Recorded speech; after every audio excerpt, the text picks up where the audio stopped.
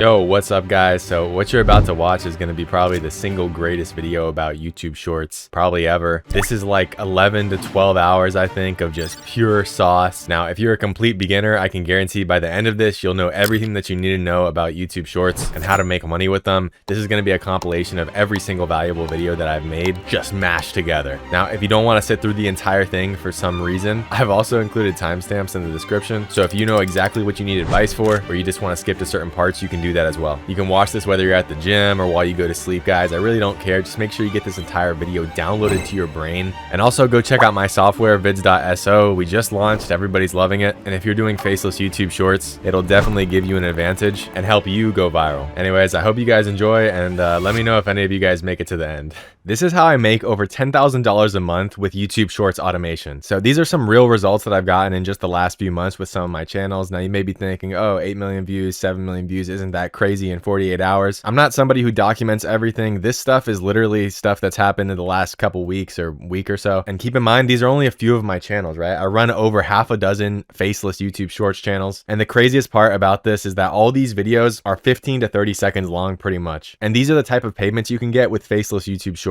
So if you want to know how I get payments like this pretty much every single month from posting 15-second YouTube Shorts, watch this entire video, because by the end, I can guarantee you'll know how to find a niche to post in, how to analyze viral patterns and your competitors so you can replicate their success, how to write scripts for retention, how to edit videos to actually get views for once, and the mindset you need to actually be successful in the long run. Also, I can guarantee no matter if you're a beginner or you're already running a successful YouTube Shorts channel, but you're just looking to scale, there will be information in here that will be valuable to you. I promise you. So this isn't some get rich quick scheme. This is just me explaining to you guys my system so you know exactly that this is possible, how it's possible, and how to get started. But first, you're probably asking why you should trust me, and that's fair. So I'll try to tell you in under 1 minute because I don't want to waste too much time here. About 2 years ago, I was in the worst position of my life. I was broke. I was depressed. This isn't some generic statement. I was working a dead-end retail job to put myself through college. When I say I was broke, there was times where I had so little in my bank account, it was literally negative, okay? Negative $18, negative $13. I will never forget these moments because they're ingrained in my head. And the worst part was I was completely lost, like probably a lot of you guys are who are watching this video right now. I didn't know what I wanted to do. I had no skills. So I thought I was just screwed. So one night after work, it was like midnight, I got off work and I went home. I was about to take a shower, but I got on YouTube and I'm pretty sure I typed up like how to get rich or something like that. How to make money on YouTube.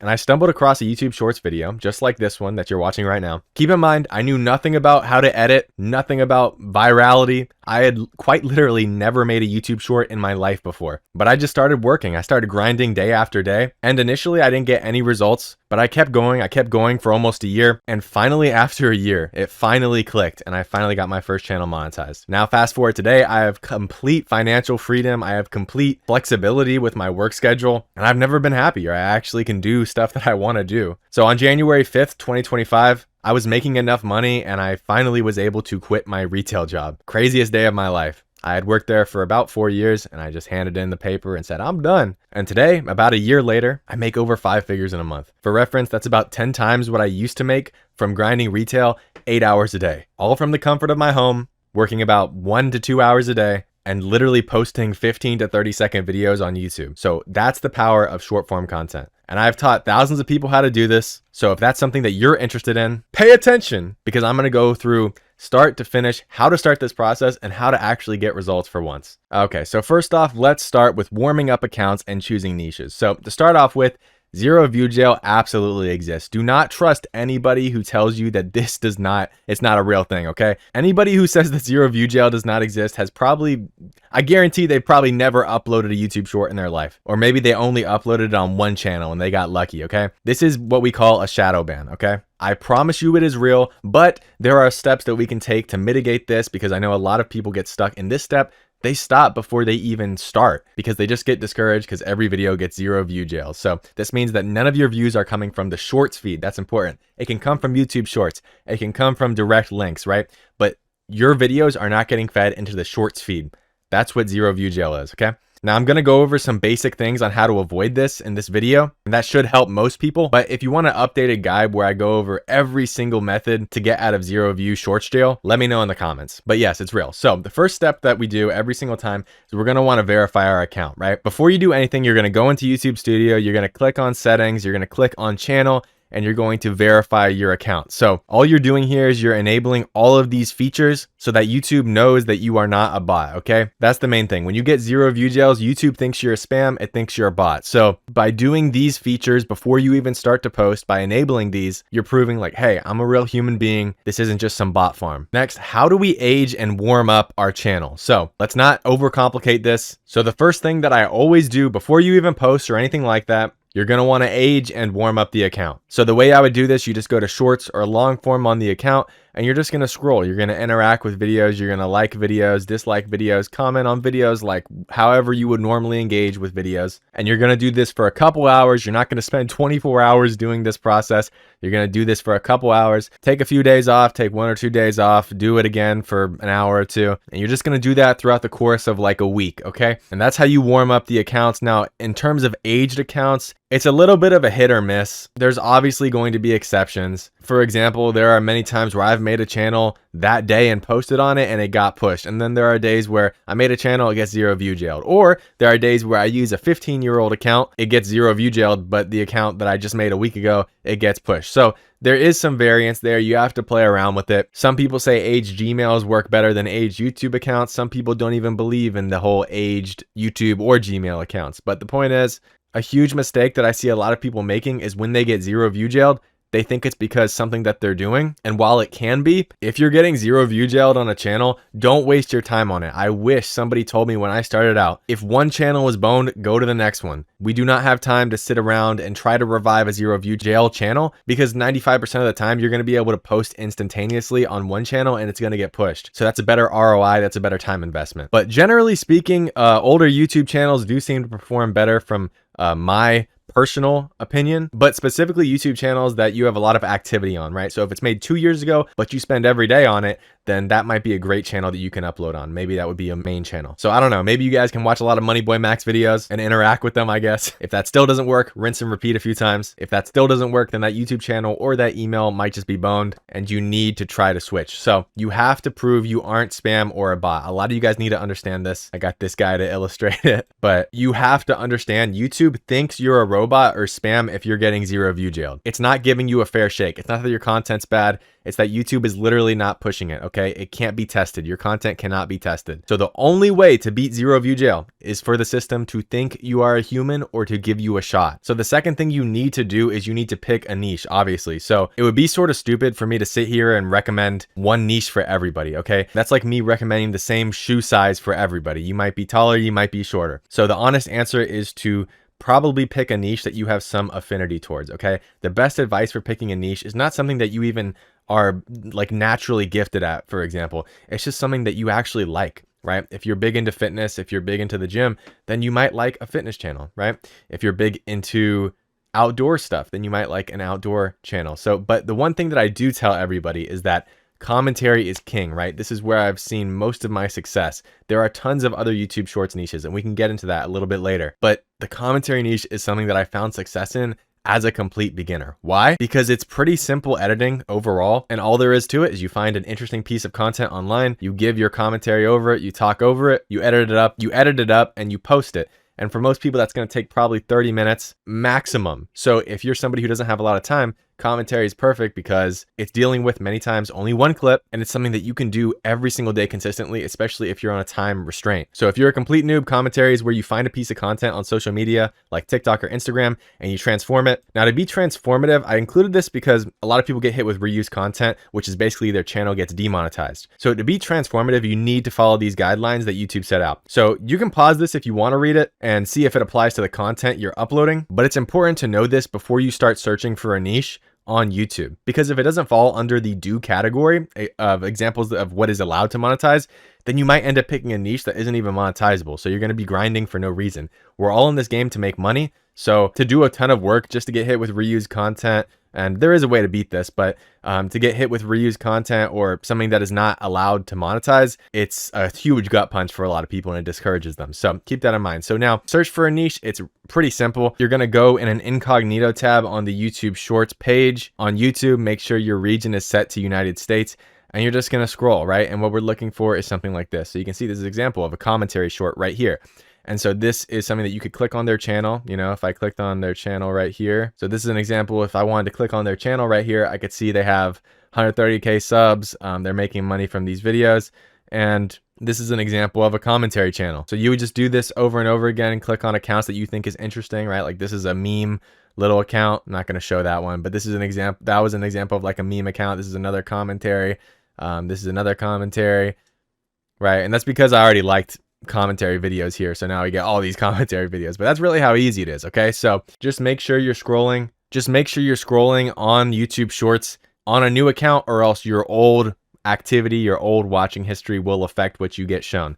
So new account or incognito mode, that's how you find a niche. And then you cross-reference it with examples of what is allowed to monetize. So you can see here reaction videos where you comment on the original video, or edited footage from other creators where you add a storyline or commentary. And that's how commentary niches are born. Okay. And just a simple rule of thumb to follow. I'm going to make this as simple as possible for you guys. If you're adding a voiceover, if you're adding sound effects, if you're adding visual effects, if you cut up the video, 9 times out of 10, you're good. That's transformative. And even if you get hit with reused content or get demonetized, you'll be able to challenge that with an appeal video and win, which is something I've done multiple times. So this is sort of what I'm saying. You add a voiceover. It can be AI or a real voiceover. I get a lot of people who ask me that question a lot of times. Oh, I use 11 Labs. I use an AI voiceover. Am I cooked? Am I going to get demonetized? No, YouTube allows AI voiceovers. Visual effects like flashes of color, zooms, crops, pans, etc. Sound effects, pops, dings, whooshes. It does not need to be extensive, but it needs to be clearly original, because you can't just copy and paste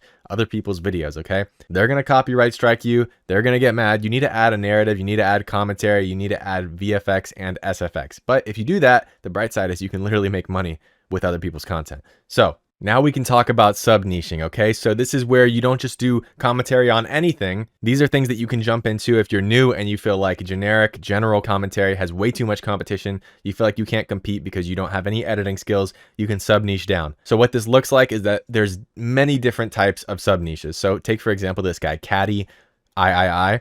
So he does commentary over stuff in Japan. So 3 things in Japan that needs to exist.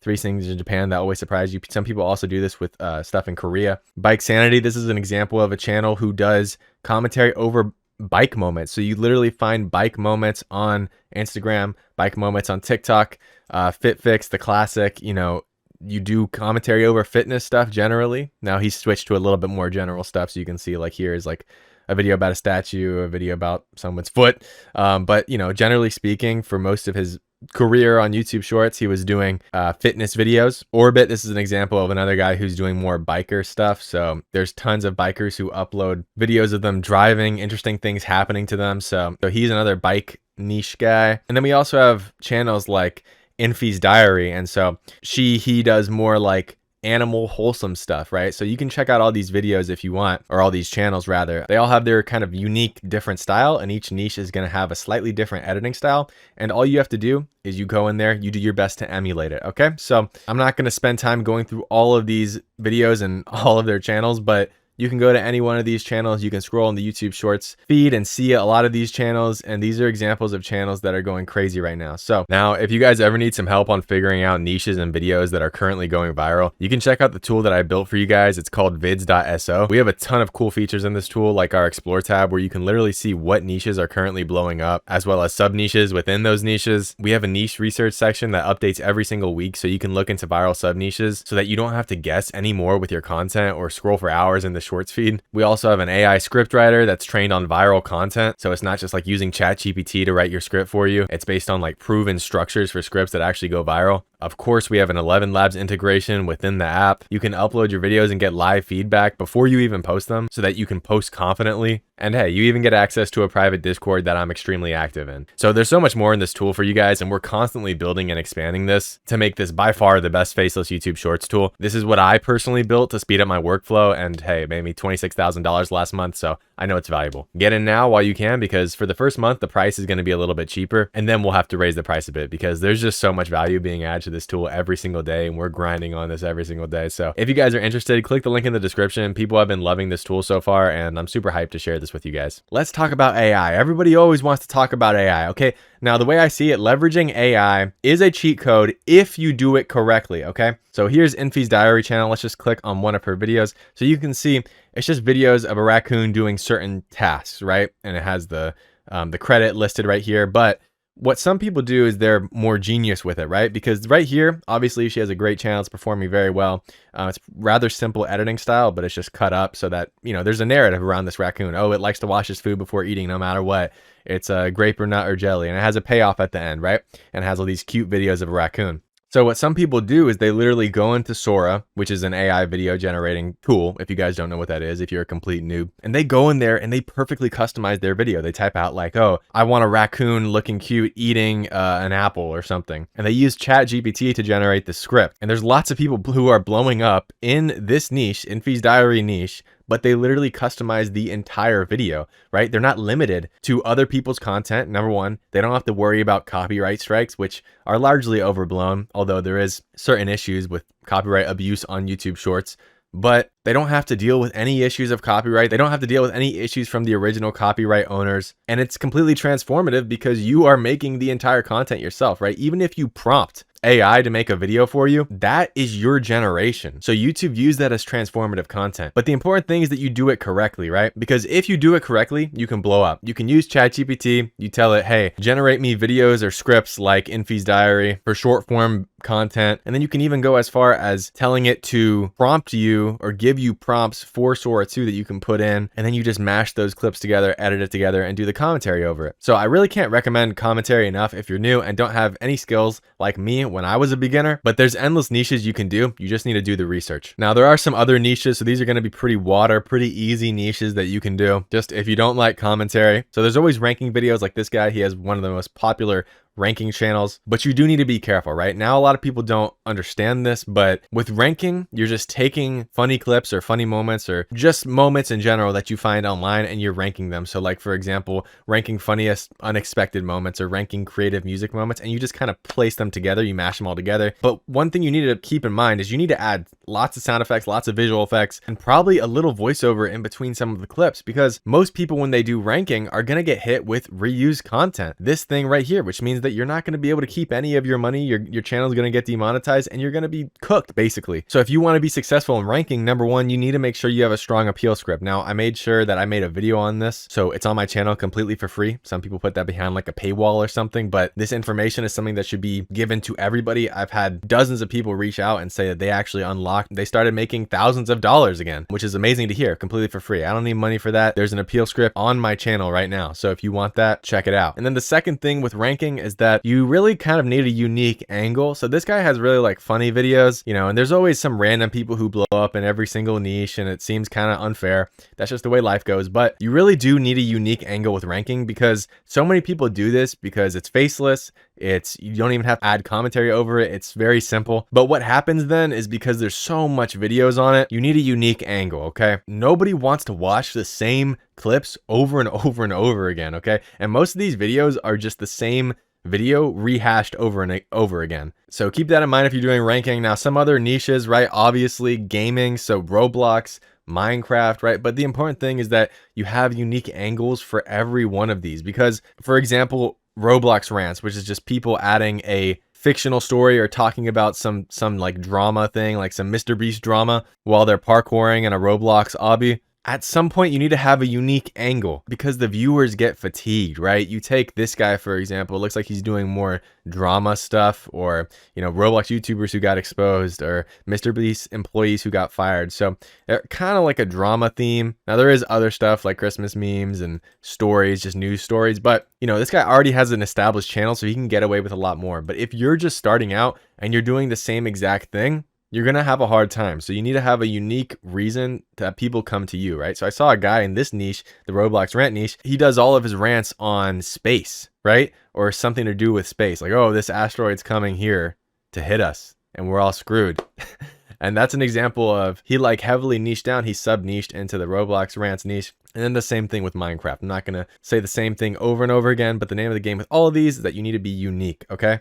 And real quick, guys, I want to mention, if you want to skip guessing, if you want to skip trying a bunch of different niches and have me help you through this entire process, even help you find a niche if that's what you need, you can apply to work with me one-on-one. The link's going to be in the description, so you can check that out if you want to. And my goal is to either help you monetize your first channel or scale your channels that are already monetized to 5 figures a month. So if that's something that interests you, check out the description. You can apply to work with me there, but let's get back into the video. So we just talked about different niches, right? So something that's important, I think that's kind of a downstream from this, is niche saturation, right? So this word gets thrown out a lot of the time. 95% of the time, it's thrown out to either discourage somebody from starting a niche. But what do people really mean when they say niche saturation? They mean there's a lot of competition in the niche. So they're saying it's not worth it. There's too much competition. But let me ask you guys something, right? Is that even a bad thing? Right? Because lots of competition usually goes hand in hand with what? Lots of demand. Why? Because there simply wouldn't be a lot of competition if there wasn't a lot of people watching it. That's simple market dynamics, right? So lots of competition actually kind of signals that there's lots of demand, which means that's great if we can be the ones to crack the code. If we can dominate this market, if we can dominate this niche, even if it is competitive, that means you get a pretty large market share. I mean, you get a lot of views, because if something has a ton of competition, that usually means that there's enough views for a lot of creators to thrive in, which means that there's a space for you to carve out your own little unique room in that niche. Okay, so keep that in mind. And if all you cared about was no competition, then you could just make videos on like toasters or something, right? You can make videos on ice cubes melting or something ridiculous like that. But guess what? There's no demand for that, which means it won't go viral. So if there is proven demand for something, there's going to be obviously competition. But if there's proven demand for something, that's perfect. You know, what more could you want? That's proof of concept right there that it is possible to make money doing it. And then just to go back to some of these niches, is like some people go, oh, Roblox, Minecraft's too saturated. The same thing applies here, right? Unfortunately, if you love to play the most indie game ever, I just don't know if I'd upload it on YouTube, right? Because there's just not a huge audience for it. Roblox and Minecraft are huge games with huge audiences, and most people can identify them when they pop up on their shorts feed. And so you don't want to hyper niche down, because you want to make sure that there actually is competition, because there's a lot of demand. And then another piece of sauce here is like, say you see like a Minecraft channel that's doing really well. You see all their videos doing really well. You can try to recreate this in a different game like Roblox and go viral, because what's actually happening here is you're copying the patterns, right? There's viral patterns, and we're going to talk about this a little bit more in the next section. But you don't copy videos, you copy patterns. So there's thousands of niches you can choose. You know, the cliche advice is really the best niche is the one you can stick with for an extremely long time. I've been doing this for about 2 years. You need to get elite at one niche to stand out. If you cycle from niche to niche often, I'm telling you, you're going to be pedaling your wheels, or whatever the saying is. You're going to be spinning your wheels. You're not going to be making any progress. If you're somebody who keeps switching from niche to niche and you're getting no results, the problem is you, my brother. I've cracked the code. I know exactly what's wrong with you. The reason why you aren't getting views is because you never get good at anything. And it's sort of similar to trading. If you guys have ever heard the sentiment, right? The common sentiment, time in the market beats timing the market. It's sort of that same thing, right? You know, just show up. It's the most true thing ever. Show up every single day, and eventually you'll get so elite at something that it doesn't matter what niche you're going to enter, because you're just going to be cracked at whatever you do. So you could try to sit there and scratch your head and stay up until 4 a.m. trying to find some rare untapped niche that's a gold mine, and that could work. For some few people, it could work. Or simply you could just find a niche that has a lot of demand, it's very popular, and maybe has a lot of competition, but just get so good at it that people have to watch your videos. That second option always seemed more realistic. It seemed more viable to me, and that's what ended up getting me results. So now I want to talk a little bit about analytics and ideation. Okay, so here's something common I hear a lot of the time from people. Well, going viral was all luck. This is pure cope, guys. Okay, the only people who believe this are people who have never been successful. I promise you that, right? Because if it's all luck, then how come some people always seem to win? How come some people have multiple monetized channel and you always seem to get unlucky, right? If it was just something where, like a lottery ticket, where you can just constantly play and you have the same amount chance to win as somebody else, how come you always lose? Okay, surely your time would be soon, right? Surely you'd be due for a 50 million view video like everybody else. If it's purely luck, it's not luck, okay? The people who do very well on YouTube Shorts often have a ton of channels. Why? To hedge against volatility, also to make more money. But it's just important to note because they could replicate it again if they wanted to. So that shows you, you know, even if there's like 5% luck or chance in anything that you do, It's a completely skill-based game, because if it wasn't, it wouldn't be the same people getting all the results. You know, you can take me as an example, right? These are just 2 of my channels. If it was luck, then how did I do this twice? I started this one first, this top one. I really started to get good results around here. And that's when I realized, oh wait, I actually figured out a system that works. So I made a new channel, and you can see I posted on it right here.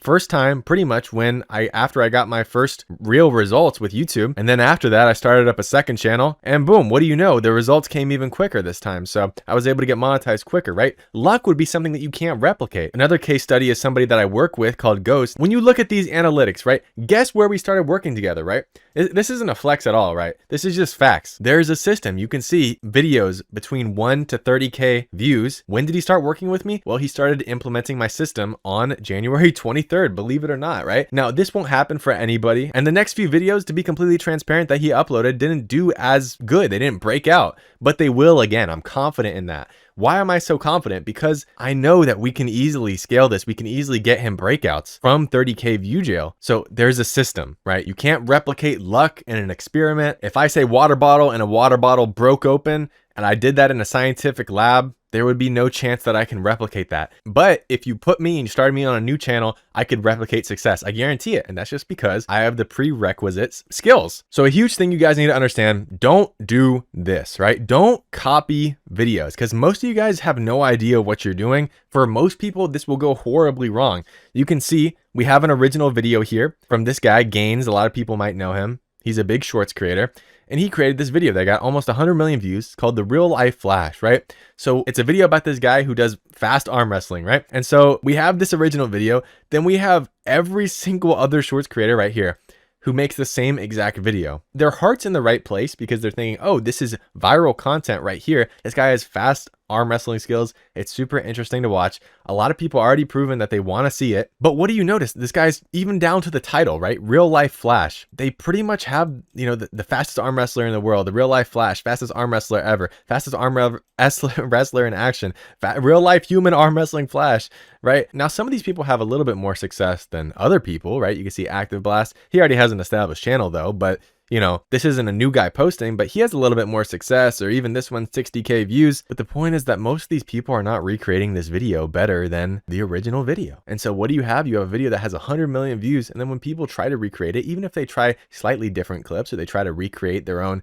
version of his video and try to just copy the pattern, they still get 15K views, right? Because their video is just not as good. So the videos are usually worse. You know, it's always funny to me. A lot of people on this who watch this channel know some of my shorts channels, right? And I always think it's funny because I post a video, it goes viral. And I always think it's funny because whenever I post a video and it goes viral, I see there's literally hundreds of people who copy my exact video and they flop. I'm not even joking, hundreds of videos like the next day, because they're thinking that they can just copy me and achieve the same success that I had with that video. Totally flawed way of thinking. The videos that people usually make who copy me or anybody else, they're usually worse. And all they're going to do, you're just copying with no idea what you're doing. It's just, you're just going to end up in 30K view jail every single time. Like all of these videos are just going to end up in 30,000 view jail or worse because there's nothing unique about them. You don't have a good system. You don't have a good editing style, and all you're doing is trying to replicate somebody else's success. So no, what you should be doing is implementing viral patterns, viral ideas, things that are trending or already went viral. This is what's really going to change the game for you. This is what's going to take your channel to the next level. So these are tried and tested formats. These are tried and tested patterns, right? So you copy trending patterns or ideas, right? You take this guy, Alex Honnold. This is the guy who, if you don't know him, he recently climbed like a skyscraper with no equipment or anything, just live on Netflix, right? Tons of people tuned in to see this because it was a giant spectacle, right? It was crazy. So there are people who implemented this, and I'm going to show you in a second. But another example would be this guy, Ashton Hall. Pretty sure most people who watch this video have probably seen this video just because of how viral it went. And if you did a commentary video on this guy right when it was going viral, when it was first blowing up, this trending pattern, you could actually blow up just doing commentary on this guy because it was so viral. Right? So what if you implement this? So this is a video You guys can search it up. It's from this guy's channel, Science with AD, right? You can search this guy's video up. No hate to this guy. This is not a great video, okay? Which is fine. We can always make videos better, but this is just not a great video. This is one of the only videos that went viral on this guy's channel. I was making this whole whiteboard, so it actually was way more than 2 days ago, right? So it actually has way more views than this now, but this video is not good at all. It's just the simple little captions at the bottom of the screen, which are very tiny, oftentimes low quality footage in the video, and the script isn't that good. And this guy has a small channel, but he uploaded it when it was first going on, when it was first happening. And he was rewarded with hundreds of thousands of views, if not millions of views by now, because I checked back in on this. Last time I checked on this in a few days ago, this was around 500 or 600,000, if I'm remembering correctly. So this might even be at 1 million views by now, right? All because he took action on a trending pattern that was actually happening. Right now, imagine if you actually made a fire video on this topic right when it happened, even before this guy. You could have got millions and millions of views just by taking advantage of something that, you know, I would call the first mover advantage, right? Not something that I've coined, but something that is pretty obviously you get benefits because you're capitalizing on some other trend. And there's another guy too. Matter of fact, I will show you. So take this guy, for example, right? Instant Sports. This guy hard stuck 10K, 13K, 7K, 7K. Okay. Even his first video that he did on Alex Honnold, the guy who climbed the skyscraper, his first video did 4,000 views. It probably wasn't that good. Then he started to really capitalize on it. His next video got 300K. And guess what? He tried to do something else, 5K, tried to do something else again, 4K, 4K. And so he's just like, you know what? Screw it. I'm gonna just go all in. Because even now, this trend is still going on where people are interested in Alex Honnold. They want to know more about this guy who did this viral thing, who went so viral. So he just started doing videos on Alex Honnold. And what do you see? 250K, 4.4 million, 136K, and 61,000 views was just recently uploaded. So this could easily go viral. So the point being, what I'm trying to say is that even if you aren't great at editing, maybe you aren't naturally gifted with editing, but maybe, just maybe, you can capitalize on trends to give yourself a leg up, to capitalize on these patterns so that even if you're maybe not the best at editing or script writing, you'll learn along the way for sure. But even if you're not the best, by simply being smart about what videos you're posting, you can drastically increase your progress, okay? You don't need to be hard stuck forever in 30K view jail. So 2 important facts that I want you guys to focus on for analytics, right? If it's been done 10 billion times, okay, it's harder to blow up. It's just simple, right? That means that, of course, yes, like I said earlier, there's going to be demand in terms of if a specific video has blown up many, many times, it means that people like the video. So there is proof of concept. But if you can't differentiate yourself at all from other people, then you're going to have a hard time blowing up, right? And then if a pattern has worked before, abuse that pattern, right? This is just leads to easy views. So it works with everything, right? For example, even hooks. Again, this is stuff that I do as somebody who makes a living doing this. I'm telling you guys sauce right now. If I use this as a hook, for example, people online thought this restaurant was a scam, but when you see why, it's completely worth it or something like that. If that worked for me, you best believe I'm going to do that again, right? Why would I not abuse that pattern? And that's an example of something that I used before. I saw it worked, and so I just doubled down, even with the hooks, even the structure of the script to everything dealing with the video. I'm sitting there, I'm abusing the patterns because they work, okay? I don't need to reinvent the wheel here. We don't need to do anything crazy. If I see something that's working, I'm going to abuse it. That's called being smart. And real quick, guys, if you're ever interested in trying to find unique angles, I built a tool for you guys that does exactly this thing pretty much by having a huge database of viral YouTube Shorts channels. And how it works is every week we check to see which videos that they posted are actually outliers. That means they're high performing videos that overperform for their channel. So you can see exactly what topics they're posting that are going viral and what types of videos they make. Like just a few weeks ago, Michael Jackson was trending again, and this Explore tab was just flooded with viral different Michael Jackson angles you could take. So if you need some extra help analyzing your competitors or seeing what's currently working, you can check out vids.so. The link is going to be in the description. Now let's get into analytics because a lot of people misunderstand this all the time. This is how I know that most people just have no idea what they're looking at in YouTube Studio. So this is an example of a video I posted, right? So the golden swipe rate that I would tell you guys to achieve is over 80 or 81%. That's the amount of people who are staying to watch your video. But there's an important caveat. There's an important rule that nobody mentions in the YouTube Shorts guru space. I don't know why, but there's a catch. And it just makes me think people don't actually analyze the data. There's a catch that nobody talks about, which is that as the video is getting pushed, it has to have an increasing swipe rate, okay? Right? Take this video, for example. The way I see it, it started out at 85% and now it's at 81%, okay? So the ending swipe rate after 5 days was at 81%, percent swipe rate, which means as the video is getting pushed, right, as the video is going up, up, up, that means that the swipe rate is slightly decreasing. Okay, that's what you expect, right? At least once it hits a certain level of virality, right? If it's like between 30,000 and 100,000 views, you should expect the swipe rate to go up. But the point that I'm trying to make is that this video still has a decent swipe rate. So it's at 81% swipe rate. What that's indicating to YouTube is that as the video is getting pushed, more people want to watch it. So this needs to actually, this chart needs to stay above 81%, or it needs to be slightly increasing, right? Because if your content is being pushed to people, and as it's being pushed to people, more and more people are swiping away, that indicates to YouTube that it should not be pushed to a broader audience, because there are videos that are outperforming your video. Does that make sense to you guys? Because it means the audience is being receptive to the video as you're getting a larger audience, which is a huge green flag for YouTube, because it means they know this is a viral, high quality video that really resonates with a larger audience. So they have incentive to push it. Because remember, YouTube's main goal, to keep people on the platform. That's all they care about. That's all they'll ever care about. Videos that do not retain people on the platform will not perform well, and vice versa. Videos that do not perform well do not retain people on the platform. And keep in mind, most people are just like illiterate when they see data. Okay, the sample size is important, right? If I showed you a video with 200 views and it had 90% swipe rate, okay, that's not and it has 90% swipe rate, okay, that does not indicate that a huge audience of people likes your videos, or that that video will get 1 million views, okay? Because simply that's just going to end up, if you guys have ever seen like a bell curve or a normal distribution curve, it's going to end up like that. As the sample size increase, as you get more thousands and thousands of viewers, the data is going to regress to the mean. If your average is usually 72% swipe rate, then it's likely going to regress to that, even if the video is performing well with 5 people, okay? So now that we understand all of that, we can also talk about retention, right?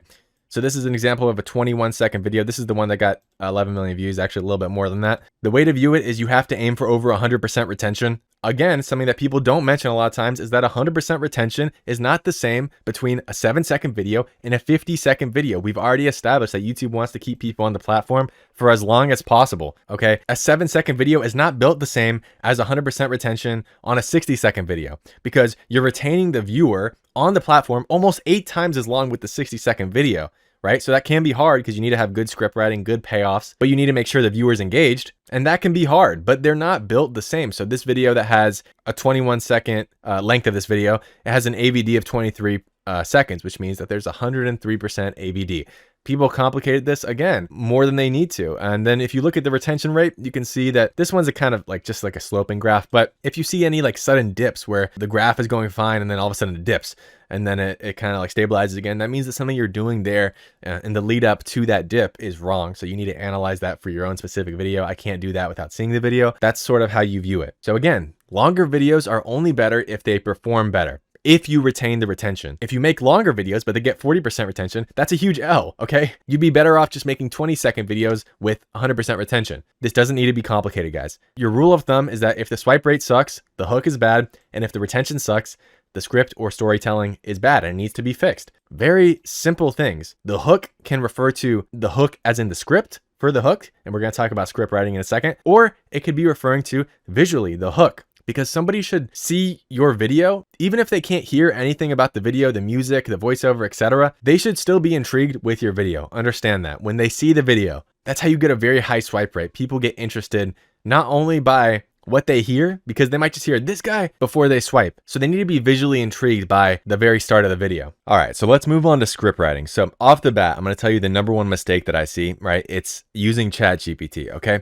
I'll tell you right now, maybe people have told you differently, or maybe you're unaware. AI struggles to create a good script for most niches, okay? This is one aspect that AI really just can't replicate, right? You will be the best at creating the script, I promise you. You can feed it a lot of data. Like for example, if you feed it like 500 transcripts of a popular shorts channel, and then you try to get it to recreate something in the same style, maybe it will actually work. And I've tried it before and it definitely is closer, but I've tried so many times and it just sucks. It's literally just faster and easier for you to learn the skill. However, There is one instance in which I would use ChatGPT to generate scripts for YouTube, and that's if the niche is fictional. I don't think it matters as much because take, for example, Roblox rants niche. Most of these videos that people upload in the Roblox rant niche are completely fake. They're fake stories. Oh, this guy broke into my house. Like, nobody broke into your house, little bro. Oh, I got into a car crash. Nobody, no, you are not getting into a car crash. You are like 12 years old. So if it's completely fictional, or in the case of the Infy's Diary videos that I showed you guys earlier that you can recreate with AI, for example, that would be a case in which ChatGPT script writing can help. So how do we actually create good scripts? So to test this, I'm actually going to show you guys two different scripts, but they're going to be the same original video, right? So the same source video, and I'm going to show you two different scripts. And then before I reveal anything, I'm going to ask you guys which script you think performed better. And then afterwards, I'm going to analyze that a little bit. And then I'm going to go over some basic principles of script writing, as well as an example of a script that I made. Okay, so here's the original video, right? It's about this cop. He's like screaming at this crowd of people, and then he pulls out this sign. He looks mad, and then he pulls out the sign, and then it says cheer or go to jail, and everybody starts screaming. So that's the original video, okay? Now there's going to be two different scripts here, and I want you guys to guess or think about which one performed better, all right? So the first script is, everyone was confused when these police officers started yelling at the kids to quiet down, but the reason why they were doing it was because someone filed a noise complaint. However, the cops had something else on their minds and pulled off an unexpected move that changed everything. Okay, that's script number one. Script number two is, why are these cops yelling at the kids to quiet down? The reason why is actually hilarious, because after a hype football game, the kids couldn't stop screaming, and when the cops pulled up, they knew the party was over when they tried to quiet everyone down.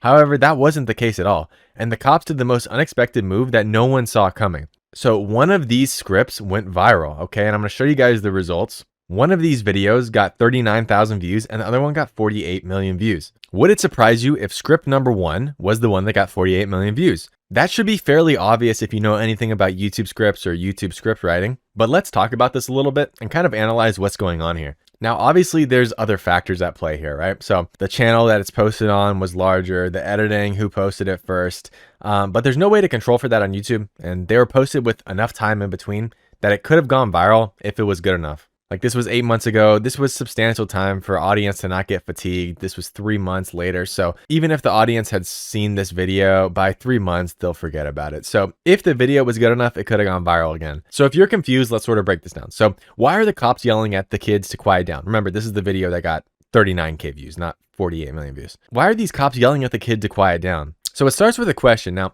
a lot of popular shorts can start like that, but in my experience, I don't use too many questions because we just want the viewer to feel like they're kind of dropped into the middle of the story and want context. So I believe that's what people call like an anti-hook. But when he says the reason why it's actually hilarious, it already gives you some form of expectation for the payoff, right? So think about the payoff. You already know that the payoff is supposed to be funny now. So you know it's a funny video. So it has foreshadowing, which is good, but it kind of gives it away what the end payoff is. So if somebody doesn't want to watch a funny video right now about some random goofy cop, they're going to swipe away, right? Or they can swipe away. You've given them the option now, right? Whereas notice in the first script, there's really no like explanation of, there's no hint of what direction this is going, right? But the reason why they were doing it was because someone filed a noise complaint. So you know somebody's mad, but you have no idea how it's going to get resolved. But in this video, you already know it's supposed to be a funny video. Because in the first one, they don't know if it's funny or if the cop is actually serious. Like there's some sort of tension that gets introduced there, right? And the third sentence is kind of random. Like it kind of reads like an AI generated sentence, but because after a hype football game, the kids couldn't stop screaming. And when the cops pulled up, they knew the party was over when they tried to quiet everyone down. It's just not even a party. It's a game. I don't even know what this means. Why did the cops pull up? There's no explanation given. They knew the party was over when they tried to quiet everyone down. It's just like, doesn't even make sense. They knew the party was over when they tried to quiet everyone down. It sounds like you're referring to the cops, but you're talking about the students. Like the students knew the party was over. It just doesn't make any sense. However, that wasn't the case at all. And the cops did the most unexpected move that no one saw coming. And that's not super bad. That's fine because it's pretty much just a copy of the first script. But overall, the script is way worse. And I hope all of you guys got this right and that the script number one is better than script number two. And script number one got 48 million, while script number two got 39K. Coupled with the fact, of course, that this is the first mover advantage. Like this guy is copying this guy. But most people should be able to tell that this script is more concise. Every sentence is leading to the next point. Whereas this is kind of like a windy ChatGPT AI ass script that people are just going to lose retention and stop viewing. So even as a beginner, you should be able to tell that script one is better than two. So that should tell you that subconsciously on some level, you can tell if a script is good or bad. So here's some extra help for you guys. I'm gonna show you guys an example, a personal example of a script that I use. First, I wanna show you guys this though, because this is a guy in my Discord, Coconut Cat. We love him. We love Coconut Cat, okay? But this was a while back. He explained how he sort of structures his scripts, and I think it's really pertinent, and I want a lot of people to hear this because dude is just a goat and he's dropping free sauce. And I really agree with his explanation for it, and I know his channel and he's doing pretty good. So not really a question, but I'd like for you to include this in a video. For script writing, each video needs two fundamentals, a payoff and a hook. Hooks are for the swipe rate and payoffs are for the retention. You should format your scripts like this: hook, explain payoff, foreshadow payoff, and reveal payoff. Here's an example. This is why you should never buy gym equipment from Temu, with a visual hook of a guy falling on a bench in slow-mo to boost swipe rate. That video got 85 swipe rate, by the way. So again, strong visual hook, pretty bold statement, because when this guy bought a suspiciously cheap bench, he thought it was a bargain. Explaining the payoff, the tension is high because of the interesting hook, so people won't scroll away. There's tension here because he thinks it's a bargain. It's a suspiciously cheap bench though, so it kind of gets the viewer to think instantly like, what's the catch here? But that was a huge mistake, as he was about to prove that if it seems too good to be true, it probably is. So you're foreshadowing the payoff here, and you're basically teasing the outcome, but not completely, which makes viewers more excited to see the payoff. Then he just let the clip play of him trying to sit on a bench and falling, and that was the payoff. It was a funny meme. He revealed the payoff, and the guy fell to the floor on his Temu bench. And the second thing he typed, he said, I've applied this formula: hook, explain payoff, foreshadow payoff, reveal payoff, and I've gotten 6 million views in the past 2 weeks on a new fitness commentary channel. A big mistake I see people do is reveal the payoff midway through, or in general, just having no payoff and randomly yapping, leading to horrendous AVDs, retention. People don't foreshadow as well, which definitely worsens the AVD. You can also foreshadow in the title. For example, in one of my videos with 500,000 views, the video is about a smaller guy beating a bigger guy in sumo wrestling, and I made the title, "The Smaller Guy Destroyed Him." Add some extra foreshadowing to add a cherry on top. So again, this is an example. You title the videos, and that automatically gets the viewers thinking, because the title is one of the first things that the viewer sees, right? They see the visual of what's happening in the video. And then if they stick around for a second, they're going to hear your voice, and they're also going to see the title of the video and what the video is saying. As far as a personal example goes, I'm going to give you guys this one. So this is an example of a script that I made.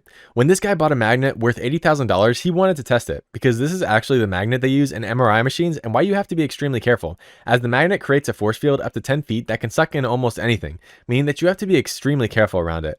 But this guy wanted to test the magnet's limits, and so he started experimenting with different items near it. And just watch what happens when he drops a 20-pound piece of metal on it. And to be honest, the funny thing is that I just reading the script again, I realized I just kind of repeated myself. It wasn't even the best script ever. I said, you have to be careful once, and then I said, I did one more sentence, and I said, you have to be extremely careful around it. But this sort of does play into the visual, what's on the screen, because when I was showing that people have to be extremely careful, I was showing something like dangerous on the screen. And obviously the 12 million views justified it. It was worth it. And then at the end, and just watch what happens when he drops a 20-pound piece of metal on it.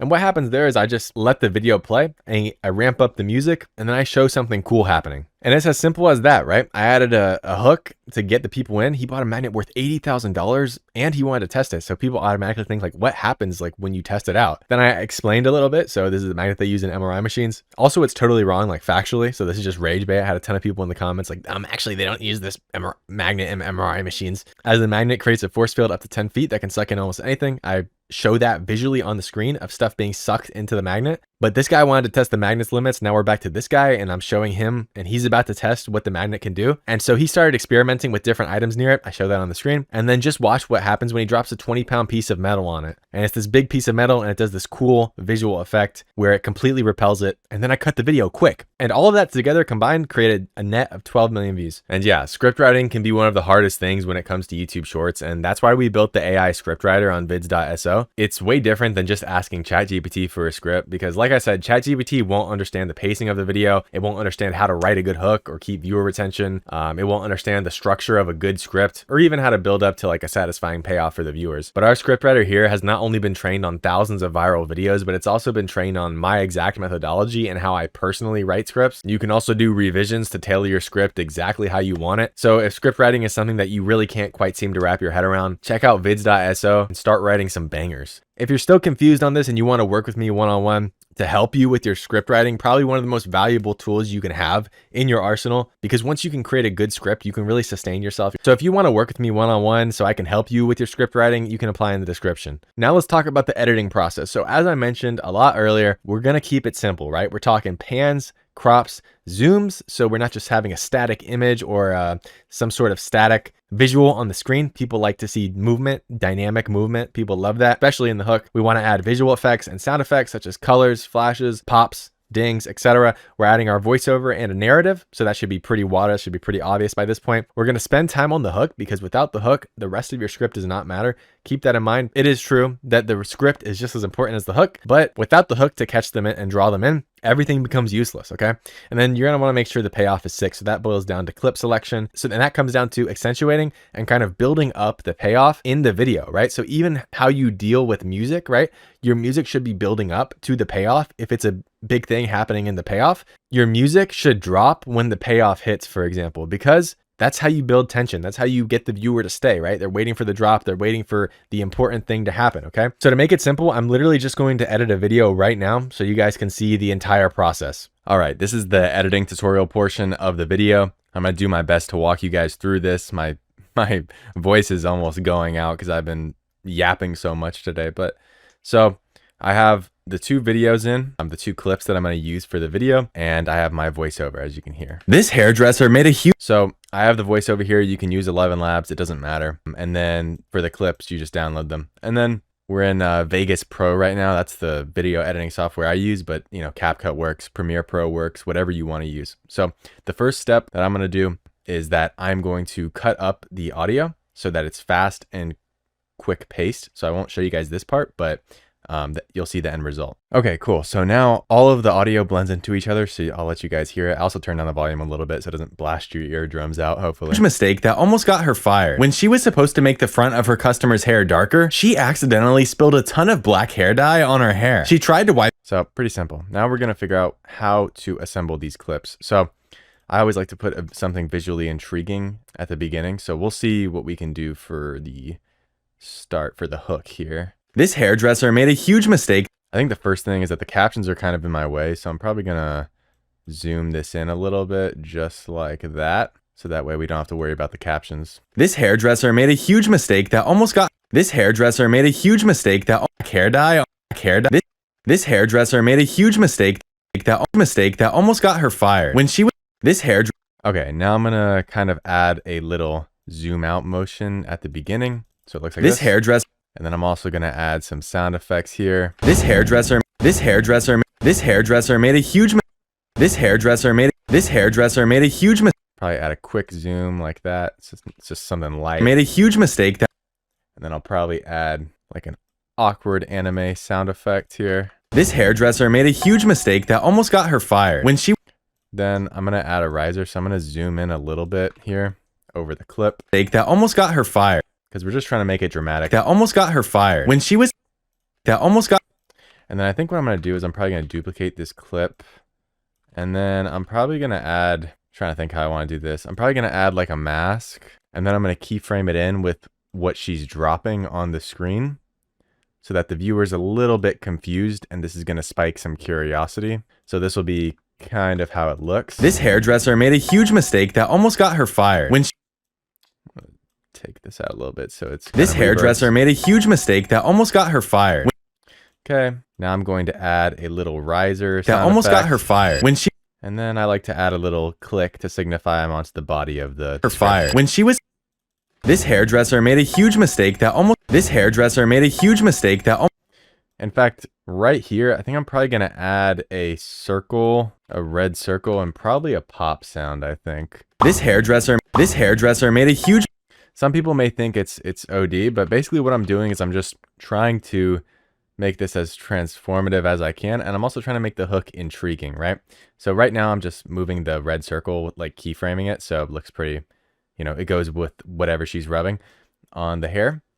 But let's see, goes up, goes down again. Gosh, she's moving so much. It's kind of hard, but it's whatever. It doesn't need to be perfect for this video. But you guys get the general point. So we're adding visual effects, sound effects. So the hook kind of looks like this. This hairdresser made a huge mistake. Okay, I'm going to need to change this just because my OCD is going to go crazy if I don't like perfectly keyframe it. All right, so let's something like this. This hairdresser made a huge mistake that almost got her fired. This hairdresser made a huge mistake that almost got her fired. When she was... Okay, perfect. And then I think even... Almost got her fired. Okay, perfect. So I think... When she was supposed to make... we're gonna start the body of the editing now. So when she was supposed to make the front of her customer's hair darker, let's see, we're trying to illustrate what's going on here. Okay, we might zoom out like this. That almost got her fired. When she was supposed to make the front, just because we want it to be different, right? Because what have I always told you guys, you know, dynamic is better than static. You know, if we just kept it focused on her hair for like way too long, then it's gonna just look bad. So I think, and it's also just not gonna like keep the viewer engaged. So I think what we're gonna do is we're gonna come over here and we're gonna add another mask. We're gonna add a blur over this text box right here, so it's all blurred out like that. Fire. When she was supposed to make the front of her customer's hair darker, when she was supposed to make the front of, and then I think I'm gonna do a little zoom again. She was supposed to make the front of her customer. When she was supposed to make the front of her supposed to make the front of her customer, supposed to make the front of her customer's hair darker, this hairdresser made a huge mistake that almost got her fired. When she was supposed to make the front of her customer's hair darker, she accidentally spilled a ton. And we're just telling the story visually as well, so it just lines up to my script perfect. Darker, she accidentally spilled a ton of black hair dye on her hair. Like for example here, black hair dye, ton of black. I'm gonna cut this and do kind of a fast cut here. I'm gonna add like a Vine boom sound effect or something like that. Ton of black hair dye on her hair. She tried to wipe her hair. She tried to wipe it off on her hair. She tried to wipe it off quickly, but only ended up rubbing it in and making things much worse. Her hair. She tried to wipe it off quickly, but only ended up rubbing it in and making things much worse. But since the woman had no idea this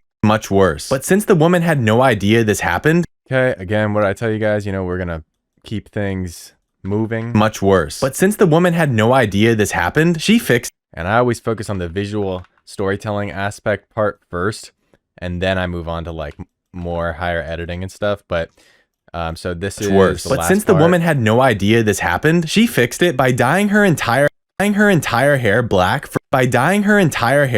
for free. Okay. Her entire hair. So literally, I mean, we've pretty much finished the bare bones of the video, so you can spruce this up however you want. I spent a lot of time on the hook, and then the rest I'm just doing visual storytelling. But, you know, I'll play the finished video for you guys. This hairdresser made a huge mistake that almost got her fired. When she was supposed to make the front of her customer's hair darker, she accidentally spilled a ton of black hair dye on her hair. She tried to wipe it off quickly, but only ended up rubbing it in and making things much worse. But since the woman had no idea this happened, she fixed it by dyeing her entire hair black for free. Okay, and you can add whatever else you want, like in terms of sound effects. I can't like specifically tell you every single thing to add because it's gonna vary from you know, video to video, but you have to kind of take some creative liberty with that. And then also what I would do is I would come in and add a song, like a funk song. Now, number one, I am kind of limited because this is like an editing, just a basic editing tutorial. So you guys see how I do everything. It's very simple. This whole thing took me like 10 minutes just for this video. But it's very simple. Like, you could do it even faster than that, probably. The issue with dragging in the music, and that's really going to pull everything together. But the issue with the music, you can add whatever type of music you want if it's like a popular song or something. But I can't add the music right now because this is a long form video where there's copyright and stuff like that. But with shorts, obviously that doesn't exist if it's under 60 seconds. So for right now, this is like the basics, right? And then you come in here and you spice it up yourself, right? You add sound effects, you add, you know, make it interesting. And literally, I mean, I hate to say it's like that easy, but literally this is exactly what you do for every video. You just come in here, edit it up, cut it up, and pretty much you're going to have a grind this out. And this is how you're going to get viral videos. So hope that makes sense. Oh, my bad. Last thing, you're going to add captions in CapCut or Premiere Pro, however you want to do it. I obviously forgot to add that here. I usually just send that to myself on an app called Local Send, or you can use Google Drive. This will allow you to transfer it from a PC to your phone. So that way you can easily add captions and just upload shorts from your phone. So obviously add auto captions to these videos, guys. Don't just post this right away. And now it's just rinse and repeat. So you're going to do this until you get 10 million engaged views. And then you're going to get monetized, okay? And then you'll be able to apply for monetization in YouTube. Now, once you have 1 2, 3 channels, what you can do is you can scale. So the simplest way that I found to scale is by using an agency. So you can DM my boy here. So this is the agency that I use, Azalic. They have a ton of people who can edit. And basically what you're going to do, you're going to go in, you're going to create an SOP as a document, which is a standard of protocol, standard of procedure. I forgot what it was, but you're going to go in there, you're going to create a document and send it to them that outlines every single step of the editing process that you want them to follow. So that way they can replicate your editing style exactly. That way it'll be your personal editing style, and you're basically going to train them using a document to edit your videos exactly how you want, which then frees up time. So that way they just give you the videos every day, you post them, and everybody's happy. Now you have a channel that's fully automated. So if you're curious about that, or you're wanting to start with that, reach out to my guy on Discord. But it is important that you know what you're doing and what you're looking for and the editing style. So probably you need to have a channel monetized before you can start to do this. Because if you don't have a channel monetized, you can't give a good procedure document to an editor. You can't train up an editor because you don't know how to go viral. So you need to go viral first. Then once you have the skills and you understand the system, then you can hand that to an agency, you can hand it to an editor and automate your channels. But if you're interested in that, reach out to my guy on Discord. And if you tell him the code MAXZALIC, you'll get a 5% discount on any videos that they make for you, which is sick. Let them know that Moneyboy Max sent you. All right, now finally, let's talk about mindset. This is criminally underrated and really what separates people who are successful versus not successful. Okay, I used to not be a big believer in it. After you make it, you're a big believer. I'll tell you that much. So first things first, and people struggle with this all the time, even people who have a decent amount of experience and success in shorts. Okay, YouTube is not linear. Okay. Anybody who is doing this for a long time, you will go through huge highs and you'll go through valleys, especially with shorts, okay? It's very volatile. And if you're not monetized yet, you may be posting for 90 days and you don't get monetized and you think, oh, I've gotten 3 million views in 90 days. Well, guess what? I was in your position, okay? I had about, I don't know, 4 million views in 90 days and it's a rolling 90-day period. So I thought I was cooked. I thought linearly, it doesn't make sense. Logically, I couldn't wrap my head around the fact, how could I ever get monetized? At this rate, the most I'll ever do is 5 million views. I'll never be able to hit the 10 million view threshold on YouTube Shorts. And the answer is quite simply, my brain was lying to me, okay? Because the next week or the week after that, I got a video that did 6 million views. And that's what got me monetized. So my whole entire career up to that point, 3-month period, no video getting over 5 million views. Probably no video even over 2 million views back in those times. I thought I was absolutely cooked, but I just kept posting and I had exponential growth. I got monetized off one video and then it snowballed from there. So if you're focusing on the data points, you're going to get discouraged because they're not going to look good. And it's something that you need to really internalize and wrap your head around, because even once you get monetized, most likely you're going to go through extreme highs and extreme valleys, right? Where you're going to be making $20 one day and then you're going to be making $900 the next day. And you're going to be wondering, oh my God, am I cooked? Is my channel cooked? You're really going to be starting to doubt yourself if you focus on the outcomes, okay? So just focus on your inputs, focus on what you can do every day, focus on the work that you can do, and don't get discouraged by graphs or don't get discouraged by, oh, if I keep grinding every day, I'm only going to be here. It's a lie. It's a lie to you. It's your brain lying to you. There is no way to predict when you will go viral, when you will pop off. There is no way to predict it. The only thing that I can tell you is that if you stay consistent and you don't give up, you literally can't lose. Secondly, stop checking YouTube Studio, okay? Not fully, not entirely, but it's a friend and it's an enemy. I've seen this so many times. People get addicted to YouTube Studio. Guys, use YouTube Studio for one reason and one reason only: to see the data of specific videos. Do not get on YouTube Studio to check your real time. I barely check the real time now, okay? I check it, I monitor it, but you can't get caught up in it because it's just going to make you depressed. It's going to put you on this hamster wheel, this emotional roller coaster, because one day you're going to be doing fire, the next day you're going to be doing horrible. One day you're going to get a huge breakout, the next day you're going to be struggling, and you're just going to be all messed up. And to be successful, you need to be consistent and have the same mentality every day. If your mentality is constantly changing with your emotion, if you check YouTube Studio and you get depressed, you're shooting yourself in the foot, okay? You are going to ruin your own progress. YouTube Studio is supposed to help you with analytics. Look at the analytics of the videos that you need to look at. Oh, this one got less than ideal swipe rate, so I need to increase my hook. Oh, this retention dropped off a cliff here, so I need to fix whatever mistake I made in this video, okay? Stop looking at it to spam refresh your real time. You are going to end up nowhere. People spend throughout the course of a day, and I know this because I've fallen victim to it. People spend probably 30 minutes a day on average, like if not more, spam refreshing their real time, hoping that the little bar will tick up and go higher.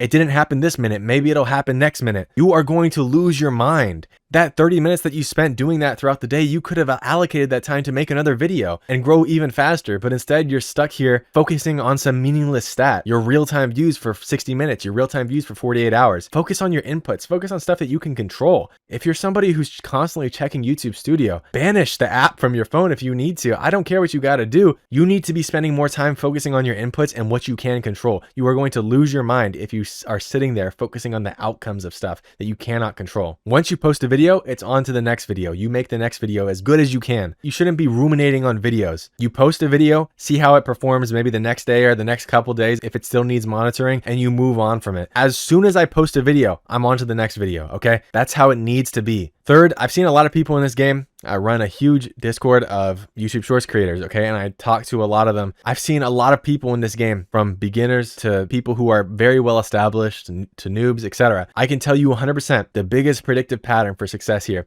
is the ability to take an L and keep moving with the same intensity, okay? This really speaks for itself. I don't need to elaborate on it too much. You guys should understand what I mean. Even people who are successful with YouTube Shorts, you're gonna struggle along the way. You guys don't know how many channels that I failed horrifically, that don't get anywhere, that get horrible results. If somebody looked at some of these channels that I've run and they judged me for it, they'd be like, this guy doesn't know anything about YouTube Shorts. He got no results. But at the end of the day, I kept grinding, and anybody who's successful with YouTube Shorts has probably failed more channels than you have ever even started in your life. I promise you that. Also, let's hack your brain. Let me break your mind real quick. For all the talk about cheat codes to the algorithm, the most useful thing you can do is hack your own brain. That's who you're with. That's who you're stuck with. Most people can't control their brain at all, which is why they struggle so much with every single thing. Why do you think the people who can't stay on a consistent schedule at the gym seem to not be able to make YouTube Shorts consistently? It's because it's their character. Their character is undisciplined. Their character is lazy. Look at this, guys. Structural neuroplasticity, the ability of your brain to physically change brain structure due to learning and experience. Repetition, doing things over and over again. It is literally morphing you. It is literally changing the structure of your brain. You're forming neurons. You're forming connections, which creates physical changes in your brain tissue. Understand this. By repetitively working and grinding every single day, you are literally morphing into the person that you want to become. Your brain is the most powerful thing. Understand this, realize it, right? When you're repeating something like shorts over and over again, or even learning about shorts, you're literally developing a part of your brain that is dormant. It will be more developed in 1 year if you keep grinding. The people who have been grinding for a year have more neurons and synaptic connections to make content, which is why it's second nature for some people. And why, if you're a beginner who doesn't have this brain restructuring, it's harder for you to know, well, is this a good idea? Is this niche good? Because you simply don't have the capacity. You haven't built it up, but through repetition, you can. Anybody can do this. You have the capacity to change yourself. So understand, the more reps you can give this, the more neuron connections you are literally going to have. And let's get down to the facts, right? Success is a science, okay? If people think, oh, success is luck, success is a science. If you speak eloquently, the best that you can speak after you go on a 2-hour walk and you have caffeine, that is your body telling you, oh, we noticed a pattern. If you drink caffeine and go on a 2-hour walk, afterwards you'll feel calm, relaxed, and maybe you'll be able to be a better public speaker. Anything that you want in life, not even just YouTube Shorts, it boils down to methodology, to a pattern. And if you don't understand, just understand this in a negative direction. Like, maybe you're a smart guy in school or at work, but if you get 5 hours of sleep, you're probably going to be acting like an idiot. Or maybe you think that you're doing good, but the quality of your work diminishes. It's because there is patterns to stuff. So identify those patterns and figure out what you need to do, right? With YouTube Shorts, with whatever, it doesn't matter. You know, there are some people who wear like glasses or a hat or something, you know, people who like play a character, for example, in like streamers, or anybody who just like a comedian who plays a character, right? Say they always put on like glasses and they act goofier. Well, eventually your brain's going to take the glasses and you're going to be normal. Maybe you're not so funny. And you put on the glasses and you're a completely different person. Your alter ego will arise if you've done it so much because you've trained your brain to literally function different with glasses. Or take, for example, chewing gum, right? Something that I did. I'm not a good student or anything. In college and high school, I was quite bad. But, you know, I would chew gum all the time when I was studying. And I realized I performed better when I'm chewing gum during the test because my brain is connecting to the last time that I chewed gum, right? Which happened to be when I was studying. So the stuff that I need for the test is connected through the gum. I'm bridging the gap. And discipline, I'm sure all of you guys have heard this. It's a muscle you can use. Go to the gym, do hard things, do stuff that you don't want to do. If you're unsure of where to start, do something that you've been avoiding. You will find yourself being disciplined in other areas of life. Max, why are you saying all of this? I don't know. I'm tired of talking so long. I usually never do this in a day. I talk for like 20 minutes total in a day. My voice is literally going. I've been yapping for so long. But Max, why are you saying this? You need to believe in yourself. You can change your brain. You can change your entire life through belief. And I want you guys to hear this. Your lack of discipline, your lack of action is an insult to everybody who does believe in you. Your family, your friends, your people in your community, even my community, my Discord, me. Your lack of belief is an insult to people who believe in you. So don't let them down. Nobody can exactly control what your outcomes are. Even if you're successful, you can't exactly modulate how successful you are to the precise dollar, but you need to give it your best shot. That's all anyone is asking of you. Give it your best shot and don't give up. And if you don't give up, you can never lose. If I had given up 11 months into my YouTube Shorts journey, I would be working a dead-end retail job. I would be searching for a regular 9-to-5. I continued, even though I wasn't close to getting monetized, I continued. And 1 month later, my life changed forever. Understand, I am somebody who went into this with no idea how to edit a YouTube short. I am somebody who had no skills, no idea what I was doing, which is why I'm so confident in you guys. If you put your mind to something, you can succeed because I am no different than you. In fact, most of you guys probably have a leg up as to where I started. So do with that information what you want to do. Some people may disregard it. Some people may say it's BS. I'm naturally gifted at it. I'm not. All I had was a stronger work ethic than people who started and quit 3 months later. That's it. Now, if you don't know where to start or you need help scaling to 5 figures a month, click the link in the description and apply to work with me one-on-one. I can help you with niches, ideation, script writing, editing, even motivation, right? I'm somebody who's been in your exact shoes. I can help you. I know where you've been at. Some of you guys don't even have an editing problem. I talked to you guys for 5 minutes and I can tell exactly what your issue is. The issue is your mindset. You're screwing yourself over. You know, this doesn't need to be guesswork, okay? You don't need to constantly be throwing darts in the dark, trying to desperately hope for a viral video, right? I have a system that works for me and other people, and it's repeatable because I've done it myself and I've done it for other people. And just to be clear, I'm saying this right now. This is not some get rich quick scheme. I'm not saying that within 7 days you'll be making like $10,000 a month. Anybody who tells you that is lying. They are lying to your face to try to sell you something. What I am saying is if you want somebody to hold your hand through every part of the process, as somebody who's been through it, if you don't want to be like me when I started and struggle for months feeling like you're not making any progress, you can reach out to me and my team will schedule a call to see if you're a good fit. Understand that I'm somebody who really had nothing. This was the only thing that I found that I've ever been successful at, really. That might sound crazy. That might sound insane. I don't really care how it sounds. I'm telling you guys, my whole life, I was desperately searching for something that I could just be good at. And YouTube Shorts literally proved to me that I can make myself into that person. I actually have a chance to make something of myself. I am extremely hypercritical of myself. I basically never congratulate myself or pat myself on the back. I hate it. But for once in my life, when I found YouTube Shorts, I finally found something that I know I did right for once in my life. And so that's why I speak with passion when it comes down to it. A lot of people don't understand it. A lot of people think I'm blunt. A lot of people think I take it too serious. A lot of people don't understand why I speak the way I do, and they'll just never understand it. It's fine. My end goal, I can't be liked by everybody. This is the only thing I ever had, and I didn't know how to do any of it. At the end of the day, that's why I care so deeply. That's why I want everybody, whether they're in the free Discord or they're working with me one-on-one, I want them to succeed badly, so badly, because I know what it's like. So if you want help with any of this process, feel free to reach out, apply to work with me in the description. We can see if we'll be a good fit and if I could help you out. But you know, all the information's out there, right? It's time for you to take things into your own hands and start grinding. I believe in you guys. Okay, some of you guys might know I have a horrible back, so I'm hurting really bad because this was like a probably the longest I ever talked for. I don't know. So I'm horribly in pain and my voice is going and I'm sweating from this big LED light. So I think that's it for me, but I hope you guys enjoyed this video. I put a lot of work into it. So this took me hours and hours and hours to make and structure everything. So if you guys enjoyed it, leave a like, comment, subscribe, gas me up in the comments a little bit, man, because your boy grinded for this. So I hope this video inspired you, taught you something new, or gave you an idea where to start. If you want to work with me, links in the description, check it out. And I hope this video helped you guys out, man. Peace. Hope you guys enjoyed that video. Now we're going to talk about some YouTube Shorts niches and how to print money with them. But if you've been appreciating the sauce drop so far, which is basically just everything I know about YouTube Shorts after doing it full time for the last few years, I highly recommend that you guys check out vids.so. This is quite literally the tool I wish I had when I started Shorts, whether it's sourcing and finding good outlier videos, literally studying your competitors all in one place without even having to log on to YouTube, or getting instant feedback on your videos so that you know what to actually improve so that you just aren't lost. Or hey, maybe it's just being in a community of like-minded people people in our Discord. But check out vids.so. The amount of features that we have in this tool is truly insane. And for the price, it's a no-brainer. It's honestly unfair, but the only reason it's this low is because we just launched. So get in at this price while you can,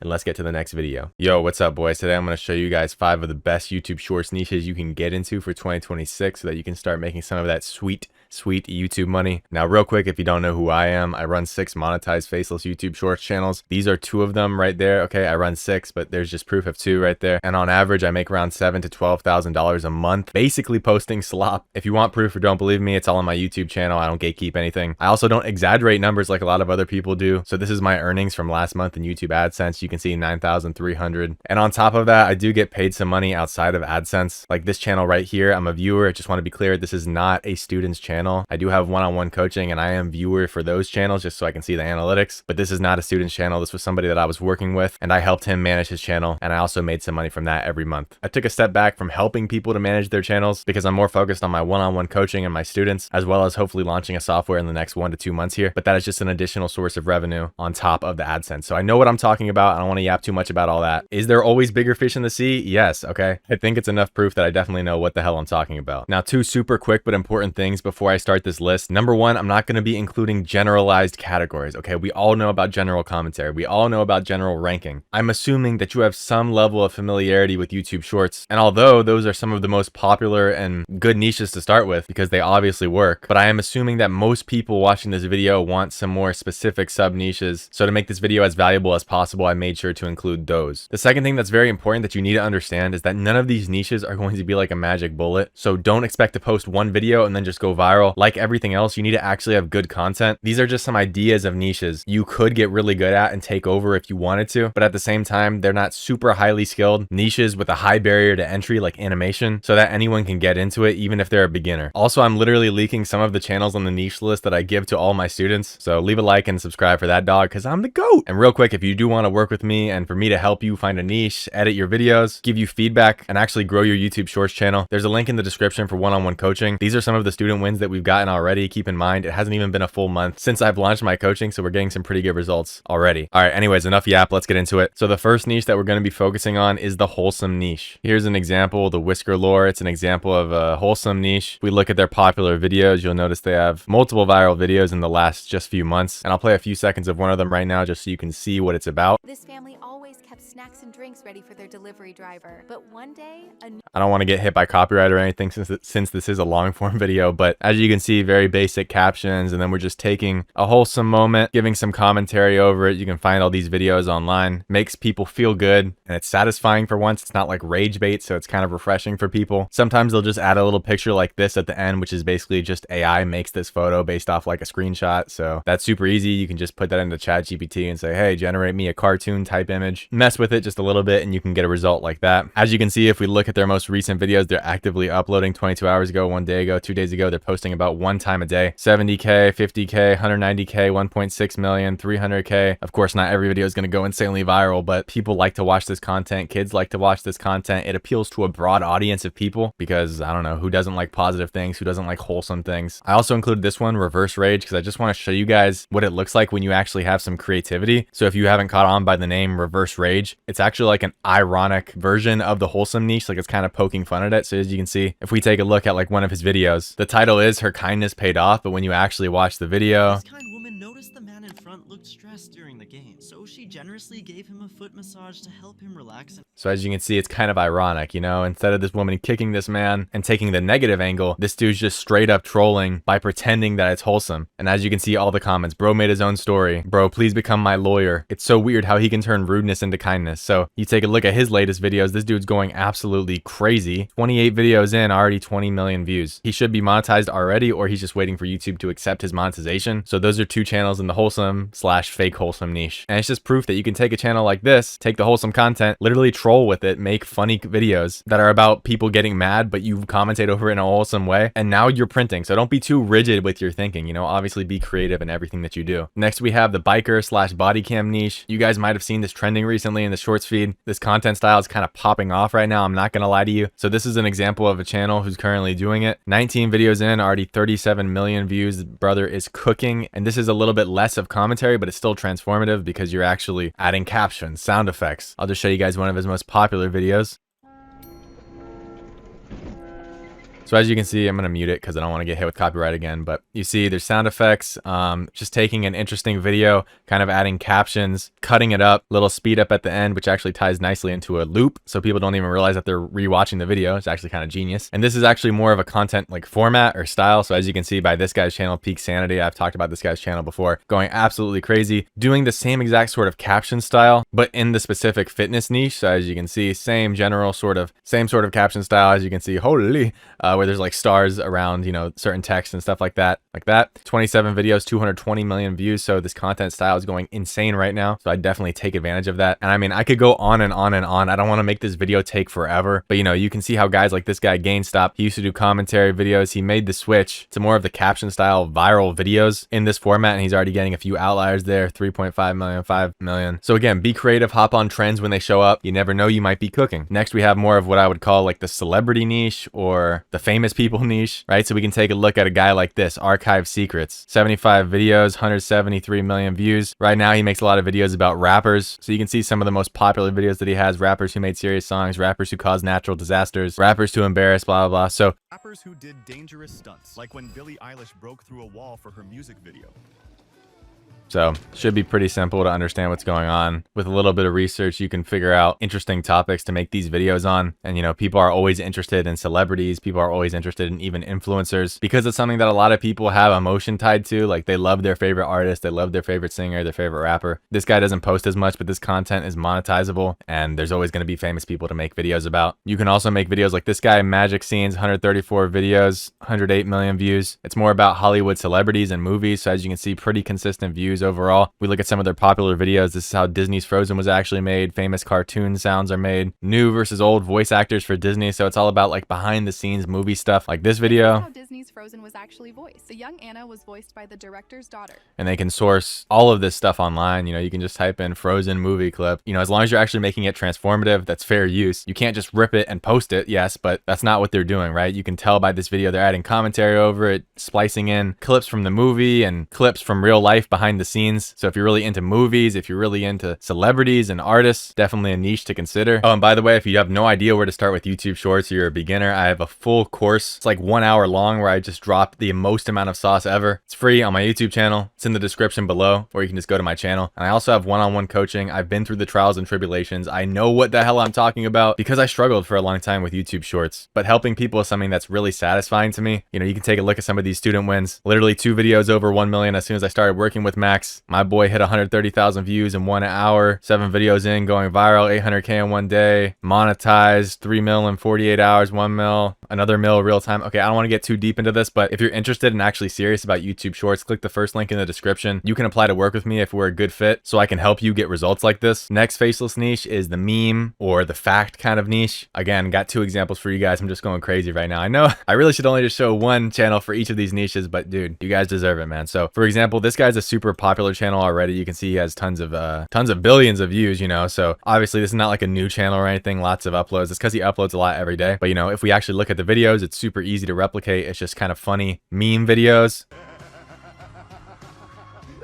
So pretty simple. There's like a funny tweet or post on top, and then there's like a meme that he adds, a little logo watermark. And every single video, these are obviously going to be different, right? So different memes, different funny posts. You do have to be a little bit careful with this niche because it could be kind of templated, just like this channel, Jacked Fitness Facts. So he kind of took the same type of thing, but made it in the fitness niche. So you can see he has his kind of own text at the top, the video, and then the meme. Another example right here, meme, video. Okay, so it's pretty simple. These do get hella views though if you do them right. But again, you do have to be kind of careful because of the templated nature of these videos. And for this niche, you would need to post multiple times a day. Okay, these are such short videos. These guys post like 4 to 10 videos a day. Okay, but that's because they're so quick to make. You can literally probably make 5 videos in like 20-30 minutes. So super simple niches. In fact, you can actually see here how many times they uploaded: 1 hour, 3 hours ago, 21 hours ago, 20, so about 4 times a day or more. But you can see they're getting a lot of views, and this is more of a quantity niche where you're just pumping out so many videos that like a couple are bound to hit. But once you get a huge audience like this guy, it's like every single video that you post go viral, and it's just funny videos. Everybody likes funny videos. And then the final niche that I have here is kind of like face commentary. So a lot of people are worried about demonetization, stuff like that. If you're comfortable with showing your face, I included this one because yes, it does have a face face in it. But sometimes people upload faceless YouTube shorts and are shocked when they're not monetized because a lot of people don't know anything about YouTube's monetization policies. In fact, I'm pretty sure most people, like 99% of people, have never read YouTube's monetization policies in the first place. And then they get mad if they run into issues like reuse content. Now, I do have like a free appeal script video on my channel, but if you want to avoid all of that entirely and just make sort of even easier videos, a channel like this, Swag Sixer, 27 videos, 120 million views, you can see he's getting consistent views because it's a more of a branded channel. And you can see some of the videos right here, just his face, you know, with basically doing some commentary over a regular video. And a lot of times his face isn't even shown. He only comes in a couple times. It's really just for the beginning, and then he's in the background. And then most of the time there's like the actual video playing on the screen, providing some context about whatever funny thing they're talking about. You could even technically do this with an AI avatar, but I guess I wouldn't really recommend it just because I'm not big into AI slop. But hey, we want our slop to be ethical here, okay? AI slop, no, but regular human slop, yes sir. So this is an example of a niche. Number one, there's less competition here because nobody wants to show their face, but also if you do not want to show your face, you can either do the commentary videos like regular or do any of these other shorts niches. But if you are so inclined, that is definitely an option. So anyways, if you're stuck in 30K jail, you want to learn a system to scale across multiple YouTube shorts channels, you're sick of not getting results with YouTube shorts, you want real feedback from somebody who's done it 6 times themselves, you can apply in the first link down below. It's my one-on-one coaching program where you get direct access to me. So directly one-on-one, it's for 6 months straight. If you don't get monetized, I will keep working with you for free until you do. But it's only for people who are actually serious. I'm not taking on people who are not willing to be consistent, not willing to grind. This is not some get rich quick scheme. If you're interested, apply in the first link in the description. And as you can see, not even a month into the coaching program, these are just some of the wins that we've gotten so far. And I'm super hyped to see these guys grow and actually, number one, start to get monetized and then start to make money with it. Absolutely beautiful. It gives me a lot of purpose to see people actually winning and changing their lives. So if you want to apply to work with me, check that out. Otherwise, stop talking about making a change. Just make the change. Start posting and stay consistent. Those are the 2 biggest things that you'll ever do for yourself, and never give up. I guess that's 3. But regardless, those are some of the top 5 YouTube shorts niches in 2026 that are like somewhat unique, I like to think. And it's not just some BS person telling you to do ranking or general commentary, because I understand a lot of you guys already know about that. So I hope this video helps some of you guys out, and peace out. Now, all of these niches were only on my radar because I use my own tool, vids.so. So the link's going to be in the description for you guys so you guys can check it out and use it as well. Hey guys, today I want to go over some of the best YouTube shorts niches that you guys can get into in 2025. All of these are going to be faceless niches that are monetizable if done right. So they can all print you money, don't worry. Now, last video I made like this was a pretty big hit. In fact, so much so that certain people low-key copied the thumbnail style, but I'm not gonna say anything, all right? It just looks kind of suspicious. You know, maybe it's just some super odd coincidence. You never know, boys. Gotta give him the benefit of the doubt, of course. Anyways, it's whatever. I genuinely don't care, although it does look sus. But if it is actually copied, there's just more proof right there that YouTube is really just a game of taking inspiration from other people and trying to make it better so you yourself can make more money. Anyways, let's get into this. I'm going to explore a few different channels and niches and talk about what makes them special, why they work, and of course, how to do them. Now, you guys know I don't give you BS information. I'm not trying to sell you guys a course or a paid community, anything like that. Which, by the way, like every single other guru does that because that's actually how they make their money because they suck at YouTube shorts. So all I'm asking is that if you guys appreciate the videos I make and find them valuable, please engage with the videos. Just like, comment, subscribe, whatever you want to do. It helps me out because I do put a lot of effort into these videos. So the first niche we have is actually the geography and map niche. Now, yes, I have to get this out of the way. This is a harder niche to get into because it actually requires editing skills or some sort of technical ability. However, if you have that or are willing to learn and understand new software, this is a huge goldmine, guys, because people are blowing up left and right here. For example, this guy Dursu, he has uploaded not even 20 videos and he almost has 30K subscribers, 12 million views. This guy is very close to getting monetized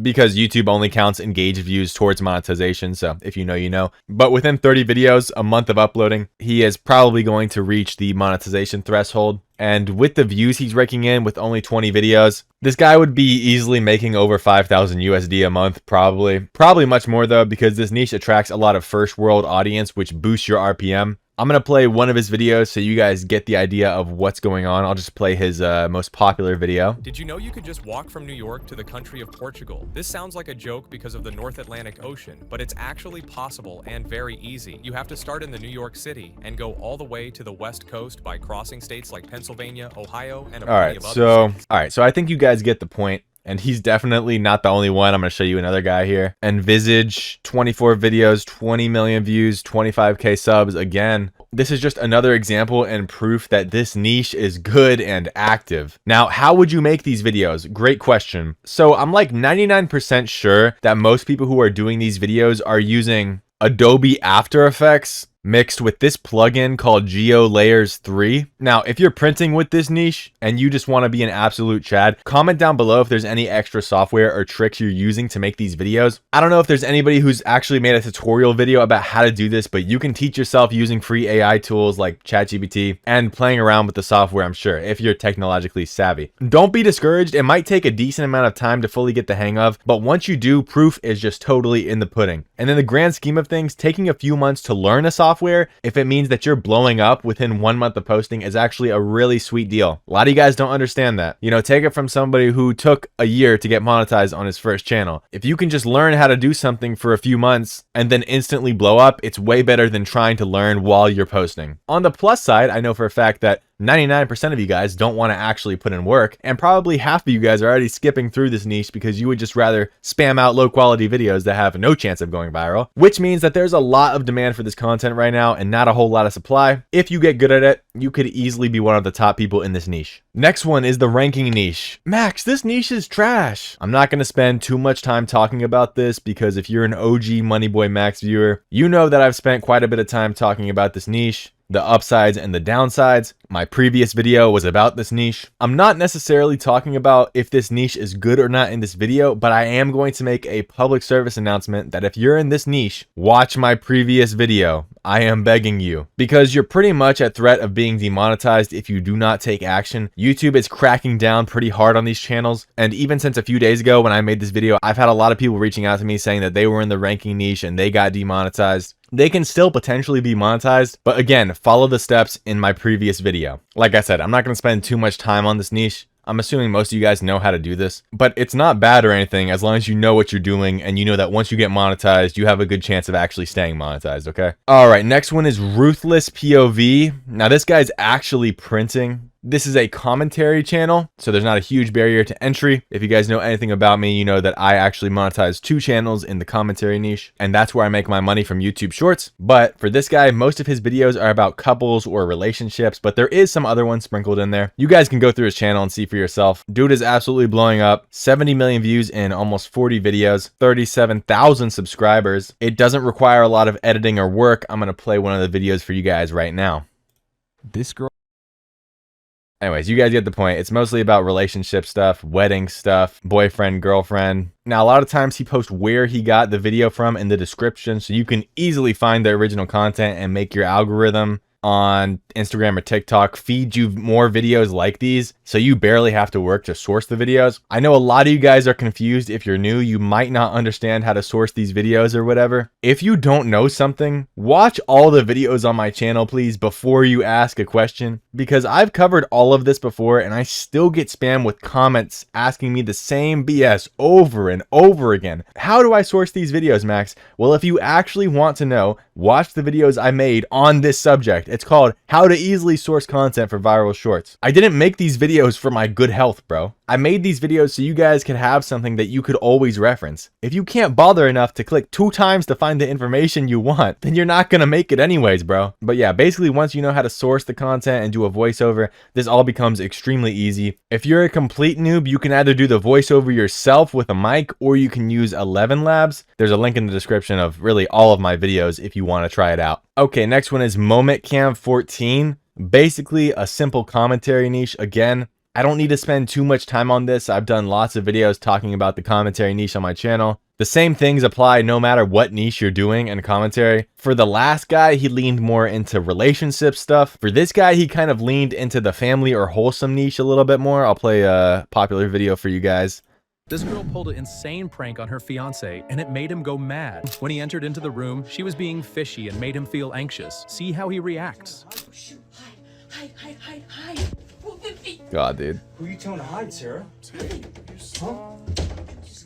So fake. It's so fake, bro. But I mean, 24 million views, you can't argue with it, okay? So you guys can see it's very simple. The captions are made with CapCut. The editing is very minimal. If you're looking for a niche that has a low barrier to entry, commentary is always fire because you pretty much just need CapCut and a voiceover. 115 videos, 40 million views, 65,000 subscribers. With commentary videos, you don't have to worry about reuse content 99% of the time or potentially getting demonetized. It's stable. It's good. I don't need to spend too much time here. You guys already know that I've been talking about commentary niches. Also, this guy Sports Snaps 90, he's gone viral on his shorts and his quality isn't even that good. He's gotten tons of views, like 650 million views. You can easily improve on these videos if you know what you're doing. I mean, look at this stuff, guys. Ronaldo shot asked Ronaldo for something unbelievable in return for her injury. You all know how hard Ronaldo shoots. His shots have injured many people around the goal, but most of the time. Anyways, these are just stupid, simple commentary videos. If you like the whole family wholesome niche, you can check this guy out. If you like soccer or football, check out SportsSnap 90. You can do commentary over whatever you like to do. Just think about your passion. Think about what you spend your free time doing or thinking about. I guarantee most of the time you can do commentary over it. Like I just found this guy, Fight Plot. All of their shorts have to do with fighting, UFC, MMA, all of it. They're popping off right now. About 4 months of work, 160 million. Definitely monetized because it is commentary again. So again, some of these videos and channels that I'm showing you guys might seem a little bit repetitive, but that's because most content in the commentary niche is just similar. People tend to like voiceovers. They tend to like commentary. Also, the reason why I want to highlight some of these channels is because I want to show you guys this guy Fight Plot, for example. You can source HD footage from the UFC or from professional fighting companies and you won't get striked because you're doing it in a transformative way. Now you do have to be careful. You shouldn't just re-upload stuff because big companies can easily strike you, but you also can use their footage to tell a story. It's allowed. So another interesting niche here is called 6 Degrees of Separation. It's honestly a pretty interesting channel. I want to share it with you guys. I haven't seen anyone else talk about it, so honestly, this is some pretty good sauce for you boys because this is something that could honestly even be automated and just print you money, which is crazy. So let me play a video for you guys. Let me pick like a non-problematic one. I'll do connecting Cleopatra to Diddy. So it's pretty simple, you can see, right? So basically he just starts out with a crazy comparison of two people, two popular people usually. And then he tries to connect them using people they know or who are connected to in some way. This is actually transformative content because you are creating a new narrative. Let me just turn this down real quick. You're creating a new narrative and you can see this guy has already blown up. I'm gonna show you the ending. Okay, so boom, the ending where he gets connected to Diddy. Boom. Okay, so he's actually blown up within a month, 39,000 subscribers, 35 million views, and he's only going to get more successful. Nobody's going to copyright strike him because this is largely original content and it's a new creation. But it's also genius because in these videos, you'll see he takes a comment. He takes a comment from the comment section that people suggested. So essentially they're challenging him to connect two people in the comments like this guy and Jaden Animations. And then he takes the challenge and just does it, right? And this is actually genius because it also encourages engagement in a non-baity or scammy way. It just gets people to comment. Like I guarantee half these comments. Yeah, look, exactly. Stalin, the Lightning McQueen, blah, blah, blah. Helen Keller, Lanky Box, blah, blah, blah. Austrian Painter to Zelensky. All of them are people suggesting people to connect, which has an effect on the algorithm and it helps boost the videos. This really doesn't require some sort of crazy editing or research. You can literally go into ChatGPT, type two people and ask it to scrub the web looking for the connection between these two people. If they're well-known people, there's usually some sort of connection that you can always make. Okay, as I'm doing research for this video, I actually found another channel doing this. _grandpa_. You can see he's doing the same thing. Popular figures in history or, you know, popular trending people and just connecting them. It's a bit more polished and it looks a little bit better in my opinion. But look, you can see the views. They speak for themselves, right? I mean, this is printing, boys. So anyways, I hope this video helped some of you guys out, gave you guys a few different ideas And, you know, be creative with some of these niches, you know, do your own thing. But as long as you're transforming that content, you have a pretty good chance of getting monetized. If you guys thought this video was valuable or I helped you out in some way or whatever, you just want me to post more videos, leave a like, comment, subscribe, just engage with the video. That would be sick. And yeah, peace out. Now, all of these niches were only on my radar because I use my own tool, vids.so. So the link's going to be in the description for you guys so you guys can check it out and use it as well. Hey guys, today I want to make a video on some potentially untapped niches, stuff that you guys could easily do, easily replicate to go viral. Okay, in full transparency, these niches aren't completely untapped. Like, it's YouTube, there's like 1 trillion videos being uploaded every day. But I will say, these are niches that you can get monetized in and niches that you might not have thought of doing. So if you guys are interested in that, I'd keep watching until the end of the video. There's going to be a lot of free sauce in this video, and it's not too hard to find niches and channels and stuff. So I could potentially make this sort of a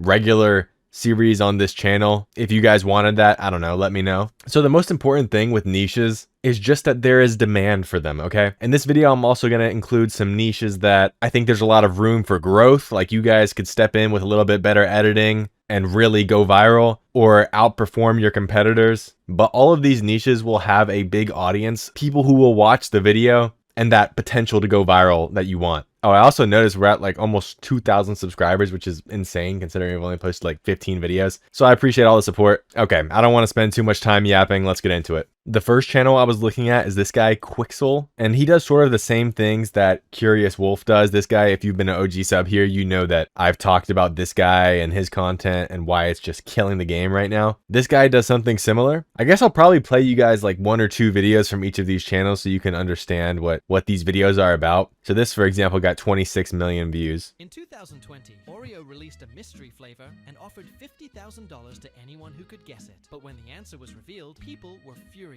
Man, I'm hungry. Oreo revealed the flavor was churro, and the backlash hit. Okay.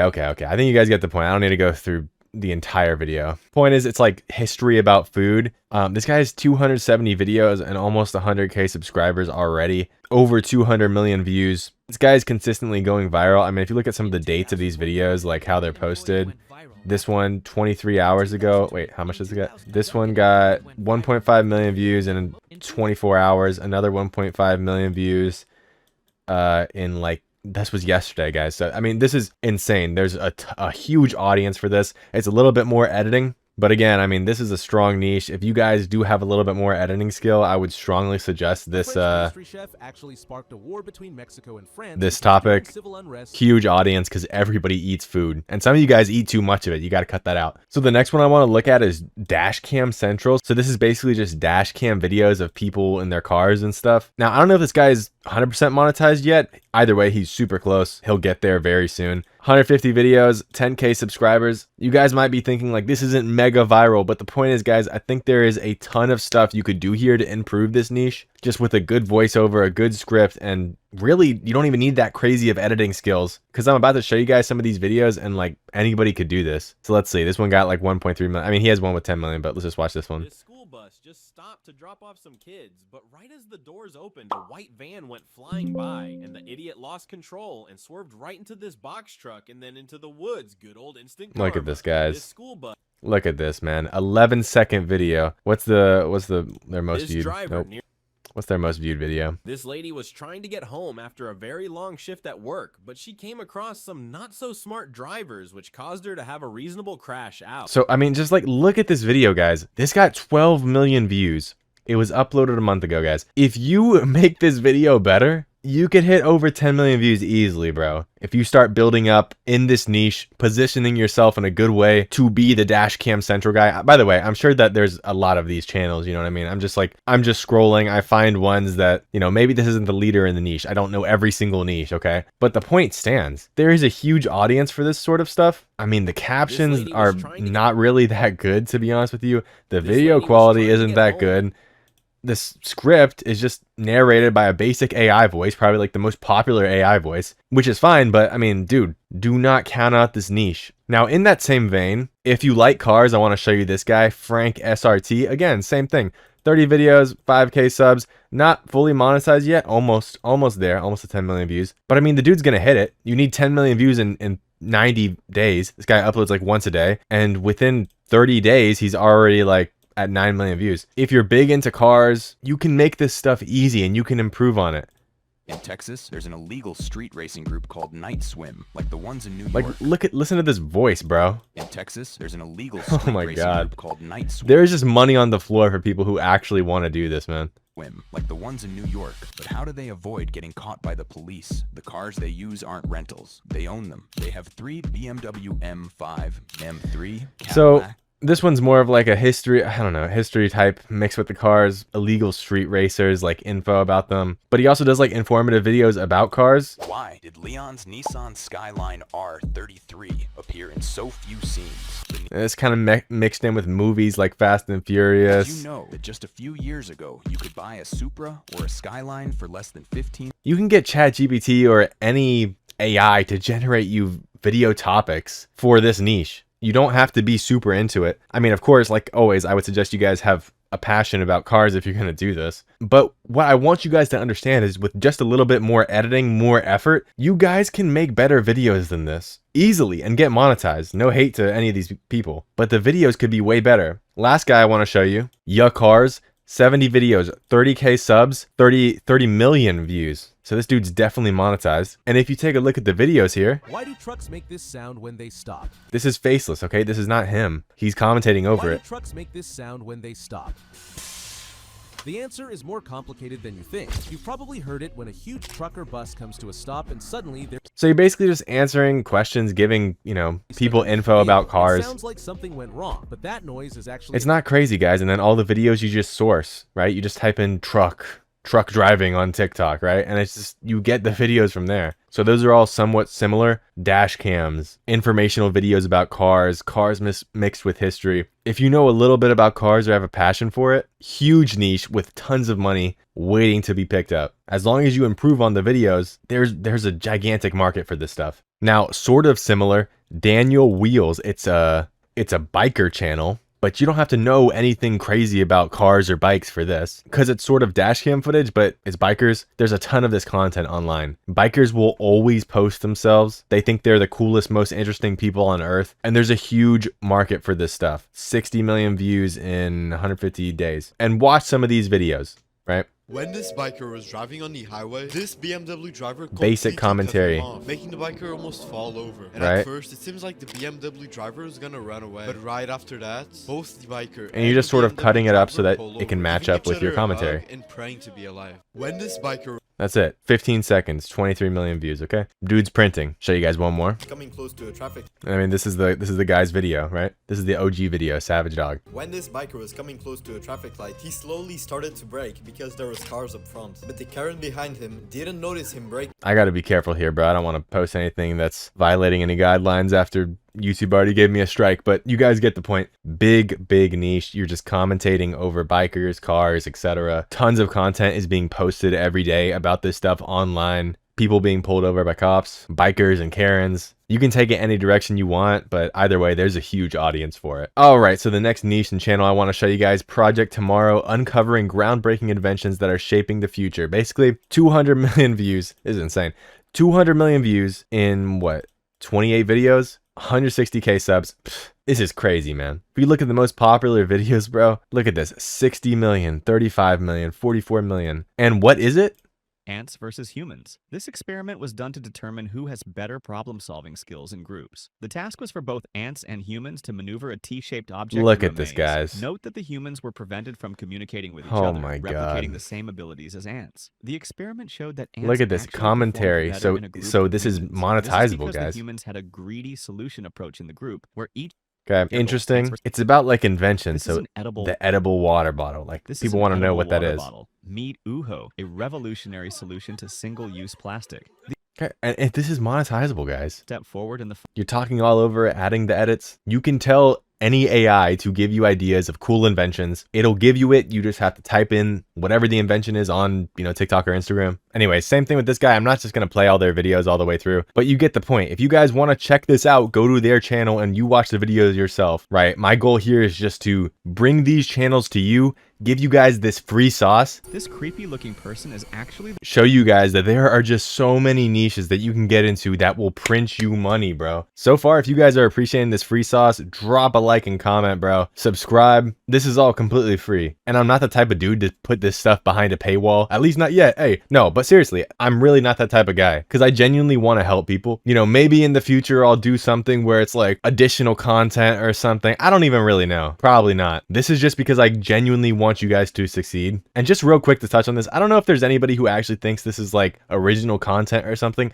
This stuff is completely ripped off the internet. And if you want proof for business inquiries or video removal requests, please contact us, because this guy is just ripping it from social media like everybody does with commentary niches. This guy does not have more access to good videos than you. Just remember that. In that same sort of category, Viral Maniacs, he sort of does invention stuff as well. A lot of his new videos, but some of the most popular ones have inventions in them. I mean, 32 million views on a freaking like removing stumps in seconds. What the heck, bro? Dipperfox stump grinder is a tool that can be used with excavators. Look at this, bro. And just take note of what they're doing. Like, he's probably saying like some BS in here that's completely untrue, and it just gets people to comment like being know-it-alls in the comments. Same thing. I don't need to spend too much time. This shield vehicle from Croatia is absolutely insane. I think you guys get the point. This is, again, stuff that can easily be improved upon, and there is clearly a niche for it. 182 videos, 1.8 million subscribers, over 500 million views. Money's there if you want it. All right, next one we got. Now this one, it could start off a little bit slow. So Universe Genius, 730 videos, over 1 billion views though, and 400k subs.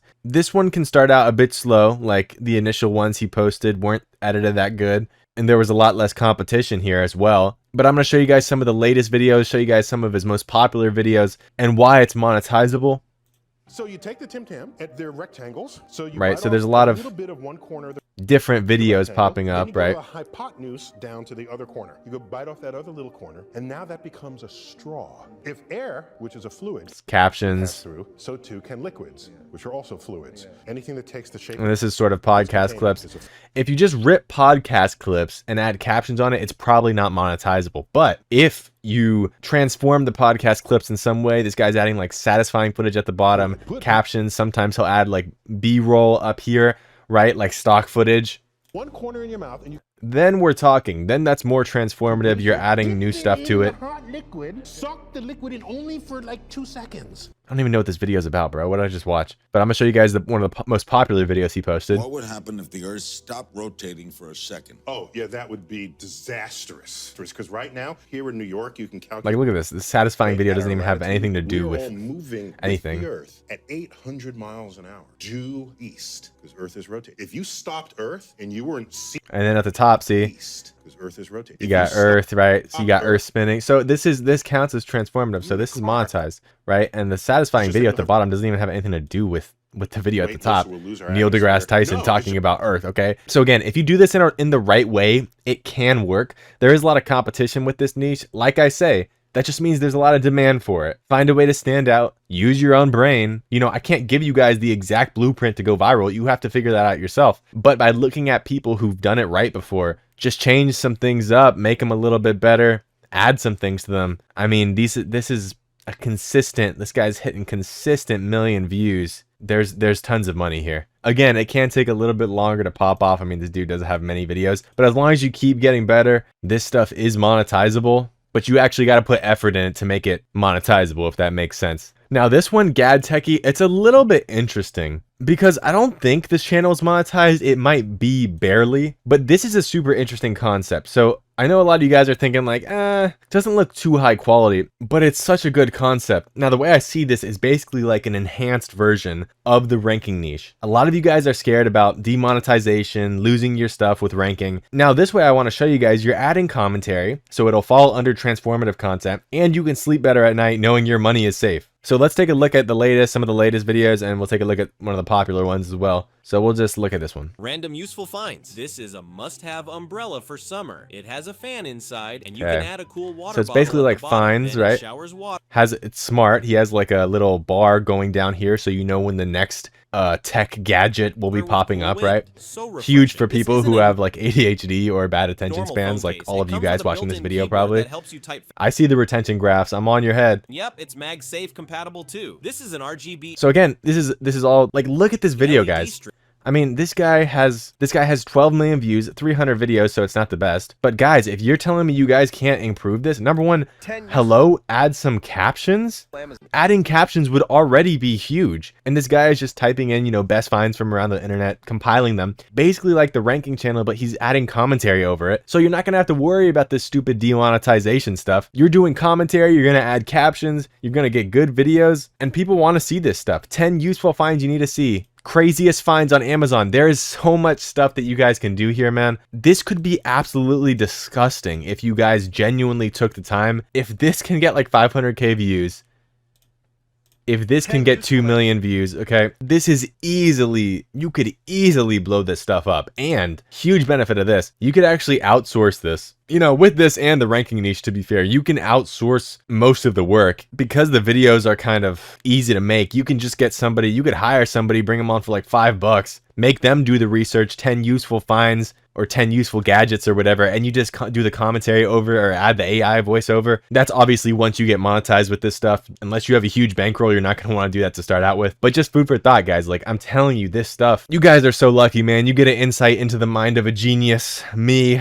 No, I'm playing, but seriously, guys, this could work. In fact, if I had infinite time on my hand, I would probably do this. This is extremely like easy. It's interesting. And you already know it's going to be monetized basically. Next one, Japanese content. Don't ask me why. For some reason, stuff from Japan, videos from Japan are just a huge hit. I don't know why. I guess there's just like a bunch of weebs and all they do is watch stuff like this. This is crazy. There's like tons of these channels. Dante Japan, Kyoto Culture. This guy has over 100 million views, about 4 months of videos, 120 videos. 140k subscribers. I'll show you guys some of these videos, show you guys the most popular one. Japan hates unique people because even though standing out is celebrated in many parts of the world, in Japan, being different. Just Japan fact, bro. People love, I don't know why people eat this stuff up so much, right? Same thing for Dante Japan. I'll show you guys this one. Turns out even Japan's candy aisle has an optional fishy. Oh, my bad. Yeah, this guy actually like lives in Japan or something. But the same concept applies, right? You can just take the video concepts from this guy, talk about Japan's Tiny Cup versus Dairy Titan, treats from Japan. I mean, this stuff is crazy. Viral drink in Japan. Okay, even though this guy has original content,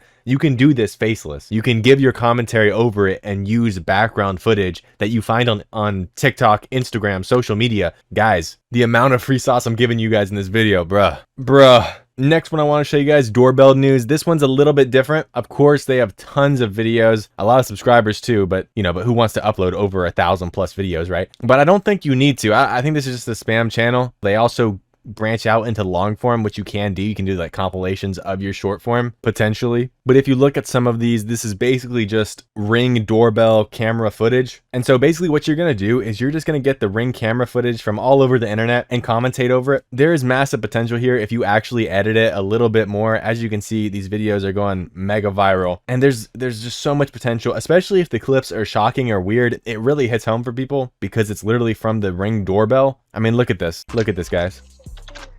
Los Angeles. No captions, just a weird, creepy voice. A woman comes home with her son. Little does she know, there's a creeper following right behind her. Look at this, bro. Look at this dude. Look at this dude, bro.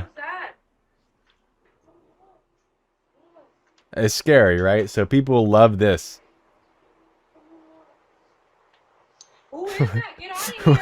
Yeah, get lost. Yeah, anyways, point is you can just pull this from all over the internet. And that video was from 3 years ago. This one's from 7 months ago. I'm not going to play it because the woman has a weapon in her hand. But this stuff can go viral, especially with some captions, commentary. I'm telling you guys. Another one, Cop Humor. 400 videos, 2.4 million subscribers, over almost 3 billion views. It's basically just videos about cops. Literally, watch some of this stuff, guys. People always complain about their taxes not going to a good cause. But I think we can all agree that they were well spent on this awesome police officer and his trusty human partner. Okay, cop video. Okay, what's one of the popular ones? This cop was just minding his own business when a man drove up in a go-kart tossing shells like he was Mario. I mean, so you can add better captions, put them in the center of the screen, just commentate over it. This stuff is monetizable, guys, because it's commentary. This has 100 million views, and it's not even edited the greatest. Now, this is a technology channel, almost 300 videos, about 2 million subscribers, but look at these views, 2 billion views. And if you look at some of these videos, guys, you can tell just how big of an audience there is that will watch this stuff. 260 million views. Do you guys know how much money that is? And the craziest part about this? This device will save your life. In China, they invented an automatic choking rescue device, as the device expels air from its sides, creating a vacuum that sucks the object from the airway. So all you have to do is simply press the button, which makes it perfect for children. This device... The craziest part about this, guys, 12 seconds, and it's monetizable because it's commentary. This device will save your life. In China, they invented an... Matter of fact, let me do the math on this. Bro, like bare minimum, this is $25,000 for this one video. Are you kidding me? So it's literally just about, again, that invention niche, that sort of technology niche. Will save your life. As the bed detects strong vibrations, it activates immediately. The emergency bed switch triggers, making... Interesting stuff. You can use like AI to help you come up with these videos in terms of the topics. And then it's just your job to find, you know, the shocking background videos, as well as the commentary, of course. All right, last one. This guy definitely isn't the leader in the niche. But again, that's not really important. It's just about the niche itself. 60 videos, 36 million views, 84K subscribers, and it's just literally historical videos. 4 inventors who regretted their inventions. That simple. Historical facts that will mess with your widow. Historical but facts this, for example, with your perception of time. Because there's commentary over it. In this photo is 100. So you just commentate over historical facts. There's plenty of channels that do it better than this guy. This was just the first one that popped up for me. So definitely you can do some research, figure it out for yourself. Huge potential market. People love history. Look, guys, if this video was valuable to you guys, I would strongly suggest you guys like, comment, subscribe. Who else is really giving out this much free sauce, bro? Everybody else, they want money from you guys. I am doing this for the love of the game. I mean, I'll take money too, but, you know, providing value is the first and foremost thing that I want to do for you guys. You know, it's easy to take money from people. And yeah, my time definitely is valuable. But what's more of a blessing is trying to help people make money. And even if it's only one person that I end up helping, it's all worth it, man. Like I said in my last video, I know what it's like to be struggling in life. And so I just want the best for everybody, really. And that's from my heart. So if you guys appreciate that, all I'm asking for you guys to do, like, subscribe, man. You guys don't have to pay me anything. And yeah, boys, I hope this video helps you out. Maybe it gave you some more ideas of what, you know, channel or niche to start or niches you could potentially try or branch out into. And yeah, man, I hope you guys have a great day. Peace out. Now, all of these niches were only on my radar because I use my own tool, vids.so. So the link's going to be in the description for you guys so you guys can check it out and use it as well. Hey guys, I hope you guys are having a great day. Today, I want to go into 5 more YouTube Shorts niches that you could start in 2025. Or it might be 4, it might be 5. I don't know. I forgot. But every time I do these videos, you guys seem to really like them. So hey, here's some more for you guys. Now, just to get this out of the way, because every single time I make these videos, I got people in the comments talking about this isn't monetizable, or I checked this guy's channel and it's not monetizable. Listen guys, okay? Number 1, sometimes I don't find channels that have reached the threshold yet. That's number 1. So like a lot of you guys know, if you get 10 million views in 90 days on YouTube Shorts, you can get monetized if your content follows the community guidelines and YouTube views your content as monetizable, right? So if I show you a channel and it has 9 million views, then it might not be monetized. That doesn't mean that it'll never be monetized. Secondly, a lot of you guys use YouTube monetization checkers. Monetization checkers just are not accurate. I've tried to tell this to a lot of you guys and I still get people commenting it. They used to be accurate, and to some extent they are a little bit accurate with long form content. With short form content, it's a kind of hit or miss because YouTube actually hid the feature that would tell you if a channel is monetized or not. And that's how those monetization checkers actually check to see if the channel is monetizable. Now, if you want to check if a channel is promising, I think this video right here, I think, yeah, around 3 minutes in the You Must Do This If You're Making Ranking Shorts video that I posted this screenshot from YouTube that tells you what they don't want in terms of reused content, which is what most of you guys want to look at because obviously we're taking content from different social media platforms and we're transforming it, right? So we're reusing content, right? So some of these examples of what you're allowed to monetize in this list is what you should be looking at. Also, you know, take note of what you can't monetize on the platform. If you haven't seen this video yet, go ahead, check it out. And then the last thing is that it is possible that some of these niches or some of these people might not be monetized, right? In the rare case they aren't monetized or they get demonetized, like this guy, for example. I believe one of the last niche videos I made, I showed this niche where basically you connect two historical figures, right? And somebody told me that a few of these guys got demonetized. And so cool, you go in and you add a little bit of commentary, right? Because before it was just, let me turn down the volume on this actually, but before it was just, you know, a picture of the guy and it would move on to the next guy, right? Like this, right? You know, if somebody gets demonetized for reused content or something like that, all you have to do is go in and add some commentary to the channel. And by the way, this is consistent with something that I've said from the beginning. When I give you guys a niche, that doesn't just mean go out and copy it directly and then expect to get paid. No, you got to put the work in. And so one of the best ways to guarantee that you're going to get monetized is doing commentary shorts. So I guess I just say that to say, you know, I try my best to give you guys niches that you can just duplicate. But at the same time, you know, going back to this guy, for example, you know,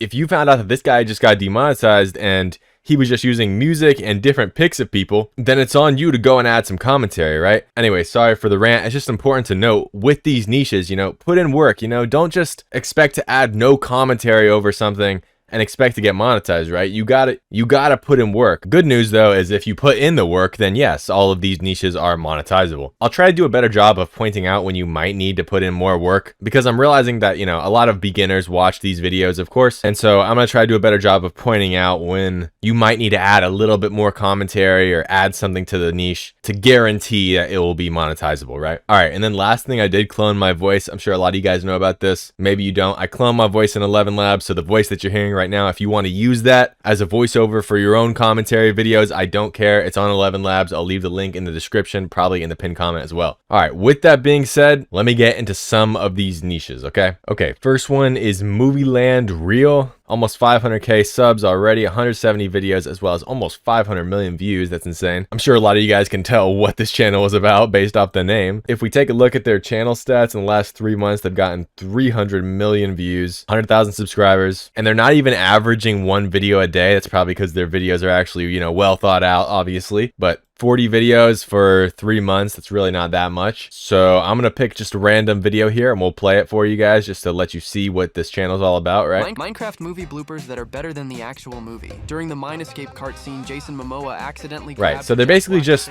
you know, doing commentary niche, basic commentary niche over movies. So obviously when you do this, you're gonna wanna make sure that you are transforming the content, okay? What I am not telling you to do is figure out how to like download a movie or something, clip it up, and then do commentary over it, because the issue with that is that these companies are massive. It's just not a good idea. Do not do that. You're gonna have problems probably down the line if your channel does blow up. And so what you'll notice is that this guy is adding in, you know, different B-roll clips from the movie, as well as, you know, behind the scenes footage that they can find on like social media, right? How they filmed the Minecraft movie, for example, right? And so a lot of this guy's content just is based around the trending movies currently, right? So for example, recently there was that big Minecraft movie. He also did like a Squid Game season 3 video here, right? Let me put up the volume. Maze where players play a key and knife game looks even more terrifying behind the scenes when it's empty. The VIP's viewing room in season 1 had a jungle theme. For season 3, the art team got ideas from poisonous plants, making the atmosphere darker. The dolls from the jump rope game first seen in the trailer create a creepy vibe. The backroom set makes it even more unsettling and frightening. The banquet room where the Anyways, okay, I think you guys get the point. The commentary isn't even all that crazy. They're using basic auto captions. You can find all the information on how to do all of this stuff on my channel if you really don't know how to do it. But it's pretty simple stuff, you know, latch on to trending movies. There's always new movies getting released, or just do what works. Like I guarantee this guy just found that the Minecraft movie works. Like I think you can probably see when he started doing the Minecraft movie. Yeah, like right here, right? This was pretty much like the first Minecraft movie that he uploaded, maybe right here, maybe right here.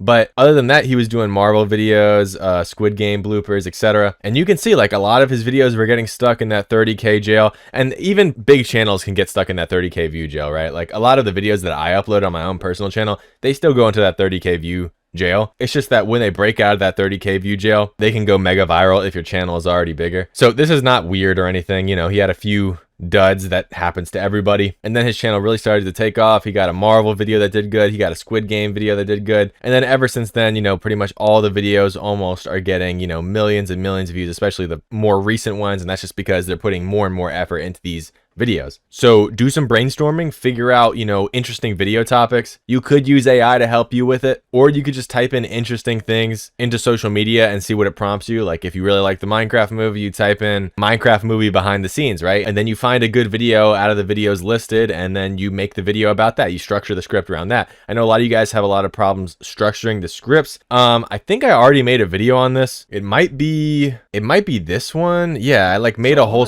oh my God. Shut up, bro. I made a whole like video talking about scripts. Now, obviously I didn't do like a super long script, so I guess I might be able to go into a little bit more of a detail about it later on if that's a video that you guys really want. A lot of you guys have been asking for it, but it shouldn't be too hard. Although if you're a beginner, maybe it's a little bit tricky. So anyways, that's the first niche. You know, if you're really like a movie fanatic or you like specific movies, as long as there's a lot of content there and it's a trending movie or it has a, you know, a fan base, you can make commentary videos on it. Another niche you could get into, Bizon IQ. Again, this guy might even be more successful than the first guy, right? 400K subscribers and 50 videos, as well as over 600 million views. And this is more like an art or science niche, so I'm going to show you, play the video. This is an artwork from Paris called Measuring the Universe. In 2009, artist Roman Ondak opened a gallery with nothing but blank white walls. Visitors were invited to stand against the wall, have their height marked with a black line. It's pretty interesting, and the date. Over but there's tons of artists in the world, obviously, and there's tons of artwork that gets made. A lot of cool stuff out there, like for example, Knife Angle, has killed thousands right? of people and has hurt even more. Actually,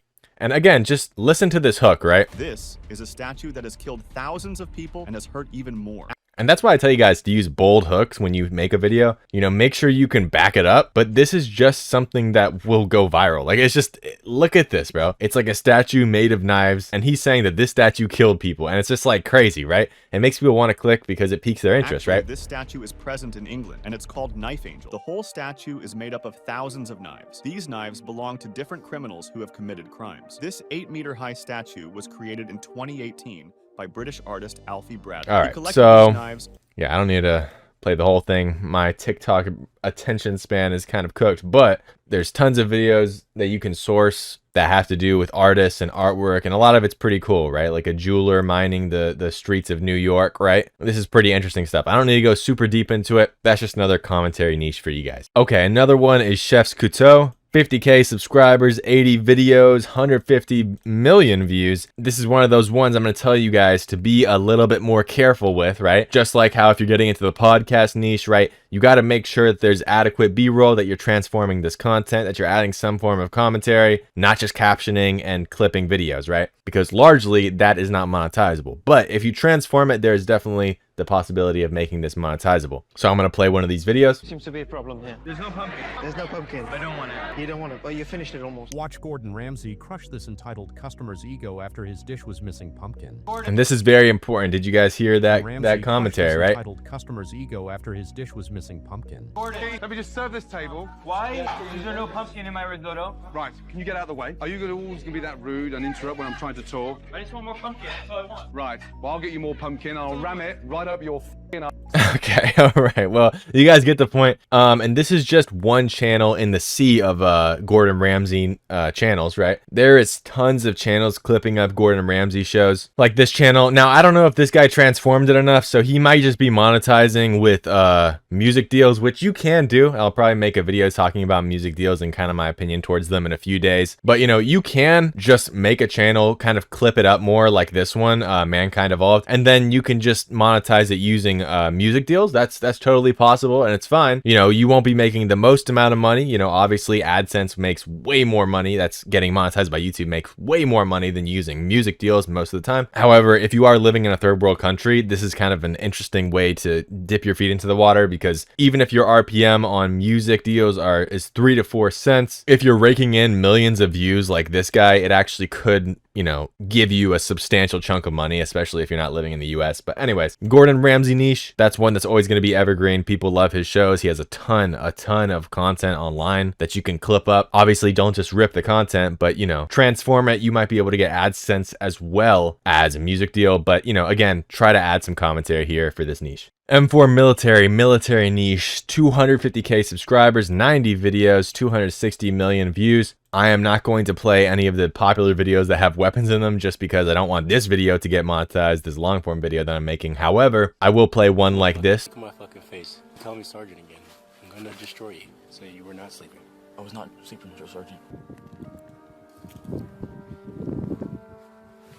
All right, so you guys get the point. Again, add some commentary to this stuff and it can go viral. The military is actually a huge niche. I don't want to play too much of this guy's videos just because it's kind of risky content on the long form. And then when you're making these shorts, make sure they're not too, how do I say this? You don't want them to be too like dangerous or have, you know, tons of weapons in them, obviously. You know, a few weapons that they carry is fine. But if it's like if it's about the Russia-Ukraine war or something and it's like two armies in like a ditch and they're like firing at each other, that might not be monetizable, guys. So I'm just warning you guys because YouTube doesn't really like monetizing super, you know, violent content, obviously. So be careful with that, you know, but if you're sourcing, you know, wholesome military clips, you're doing commentary over it, that can definitely work. All right, last one I'm going to show you is Camping Den. Basically, this is a fan page. What I want you guys to take away from this video, right, is that you actually can attach yourself to a larger creator, right? And I would only do this if the creator is super large, right? In other words, if there's a lot of people clipping their content, like Mr. Beast, for example, right? He doesn't have time to go through copyright strike everybody. Not that if you're doing fair use that you'll get copyright striked anyways, but if they're okay with people kind of clipping up their content and adding a spin to it and transforming it, and they're a large, well-known creator, you can actually attach yourself to them. So this guy has 400K subscribers, 36 videos, 190 million views. And so I'm going to show you guys one video of his, and then I'll kind of talk over it a little bit. Let's just pick this one. I don't know.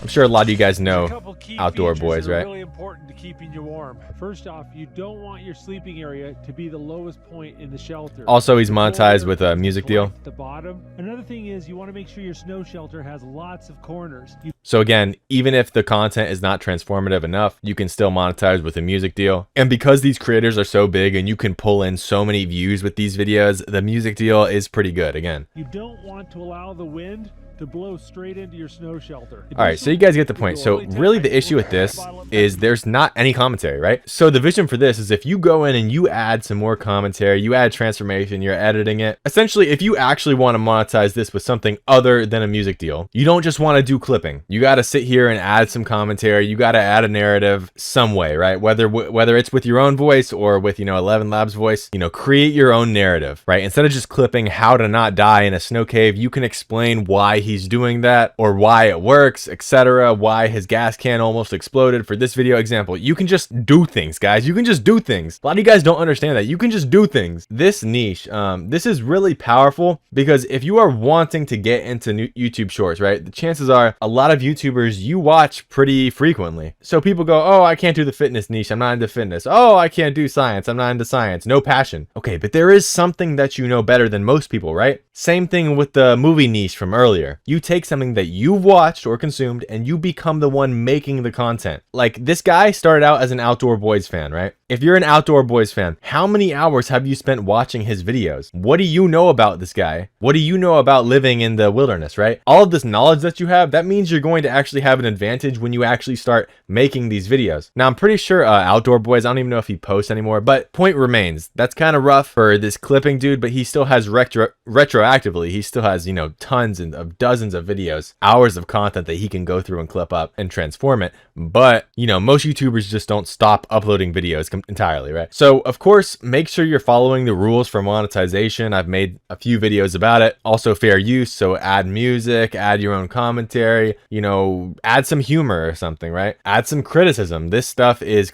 fair use. What you don't want to do is just go and wholesale re-upload this guy's content, right? Sometimes it won't get striked, but a lot of times it will, especially if it's a large creator. And if you don't want to add any commentary or anything, then that's fine. You're probably only going to be able to monetize with a music deal. deal. But again, if you're living in a third world country or wherever you're living, the cost of living isn't that high. I don't know. A music deal can be very helpful, but this stuff can be monetized, guys, as long as you actually put in the work, transform the content, commentate over it, you know, don't just rip the content. Anyways, I hope you guys enjoyed the video. As always, leave video topics in the comments below, because I don't know, I feel like I've made not so many videos, but I feel like I've been pretty efficient with how I've structured this channel, and I've made videos about, you know, my start to finish process, about how I make shorts, going over different niches, reviewing people's channels, showing my own earnings, giving you guys niches, you know. So I feel like I've done a lot. I don't intend to stop anytime soon, but you know, let me know what you guys want to hear me talk about, you know what I mean? Anyways, I hope this video helps you guys out. Remember, keep grinding. 99% of the days that you're grinding, you won't have anything to show for it, but 1% of the days are going to make all the difference and give you pretty much all your results. That's just how it works. So keep grinding, even if, you know, things aren't looking up, because you never know what could happen tomorrow. Hope you guys have a great day and peace out. Now, all of these niches were only on my radar because I use my own tool, vids.so. So the link's going to be in the description for you guys, so you guys can check it out and use it as well. Hey guys, today I want to talk about a pretty controversial topic, and that's niches being saturated. I know a lot of you guys are probably going to disagree with this video, and that's fine. I just want to give my personal take on it and what I think about it, because a lot of people get discouraged, and a lot of the time, to be honest, a lot of people quit before they even have a chance to make it. I should probably say that I'm not trying to attack anyone. I know I probably came in a little bit hot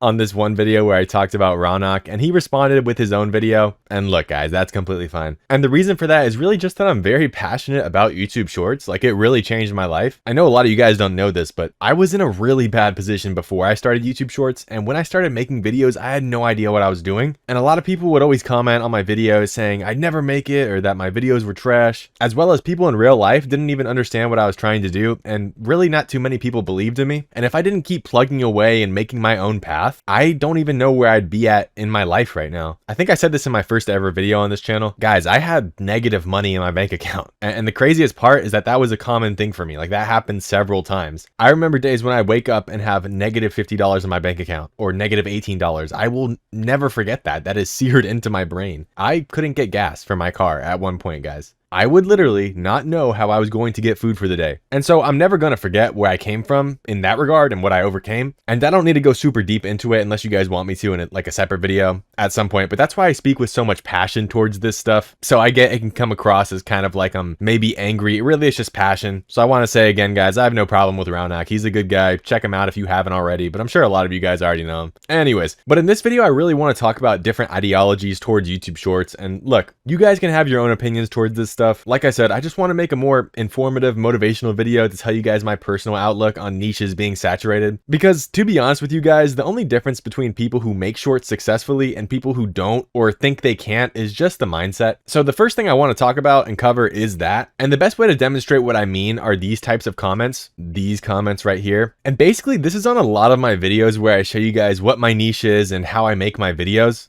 Bruh, I hope this niche doesn't get saturated. I hope this niche doesn't get saturated. And a lot of people think this way, and it really annoys me because it's sort of this defeatist attitude of my niche is just too saturated, I'm not even gonna try. Or people thinking that because I made a video on something, that suddenly this niche becomes not viable. Ironically enough, I want to show you guys this meme, and it's actually a pretty accurate depiction of the mindset that a lot of you guys have. Okay, I know this meme is about gambling, but it applies here, okay? Like, a lot of you guys will eventually strike diamond and get a viral video, and some of you guys are actually about to strike diamond, but you guys give up or don't stay consistent long enough to reach the payoff. I want to tell you guys something that maybe you don't realize, and I'm gonna bust out the good old paint here to illustrate what I'm trying to say. Let's say I make a video on a topic like the ranking niche or commentary niche. Let's say, for example, you take an audience of like 3,000 people who watched that video. Out of those 3,000 people, how many people do you think will genuinely start channels because of my video? Comment down below what you guys actually think. I want to know. But my estimation, and this is extremely generous, let's say it's 500. Now, realistically, most people are passive viewers, and it's probably actually way less than that. But now, out of these 500, how many people are going to actually make it out of the 0 view jail and stay consistent more than like 2 months? Maybe like 10% of them, right? So already we're down to 50 people. Okay, and then out of this 50, who actually makes good videos and has potential to go viral? The truth is, it's probably only a handful of people. So maybe 5. So yeah, maybe low quality trash content will be saturated, but if you're aiming to be one of these guys, you're not competing with these guys anyways. Hopefully. Look, the unfortunate reality of any video like this is just that most people who are watching them statistically will not succeed. That doesn't mean you can't, guys, but statistically, most people are going to give up. Most people are going to fail. Some people might even give up right before they go viral. Hence this meme. If that discourages you, your mindset needs to be fixed. That can't be the mindset you have for YouTube. But for me personally, whenever I realized that, it made me work harder to be in that 1% of people who actually made it. And that's why I was so consistent for so long. Now, the basic point I want to make here, and I know this is controversial, but the basic point is that there is no such thing as niche saturation. It's just whether your content is good or bad. Now, listen to me carefully when I say this. With some niches, it is harder to differentiate yourself from the pack. So let's take, for example, the ranking niche, right? All the videos sort of look the same and all have similar concepts. It doesn't really matter at all who's making the videos. It just matters if the video is good, because there's nothing really different that separates these two ranking channels. I mean, yeah, they use like slightly different fonts and of course the videos they use, but it just matters if the video is good or not. Now, some people say you should sub-niche, which is essentially just doing ranking videos on a much more specific topic rather than on anything. And that's worth a shot if you want to try that out. Unfortunately, guys, the issue I have with that is that the topic needs to be something that can sort of apply to the largest audience possible, right? If you're doing a ranking channel and you decide to sub-niche, the issue is that whatever your new niche is, it will have a smaller potential audience than general ranking channels, right? Like if you're doing a ranking niche on your favorite game, which I've seen before, I think this guy actually emailed me before. But the point is, if you're doing it on your favorite game, if somebody doesn't play that game, they're not going to watch it. So then it becomes even harder to blow up because your total potential audience members are just the people who play that game and want to watch videos about it. So I guess my advice for you guys is this. If you're worried about niche saturation, instead of completely abandoning a niche or not even trying or just trying to sub-niche, I'd suggest doing the same niche but with a different spin on it. And what I mean by that is quite literally just finding a way to stand out. I'll just use the ranking channel example again because that's what I've been talking about. Maybe you use more funny sound effects. Maybe you give your own commentary. Maybe you only ever use HD clips, so everything is always the highest HD quality. Maybe you troll your viewers. Maybe some videos you jump scare your viewers, bro. Maybe you rage bait them and say something controversial or ridiculous. Maybe you make offhanded comments or edgy jokes. Maybe you use a funny AI voice, like, I don't know, Shrek AI or something, bro. Maybe you ask them questions or force them to engage in the comments. Guys, look, the point is that this is all off the top of my head. Use your brain. I know you guys have a brain. Use it. Find a way to stand out without limiting the potential audience you can have. What you should be aiming for is the most broad channel that can appeal to the most amount of people possible while still making good, unique content that somehow you can stand out with, okay? Because the hard truth is just that it doesn't matter what niche you're in. If your video quality sucks or the audience or potential audience is small, you can kiss the chances of you going viral goodbye. And if the quality sucks and the audience is small, you're going to be one of those people stuck in view jail forever. Now, that's just my opinion. I know a lot of you guys are going to disagree, but that's just how I look at YouTube Shorts, man. You can comment down below what you think of my opinion, give your own opinion. Now, with that being said, guys, it's still super important that even if you're in a big niche, you take a unique angle. And that's where my tool vids.so comes in, where you can check out viral sub niches and see exactly what videos people are posting to go viral. So that way you can literally just make videos exactly like them. Like, for example, this is the last week in the commentary sub niche, and this is all insanely valuable data, but I don't want to leak it too much. Obviously it updates every week, but you can literally use it to help you find gaps in the market. If you're interested, check out the link in the description and let's continue. Hey guys, obviously it's been a minute. Today I want to talk about something interesting, which is, can you change niches on a YouTube Shorts channel? Now, maybe this is actually a sort of dumb question, but I actually get asked this quite a bit, so I figured I might as well make a video on it, talk you guys through my mindset and what I really think about this topic. So I used to think it mattered a whole lot more than it actually does, probably, and I used to think that you really shouldn't do it or you couldn't do it, but my understanding of it has sort of evolved a little bit, so I want to talk about this today. So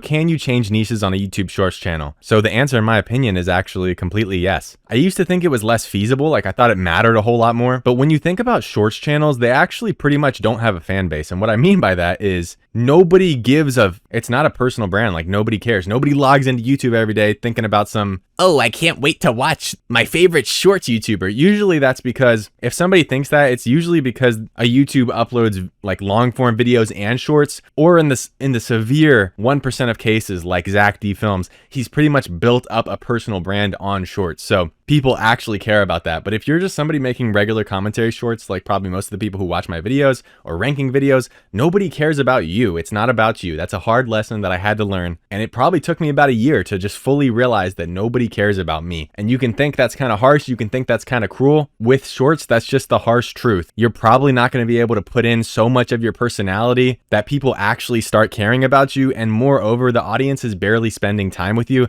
because you're only there for like 30 seconds. Even if you upload 2 times a day, it's like for a minute a day if they watch all of those. So nobody cares about you personally. Nobody really cares about your channel. There's thousands of channels every day sprouting up, probably millions of channels over the years. And this means that there's a never-ending supply of content. Yours is really not that special. Then I get like 2 types of people asking me this question, like, oh, should I change niches? So the first person has like under 10,000 subscribers, which in that case, I don't even see what the point of this question is, because you are so ridiculously small in this box. You could do anything and nobody will even notice that you're gone. If you quit tomorrow, there will probably be like 1 or 2 people commenting on your videos, if that. And most of them are just going to be other creators who are like copying you or something. If you're this small, you changing niches is really not going to have that much impact anyways. There's not millions of people who are waiting for your Zach D Films animation shorts. And the question is just ridiculous, especially when you get it from people who have like less than 50 subscribers. And it's like, dog, ain't nobody watching your stuff anyways here. I don't know what we're talking about. If the question you're just asking is, can I experiment? The answer is yes. Nobody's going to be like, oh, my favorite YouTuber with 50 subscribers started or stopped uploading rather, especially if it's a faceless channel. So this is like the first example of people who ask this type of question.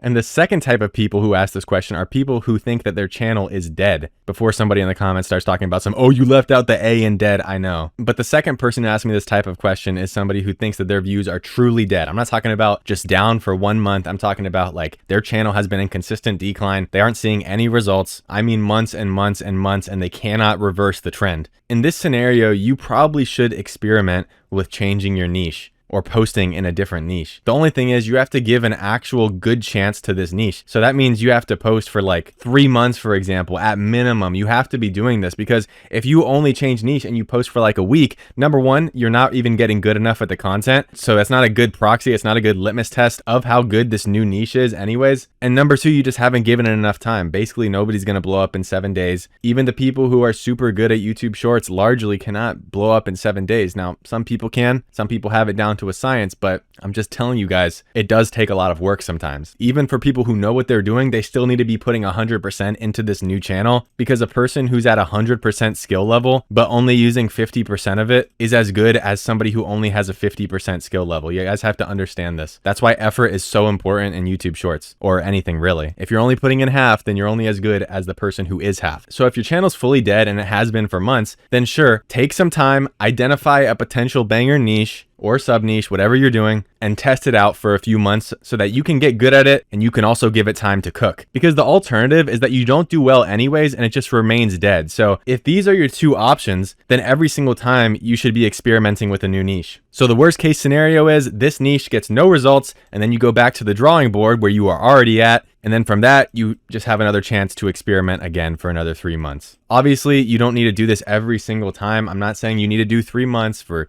every single niche you try, okay? It's just generalized advice. Take the concepts of what I'm saying and apply them to your life. If it only takes 2 months and you have a pretty good idea of grasp of how the niche works, whatever you're doing, then that makes sense. You have a good grasp of it. I'm not saying it requires exactly 90 days, okay? Because a lot of the times I say stuff and people misconstrue it. Now, one issue that I do have that I think is necessary to mention for this video is that changing niches does not mean you are quitting, okay? Something a lot of you guys need to get through your head, especially if you're entrepreneurial, you're in this by yourself, you're over here grinding, maybe you don't really have any friends that you can talk to about this sort of stuff. This does not mean you're quitting. You are not a loser, you are not a quitter just because you change niches. This is changing strategy. A lot of people, myself included, and I only know this because I am one of you guys, if we quit on something, we feel like we are giving up, we feel like we're losers, but you are not quitting. It's important to reframe this as though you are changing strategy.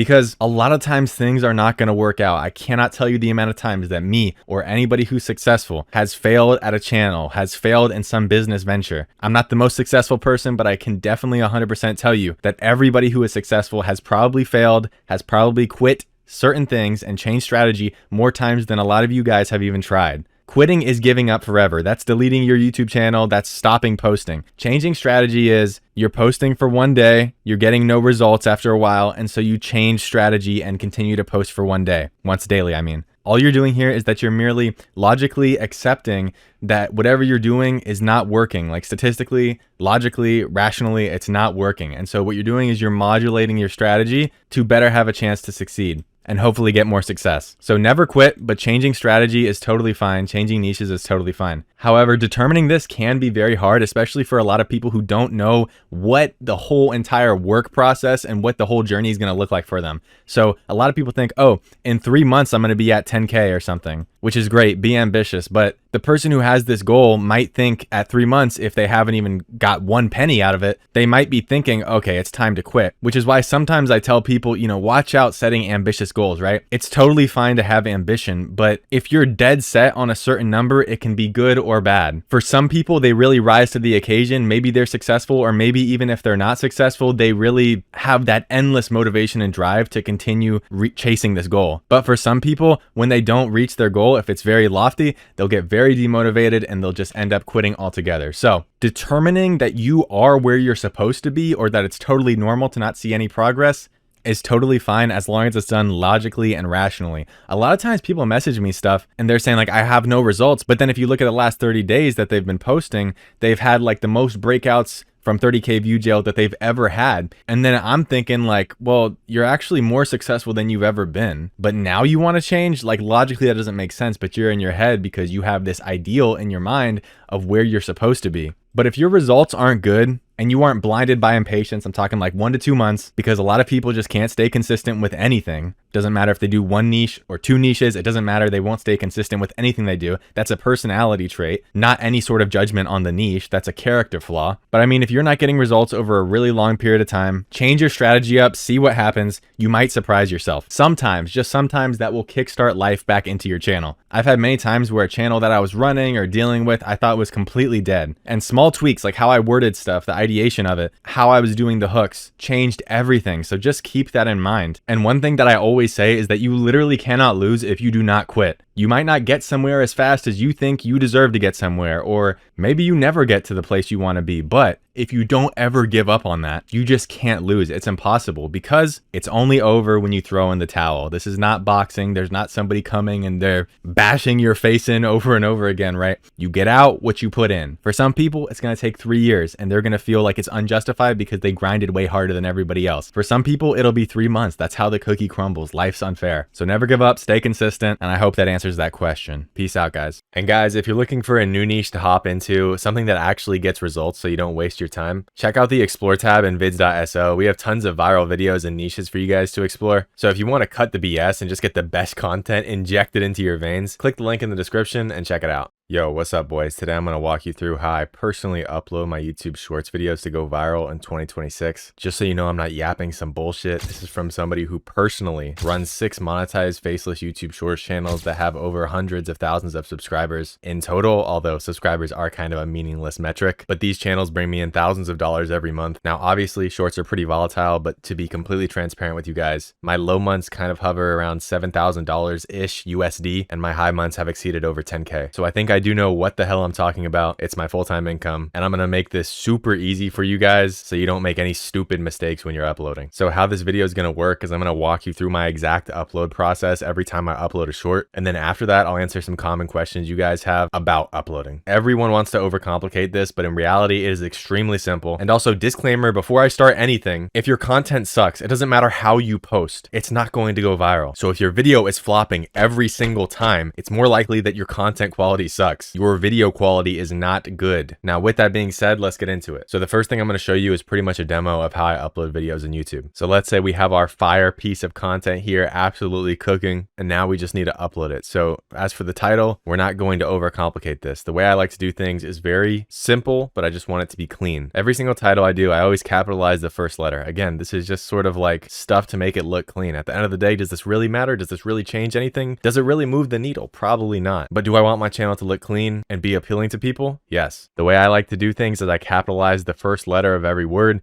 and then I add an emoji that fits with it. So if it's a ranking video, ranking the most unexpected fails, facepalm emoji. If it's a fitness commentary video and I'm talking about somebody's crazy back transformation, his back transformation is insane, flex emoji. We're not going to be overcomplicating this. I usually like to add an emoji at the end just because I think it looks kind of cool. But obviously one thing you shouldn't do here is you shouldn't expose the payoff. You shouldn't spoil the video. If your video payoff is somebody getting slapped and the viewer doesn't know that at the start of the video, maybe don't make the title, "He got slapped," okay? Because then they know what happens during the video and you spoiled the entire thing. For shorts, the description literally does not matter. This is just because I'm on my long form channel right now. The channel that you guys are watching literally do not matter. I don't add a description to any of my videos on shorts. Playlist, you could make a playlist of all your shorts and just add every video to that, but ultimately does it really matter? No, most of your viewers are going to be coming from the shorts feed. Is this video made for kids? This is a big one. I want you guys to select no, it's not made for kids. Always no, always no, always no. Never select yes, it's made for kids. There's pretty much nobody watching this video who makes content solely for children. Even if you're making brain rot shorts, you select no, it's not made for kids because that is not the only audience that watches your video. Age restriction, do not restrict your video to viewers over 18. You shouldn't be posting anything that gets this checked automatically. You shouldn't be posting anything, to be completely honest, that you would ever need to check this for YouTube Shorts. So ideally, no every single time. Pay promotion, brands, these are not important. Altered content, this is important. If you're making AI videos that have background footage, press yes. If you're making AI videos that are taking a character like Ronaldo and making them speak and pretending it's them, press yes. As per YouTube's policy, you're required to tell us if your content is altered or synthetic and seems real. This includes realistic sounds or visuals made with AI or other tools. So if you're generating a ton of sound effects with 11 Labs, also select altered content. Will that really matter in the long scheme of things? Sound effects, not so much, but if you're generating footage that seems kind of realistic, even if it's background footage and you're not disclosing that it's altered content, YouTube does not like that. It doesn't change anything about your content, so just hit yes if it applies and no if it doesn't. For me, all of my content is no. These are whatever. Tags, again, not important. For shorts, these are things that really don't matter at all, to be honest with you. Some people say you need tags. You need tags in your description. This is just total crap. Category, again, does not matter. If you selected music by accident, it doesn't mean that your video about Legos is going to get put in the same category as music videos, okay? It does not matter. If it's forcing you to select one, just choose one that seems pretty accurate. But other than that, it doesn't really matter, especially for short form content. For a related video, you can add another short that you made, especially if it's in the same kind of niche or a similar type video. Some people will click it, most people won't, but it can help you get a few extra views. In terms of how to publish, whether you're publishing private, unlisted, or public, if you're publishing right now, hit public. That will instantly make your video go live and ideally push it instantly to the shorts feed. If you want to make the video public later, but you want to publish it now, so that way you can just select public from your phone and have it go live, you can select unlisted. That's what I personally like to do. I don't like to schedule shorts. I'm pretty sure I'll be talking about that later on in the video. Few more things. Thumbnails on YouTube Shorts. Notice how there's no option here to change the thumbnail of my YouTube short. You can do this from the YouTube app on your phone. I like to do that, but the issue is that the YouTube app sometimes caps your uploads at 30 FPS. Doesn't happen for everybody, but I have noticed it with others and more importantly with me. So I don't actually use the YouTube app on my phone to upload videos. So what do I use to upload? I use the YouTube Studio app on my phone. This uploads everything in 60 FPS. And then once I upload that video, I'll go into the YouTube app on my phone and I'll be able to change the thumbnail. So that way I can have 60 FPS and a good thumbnail for my shorts. That's how I do it personally. Some people like to upload from their PC and then go on their phone and change the thumbnail. Some people say, oh, upload on YouTube PC because it'll tell you if the music is copyrighted or something. Okay, again, all this stuff is BS because if you're uploading under 60-second shorts, you can use whatever music you want. And real quick, guys, if you're struggling with this and you want some help monetizing or scaling your YouTube Shorts channels, I do one-on-one coaching to help people with exactly this type of stuff, analyzing their videos, their niche, giving them real feedback and helping them actually print money with YouTube. It's real one-on-one time with me personally and personalized advice for your channel. I just launched a few weeks ago, but the results are already pretty crazy. I'm not gonna lie. I got one guy monetized. Shout out my boy Morris. His first day of being monetized, he just made $150, which is amazing. Also, Nurik just hit 18 million total views, which is about 10 million engaged views. So he's gonna get monetized in just about 5 days here because there's a slight lag in YouTube Studio. And I'm helping a bunch of people literally speed run YouTube Shorts monetization, which is honestly sick to see. It makes me super happy. I'm also also helping some people scale their channels as well who are already monetized. So whether you're new and you want to monetize a channel, or you're already monetized and you just want to scale, I can definitely help you out. Click the first link in the description to apply to work with me if that's something that you're interested in, and let's get back to the video. All right, now I want to answer some common questions I get. Number one, does the posting device matter? So as I touched on a little bit ago, I prefer to post from the YouTube Studio app. That's just me personally, for all the reasons I mentioned before, thumbnails and 60 FPS, and that's what I found to be the best method for me. But I also mentioned this in a previous video, which you should definitely check out, dude, which is that if your videos seem to be in zero view jail, you should definitely experiment with posting on different devices, because I've seen that help a few people. Other than that, you can post wherever you want, phone, PC, YouTube Studio, it doesn't really matter. Number two, should we schedule out shorts if we want to upload in advance? Now, I personally found that I get worse results when I schedule out shorts. This is totally personalized, although a lot of people in my community have reached out to me and said, Max, you're the GOAT. Can you be the godfather of my children? Please, can I name my firstborn after you?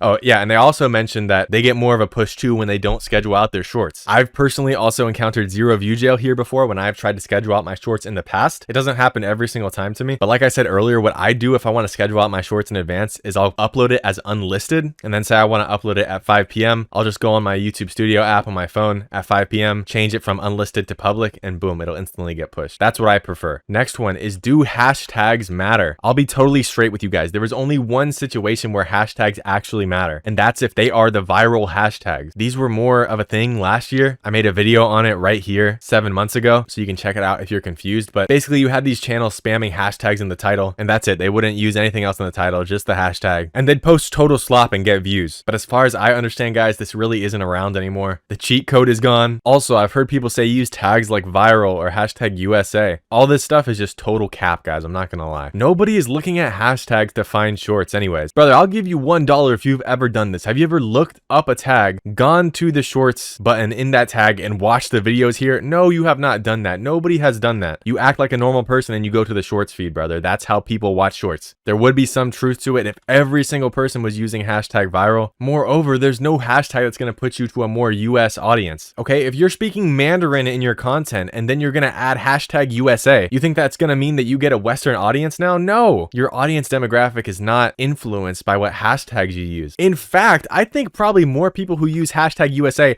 are probably from outside of the USA. So literally you might get a worse audience demographic by doing this. That's just a theory I have though. But at the end of the day, how are we going to get a higher RPM audience? How are we going to get a more Western audience? Well, a higher RPM US audience comes from English commentary, English trends, references to American figures, American politics, etc. And of course, an older audience. Another common question I get is, does the posting time matter? You see vidIQ, this extension right here, is telling me the peak time is 6 p.m. to 8 p.m. This question usually comes in two variations. Number one, does posting in a USA time zone give me a higher USA audience? And number two, in my audience tab, it says my viewers are more active on YouTube during these times, for example, on my channel. So I should have to post during this time period. The answer to number one, it doesn't really matter. I've had videos that are posted at 2 a.m. I'm in the USA and they still get majority US audience because like I said earlier, your audience is determined from what kind of content you're posting, what you're referencing, etc. It's not from necessarily when you're posting. The only truth to it sometimes is that sometimes you might get a faster push if you post when all of your viewers are online. Say for example, on this channel, it says a lot of my viewers are on around 11 to 12 a.m. Does that mean if I post at 9 p.m. that means that nobody's going to see my video? No, it just might take a few extra days to get my video pushed out. So say for example with shorts, if we're taking the 30k view range, let's say for example you post in a dead time zone, it takes 24 hours to get 30k views but then it dies. Or you could post at 1 p.m. when all your viewers are active, you get 30k views in 30 minutes and then your video dies. Either way, you're still getting 30k views and your video's dying. Same exact result. And there's weird push patterns with YouTube. Sometimes a video takes multiple days to get pushed out. Sometimes it gets pushed out in 15 minutes. Okay, so I wouldn't put emphasis on either one of these things. So that's exactly all of the sauce for how I personally upload YouTube Shorts in 2026. Like always, I don't gatekeep anything. So drop a like and subscribe if the video helped you out. Also, I just noticed only 10% of you guys got all notifications on my channel, man. Smash that notification button, bro. We got to pump these numbers up. Let me know what other video topics you guys want me to cover. Now, if you've been posting shorts for a while and you just haven't been getting the views you want, or you're unsure of what's going wrong so you can finally get monetized. If you're monetized but want to scale so that you can make YouTube Shorts your full-time income, click the link down below and apply to work with me. I have so much experience not only scaling my personal channels, but also helping other people scale their channels and monetize their channels. And honestly, from my heart, it genuinely gives me a lot of satisfaction to see my students winning and succeeding, and I really put my all into them. So if you're serious about YouTube Shorts and you want personalized guidance so you can grow faster, click the first link in the description and apply to work with your boy. With that being said, I hope this video helps some of you guys out, and peace. One thing that I didn't mention here is that in vids.so we have this awesome section called the pre-post video check. So that way you can get feedback on a video you made before you even post it. So that way you have a much better chance of going viral. So you literally just upload your video in the app and it'll immediately start analyzing it. And within just a little bit of time, we get a whole little report card based off the stuff that we're doing good, things that we can do to maximize our reach, as well as a video checklist, and literally people that you can steal inspiration from. So this way you can get feedback on a video you made before you even post it, which gives you a much better chance of going viral. So if that sounds interesting to you guys, or you just want instant feedback on your videos or channel, check it out. Yo, what's up, boys? Today I'm gonna show you guys how you can edit a perfect YouTube Shorts video so that you can always go viral. I'm gonna be walking you through the entire process, and I don't want to yap too much, so let's just get into it. So the basic process is very simple. We're just going to find a viral clip, add a voiceover to the video, add some transformation with some visual and sound effects, just to make it transformative and really make a real saucy video. So the first step is to find the viral clip. Now this is just a random clip that went viral on TikTok. I'll play it for you guys. It's actually 2 clips, but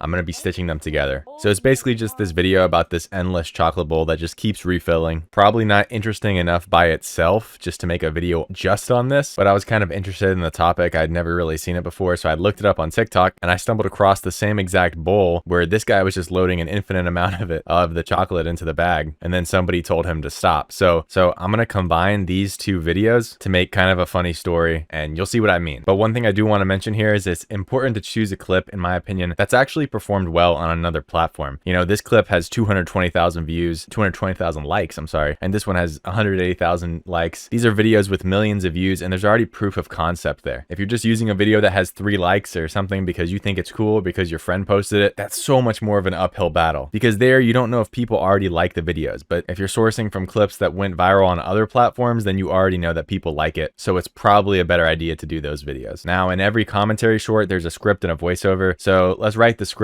and do the voiceover. I already have the script right here. This is not going to be a full in-depth script writing video, but if you guys want that, just drop a comment and I can also drop that as well. But I am going to explain what I wrote, why I wrote it, and how I structured the script. Before that, guys, real quick, I do want to mention, if you're running a YouTube Shorts channel and you're stuck under 30,000 views no matter what you post, I work with people one-on-one to fix that. Right now, I've already helped 3 people get monetized on YouTube Shorts, and I'm working with a few others to scale their already monetized channels as well. I can only take on so many people because you do get direct access to me, but I have a few more spots open. So if you're serious about making money with faceless YouTube Shorts, the link to apply to work with me is going to be in the description. But we're in 11 Labs, and here's the script. People are calling this endless chocolate bowl a giant scam because every time you grab a Kit Kat, the bowl refills just like magic. But when this homeless guy showed up, he brought a huge bag and started filling it as fast as he could. And even though he thought he cheated the system, the owner saw him and stopped him. By the way, if you don't have an 11 Labs account, I'll leave the link for it in the description of the video just to make it easy. And you're in luck because the sexy creator of this community cloned his own voice so you can use it in 11 Labs. I'll put the link for that in the description as well. So this is a very basic script structure, but I want you guys to pay attention to this. So for the hook, people are calling this endless chocolate bowl a giant scam. Number 1, it inspires curiosity in the viewer. They want to know how it's a scam. Number 2, endless chocolate bowl. How is that possible? I could also have said infinite chocolate bowl. Again, inspires curiosity. The viewer doesn't know how that's physically possible. Oh, that's because it's not, but it's the way we're phrasing it. YouTube Shorts is all about framing. If I just said this chocolate bowl refills itself and it's really cool, nobody cares. But if I say it's an endless chocolate bowl and it's a giant scam, people care way more. It brings emotion into it. I can go into this all day, but for the sake of this video, that's the explanation of the hook. Because every time you grab a Kit Kat, the bowl refills just like magic. Just adding a little bit of context here. You know, I don't want to spoil anything right now, but I'm just laying it out for the viewer so that they know when you grab a Kit Kat, the bowl is refilling. But when this homeless guy showed up, he brought a huge bag and started filling it as fast as he could. This is just a little twist. Obviously, the guy's not homeless. We're just capping, which a lot of people are afraid of. You know, you can just make up your stories on YouTube Shorts, right? But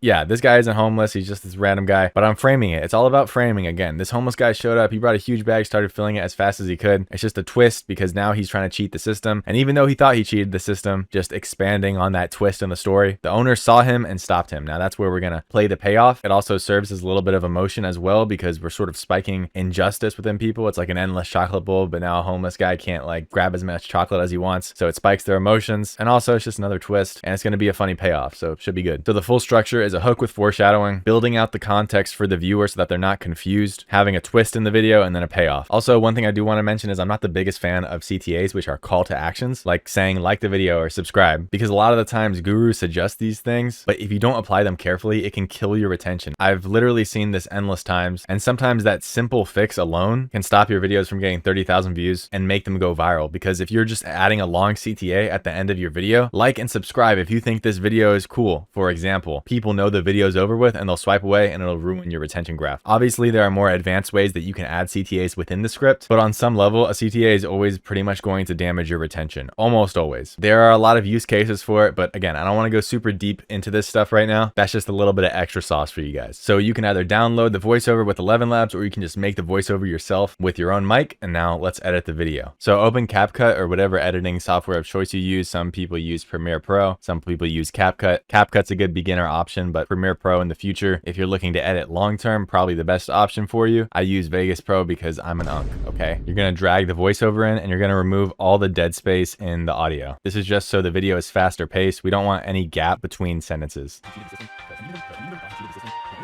Then we're gonna drag our clips in. This clip has some captions on top of it, so I'm just going to duplicate the layer, add a mask, and then add some Gaussian blur so that way the caption is kind of blurred out. Make sure for each sentence we kind of have a clip cut. It just looks really clean. Like for example, after the hook, we're going to cut to a slightly different clip. You can see right here. Calling this endless chocolate bowl a giant scam because so now we're moving to a different clip after that, and we're just going to do that for every sentence. Okay, for the hook here, I actually added 2 different clips, right, just to kind of make it look even better. People are calling this endless chocolate bowl a giant scam because now we're moving on to the context of the video so you can kind of let it play a little bit more.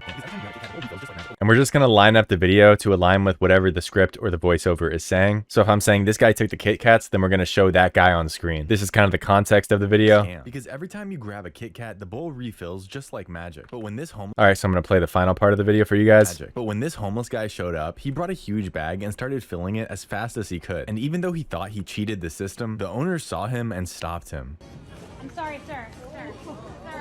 And then obviously we have the payoff at the end where the owner tells him to stop. Okay, so now we have the basic structure of the whole entire video. So we can go through, actually make it transformative, add sound and visual effects and really whatever else you want to add just to make it saucy. All right, so I went through, added some visual and sound effects, and I'm going to play the whole thing for you guys. Obviously this is a pretty basic tutorial, but you'll get the general idea. I'll let it play through once and then I'll kind of describe some of the stuff. People are calling this endless chocolate bowl a giant scam because every time you grab a Kit Kat, the bowl refills just like magic. But when this homeless guy showed up, he brought a huge bag and started filling it as fast as he could. And even though he thought he cheated the system, the owner saw him and stopped him. I'm sorry, sir. I'm sorry. All right, so first thing at the beginning, we have a basic pop sound effect, and that just creates this sound. People are calling. And then we added a red circle, and then we just keyframed that with her head so it kind of moves wherever her head goes. Then next we added a little riser to give it this sound effect. Bowl, a giant scam. Because while we actually zoomed in the script here onto this lady. Then we're back to the context of the video, and I did a little whoosh sound effect when I zoomed in on this lady right here. Time you grab a Kit Kat, then I did another pop sound effect, and I did an arrow this time and keyframed it with this guy's head. Very simple, same exact process, so it just moves with him. And then as soon as I was done with that, I did a little zoom sound effect, and I also added a cinematic boom to make it kind of more dramatic. You'll see what it looks like. But when this homeless guy showed up, he brought a huge bag and started filling it as fast as he could. Then I didn't really have much else to add here, so I just added a zoomed up picture of him, like, so it looks like he's taking even more Kit Kats than he actually is. Even though he thought he cheated the system, the owner saw him and stopped him. I'm sorry, sir. And then we just have a Vine boom sound effect at the end, kind of just accentuating that it's a funny clip and it should be taken as funny. Like I said, you can get way more advanced with the editing style if you'd like. You can go way harder, add more fitting sound effects, more visual effects, and really just go crazy with the editing. Whatever you want to do, it's your video, you are the creative. And that's literally all I do. I built multiple monetized faceless YouTube Shorts channels this way, and these take literally like 20 minutes to bang out. Speed and efficiency is key. It is extremely important. Most people go wrong because they spend hours on these videos. They burn out. These are basic commentary videos. These should take you like 30 minutes of your time at maximum. Why? Because not every video is going to go viral, but the ones that do go viral will completely make up for the ones that do not go viral. Trust me. Now guys, I don't gatekeep anything on this channel. I have so much sauce on this channel, basically documenting anything and everything that I can and giving you guys as much knowledge as I can completely for free. But I do have a one-on-one mentorship, one-on-one coaching program where I help people do exactly what I do, whether it's you have no idea where to start and you're trying to monetize, or you already have a monetized channel and you just just want to scale, but you need some help, I can help you with whatever stage you're at. YouTube Shorts really aren't that complicated once you have somebody who's done it for years giving you feedback on all your videos. It's not me being cocky, I'm not that type of guy, but I'm just confident and I'm already getting results from my students. To be honest with you guys, most other gurus flex stats that aren't theirs, or they only flex stats from like a year ago. Because why? They don't actually still make money off of YouTube Shorts. But this is literally what I do full time. I have all the proof on my channel. I've been transparent even back in the very beginning when I used to make $5,000 a month, and I've never been one to lie about my revenue. I don't need to, because the numbers speak for themselves. Obviously, I'm posting a lot more. That's because I don't have a 9 to 5. You know what I mean? I make YouTube Shorts, bro. That's what I do. So I have all the proof on my channel. I actually get people results. So if you're interested in working with me one-on-one, click the link in the description to apply. And I hope this video helps some of you guys out. Peace out. Hey guys, today I want to cover exactly how I make my YouTube Shorts. And I really want to show you guys step by step how to make these videos and go viral. By the way, I appreciate all the support recently. You guys have been killing it. So this is the way my second channel is going to get monetized within like 50 videos. And I know this because I already have the views. I'm just waiting because in YouTube Studio, the views are delayed by a few days. But this genuinely works. And once you fully understand how to make these videos, you can start printing relatively quick with these type of videos, man. Now, I should say this before I start. If you guys have a commentary channel or ranking channel and you have over 1 million views, email me. My email is going to be in the description of this video and also my YouTube bio. I can get you guys set up making money with a music deal, even if you're not monetized on YouTube. Just try to make sure, guys, if you're going to email me, please have at least 30 videos posted or something. It takes a bit of work to onboard you guys to the music program, so just stay consistent for at least a month before you email me, because it's not going to be worth it at all if you're not consistent anyways. I wanted to make this the first video in a sort of mini series I want to do, because I went over the ranking niche, and then I went over the commentary niche, and this is what I got monetized in. And I thought that I had explained it enough, like I thought it was pretty self-explanatory, and then people started asking me questions on the commentary video, like, how do I edit these commentary videos? And I was thinking like, oh, I can make a quick video on that. But when I asked you guys on a community post what topics you want me to cover, I realized a lot of you guys just straight up have really no idea where to even start with this. Like, you need help from the beginning to the end. You guys don't know stuff like how to find the content or how to edit the commentary videos, how to edit and do commentary. By the way, side note to this comment, I want to address this real quick. This is sort of off topic, but it's still to do with commentary videos, so I'll just throw it in this video. He asked, do you think the AI commentary niche will start to not be good anymore? Because I've seen people that comment on those videos and they aren't very happy with AI voices and all the editing. Honestly, I don't think it's going to slow down, man. I think if anything, it's going to increase. And I'll tell you like this, bro. I use my voice instead of an AI voice, and people still comment hating. You know what I mean? Like, and part of that is because I legit rage bait people in some of my videos. Like, who cares if you're getting negative interaction, bro? My content is monetized. A lot of you guys don't understand this. I mean, it's cliche, but like, negative attention is still attention when it comes to YouTube Shorts. People commenting, as far as whether it's hate or positive, honestly doesn't really affect me. A comment is engagement, and engagement increases views. So people can comment all the hating that they want, bro. When that check clears, I'm gonna get my money still. So yeah, I just kind of realized a lot of you guys really have no idea where to start. And so that's when I decided I'm probably gonna make this into a small mini series of like 2 to 3 episodes where I'm just giving tutorials after tutorials, giving y'all everything you need to know, all the sauce. And that includes how to find the videos, how to edit them, and of course, how to post them. So I say all that to say, if you're looking for a detailed guide on how to start making commentary shorts and eventually get monetized, this will probably be the best series you can watch. So this episode is going to be all about picking a niche and finding content. Next video will probably be about straight up editing the videos, and I'll probably edit a video on recording for you guys so you can see the process. So for this video, I have to mention this. Before you do anything, you have to watch my 0 view jail video. A lot of you guys didn't watch this. The reason why this is so important is because throughout this video, my most recent video, I talk about warming up channels and the general process of that and what that is supposed to look like. If you don't follow the process to get out of 0 view jail before you start making the videos, everything's going to be useless, because it doesn't matter if you're posting Mr. Beast level quality of shorts, bro. If you're stuck in 0 view jail, nothing you post will get pushed. So I'm assuming at this point in the video, if you're still watching this video, you have watched my 0 view jail video, or at the very least, you're out of it. So now it's time to pick a niche. So the 3 niches I would currently recommend, this is my personal opinion, would be fitness / sports, science and nature, or food mixed with maybe a bit of history. Now, you guys know, if you've been watching me for a while, I personally do the fitness niche. Listen to me closely. If you do not have a passion for a niche, do not do it. I repeat, do not do it. You are not going to stick with it. It is impossible to make videos over a long period of time that you have no interest in. I chose fitness because I am into fitness. I used to watch bodybuilding contests. I know bodybuilders' names off the top of my head. That's why I could tell you this dude who I did the channel review on, I could tell you the name of this guy, Nick Walker. just by seeing his back. Pick a niche that at the very least you are interested in. If that's fitness, cool, do it. But if you're not interested in it, do not copy me. I know a lot of you guys are not going to listen to this, and this is going to go in one ear and out the other. And that's just, a lot of you guys will never be successful because of that. You have to take your own passion and take other people's advice. You're never going to copy exactly what me or somebody else is doing and make money. We are not the same, lil bro. Do not get it twisted. We are different people and we have different interests. I cannot choose your niche for you. Use your brain. Use your brain. And you have to be interested for a few reasons here. Number one, you're not going to burn out. Consistency is king in YouTube Shorts. Number two, you're going to have knowledge of the topic, even if it's surface level. Your passion will shine through. You can tell, guys, when somebody doesn't care to talk about a topic. And number three, and probably the most important, you're going to have a better idea of what videos to commentate over and what to say, which maybe some of you guys don't understand, but being interested and knowing a bit about a topic makes you so much more effective when you write those scripts and make the video. Now, for each of these niches, you're going to find the leaders. So I'm going to give you a few. This is not an exhaustive list. For fitness, you're going to look at Gain Sanity. For food mixed with a little bit of history, I would look at Curious Wolf. And for science and nature, I'd look at Discovery Dose. All of these people are killing the game right now. These aren't the only channels or niches you can do. This is just going to be a starting point for you. Now, let's say, for example, you were to choose the science niche. What you're going to do is you're going to make a new YouTube account and you're going to subscribe to this guy. Next, you're going to go through a bunch of his videos and you're going to like them and you're going to watch them all the way through. Then you're going to go to the shorts feed, and in the shorts feed, you're going to either dislike the videos that don't fit into the science niche, or on mobile, you should be able to hit not interested on everything that isn't your niche. I haven't done it in a while. I think that's an option. If not, just dislike the videos. What you're doing is you're telling the algorithm, I like science commentary videos.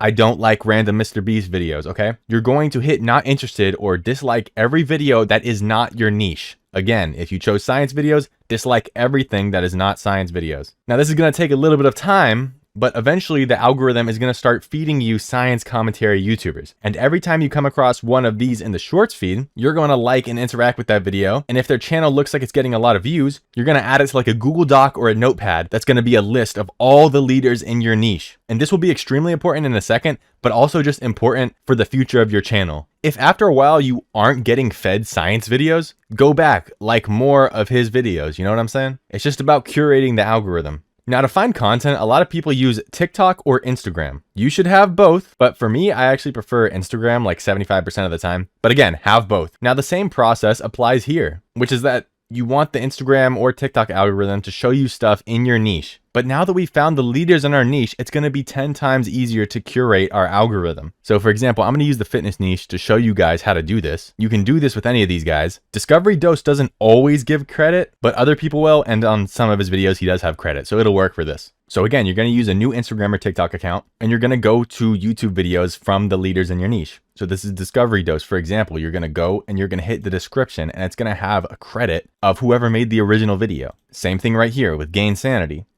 Boom, James Gibson, right on Instagram. So what you're going to do is you're basically going to copy this. You are going to find these guys and find the exact video that was taken. So this video is like him in a pool, James Gibson on the left. And just like that, we found the video, okay? You're going to watch this through, like it, comment right here, watch it through a few times. Basically just what you do on YouTube when you're warming up an account or when you're trying to get the algorithm to show you more videos like this. Do this process for like 10 videos. Then you're going to go to your reels on Instagram and you're going to scroll through. And again, I usually do this on Instagram. I know for a fact you can hit not interested on these. I don't know why it's not letting me in a desktop, but you're going to do this on your phone and just hit not interested on videos that don't apply to your niche. And eventually you're going to start getting fitness content. If it's still not working, you're going to go find more accounts, find the original videos and interact with them more. And eventually the way that these algorithms work is that it will start showing you fitness and sports videos. Then what's going to happen, your account is going to start showing you a bunch of original videos in your niche that you'll be able to commentate over. So that's how you set up your channel for success, as well as how you actually source your content. And it's just going to be fed straight to you right on your account, and you can choose interesting videos to commentate over. I think that's everything I need to go over for the basic startup process. That's the first mini episode in this series. Like the video if you guys want me to post episode 2. And in that one, I'll probably be editing a video in real time so you guys can see exactly how I personally edit. Let me know if you guys have questions or I missed something. Hope this helps you guys, and peace out. And I know all this sounds easy, but it can take a few hours if you're not used to it or if you're a beginner. So remember guys, if you just want to skip all the BS of sourcing content and just find viral videos every single week without having to deal with the horrible YouTube Shorts feed or how bad the YouTube search feature is, check out the link for vids.so in the description.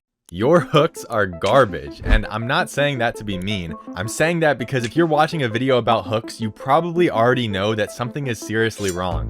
But you're in exactly the right place right now. Today, I want to talk about 5 different types of hooks that are really driving views on YouTube Shorts. But before we talk about that, why does it even matter? Because a lot of you guys are out here grinding out the editing, grinding out the niche research, grinding out the clip sourcing, and thinking that you're doing everything right, and then you just throw away a hook like it's an afterthought. But for a lot of you guys, that might be where your video is falling apart, because the reality is that Microsoft literally did a study and found out that the average human attention span is about 8 seconds now, which means that you likely literally have the attention span of a goldfish, if not shorter than a goldfish. And it's gotten worse throughout the years. Another researcher studied this for 20 years and found that by 2020, most people couldn't focus on a single screen for more than 47 seconds. And of course, we can only assume it's gotten way worse than that. Now you might think, oh, 47 seconds is such a long period of time for short form content, except for the fact that shorts and short form content literally get judged harsher by the viewer. You have 1 to 3 seconds to really get your impression across of whatever you're talking about in the short form video before somebody swipes away. And this environment where nobody can pay attention is exactly where your video is being dropped into. This is what you're up against every single time you post. I say all that to say, if the hook isn't really compelling the viewer in the first 2 seconds, it doesn't matter how good the rest of your video is because nobody will watch it. And to show you guys how important this is, above everything else, I want to show you guys these 2 videos. They're in the same niche and they have the exact same original clip, but they have one sentence that is the entire difference.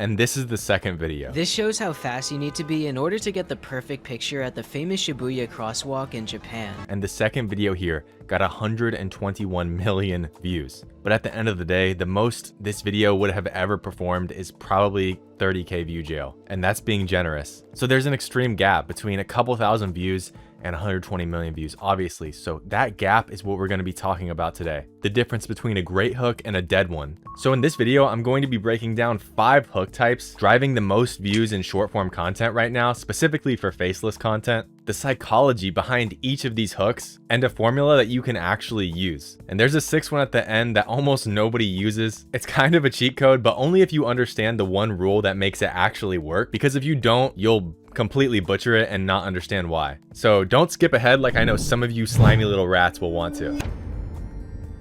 Hook type 1, the pattern interruption. Okay, so this is one of the most powerful hooks that if done right, almost anybody can utilize perfectly. And once I explain it, you're gonna get a little bit annoyed at yourself for not noticing this everywhere before. Do you guys remember this video by Ashton Hall about his morning routine? There's this huge guy, completely dead silent. It's doing like these weird, just totally bizarre things. Zero explanation, but it's just all ridiculous stuff. This format collectively for this guy got him billions of views. And it's a perfect example of what I'm talking about. You didn't choose to watch this video. Nobody chose to watch this video, trust me. You just got plopped in here and this guy's soaking his face in water, okay? Before your brain even caught up to what was going on in the video, you were like halfway through it. So here's what's happening. Here's the psychology behind this hook. Your viewer, the person who will watch your content, has probably been doom scrolling for like 45 minutes, even before they stumbled across your video, and everything is blurring together. And then suddenly, randomly, something pops up that doesn't match anything around it. This can happen in a ton of ways. Some freaky, crazy visual, which sort of happened with this video, or something more subtle. Say for example, you're scrolling through shorts and all you're being inundated with is just tons of sounds and sound effects. But you come across a video and it's like completely quiet almost for the first 2 seconds. It's very quiet. I mean, just listen to this video. There really isn't that much going on at all. It's just him pouring ice into a bowl. So your brain doesn't really consciously understand what's going on here. It just kind of locks in. It literally sees this huge jacked man and it just locks in automatically. Because things that don't fit the pattern get the attention first. If you walk into a room and there's 100 people, and they're all wearing black suits, and there's one person who's wearing a glowing pink suit, where are your eyes gonna go? Where's your attention gonna go? That's the basic concept. So how do we use this to our advantage? Well, the formula is pretty simple. Open with a visual hook or like an audio hook even that causes a second of genuine confusion. Like genuinely the viewer cannot understand it or they don't know what they're looking at. And what's important is that you don't explain it at all, actually. You let the viewer kind of sit with it for a second. You let tension kind of build. And then you're going to redirect into your topic. And the key word there is redirect. The confusion has to actually connect to whatever it is you're talking about. Most of the time, you can't just throw some random person on the screen and then switch to whatever. I don't know if you guys have ever seen this guy before. Great content really here. But if you just throw this guy on the screen for 1.5 seconds, it causes genuine confusion. But then if you cut to like talking about refrigerators or real estate, nobody's gonna stay for your video. So it has to be something that connects to the viewer, connects to the story. Otherwise, the viewer's just gonna instantly swipe away and your analytics are gonna look worse than before. So don't do that. If you don't want your retention graph to look like a cliff and then come into my Discord begging me for help, don't do that. But when it's aligned, one of the highest scroll stopping rates ever. And you're gonna see how you can actually take this and morph this into many other types of scripts. And the best hooks usually combine lots of the hook types that I'm going to explain in this video into one hook, which leads us to hook type 2, which is the call out. Now this one I want you guys to pay attention to, because if you remember, this is actually the hook that I used at the start of this video. I told you, I looked you in your eyes and I said, your hooks are garbage. Now that's a call out hook, and I'm going to explain why it works so well and the psychology behind it. Now let me show you why most people get this wrong, because I see it constantly. A bad version of a call out hook would be something like, most creators make mistakes with their hooks. But nobody's stopping their scroll for that because it doesn't sting. It doesn't have any emotion behind it. And it's also pretty vague. It's talking about some vague mistake that the viewer may or may not be making. But a good version, unironically, would be something like,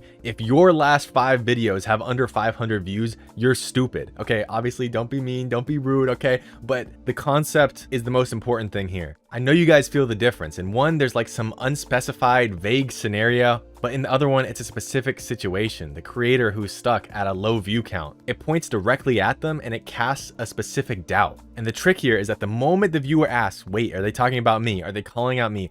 That's when they're hooked. So that's why it can't be too vague, because the viewer won't think that you're talking about them specifically. Now this runs on 2 things. The first one being identity recognition. You said their exact situation out loud and their brain locked in because now it's something personal. For example, take that food out of your mouth, you slob. Okay, for 90% of people, maybe that comment meant nothing, but the 10% of people who are watching this while they're eating a snack or dinner, I bet you listened up for a second because I'm talking to you directly. Secondly, the curiosity gap. The viewer needs to know if they're making the mistake and what mistake it is. So one of the most important things for this type of hook, never say I, always say you. You're talking about the viewer. You're calling out the viewer. Don't say I made this mistake. Nobody cares what mistake you made. I used to struggle with my hooks. That is putting the ball in the viewer's court. You're letting them decide if they resonate with your struggle. Some do, but most won't, and then they'll just end up swiping away. If you're struggling with your hooks, there's no gap to fall through. It's aimed directly at the viewer and they know it. So the formula is that you're going to point at a specific situation that the viewer is in. For example, a hook that would be a great exemplification of this would be,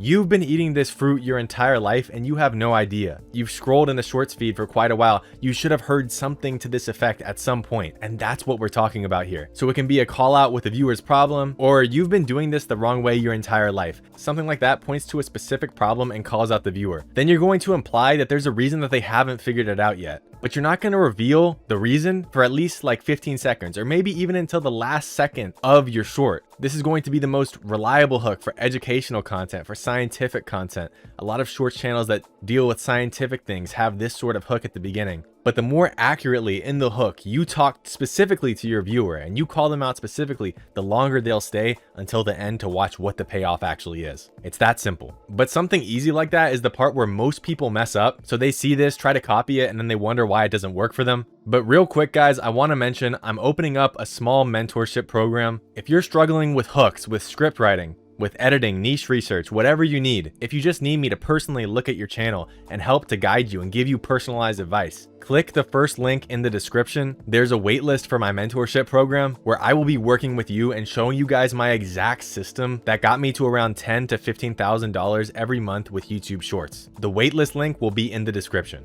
Let's get back into it. Hook type 3, the question hook. Off the bat, I'll tell you guys the most common mistake I see with this. Most people are asking questions that nobody actually cares about, okay? Nobody thinks about these things, and it does not keep people up at night. That's the problem. A question like, have you ever wondered how people become so successful? Nobody cares, okay? I mean, people care, but nobody genuinely cares in a super interested way. Nobody's stopping their scroll for that. Compare it to something like, Do you know why Mr. Beast turned down $1 billion?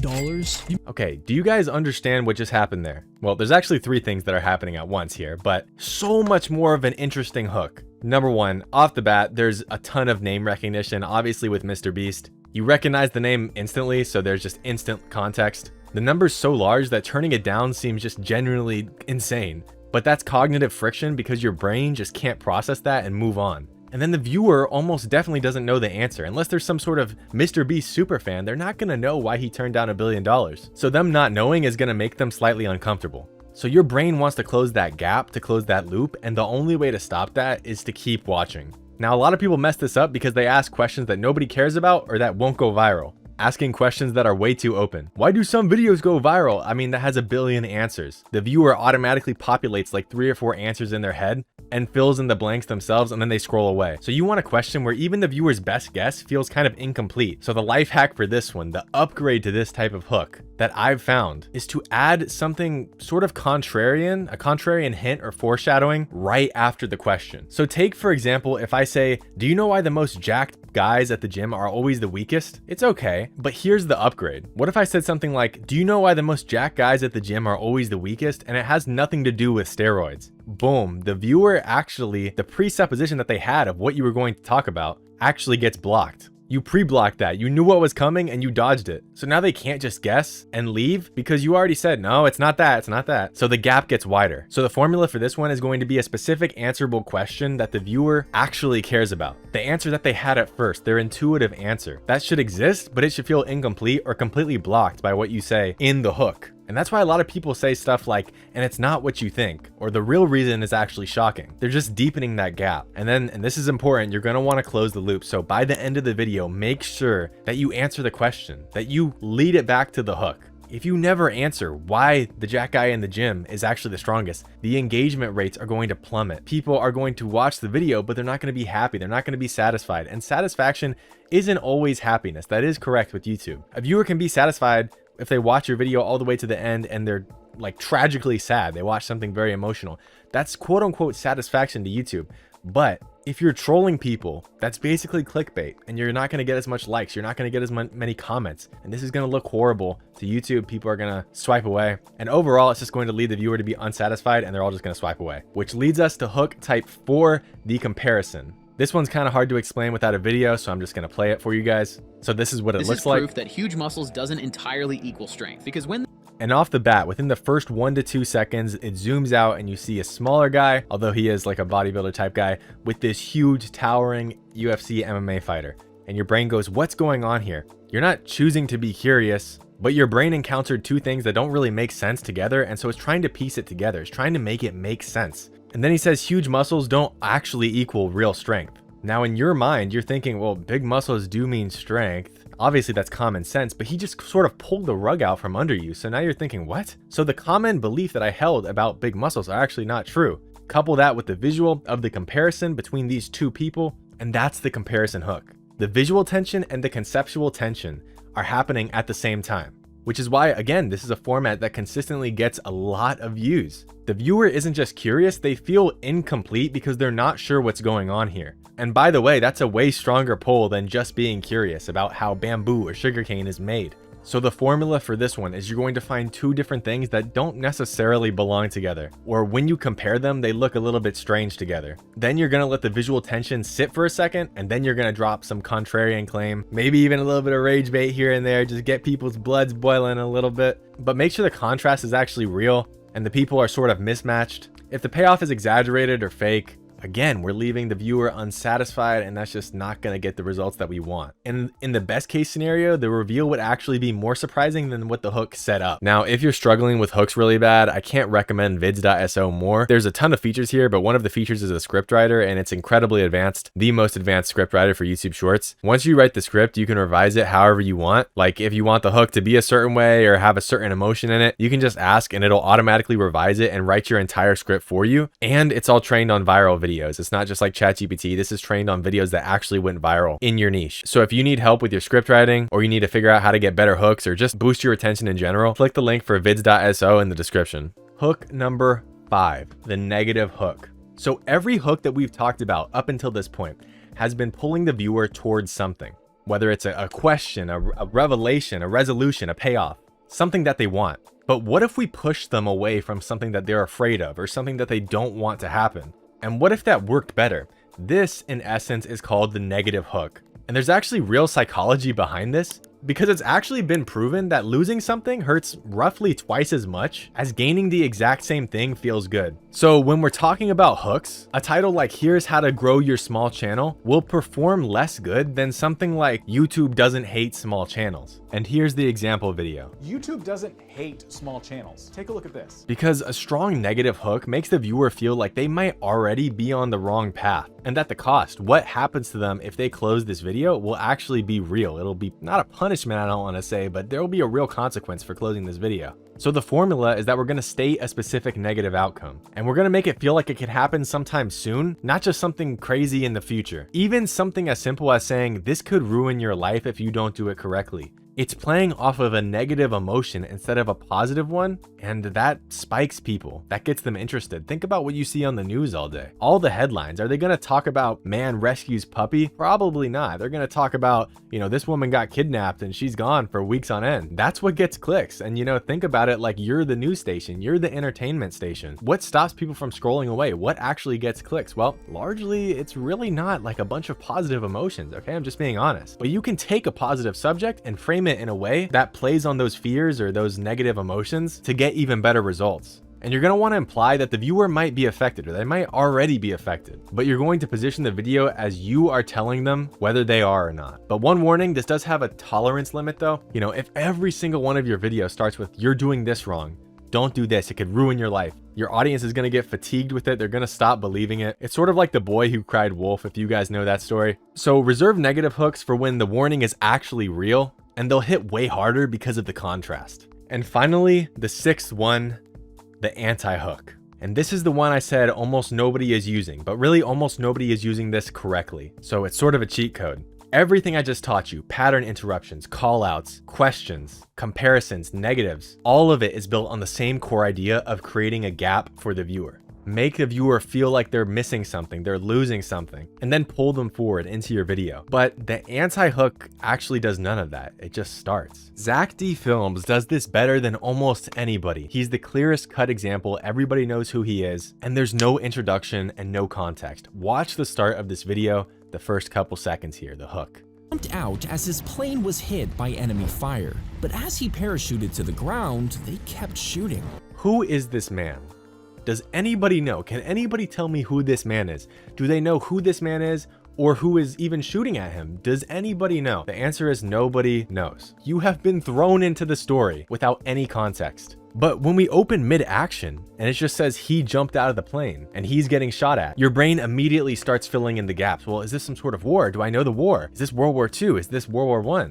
Who is this person? What's happening? Why does it matter? All of these valid questions is what goes through your viewer's subconscious. And that gap filling is attention. To understand this, you need to understand that if the viewer is spending time trying to fill in the gaps, trying to figure out what is this situation, what's going on, rather than thinking about if they want to swipe away from your video or not, you've already won. That's the most important step. If they're thinking about what is going on and they're confused, or they just want context, they're trying to fill in the gaps themselves, that inherently means that they aren't thinking about if they should swipe away from your video or not. And that's why when these hooks are executed correctly, they have some of the highest retention rates, the highest swipe rates out of any of the hook types that I talked about today. There's no tension that needs to get paid off because the story is already rolling. But the rule that makes this all work, what brings this all together, is that the first sentence, the hook, it has to be completely interesting by itself with the zero context that you're giving. And that's why this is an advanced move. If you just say this toaster was doing this, it's not compelling enough for people, okay? So the situation needs to call for the anti-hook. Something high stakes like this. He jumped out of a plane. He's getting shot at as he's jumping out of the plane. That's a high stakes thing. People want to know the context. But if the video itself isn't that inherently interesting, if somebody's just eating some peanut butter, then it probably is not going to work too good. So get the other 5 hook types down first. And then when you can create an opening line that's genuinely gripping with no context given at all, apply it. It will kind of feel like you cheated the system, like you broke the rules. And that's the whole point. And something important that I want to talk about with all of these examples, they're not just one-offs, right? This isn't just an anti-hook. okay? Right here, this guy is jumping out of a plane and he's getting shot at. There's explosions, the plane's falling. That's pattern interruption as well. It's even animated. So it's, again, pattern interruption from just a regular clip that you might see in the real life, or the AI slop that's in the shorts feed. All of that contributes to the pattern recognitions. And so I say that to say the strongest hook types are not one where you just throw somebody in. He took his rabbit out of the cage.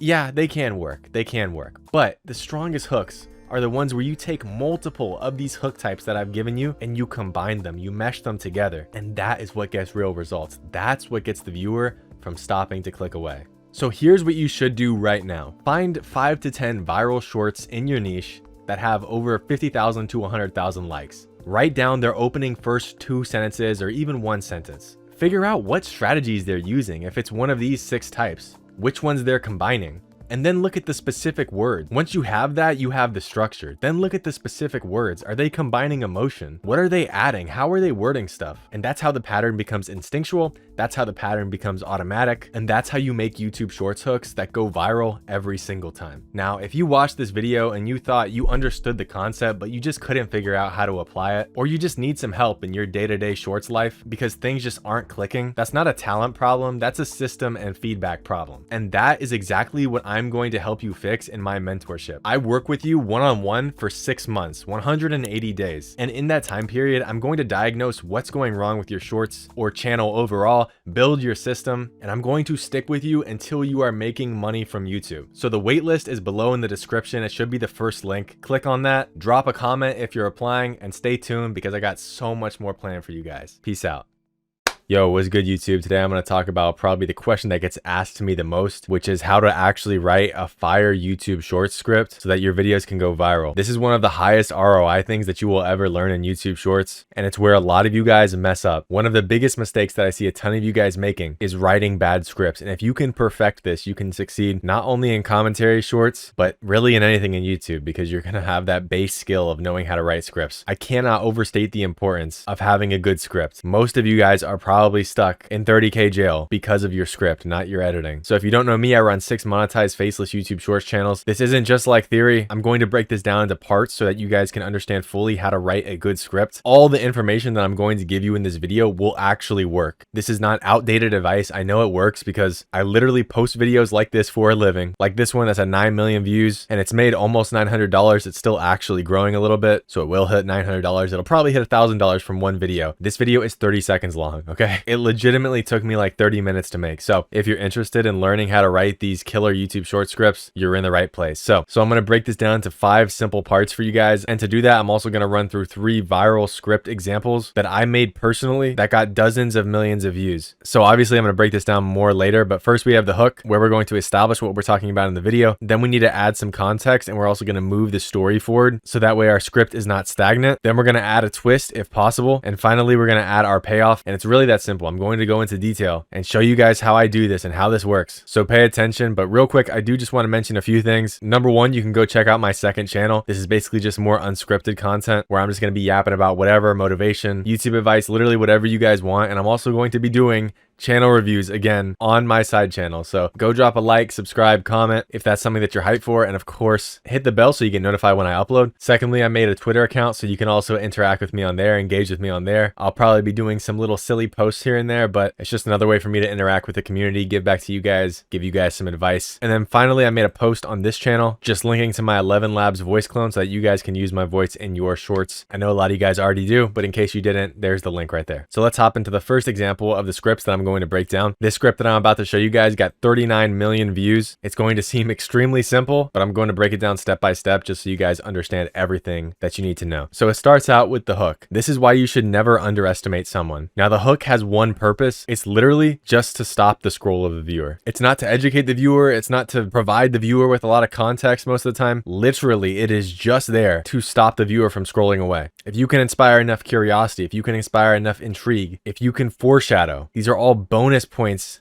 for the hook, okay? When I say this is why you should never underestimate someone, that sets two expectations for the viewer. Number one, that somebody did underestimate someone and they're about to get karma, or maybe they're about to get proven wrong or taught a lesson. And number two, it's going to establish an expectation for the viewer that something is going to happen at the end, which is extremely important because this end part, the payoff, does not matter if nobody actually understands what the payoff is. Not like the payoff is spoiled, but if nobody understands why they should stay to the end, then they won't stay to the end. So you have to foreshadow a little bit, but it's a delicate balancing act because you don't want to spoil anything. So don't be too heavy with the foreshadowing. We just want to add enough to inspire a little bit of curiosity. Then, like I said, we're going to jump into adding context and we're going to move the story forward. Because when this biker challenged this regular guy to a race, everybody thought that the biker would easily win. This sets up some context, right? Because there's a biker challenging a regular guy to a race. It establishes some preconceived notions, like people thought that the biker would easily win. So if the biker doesn't easily win, that subverts expectations. That's satisfying to people. People love to see an underdog story. It's like a teacher knocking out like a pro fighter, right? It's exciting to people. It's novel. But it turns out that the guy on the right isn't just a hipster with glasses. And instead, he's a pro biker, which means he's about to do better than anyone could have imagined. Again, every sentence that I add, I'm moving the story forward. And I also actually kind of jumped into the next part here, which is making a twist, right? So the regular biker was actually a pro biker, okay? He was disguised. Now, hidden stuff does so well on YouTube because it's a secret. It's something that gets unveiled. It's something that gets unhidden. And just people love this stuff, guys. People eat it up because not only does it take a boring story and it makes it interesting by adding a twist, I still haven't even revealed the payoff. Now you can kind of get where I'm leading to, right? He's about to do better than anybody could have ever imagined, but I still haven't spoiled the payoff. I'm leaving crumbs for the viewer. You want them to kind of come to the conclusion at the same time as you do in the payoff, and then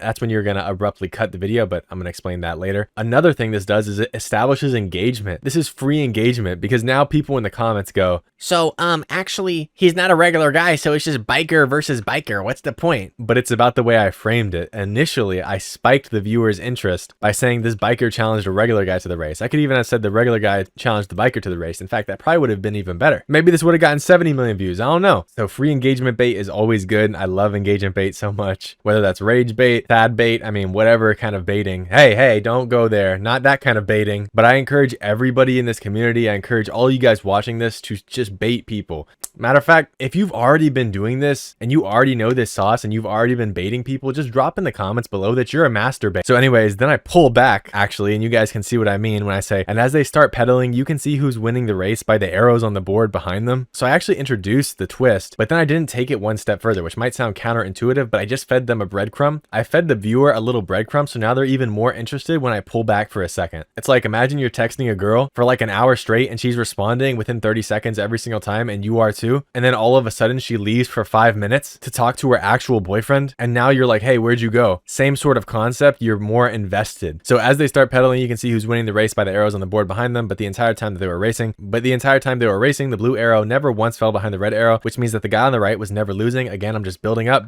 and then the payoff. And as they reach the end of the race, again, just pushing the payoff forward, you can even see the biker on the left looks back to check if he won. Right there is when you cut the video because you don't want to add more. I could have easily said after it to check if he won, and he was shocked. Redundant. It's totally redundant. Cut the video. Save your retention, because once the viewer knows that the end is near, they stop caring. A lot of you guys want to make money online. A lot of you guys want to get rich online. Maybe you're grinding 12 hours a day. If I told you that the world is ending tomorrow, would you spend the last 12 hours grinding? I hope not, because there's no point. Same concept. If the viewer doesn't have anything to look forward to, if there's no point in their time investment in the video left, that is when they'll leave. Always, always, always. I tell people this all the time, please. It is always better to cut your video too abruptly, too quickly, a little bit too soon than a little bit too late. Because a little bit too soon means you get 105% retention, and a little bit too late means you get 95% retention, okay? Always, always, always, always. I cannot stress that enough. Cut the video as soon as the payoff is done. I'm also not a huge fan of CTAs, like the video if you're cool. I'm not a big fan of CTAs like that. It can be done correctly sometimes, and in some niches it's very good, but for most people, I would say CTAs are actually overused and not utilized correctly. Yes, it can boost your engagement rate, but at what cost? If there's going to be a boost in your engagement rate, but you're going to lose retention, I would argue that it's better to just keep the retention. And also, subscribers are mostly a vanity metric anyways, so like,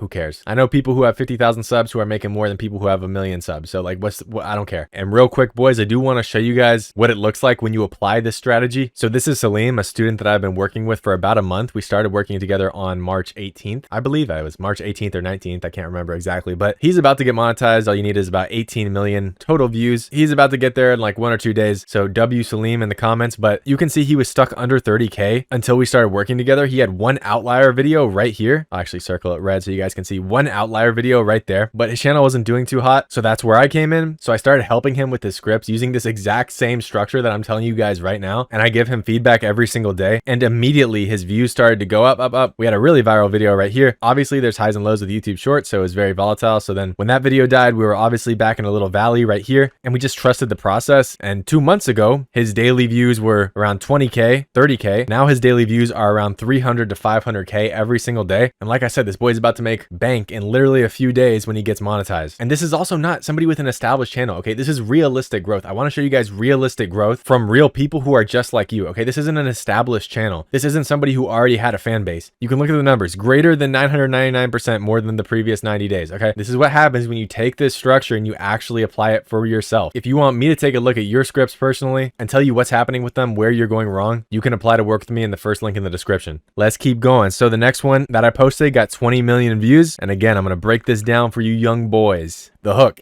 This guy took the game way too seriously, but quickly found out that karma is real. Again, notice every single time, I'm going to sound like I'm repeating myself here, but I just want to hammer this through you guys' brains and your skulls. I don't want to give the viewer too much. I want to foreshadow a little bit, inspire curiosity. So immediately people start thinking, how is it karma? How is karma real? Why did he take the game too seriously? Then every single time I'm just adding context, because after practice, these kids were playing a game of helmet slap where one person puts on a helmet and has to get slapped. Seems like a redundant sentence, but I'm actually adding context to the viewer. If I just said they're playing a game of helmet slap, some people might not know what helmet slap is. And if I just said one person puts on a helmet and has to get slapped, it just sounds like some made up game. So if I say a game of helmet slap, that sounds like it's an organized game that's common. What do we do next? I have to move the story forward and also add a twist if possible. One person puts on a helmet and has to get slapped, but the catch is, that's the twist. If they guess correctly who slapped them, then the person who hit them has to take their place. Sometimes it'll take a second for the viewer to get that because it's worded kind of janky, but sometimes that's actually good. Sometimes that takes a second for them to go like, I don't know what exactly he's saying. Let me compute this. Again, I did the pullback strategy, and most of the kids were going pretty easy on each other, except for one kid who did this, and I showed him doing the slap, but the guy who got slapped instantly guessed it was him, meaning that now he had to sit down. Just moving the story forward. It's very simple. And instead of him getting revenge, he let his teammate do something absolutely priceless. Payoff. Then I show him getting slapped. Now, this is a payoff, yes.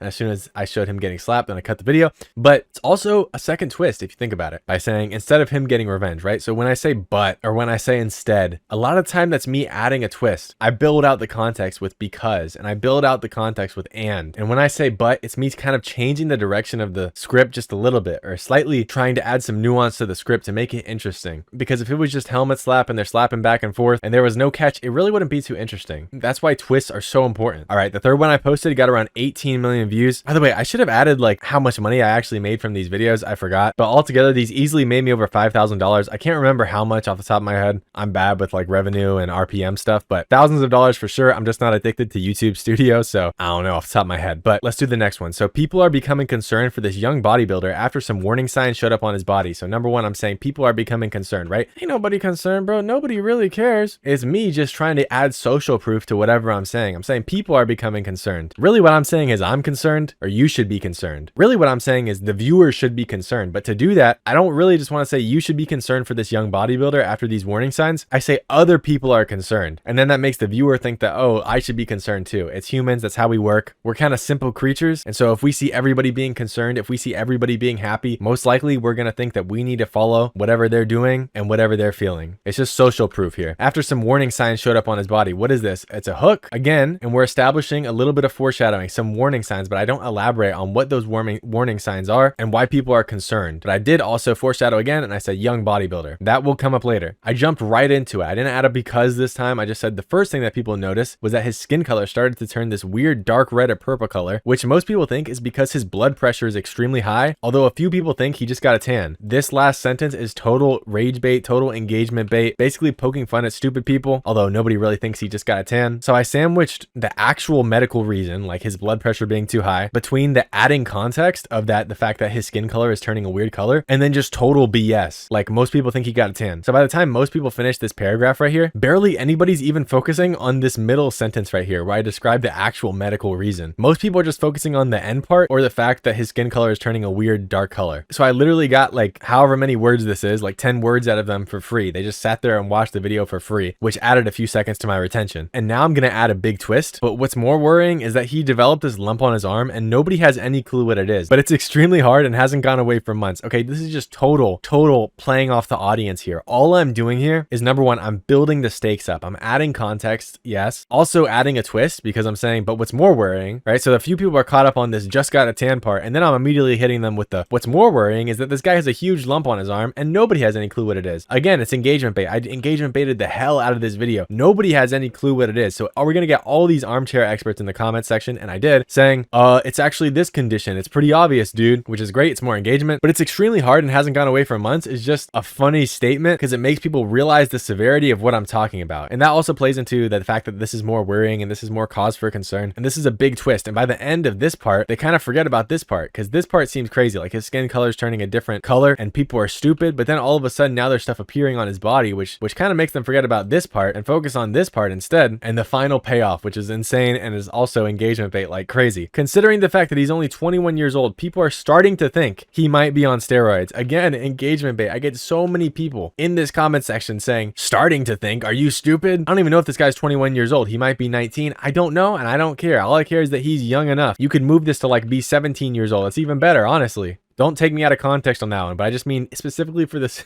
specifically for the script, guys. Being 17 in this script might be better for engagement bait, okay? I emphasize the word starting. People are starting to think he might be on steroids, which is obviously, if you look at the video, you'll notice that the guy is like a bodybuilder. It's obvious the brother's on steroids, but it's just more engagement bait. So you can see by following this simple formula, hook, add context and move the story forward, twist if possible, and payoff every single time. That's what works, okay? Now, of course, there are small variations you can make to this. You could forget this whole model and you might be able to find a specific formula that works for you, but this is a general structure that I'm able to help everybody with because I can analyze what's going wrong with their videos, and then by simply improving it, we can say, oh, okay, here's where we're going wrong. Let's change this. Use this structure instead of whatever we were doing before, and that's how you get way faster results. That's how you get explosive growth. So try to utilize this structure on every single script that you do going forward, and I guarantee that you guys will see way more success with this structure rather than just jotting random things down onto a notepad and trying to use that as your script. And again, this is extremely important because this could be the difference between 30,000 views and 1 million views. The script is one of the main components of what people hear when they click on your videos. Obviously, there's a visual component as well, but as far as the script writing goes, it is extremely important to master this so that you can keep your viewer interested and keep your viewer entertained. Now, the one thing I didn't cover in this video is something that happens before the script even starts, and that's choosing the correct niche. You could have a fire script, but if your niche sucks and nobody cares, it doesn't matter how good your hook is, it doesn't matter how good your script is, nobody will watch your videos.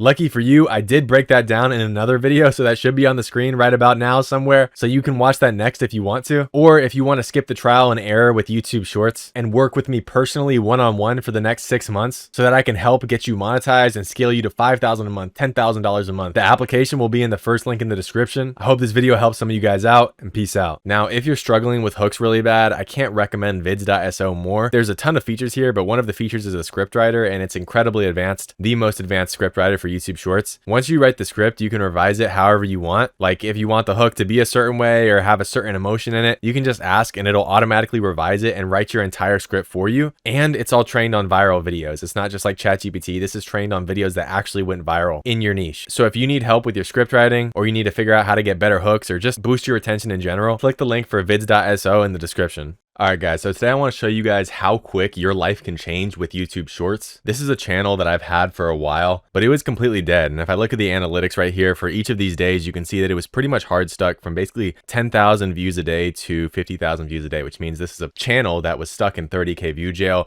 or less. And it wasn't for lack of trying too, right? I'm not just some like guru who knows every single thing about YouTube Shorts. As you can see, I was posting here every single day. There was one day right here where I didn't post, but other than that, I was posting consistently one time every single day. So I kept uploading consistently. I started changing the content strategy around February 22nd here, no lie, and pretty much just instantly started seeing results. It started blowing up, and we just had this 3.7 million view day, which actually equaled about $500 right there. Obviously, it's on a little bit of a downtrend, but it'll go up and down. That's the nature of YouTube Shorts. They're very volatile. But yeah, in fact, if I check the revenue graph, you'll see $1.71, $3.46, and then it started spiking up, and then we had a $500 day, another $342 day. So that's how quickly it can go from literally $1.53 in a day to $500 a day. That's just absolutely diabolical. It's insane, honestly. Obviously, like I said, it's going to go up and down, but I am finally starting to print with this channel, which is amazing. I love to see it. And in this video, I want to leak my strategy that I use to scale up channels just like this and get them to start making money. How I repeat the strategy over multiple channels. Keep in mind, I have 6 monetized faceless YouTube Shorts channels right now, and how you can do it too. All right, so first, what was going on with the channel? Well, a lot of people don't want to hear this because it's very cliche advice. A lot of people give it. The strategy that got me to this point was consistency. Now, specifically getting monetized, that was all consistency, because as you could see, that channel was pretty hard stuck in 30K view jail. Now, I had a lot of breakouts, or rather I had a few breakouts and they got me monetized, but for the most part, that channel was pretty much just stuck in that rut of 30,000 views. But what you just noticed as I was showing you guys the channel is that even when I was stuck in 30,000 view jail, I was posting every single day. Even when the channel was making me $1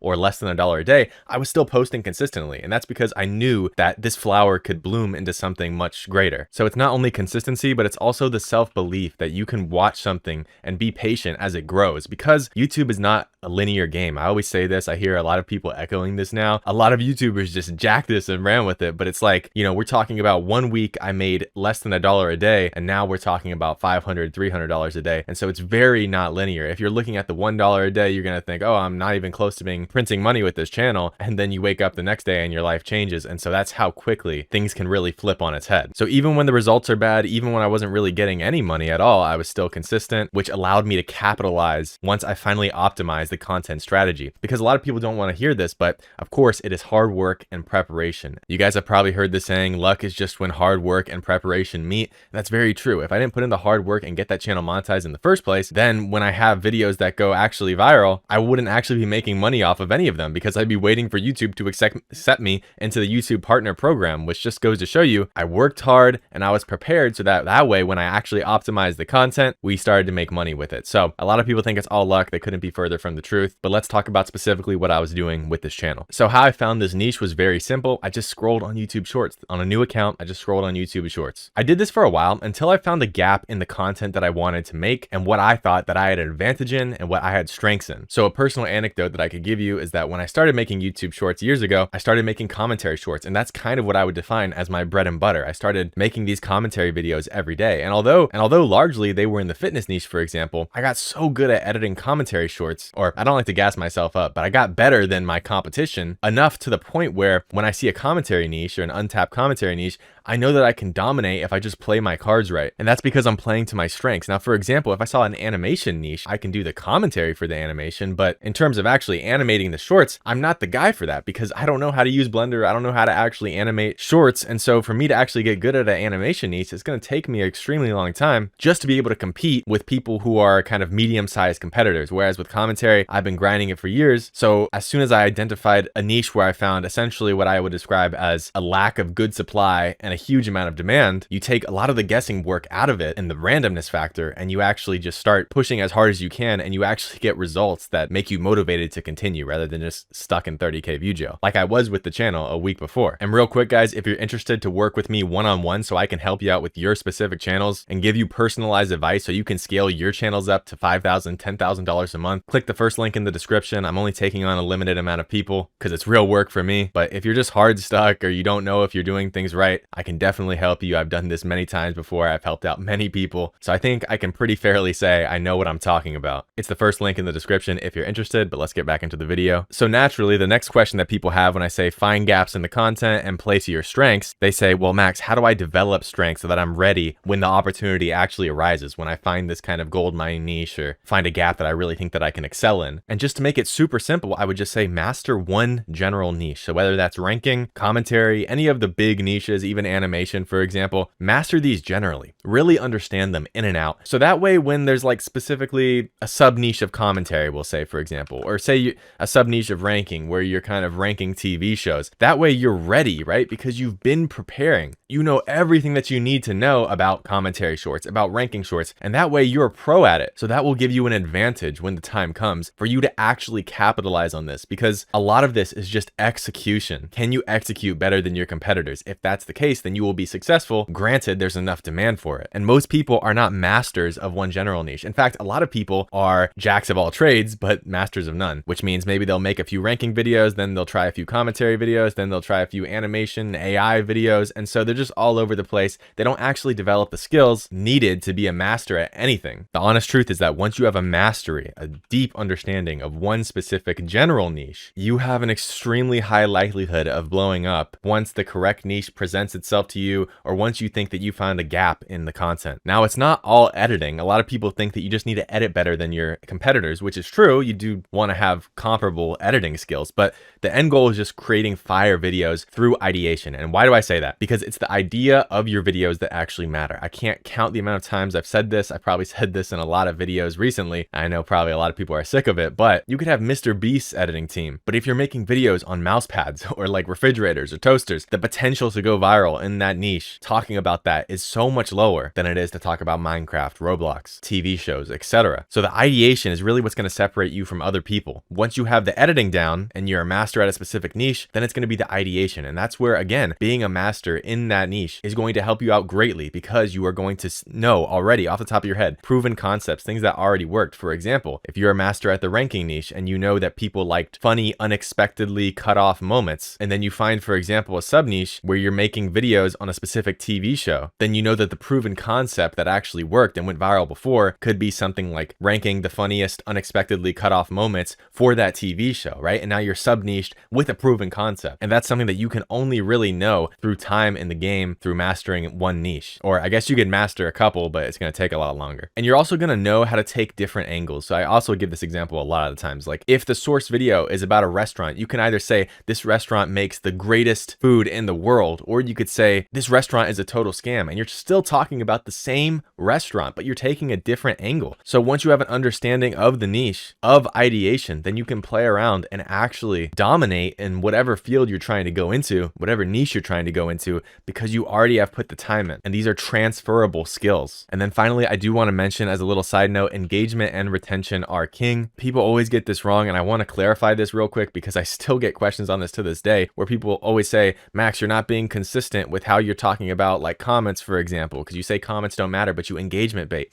I've said this multiple times. Engagement is important. Comment bait, rage bait, engagement bait. That's the whole game. The whole game is to make entertaining shorts. That's what I'm saying. Make entertaining shorts. That includes engagement baiting. That includes comment baiting, rage baiting. Obviously, that's what I mean by entertaining shorts. So once you're able to combine the engagement, the entertainment factor of your videos with retention, with the stats like swipe rate, and with the stats of AVD, that's when you see real results. That is what is king in YouTube. And everything else is just proxies for these two things, engagement and retention. People say AVD and swipe rate. Well, swipe rate is retaining the viewer past the first second. AVD is retaining the viewer throughout the video. People say comments and likes. That's just a proxy for creating entertaining videos that spark discussion, that get people mad and typing in your comment section. Okay, that encompasses everything. These two things, engagement and retention, encompass everything that you need for YouTube Shorts. And that is what will get you the real results. And that's how I scaled this channel, for example, from literally $20 days, not even, like $6, $1, 48 cents, 25 cents. I mean, look at how crazy this is, guys. $2, $1 to literally $200 to $500 days in only about 2 weeks, because we started this on February 22nd, and I'm going to easily hit $2,000 in the next day with this content strategy. And you can do it too if you just put your mind to it and implement a content strategy that actually works for your channel. So with that being said, if you're still struggling, you don't know where to start, I can help you with this. I know what I'm talking about. I do this across multiple channels. I've helped people do this across multiple channels. This isn't rocket science. It doesn't need to be rocket science. It's simple. It's not necessarily easy though, and that's where a lot of people struggle, get caught in 30K view jail, or just are kind of running in place and don't actually ever see real results. So if that's you and you want me to personally help you with your channel and help getting you to a place where you can just print money with YouTube Shorts like that, check the first link in the description and apply to work with me to see if you'll you'll be a good fit. And if you are, I'm pretty confident that I can help you out. If you're still stuck with how you need to improve your videos or what you need to add to make them go viral, we have this feature in vids.so called the pre-post check, which can literally analyze your video before you even post it and give advice on what you should improve. So if you need help, click the link in the description. Hey guys, okay, if you saw the thumbnail, it's sort of clickbait, not gonna lie. I just needed you guys to click on this video if you're doing ranking videos, because this is some pretty important information. And I do want to say this video isn't only just for ranking channels, because this is stuff that all faceless shorts creators should know if you want to actually have a better chance of having stable income. Now, if you don't know what I'm talking about and you're like on some Patrick bullshit where you live under a rock, ranking videos are basically just these types of videos, right? So they have clips and then they just rank the clips. I'm not going to play the whole thing. You get the point of it. I'm sure most of you guys have seen it. Just grab the clips, rank them in the short. Very easy stuff. Now, of course, I've seen these types of videos for a while. If you've been on YouTube Shorts at all in the last like 6 months, I'm sure you've probably seen at least a few of these videos. But the reason why I wanted to make this video is basically an update to this video that I made like a while ago. This was one of the first videos that I uploaded on this channel, so I don't know if a lot of you guys have seen it, but the title of the video is just basically, is the ranking niche worth getting into in 2025? And I was basically trying to figure out, you know, is the ranking niche viable, right? Because we all saw these creators printing like tons of money. I believe Ronok got monetized within like 2 months and made like 10 or 15K, something insane in like the first few weeks, and people were just jumping on this hype train. But recently my attitude towards it has kind of shifted, to be honest, in a negative way, and I'm going to explain why and what you can do about it, because I want to be fully transparent with you guys, because I was pretty much endorsing it in this video, and right now with what I've seen, I just can't in good conscience keep recommending the ranking niche without a few crucial changes. I just think I need to do a little update and clear the air. However, if you're feeling discouraged, just hold on, watch the video all the way through. I know it's hard with your TikTok ad brain, but basically I'm going to say what I think the problem is with this niche and what I think the solution would be as well. First, I think I need to explain something to you guys, which is how monetization actually works. I'm gonna say something controversial. There's almost no content that is 100% monetizable with faceless shorts, that is, right? If you're just recording gameplay, then yeah, it should be fine. But a lot of you guys don't understand this, and so you keep asking me, what's monetizable, Max? What's monetizable? The answer is almost everything is monetizable if you do it right, and almost nothing is monetizable if you do it wrong. So yeah, nothing is 100% monetizable. That's why when you guys ask me, is this monetizable? Half the time I'll say probably yeah, or 99% chance yeah, because there's always going to be that 1% of cases that are just BS and YouTube is just being unfair. However, if you don't do everything in your power to make the content transformative, to make it a new piece of content, then you're more likely to get denied for monetization. So how do you transform content? So in YouTube's own words, these are some of the most important aspects to be accepted into monetization and not get hit with reused content, which is what most people, if they're demonetized in the ranking niche, get hit with. And I'm going to make this as simple as possible for you guys, okay? Here's what YouTube says to do. Examples of what is allowed to monetize. A funny or thoughtful revision of content that you didn't originally create. I'll make this simple, aka commentary or voiceover. Clips of other people's content as part of a critical review. I'm gonna make this real simple. Commentary or voiceover. You're reviewing the content. A scene from a movie where you've rewritten the dialogue and changed the voiceover. Commentary or voiceover.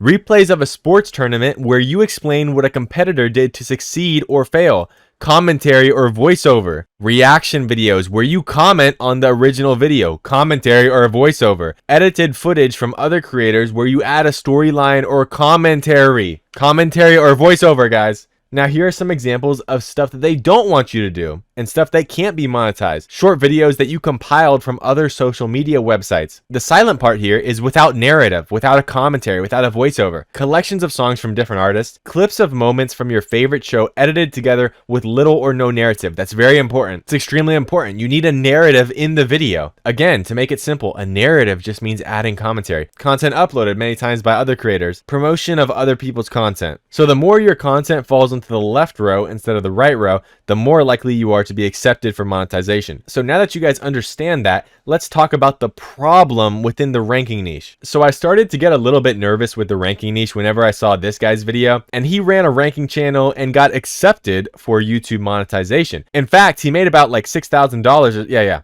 $6,300, and it was like within a month that he got that. Now, I forgot exactly how much he got from that 6,000, but I think it was only half or something because YouTube actually yeeted him out of the partner program, which not only sucks because they accepted him just to take him out only within like 3 to 4 weeks, but it also sucks because if you didn't know, that means YouTube actually keeps all this money. All the money that you made, they keep it. Yoink their money now. So they yoinked his money. They also yoinked Rawnok's money, even though this is a different circumstance. Like his ranking channel was doing fine for the time being until he got hacked. But when he lost his account, YouTube takes all the income and it hasn't paid out to you yet. So he lost like 7,000 or something. Now, it's very important you understand that YouTube applies different rules to different channels. Just being honest here, it's not a fair system. You got to get over it. Life isn't fair. When I first started YouTube Shorts like a year ago, I tried to recreate this short where this girl takes a crazy green screen photo from this big creator. Now, this guy has over 4 million subs. I tried to recreate this short. It looks like she's on this bridge and she's about to fall, but it's actually fake. It's a complete green screen. But I thought it was all good because he uploaded it and got like 100,000 views. I did the same thing, the same exact video. Within like 30 minutes of uploading it, not only did YouTube strike my video for harmful and dangerous content, which meant that my channel got a strike, when I tried to appeal it, I even told them that this original video has already been uploaded with no problem, and they denied my appeal, still saying that I was doing something harmful, which doesn't make sense, again, because it was the exact same video that this guy did. I'm not going to play it right now just in case they try to get me again. So it's just total BS. YouTube is completely inconsistent with the rules, and oftentimes this is just to favor larger content creators, so they'll be able to get away with more, so to speak. Now, the same exact thing happens with monetization. So YouTube lets some channels slip through the cracks, maybe even ones that shouldn't be monetized. Let's say, for example, somebody clipping a TV show somehow gets monetized because he slipped through the cracks. That doesn't mean that everybody who does TV clips will get monetized, guys. Some people just legitimately get lucky. Now, ranking channels have the potential to get monetized,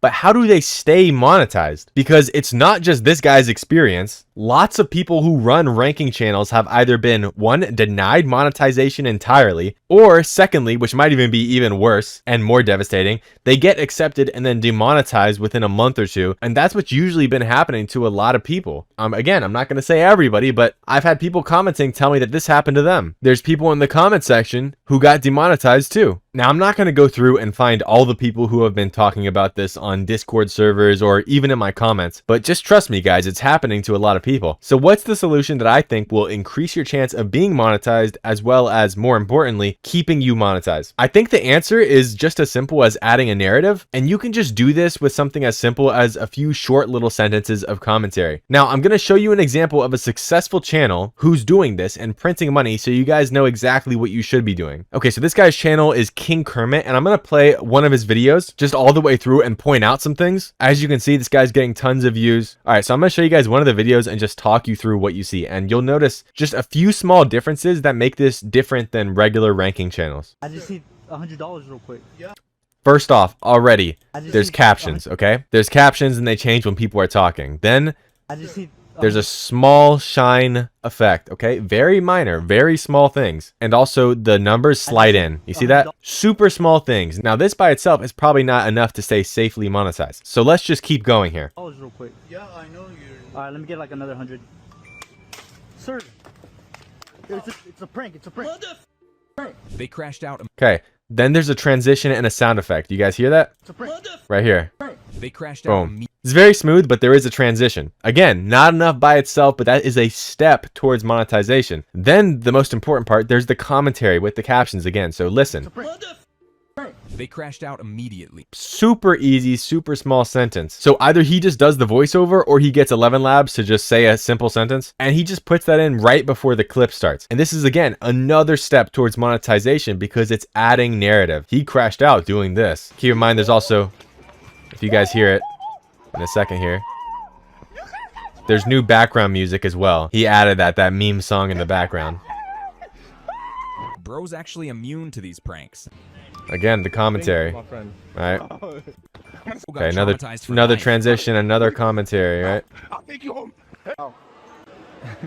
I didn't take nothing. Don't worry. So that's it. I don't even need to play the whole thing. You guys get the point. That's it. It's still extremely simple ranking videos, but these small changes, sound effects with transitions, a few sound effects in general, captions, not only on the clip, but also on the voiceover that you add, adding captions to that, making the ranking numbers slide in and a little shine effect on the text at the top. Individually, these aren't huge things, but altogether, they greatly increase your chance of being monetized and, again, more importantly, staying monetized. Again, nothing is 100%, but if you want to maximize your chances of getting accepted and minimize your chances of being denied, add all of those things together and you'll have a much better chance. I hope this video helps some of you guys out, and peace out. Hey guys, today I have a very special video for you guys. I analyzed over 100 viral shorts, including some of my own most viral shorts, to figure out what really drives virality. 39 million, 16 million, 6 million, another 6 million, 10 million, 6 million. These are some of my most viral videos I've gotten within the past few months, and I'm not claiming to be a guru who knows everything, but I do think I have some credibility to talk about this, considering within the last 2 to 3 months, I've made about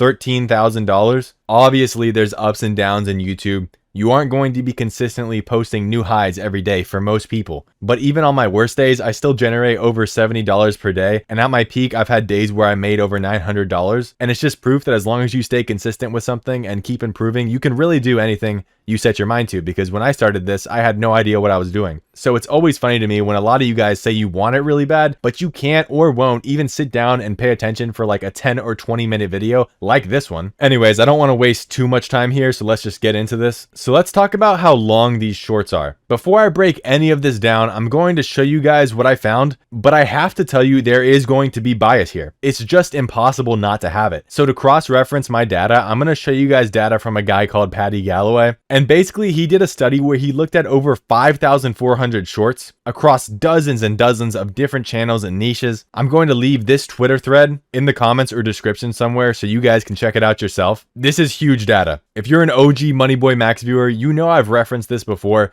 but if you haven't seen this before, just know I always got some crazy sauce for you guys. Now, with what I know and gathered from my research and with his data, we are going to have a huge sample size here. And what I'm going to be able to do with that is fill in a bunch of gaps here so that you guys can see the entire picture, and you guys will see what I mean a little bit later. And I gotta say this, guys, nobody else is doing this stuff. Like, these videos are actually time consuming for me. But everybody else, almost every guru and every YouTuber, they want your money for their private community or their courses, or they want to put this stuff behind a paywall for you guys. And just real quick, I want to talk to some of you guys who are real subscribers and not just casual viewers. Look, I don't do any of that. I don't want any of your money. Every now and then, I might have a sponsored video on this channel because my time is actually valuable. Some of you guys hate that, and you know who you are. But chill out, guys. You don't need to lose your mind when I have a sponsored video. My channel is not even monetized yet. I am giving you guys my time and energy for free. I don't think a lot of you guys understand this. I do not need to do this. I could just gatekeep the way I make money with shorts, but I genuinely want to help people. You have a brain. You can tell when a video is sponsored. You don't have to use every website I talk about if it's clearly a sponsored video and you don't want to. I am trusting you guys to have at least 70 IQ. Some of you guys really need to understand gratitude. And it isn't all of you guys, of course, but it is kind of crazy. Like, I don't need to do any of this. I am doing this to help people out. And people are going to complain and moan, emailing me and whining when I make a little bit of money on this channel, bro. Like, give me a break. Anyways,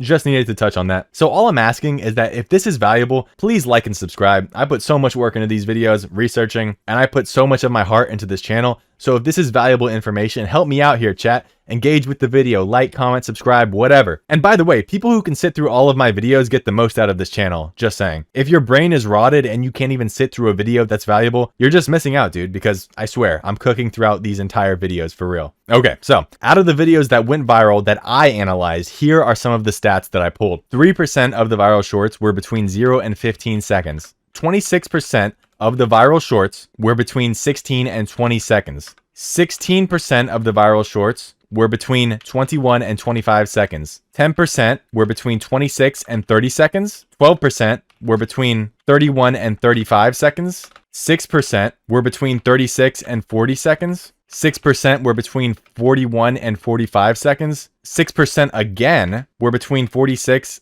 and 50 seconds. 16% were between 51 and 60 seconds. Now I know not every line is exactly 5 seconds, right? Like 51 to 60 seconds, that's 9 seconds. 0 to 15, that's 15 seconds. But you can do the math anyways. It doesn't matter. It's the same thing. You just add up, 41 to 50 seconds. That's 12% right there. Use your brain. But there is some interesting things off the bat, such as 3% being between 0 and 15 seconds. Now, keep in mind, guys, because I want to really explain this first, that this actually says nothing about the level of virality. For this research, the lowest level of viral I used was probably around 1 million. The average is probably around 10 million or higher. And I also use videos up to like 100 million, so like peak virality. But this is heavily skewed depending on what niche it is in. So let me show you guys examples so you see what I mean. So I tried to pull from many different channels across different niches so that my data wasn't skewed. But while I was compiling these numbers, I did notice certain things, right? So for example, in the ranking niche, some of the leaders here, Call Me Onyx, Irenic. Let's look at their most popular videos, right? You might notice a pattern. So here we got his most popular one. Here we got his most popular one, 59 seconds. His second most popular one, 59 seconds. Third most popular one, 47 seconds. Fourth, 59 seconds again. Same thing with Irenic. If you look at his most popular, 52 seconds, 55 seconds. 53 seconds, that's speed. 59 seconds. So what I'm noticing here is that all of their most viral videos are very long videos, over 50 seconds usually. This is going to skew the data up towards 50 to 60 second range. So that kind of explains why there's so many virals in this category. However, when you look at their latest videos, you realize something. All of the videos they post are actually long, right? Over 50 seconds. Their whole channel is posting over 50-second videos. So what came first, the chicken or the egg? Well, I do have some insights here because it's really just a big feedback loop. Listen to me carefully. Your goal with YouTube Shorts should be to maximize the view duration relative to your video length because YouTube's primary goal is to maximize how long the viewer stays on the platform. I'll say that again. Your goal with YouTube Shorts should be to maximize the view duration relative to your video length because YouTube's primary goal is to maximize how long the viewer stays on their platform. So let me ask you a question. Ceteris paribus. Let's say everything is the same between two videos. Same stats and everything. You got video A and you got video B. The only different stat is the view length, aka the retention. Video A is a 30-second video with 30-second retention. And video B is a 50-second video with 50-second retention. Which video is going to perform better generally? Video B, usually. But now let's say in that exact same example, video A is 30 seconds long, but has 25-second retention versus video B, whose video is only 25 seconds long, but 25-second retention. Which video performs better? Most likely video B. Most likely video B again. And this is because YouTube is constantly trying to maximize how long the viewer stays on the platform while also trying to feed them the best content, which aka is just the content that performs the best analytics wise. So I hope that kind of makes sense. Now, on the other hand, you have channels like Gains. Now, a lot of his viral videos, which are in the commentary niche, specifically fitness commentary,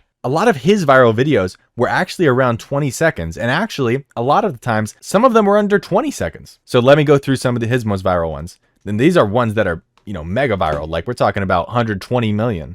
This one, 16 seconds. This one, again, 16, 17 seconds. This one, 34 seconds.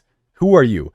This one, if it'll load. This one, 15 seconds. This one, 45 seconds. This one, 16 seconds again. So for him, it almost seems like 17 seconds. And this dude's getting like over 100 million views on a lot of shorts. So here we have proof that you can go mega viral with shorter videos around 17 seconds and longer videos around 59 seconds. However, if you are consistently getting good retention on longer videos, then 100% of the time, guys, upload longer videos.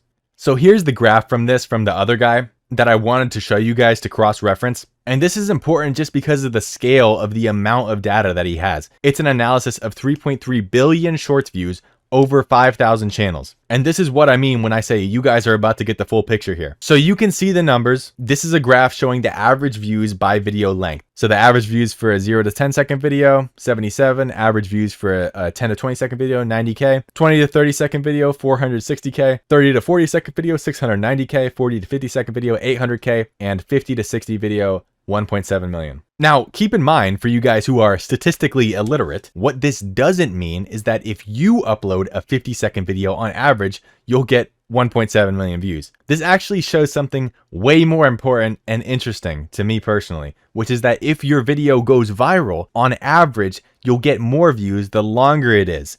If everything else, all the other stats are the same. Now, there obviously can be tons of variation with this. I've had the opposite of this happen. I have also seen this play out exactly like that in practice many of times with my own videos. I've had videos that had slightly worse analytics and stats perform better than my videos with the best analytics. But keep in mind, I've seen it all because I've posted over like 500 videos in total. Again, that's why it's an average. It's a generalization. There will always be outliers. But again, the most important key part is that you're retaining these viewers. Now I'm going to show you guys one more graph from the same guy. And this graph is slightly different. It's average views by the AVD. So if you look at this graph, you'll see that the gap is actually even larger than this graph. So average views by AVD, it's so minimal at 0 to 10 seconds, but at 50 to 60 seconds, if the AVD is 50 to 60 seconds, the retention of the short, whether the short is 40 seconds or 50 seconds long, the views blow up. So a long short is good, yes. But the main goal here is to create a long short that also has retention. And it's this delicate balancing act that determines the true virality of all your videos. For example, say someone's watching your video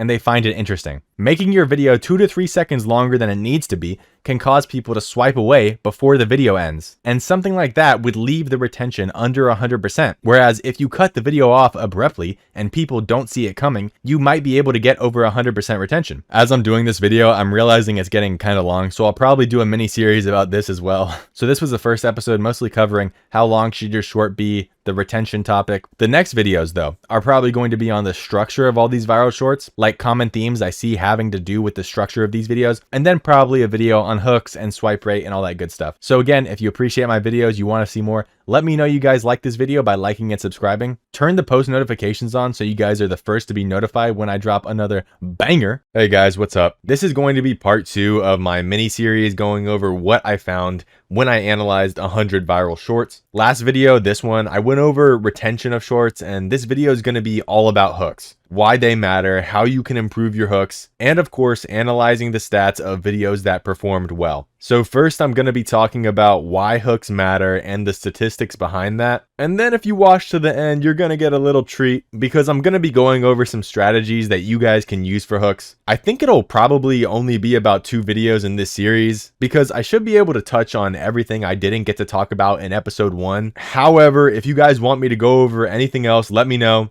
As always, just drop a comment saying the topics you guys want me to cover. I think the next few videos I do are probably going to be some channel reviews. And those are really valuable videos to watch, considering it's actionable advice and takeaways you can use to improve your channel. If that sounds interesting to you guys, you can drop a comment below asking me to review your channel and I'll pick a bunch of you guys out. Anyways, if you guys haven't seen episode 1 here, go to my channel and watch that first, and then come back to this video so it makes sense what I'm actually doing and talking about in this video. With that being said, I don't want to yap too much. I just want to provide you guys with this information, so let's get into this. So the first thing we have to talk about is the hook, right? So the hook is that first 3 to 5 seconds of your short. It can be argued that depending on the short, the hook might even be 1 to 2 seconds, especially if the video is shorter, like a 7-second short, for example, instead of 50 seconds. Now, if you think about what's really going on here, I'll just say this in the most blunt way possible. Basically, you guys have to grab somebody's attention within the first 2 to 3 seconds. And there's a lot of ways that you can try to do this. The statistic that we are looking at here in relation to the hook is the swipe through rate, aka the VVSA. So I know this is self-explanatory for some of you guys, but if you have a swipe through rate of about 80%, you can just think about this like out of everybody who watched my video, 80% stayed past the first few seconds. Now, I can't exactly pull the swipe rate analytics of different viral shorts. However, what I can do is combine my own stats from my viral shorts with the studies I was referencing last video. So from analyzing my own personal viral shorts, every single one of my videos that has over 5 million views has over 80% swipe rate. In fact, almost every one of my videos that has even over 1 million views has about 80% or higher swipe rate. There's really very few exceptions for me personally. I've posted like 550 shorts across 2 channels. There's only a couple of videos that I've ever posted that got over 1 million views with the swipe rate under 80%. And even then, the swipe rate is still pretty much like 75 to 79%. We aren't talking about like 50% swipe rate or anything. And the videos that went mega viral, well, honestly, most of these are around 81 to 83% swipe rate. So we are dealing with a pretty high swipe rate here. This is pretty hard to achieve. Now, it might be different for different niches and different videos. For example, I uploaded animal shorts for like 3 months. I would get insane stats, insane VVSA on some of these videos, and I'd be pretty confident that my videos would go viral just because I've seen those stats before, and then they'd just flop and I'd be pretty confused. That's partially why I quit that specific niche, and it was for the best because then I did my regular videos on that channel, and within 2 months I got monetized with similar stats. So if there is extremely high competition within a niche, it's possible that you may require a little bit of a higher swipe through rate. However, in my opinion, the baseline of around 80% swipe through rate is pretty accurate. So let me show you guys this study that was done. And again, this study was done across 3.3 billion shorts views, dozens of channels, and dozens of different niches, and over 5,000 shorts were analyzed. So this data is very reliable to say the least. So here's the graph to represent that.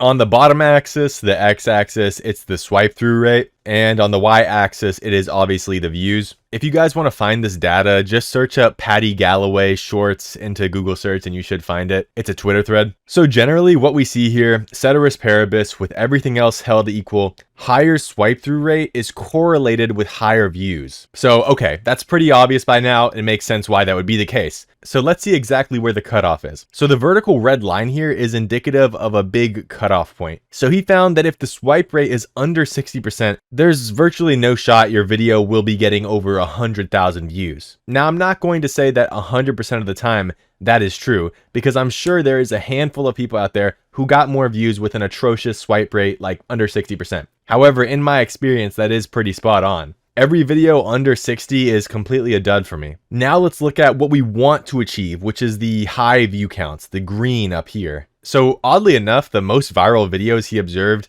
appeared to be around the 75% to 80% swipe rate range. In fact, you actually kind of see the peak there, and then it kind of tapers off towards the 85% plus swipe rate category. However, guys, that is probably just because there's less data within that super high swipe rate category. There's just far less dots because there's far less people getting higher and higher numbers. I'd be willing to bet that if you were consistently hitting 90% swipe rate, you'd perform better than the 80% category. Now, of course, you can see some outliers, like a few videos that did decent with less than ideal stats, and you can also see a graveyard of shorts right here, this huge cluster of red that had good stats but died. So what you guys should take from this is that not every short with good stats will go viral. That's just the truth. It's a numbers game. However, if every video you upload has great stats, then yes, it's fair to say one of your videos should eventually go viral. The highest video recorded here is actually about 100 million views, and it has a swipe rate of about 72-73% maybe. So it doesn't even sound crazy good. However, you guys may not realize there's actually a diminishing return here though. Say YouTube shows your video to an audience of like 100K people and 80% swipe through. As YouTube shows more and more people your video, the swipe rate is going to go slightly down, or diminish at least. It's just natural. Your video can't grow at the same rate forever. So if it is shown to 100,000 people and it gets 80% swipe rate, and then YouTube decides it's a good video and pushes it to 1 million people, and their swipe through rate is like, I don't know, 75%, just by sheer numbers, your average swipe through rate is going to probably show up as around 76, maybe 76.5. But that's not really indicative of how the video is performing for that initial audience of 100,000 people unless you were tracking it in real time.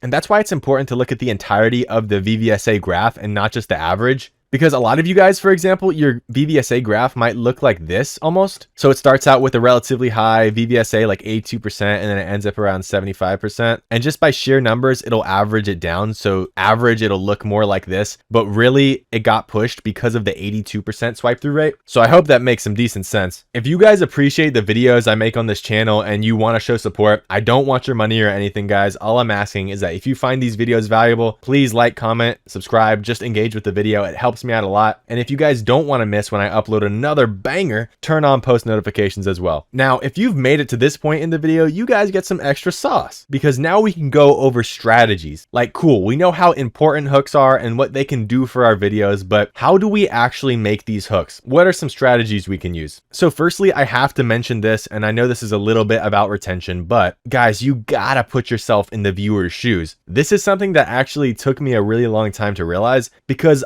I only saw the numbers. And this might be a trap that a lot of you guys fall into if you're anything like me. I saw the number of views, the number of likes, the number of subscribers, but what I wasn't realizing was that behind each like and behind each view is a person, right guys? If you aren't making videos that you yourself would watch, then you can't really be mad when other people don't want to watch it. Your video should provide some form of value to somebody. People's time is extremely valuable. They value their time a lot. You know, they might be scrolling through shorts at work or in school or just to kill time, but the point is that they don't want to waste time. Now, you can provide things like entertainment, information, or drama to somebody, or you can provide a combination of all three. It doesn't really matter. The point that I'm trying to make here is that you have to provide something to people. If your video has no aim, then you won't hit your target, so to speak. So when you're writing scripts and formulating your video, please keep in mind this simple idea. What are you providing to your viewer? Pick something you're going to be providing your viewer with your video. Pick a direction and lean into it. If you're going information, do information, but do it with a little twist. Add some humor or be the best at providing information. You need to have something that separates you from the pack. Now that you have the general idea for the video, you have to structure the first few seconds, that imperative hook region. So here are some interesting ideas you can think about. Firstly, it is good to emulate other people's videos if they were successful. However, if your video looks the same as everybody's, people might have fatigue of that certain type of video. Pattern recognition is a really big thing.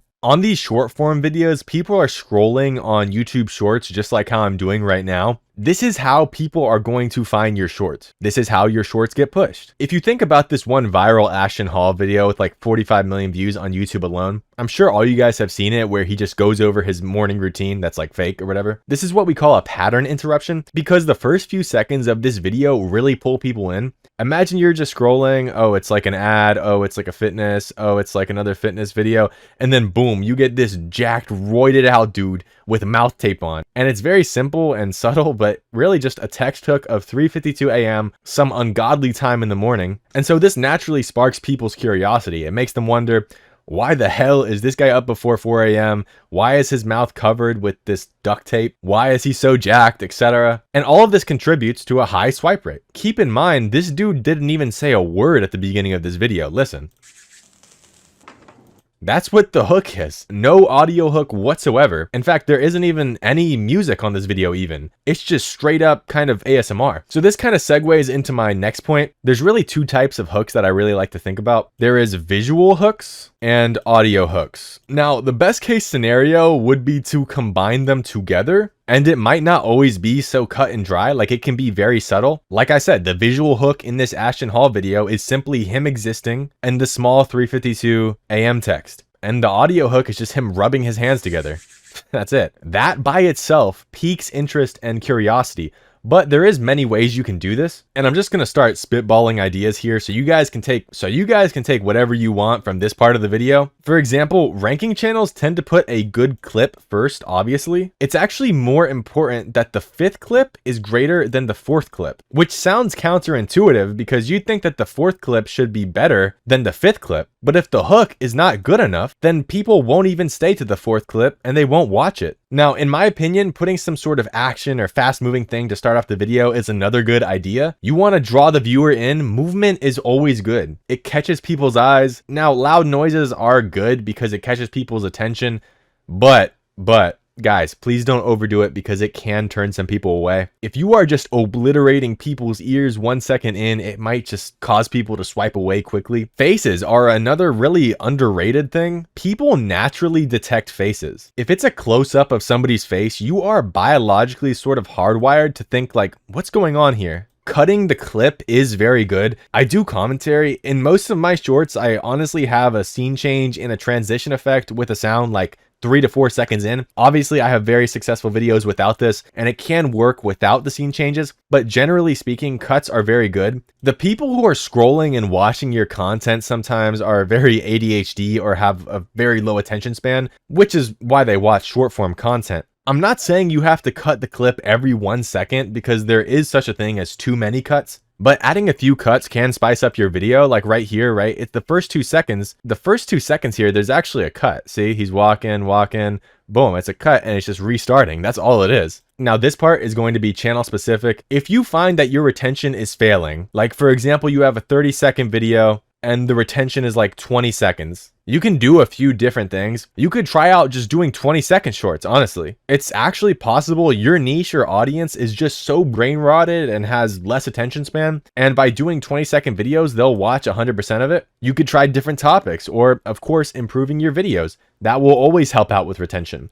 And that includes cutting the video more, zooms, crops, panning in and out. And what this does is it just gives the video more of a dynamic feeling. It makes it feel like it's shot from different angles rather than just commentating over one clip that plays the entire time. Now, specifically when it comes to hooks that you'll do with a voiceover, you have a few different options in my opinion. You can choose to do a big, bold statement. So you can say something like, this is why you'll never eat a burger again, or something like that. It's short and concise, but it is a bold statement. Now, whether you can fully back up that claim or not, it could be a potential winning hook because it's just such an outrageous claim and people want to hear if it's justifiable or how you could possibly make a statement like that confidently. Really, any statement that could generate controversy is also good. For example, this is why Trump is the worst president ever. Regardless of whether you love him or hate him, people are going to stay to watch, and they're probably going to comment too. Emotional statements or dramatic statements are a cheat code and probably your best friend. It's okay to exaggerate. It's shorts, so there's probably going to be people in the comments talking about,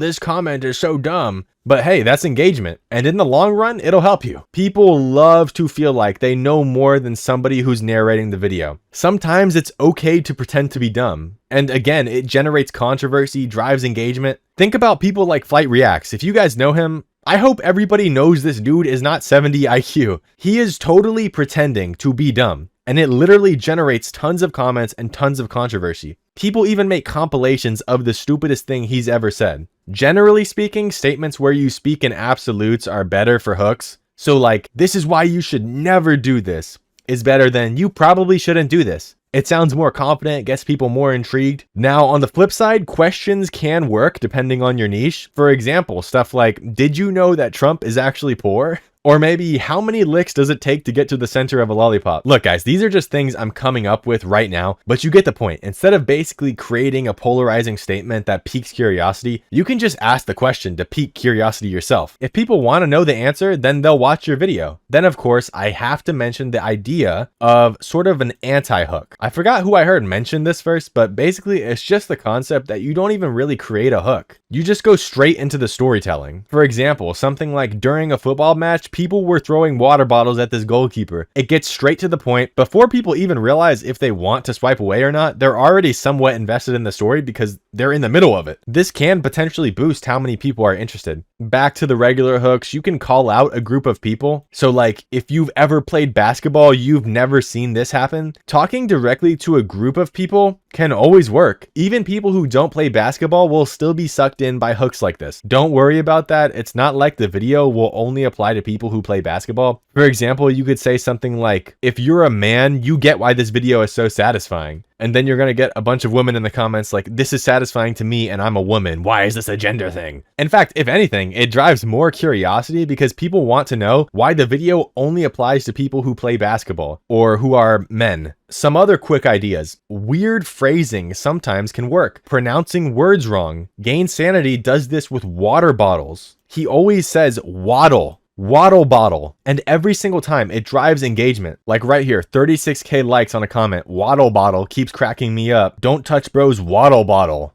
Waddle bottle, 20K likes on a comment. I don't know how people fall for this every single time, but they do. If you look at the comments, 50% of the comments are just talking about how he pronounced water bottle wrong. And he's using an 11 Labs voice clone, so he's literally typing in waddle on purpose with an L. Self-relevance is always good. Hooks that say you in them sound like they're speaking straight to the viewer. For example, you won't believe what happened. And finally, novelty, guys. Things that are new or haven't been seen before. This can tie into speed, especially if you're in a saturated niche and something big happens. If you're the first one to cover something or make a video about it, that gives you a lot more chance of going viral. You can still go viral with anything, especially if it's been done before and it's already gone viral. But if some sort of breaking news happens and you're first to it, that genuinely is a good strategy. And yeah, that's pretty much everything I could think about for now. If you guys appreciated this video and it provided some value to you guys, it would help me out if you guys could just engage with the video, like and subscribe, whatever you want to do. If you don't want to miss another banger video, hit the bell so you get notified when I do drop a video. And yeah, I hope this helps you guys out. Keep grinding and peace out, man.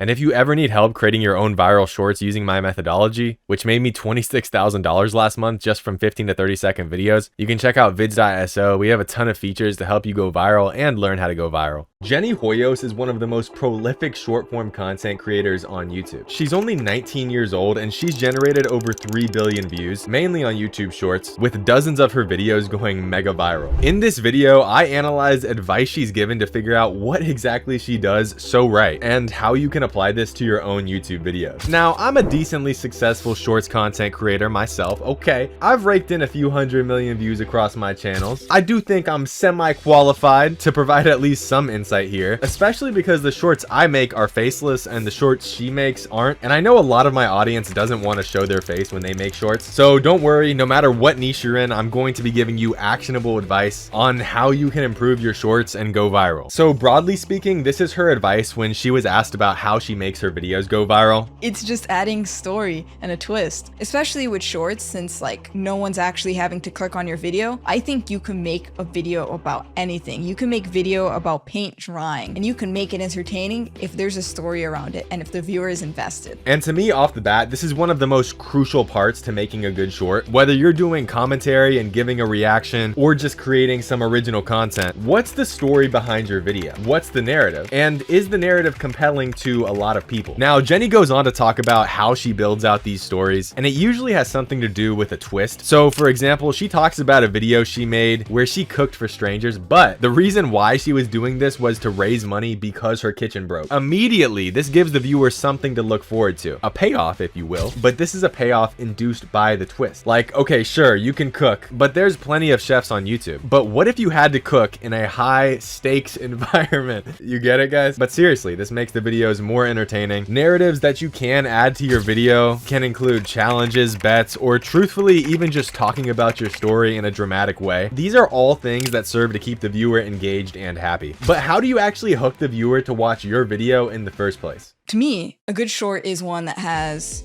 a strong hook. The way I like to explain it is if it could be used as a title and thumbnail on a long form and like it will still get clicks, then it'll work for a short.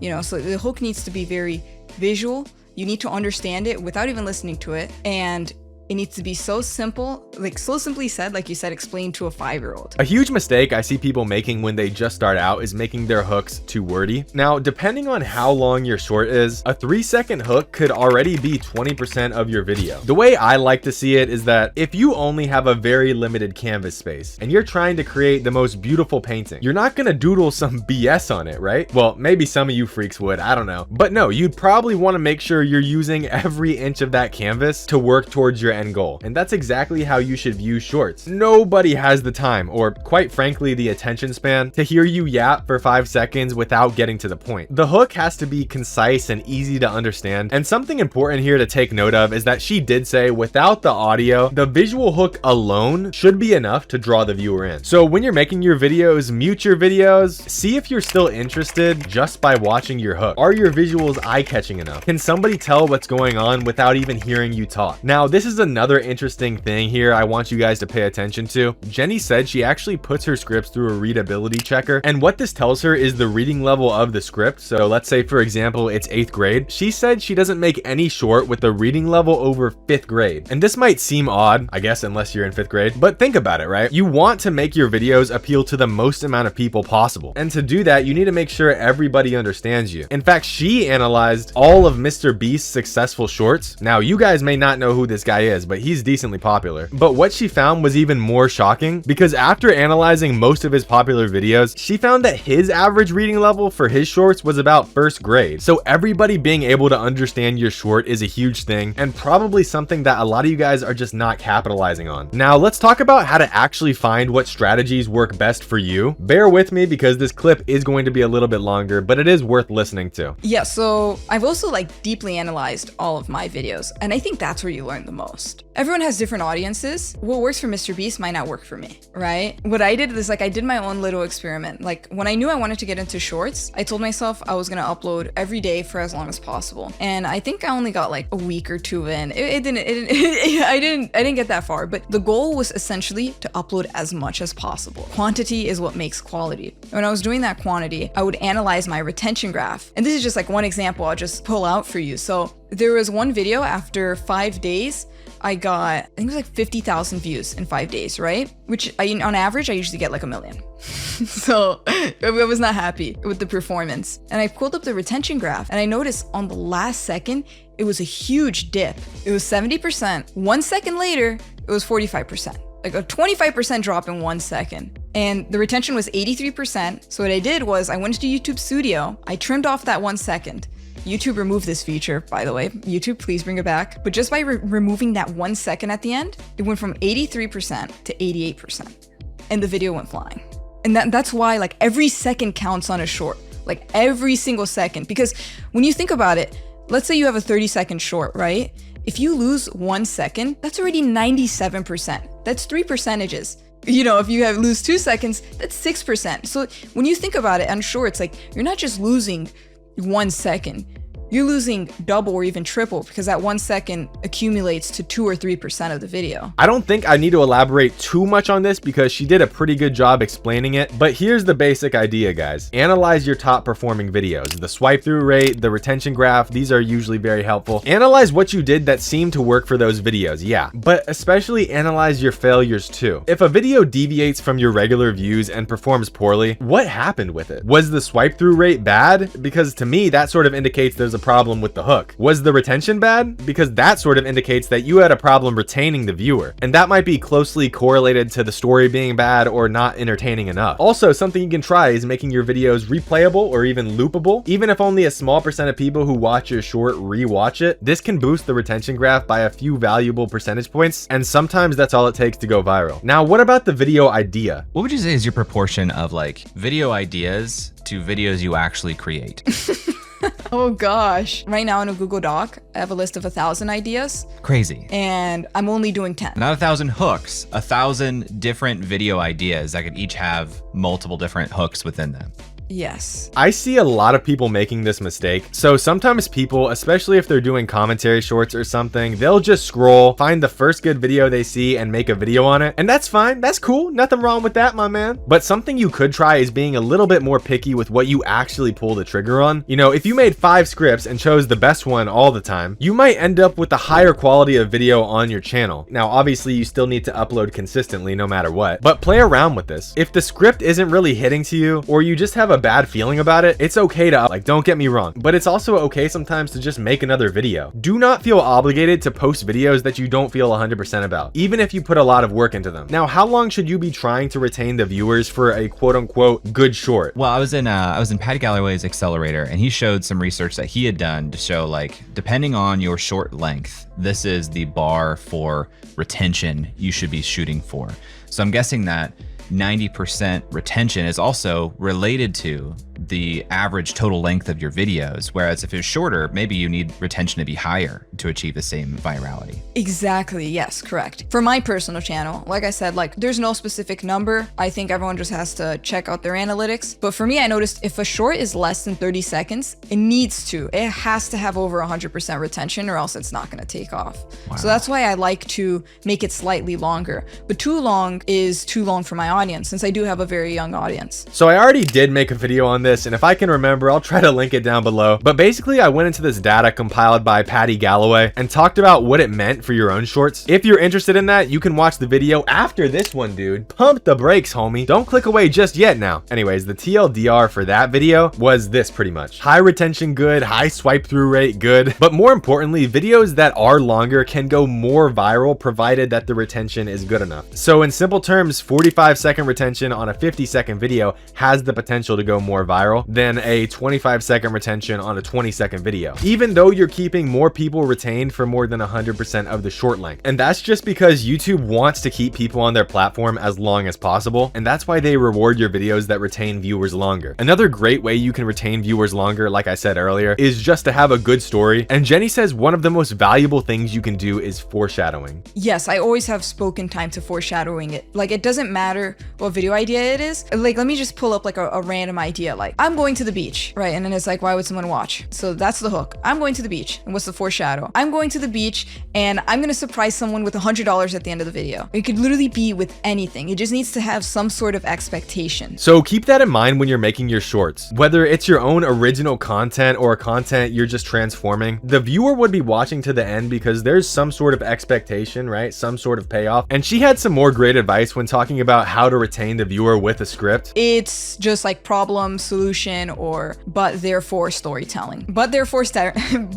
storytelling, simply put, is just lots of change in the story. So stories can't be stories without change. For example, I went on a walk, then it started raining, then I went back home. It was much more boring than if it was like, I went on a walk, but it started raining. Therefore, I started running back home and it was raining all over me. But good thing I had a handy umbrella while I was on my way back. Therefore, I got home. Like, it's the exact same story, but it just sounds so much more intriguing when you have like, but, yeah, and then so. So put simply, I guess, here's the final thing I want to say. If you want to go viral like Jenny, make your videos more entertaining. If you guys like this video, leave a like or don't, whatever. If you want to make money from your YouTube shorts without even being monetized, check out the video I made on music deals because a lot of people don't know about them. You can literally get paid just by using certain background music, and I hope this video helped at least some of you guys out. Hey guys, today I want to talk about one of the most frequently asked questions I get, if not the most frequently asked question I get, and that's how to escape 0 view jail on YouTube Shorts. There are a ton of misconceptions with this, a lot of people capping. I made a video on this back in the day, but I want to make an updated version for 2026 with even more information. The reason why this is so important is because there's a lot of people who post on YouTube, they start their journey, and they just get 0 view jailed, and they don't know what they're doing wrong, and so they quit before they even really start their journey. And that is some absolute cheeks, guys. I want everybody who's watching this video to be able to succeed, to be able to get their videos pushed at the bare minimum. So that way none of you guys have an excuse to quit. Now, with that being said, I want to make clear this is a very complicated problem, and I'm going to get this out of the way at the very beginning of this video, especially if you seem to be stuck in the 0 view jail on like every single video you post or every single channel that you post on. There's not likely going to be one magic switch that fixes it all for you. I mean, it could happen, but there's going to be a lot of information I give you guys in this video, and you have to parse through, you have to sift through and determine for your specific channel what is actually working, and we'll fix the problem. So before anyone comments something stupid, Max, I tried one of the ideas and they didn't work. You're a liar, you're a scam, you're a fraud. Bro does not know what he's talking about. Bro is just yapping. Listen to me very clearly. This is a collection of a bunch of information that, number one, I found online, number two, that I just know from experience, talking to other people in the space and my audience and my Discord, etc. And number three, my personal experience being as I run many monetized channels myself, and I've had to personally face this issue before. But with all that said, the good news is that I am confident that if you pay attention, by the end of this video, you will be able to fix 0 view jail once and for all. So with all that being said, let's get into this free sauce for you boys. Okay, so I am about to just start listing a ton of stuff, but fundamentally, I want you guys to understand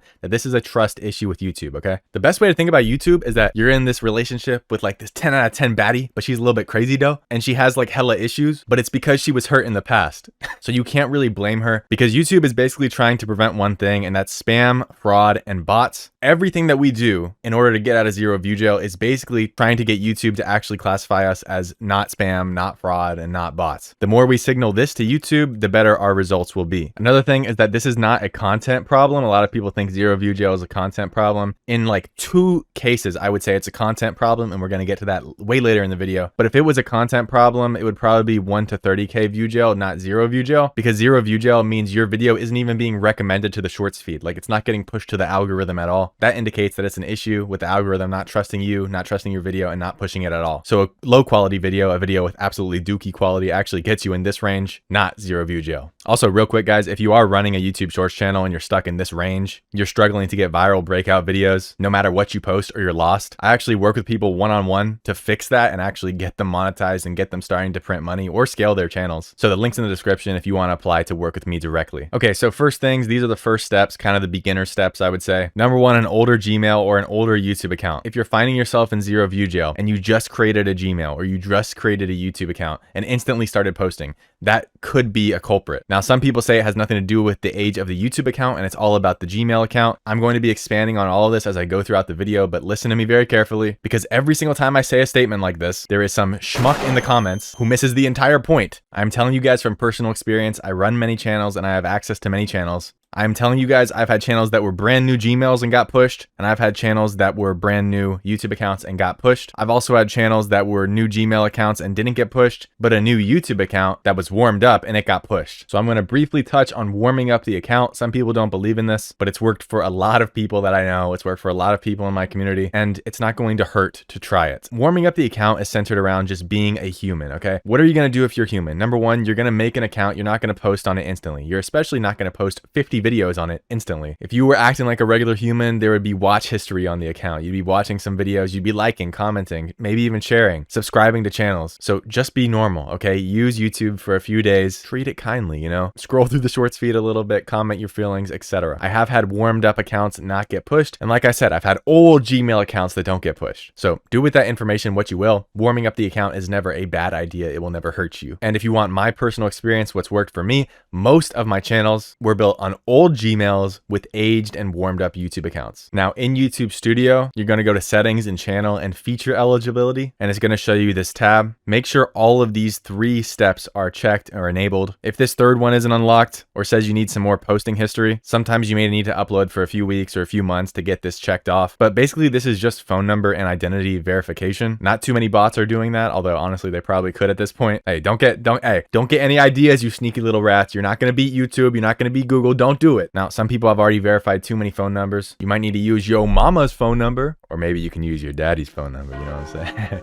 Hey. However you do it, we just want to make sure we're verifying our phone number so YouTube knows that we're a real human being. Another thing is, even if the account is aged, but there's no recent activity in terms of you haven't used it a lot, you haven't watched a video in 5 years, this can also trigger zero view jail. I have a channel with an aged Gmail. Obviously, I've used this since I was like a preteen, a strapping young preteen lad, and it still gets zero view jailed. So just keep that in mind. If it's a dead account that you haven't used for a while, it can also potentially be zero view jailed. If you're using a bunch of VPNs, I know people who have reported to me when they upload with a VPN, it gets zero view jailed. So test that out, obviously. Another thing is straight up, you might just have a boned email. I don't know why exactly it happens, but sometimes YouTube just bones a certain email. Sometimes it treats your Gmail as like golden and everything you post on that Gmail is great. And sometimes YouTube just treats a Gmail like it's a hardened war criminal or something. So you can always make a new Gmail to test it out. If your channel has copyright strikes in YouTube Studio, you'd probably see it right here up in the dashboard. Copyright strikes are community guidelines violations. I'll tell you guys a story. First time I ever got a copyright strike, I swear down, it fed my videos to people who hated me. I've never received that much hate in my life. I went from like 95% like to dislike ratio to like 50%. That is not a coincidence. It was like the first video that I posted after I got a copyright strike. Insane. Hate comments out the wazoo for no reason on just a random commentary short. And then shortly after that, for like 5 days, it just put me in zero view jail. And then I was like, oh crap, my channel's boned. I made an appeal for that copyright strike and I won, and instantly my views came back. 14 days after I won that appeal, instantly I started getting a spike in views again. So it's not fake. fake. That is 100% a real thing. Also, it can apply for community guideline strikes where YouTube itself is striking you, or the AI is really, it's not actually people,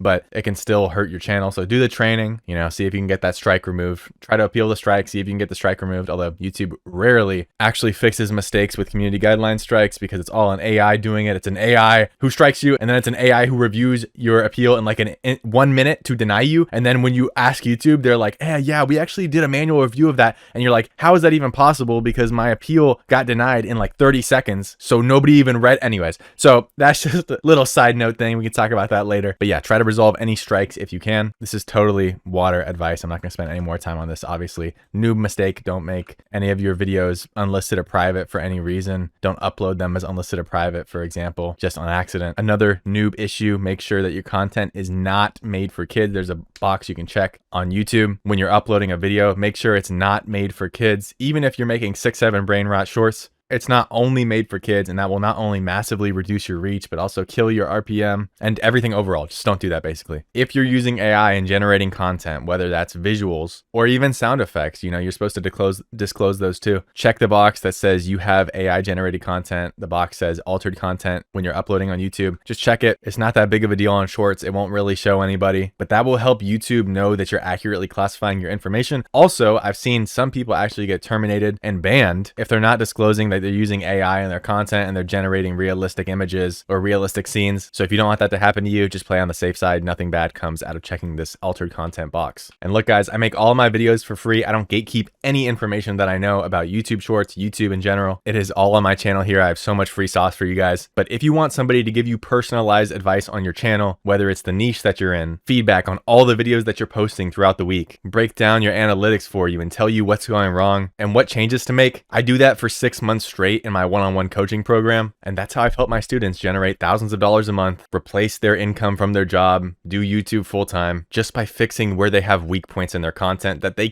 maybe can't identify by themselves. So quick plug, if that sounds interesting to you and you're serious about taking YouTube Shorts to the next level, the link is in the description to apply to work with me directly. Moving on, I've personally noticed that when I schedule shorts, they perform worse or even sometimes get 0 view jailed. Some people don't deal with this. They schedule all they want, but it's just something to consider. I struggle with it to this day on a lot of my channels. When I schedule shorts, they perform horribly. So if you want to schedule out your shorts, the alternative thing that you can do, and what I personally do, I usually upload them as unlisted, and then say I'm trying to post it at 6 p.m. I'll just go into my YouTube Studio app on my phone, change it from unlisted to public whenever the time comes that I want to post it. Takes like 2 seconds. It's super convenient and easy. You can do it from your phone, and it avoids scheduling if that's an issue for you. Next, uploading more than 4 to 5 shorts, I'd say, per day can be very dangerous, especially if they're not spaced out at all. Like, I usually have people take a 2 to 4 hour break between each upload. If you upload 5 times in 1 hour, you are most likely going to be cooked, either throttled or 0 view jailed, because let's just be honest, it triggers YouTube into thinking that you're spamming some low quality slop,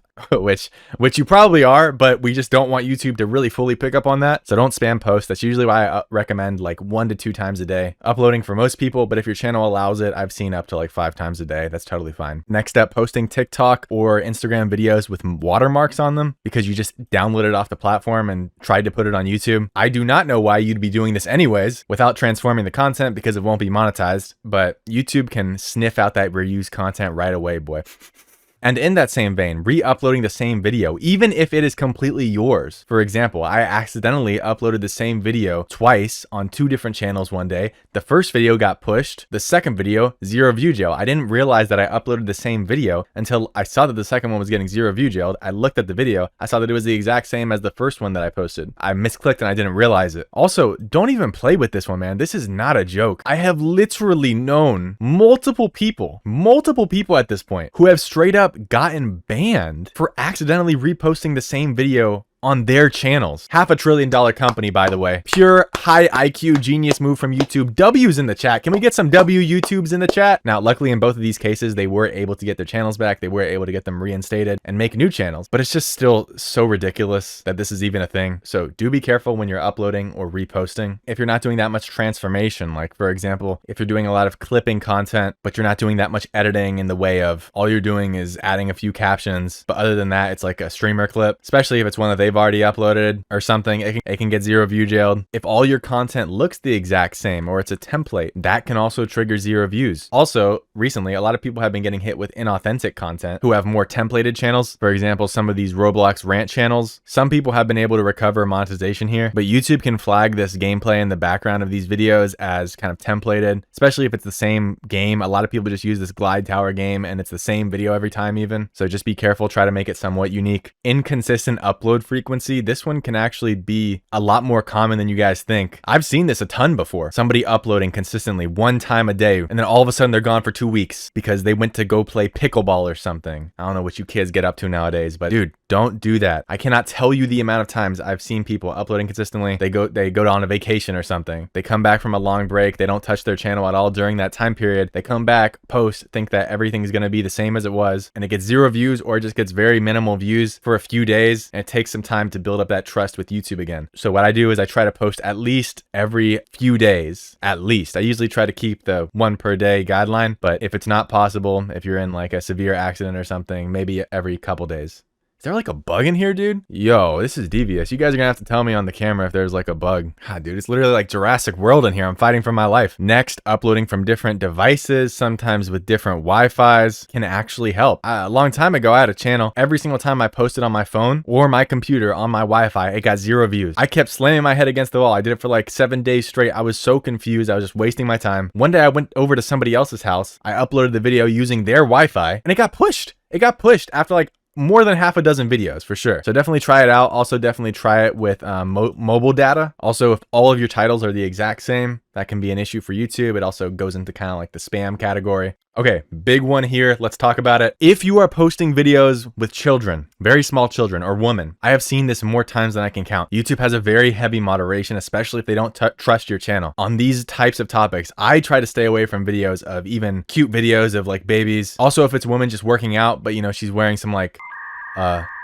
questionable clothing, we'll say. Okay, basically the best way to say it is like, if you are posting a piece of content that would get people in your comments saying something like, "Men of culture, we meet again." If you know what I mean, like that stuff is dangerous to play with, brother, and it can work on some people's channels. I've seen it before, that sort of bait content, but to this day, YouTube hates when I post that on my channels. Doesn't matter how established they get, how many subscribers they get. I try to avoid women showing any sort of skin at all, and I try to avoid babies, but some people can get away with it. Obviously, it's unfair, but it is what it is. Not that I'm really like trying to post babies and women showing skin, but you get the point of what I'm saying. Also, in that same kind of vein, graphic or disturbing content. And this isn't necessarily just meaning like physically graphic or disturbing content, also psychologically disturbing content. You know, the other day on my Discord, shout out my Discord, you can join it if you want to. Some dude sent me a video. He asked me, "Can I use this video in my hook?" I'm not even joking, dude. It was a video of somebody giving CPR at the hospital to a cardiac arrest patient. Like, I don't know, we might have to monitor this guy. You know what I'm saying? We have to get the government on this fella. I think we're kind of losing the plot here. Yes, we want a bold hook. That doesn't mean posting somebody getting like hit by a car, okay? Or like somebody fighting for their life.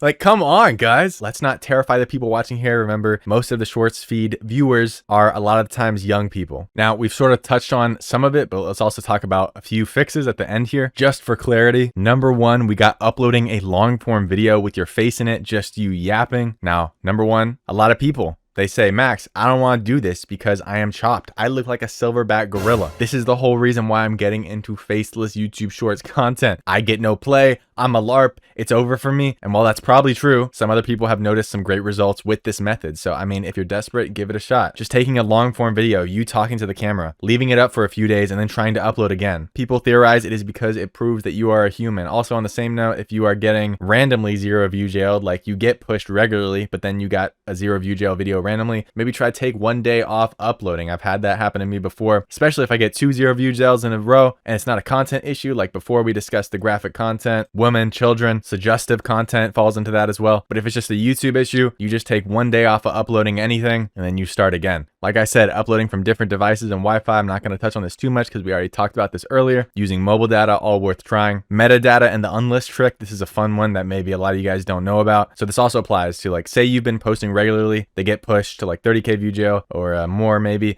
but then randomly you get 1 0 view jail video. You can try the unlist trick. So basically what that is basically you unlist the original video and edit it a bit, and it's important that you edit it a bit. But what I mean by that is you change the captions a bit, you change the background music a bit, add some other sound effect or video effect, trim the video length a little bit, you know, all these things. You can even strip the metadata online on a random tool that you search up, like type in get rid of metadata on a video, and then you would upload it again with a different title and a different thumbnail. I've done this more times than I can count on my YouTube journey. I would probably say overall, it's probably worked like 50% of the time for me. Some videos are just bone no matter what, but if it's not an issue with the content, it's just an issue with YouTube algorithm, sometimes doing that unlist trick can actually work wonders. And I've had a lot of videos that actually went viral after they were zero view jailed. And I'm so glad that I did the unlist trick because it made me like so much money. So would highly recommend for you to try it out. With all that being said, I think that's everything I remember right now for a comprehensive guide to get out of zero view jail. If I missed anything, which I might have, I'm not infallible, comment down below. Also, if you have any tips and tricks for zero view jail yourself, comment it down below so you can help out other people in the comment section who are most likely struggling with this issue as well. Obviously, there's other jails like 30K view jail. So if you want a full comprehensive guide on that, let me know. I can rip that too for you young boys, but that's the entire breakdown. Now, before I go, I do want to mention, a lot of you guys might know this, but a few years ago, I was working at CVS. I was making about $15 an hour. Retail job, was going nowhere. I hated it so much. I literally had negative $18 in my bank account at one point. And the only reason that I'm not still there is because I figured out a system that actually works for YouTube Shorts. It's helped me monetize and scale up 6 YouTube Shorts channels in a very short period of time. And I was stubborn enough to keep pushing until it clicked. But my first channel took me a really long time. It took me almost 1 year. And it took me way longer than it needed to. If I had someone like myself who already had done it 6 times, telling me exactly what was broken on my channel, telling me exactly what I'm doing wrong, week after week, giving me feedback, I could have done it in a fraction of the time. And that's what I offer you guys in my one-to-one coaching, Shorts Maxing, which is 180 days working directly with me. It's not a private community, although I am probably going to open it up so all my students can talk to each other in like a general chat. But you're not paying for a private community. You're paying for one-on-one time with me. It's not a course or anything. It's just me and you working together to build your channels and actually make you money. And if you do the work for the full 180 days, the full 6 months, and you're not monetized, I will continue to work with you for free until you are. That's how confident I am. So if you're interested in monetizing your first YouTube Shorts channel or scaling up your channels that are already monetized, the application is in the description. Fill that out and let's talk. Hope this video helps some of you guys out.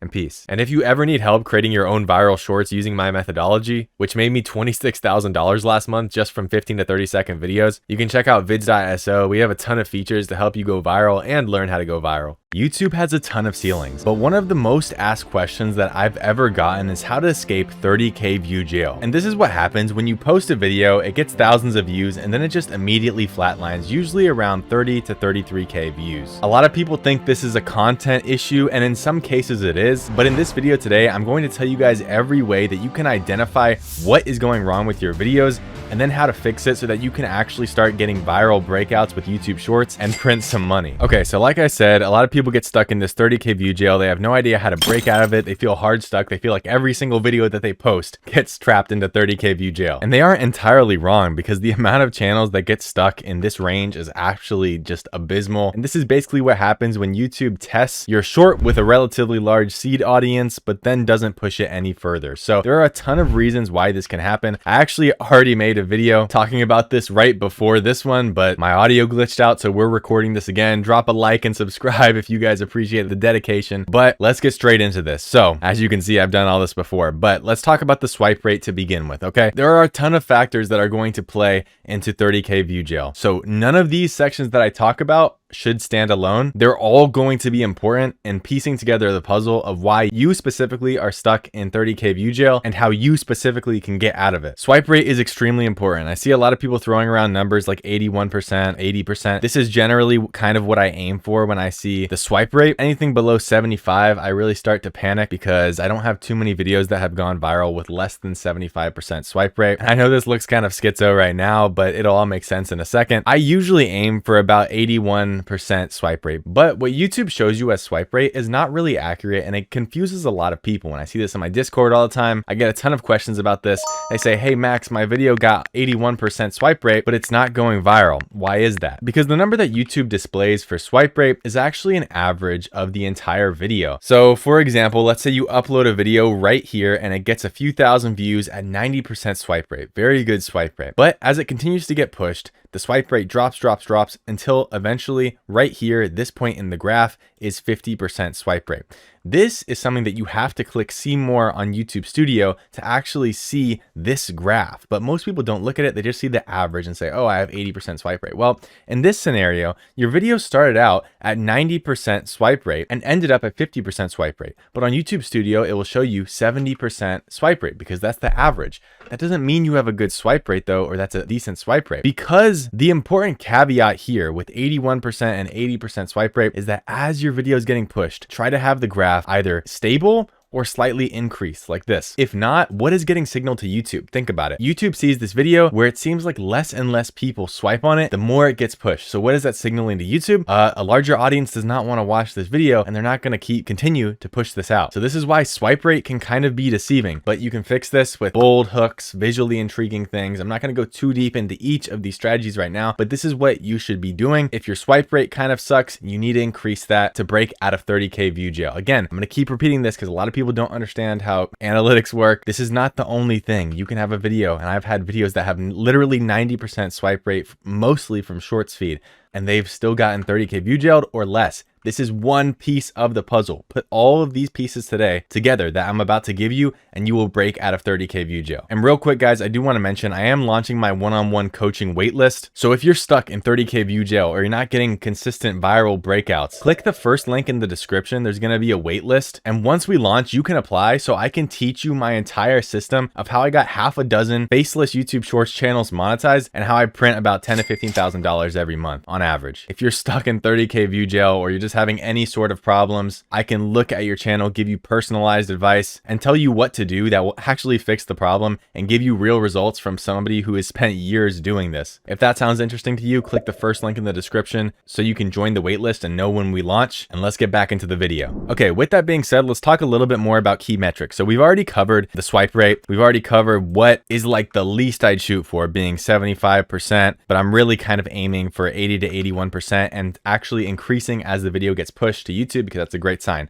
Next, we're going to talk about retention. Okay, retention is not made equal. If you have 100% retention on a video that is 7 seconds long, that is not the same as 100% retention on a video that is 30 seconds long. Okay, the longer the better, provided that you keep retention high. So what does this mean? If your videos are super short, if you post 5-second brain rot meme shorts, okay, try to make sure that your retention is actually higher, 150%, maybe 200%, depending on how short your video is. The more retention you need, because 100% retention on a 7-second video is about 4 times less than 100% retention on a 30-second video. And YouTube values this because you're keeping people on their platform, which is what they want from you. If you aren't doing that very effectively, then YouTube doesn't want you really to get pushed that much, because you're not doing that great of a job of retaining people on the platform. And when I'm talking about all these things, keep in mind what I'm actually saying, right? Now that you know what you should be aiming for, you should be brainstorming creative ways to make things work. For example, if your swipe rate sucks, maybe if you add a surprise sound effect at the start of videos, maybe it'll make the swipe rate worse, or maybe it'll make it better because people kind of get that pattern interruption in the middle of their shorts feed and stay for an extra second. If you guys have ever seen titles like this, don't check the sound, right? Why do the people do this? Because it increases interactions on a video. When somebody clicks the sound, YouTube thinks that that's a positive thing, that you're getting interactions on your videos. If nobody's interacting with your video, YouTube sees this as a negative sign, right? So interactions with your videos are great. We're going to talk about that in just a second here, but I'm just showing you guys this to say, look, people come up with creative ways to break out of 30K view jail all the time. And you should be too. You should be brainstorming as I'm going through this video, as you kind of identify what's wrong with your specific channel. I can't specifically tell you what's going wrong with your channel and give you personalized advice unless I'm giving one-on-one coaching to you, which you can check out the waitlist for that in the description. But this will help because you can self-diagnose what's going wrong with your channel and how to fix it. Next, we have to talk about audience demographics. Okay, if for example you've been posting those 5-second brain rot meme 6-7 shorts, okay, and you gain 5,000 subscribers, and YouTube is consistently pushing your videos to that audience who likes those 6-7 meme shorts, and then you switch to real estate advice targeting 65-year-old men, it might not work so good. Okay, now what's the hack for this? The hack for this is to, in your YouTube studio,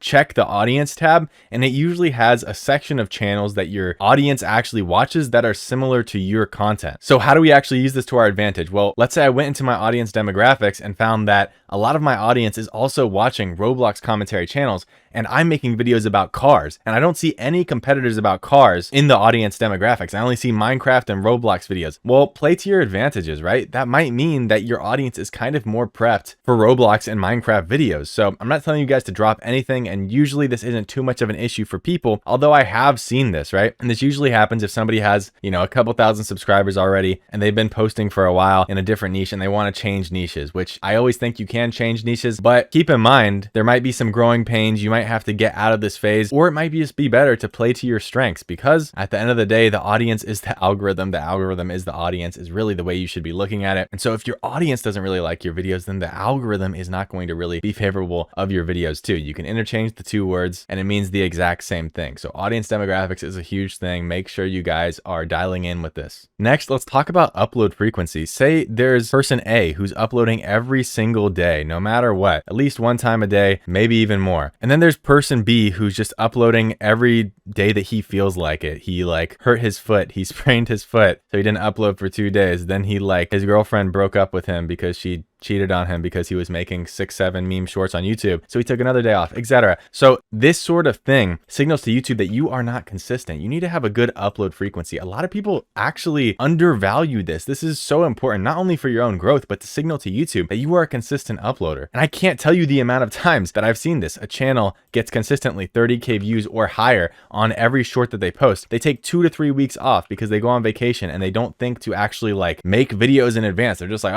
I'll just not post for a month, and then they come back and they get like 1K views, or like they get like 2,000, 3,000 views. Okay, I've seen this literally countless times, and it takes like a period of time to get their channel back to where they want it to be. Why? Because YouTube doesn't really trust your channel anymore, because it's not sure of your upload schedule. It's not sure of what you're doing, especially, by the way, if you come back and then you start uploading a completely different type of content, then that confuses YouTube even more. I'm not saying this is something that is undefeatable. It's just something that you should be keeping in mind. And real quick, guys, I want to mention I've also been working with a dev team to launch my own software. I have a waitlist for this as well in the description. So this is basically just going to be an all-in-one YouTube Shorts tool. I'm a creator. I do this for a living, so I know exactly what pain points a lot of you guys struggle with. And basically in this tool, there's going to be abilities to source viral content, write scripts, and post across multiple platforms, among other things, and hopefully a whole lot more things, especially as I continue to build this into the future. So if that sounds like something that interests you, click the link in the description, so that way when we do launch, I can notify you, because I'm super excited to launch this for you guys. But let's get back into the video. Okay, now let's talk about trust score. So this is something that a lot of people say, this person's channel just has a super high trust score, so whatever they post gets pushed. Okay, trust score is a proxy. That's the way I've always viewed it. Okay, it is a proxy for other things. What I mean by that is, if you are hitting these metrics, if you are hitting consistently high swipe rates, if you are getting consistently high retention, if your audience demographic is dialed, if you're uploading consistently, this, in my estimation, is more so about hitting other metrics. This is a downstream terminology that a lot of people use. Sure, some people just post stuff and it just goes crazy on their channel and it seems unfair. Okay, well, life is unfair. That's always how it's going to be. There's going to be some people that can just post slop and get billions of views. Okay, and it's going to feel like their trust score just is insane, and that is kind of the case. But the important thing I want you guys to remember is that if these people had a 50% swipe rate, if these people had a 50% retention rate, they wouldn't have such a high trust score. Okay, so however you want to view it, whether you think it's a downstream thing, if it's a proxy of engagement, however you want to view it, your trust score is just a bunch of other factors, such as retention, such as swipe rate. Okay, keep that in mind. Okay, let's talk about comments and likes. Another thing that really confuses me. I see a ton of people saying really strange things about this. I've had people say stuff like, hey, if your video gets 100 comments while it's on its way to 30K view jail, then it won't get 30K view jail. Okay, or if the like ratio is super high, then it's impossible for it to get 30K view jail. Okay, guys, the comments and likes are downstream. I'm going to use that word again. They're downstream from your video being engaging and entertaining. If your video is sparking conversation, then it will naturally drive comments. If your video is satisfying, it has satisfying payoffs, it will naturally drive likes. So do you see what I'm saying? All of this stuff is just sort of wrong stuff to focus on. If you're engagement baiting in your video, that's entertaining, and you will have more comments, you will have more likes. But people tend to focus on metrics that are kind of like, what came first, the chicken or the egg, right? Do you get a lot of likes because you're trying to focus super hard on getting your likes up, or do you get a lot of likes because your video has a satisfying payoff? For me, it's always made more sense to focus on what I can control. I'm not sitting there staring at my analytics like, oh, this video got 7 comments and this video got 8 comments, so therefore the video got 8 comments better perform better than the video got 7 comments. It just kind of skits out. It's not going to work. You're going to end up more confused than not. I'm not saying comments and likes are bad at all. Obviously, like, they are metrics of engagement. That means that your video is doing well, but does your video do well because it got a lot of comments, or does your video do well because it's naturally good and so therefore it got comments because it's good? You see what I'm saying? That's what I sort of mean by the chicken and the egg thing. And I forgot why I added this last time I shot this video, but basically that's what I'm looking at when I see the comments and likes. More comments is better. More likes is better. Yes, but what I'm really focusing on is engaging and entertaining content, and that will break out of 30K view jail. Next, let's talk about ideation. I've seen a lot of people, their edits are A1. They've been going crazy on the edits. They're just insane with script writing, but somehow they get 30K view jail. Why? It isn't because they suck at editing. It isn't because they suck at script writing. It's simply because their ideation sucks, okay? It doesn't matter if you have Zach D Films level animation. If you are making videos on refrigerators and toasters, you will be stuck in 30K view jail, my boy. That's just how it works. It doesn't matter how good your narrative is. If the idea sucks, and this is where a lot of people go wrong, so I really want you guys to internalize this. If the idea sucks of your video, if the niche is too small for your video, if you're uploading videos on some super niche indie game that nobody knows about, it has less potential than Minecraft and Roblox videos, games that everybody knows, because the viewer base is so much larger. You can extrapolate this example to anything. Like I said, choosing niches or just choosing what video topics you want to actually talk about. But at the end of the day, the idea carries a lot of people to the finish line, even when their editing is subpar, even when their script writing is subpar. And there's countless examples of this that I could show you guys, that I have showed you guys. And so it's just important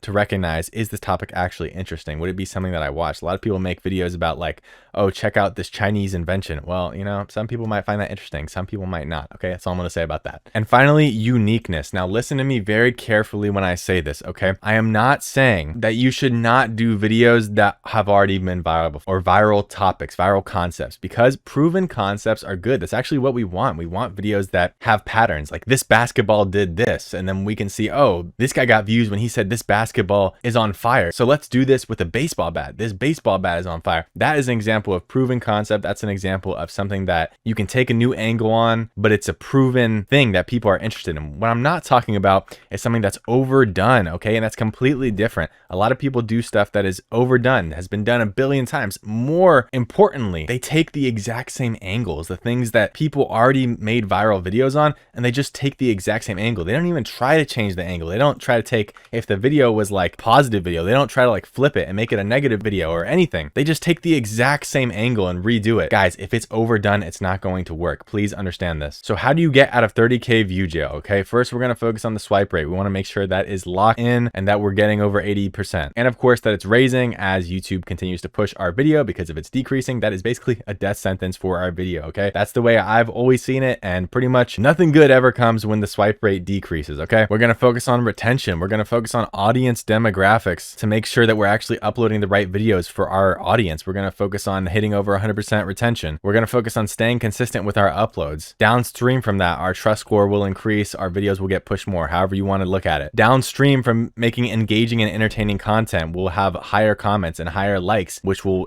signal to YouTube that there's more interaction on our video and we'll get pushed more. We're going to focus on ideation, creating videos that are actually interesting to the audience. We're not just going to talk about whatever we want to talk about because we think it's interesting. It has to be something that you think is interesting to other people. A lot of people cannot understand this. Maybe you find blanket super interesting, but the world does not find that interesting. Talk to people, figure out what actually makes them tick. Look at other successful shorts in the space to see proven viral concepts. And then finally, we're going to do uniqueness. We got to focus on things that are new angles. Proven concepts are great, but we don't just want to make the same copy of a video over and over again. This will result in 30K view jail. All of these things are not, or usually not, I should say, the golden bullet. It's all of these things holistically. For example, there will be people, even in this comment section, it's just the way it goes, because nobody can understand analytics. They say, oh, I had lots of videos get 75% swipe rate, and they got so many comments, and it got 10 million views. So that's proof that comments mean more than swipe rate. Dude, I don't know what to tell you. I've said this a billion times to a billion different people. Please understand what I am saying. Holistically, look at all of this, bro. All of this stuff matters. I'm not saying comments matter less than swipe rate. I'm saying that maybe your swipe rate can be a little bit less if your comments and likes are insane. If you have an insane comment comment and like ratio. Maybe your swipe rate can be a little bit less if your retention is 500%, okay? So understand what I am saying. I'm not saying, oh, just hit these metrics and it will happen.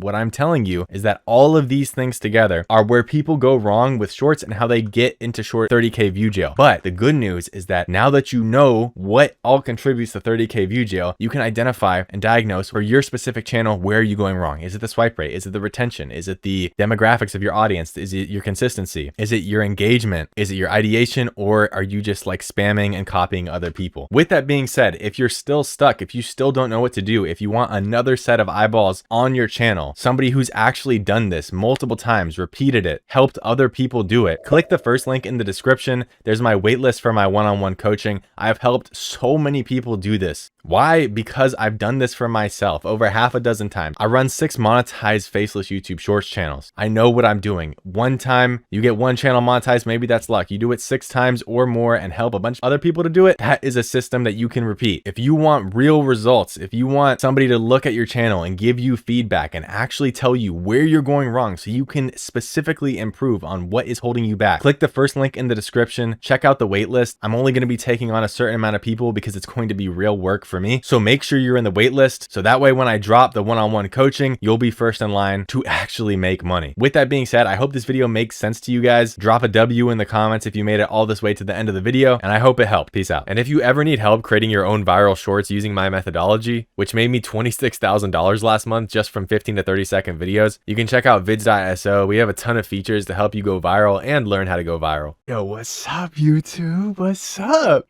Oh, God. Hey, guys, so today I want to talk about something that I've seen a lot of you guys struggle with, like a ton of people, and a lot of times they don't realize it. And this is one of those sleeper things that's going to affect your progress. It's going to affect your gains on this journey without you realizing it, which is why it's so detrimental and why I feel like it's something that needs to be talked about. So if you watch this video and you find yourself agreeing to it like, huh, that might be me, you need to lock in, bro. You need to lock in. You need to stop it.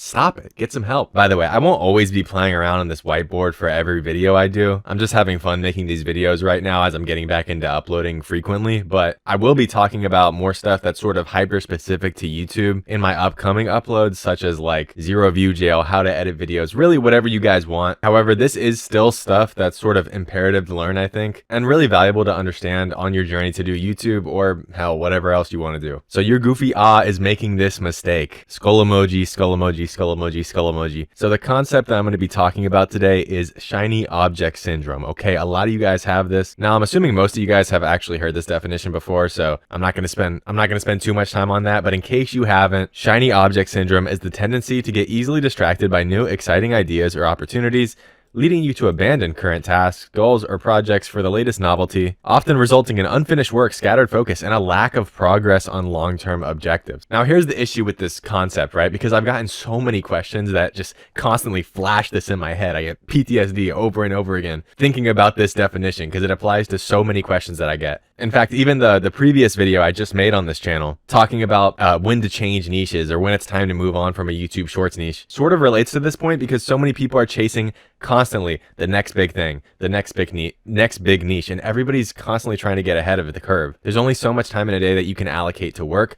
Moreover, there's only so much mental capacity and fortitude and willpower you can allocate to your work. This is literally why it's so important to make sure that the work that you are doing is actually focused, it's pointed, and you're not just dilly-dallying around, because like the definition says, you're going to have a lack of progress on long-term objectives. So let's talk about consistency because that is the real issue here. So the way I would phrase this is unfocused consistency equals bad consistency. Okay, that sounds kind of like an oxymoron. Maybe it sounds kind of stupid. Okay, well, you tune into a Money Boy Max video. I don't know why you're expecting Albert Einstein here, but let me cook. Because not all consistency is made equal. You can be consistent in taking drugs. Okay, that doesn't mean that you're the GOAT. I mean, maybe you're the GOAT at taking drugs, but that's not a good thing because the end goal is bad. Maybe you're consistently being poor.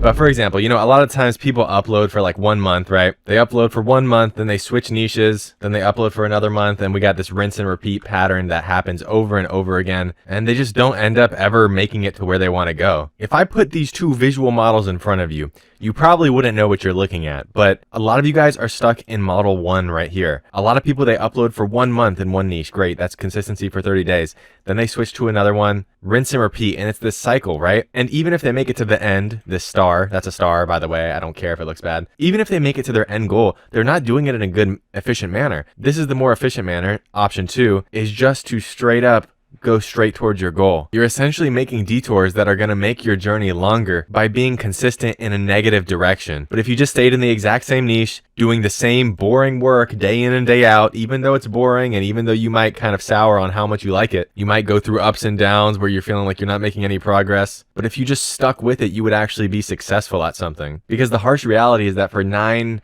out of 10 people, the niche is not the problem. It's you, okay? It's you and me. We are the problem. That new and shiny object that you're searching for, that niche that's just going to break you out to your goal instantaneously, it is an illusion, and we have to categorize this as such because this is the first step to breaking the illusion. So if you're somebody who's constantly looking for something better or constantly changing how you do things, maybe you're just experimenting, or maybe you do fall under this category of having this syndrome. And I'm going to tell you guys exactly what's going to happen if you have this syndrome right here. What's going to happen is that you're going to end up what's called a jack of all trades but a master of none, which means that you're not going to become elite at any one thing. You're just going to become kind of decent at a lot of things. But nobody ever reached their goals by being kind of decent at a bunch of things. The people who reach their goals are people who are elitely skilled in some manner, at least. By the way, if you want to work with me, check out the link in the description or the comments. I have a private community where I respond to everybody and help them monetize or scale up their channel. I only take on a few people at a time because I'm putting a lot of time into responding to these people and I want them to make sure they get their money's worth. So if that's something that interests you, check out the link in the description. If not, all my information that I know will still be posted on this YouTube channel. Now let me ask you guys something. Who do you guys think is going to have bigger arms? Number 1, the guy who goes to the gym for 1 year straight and every day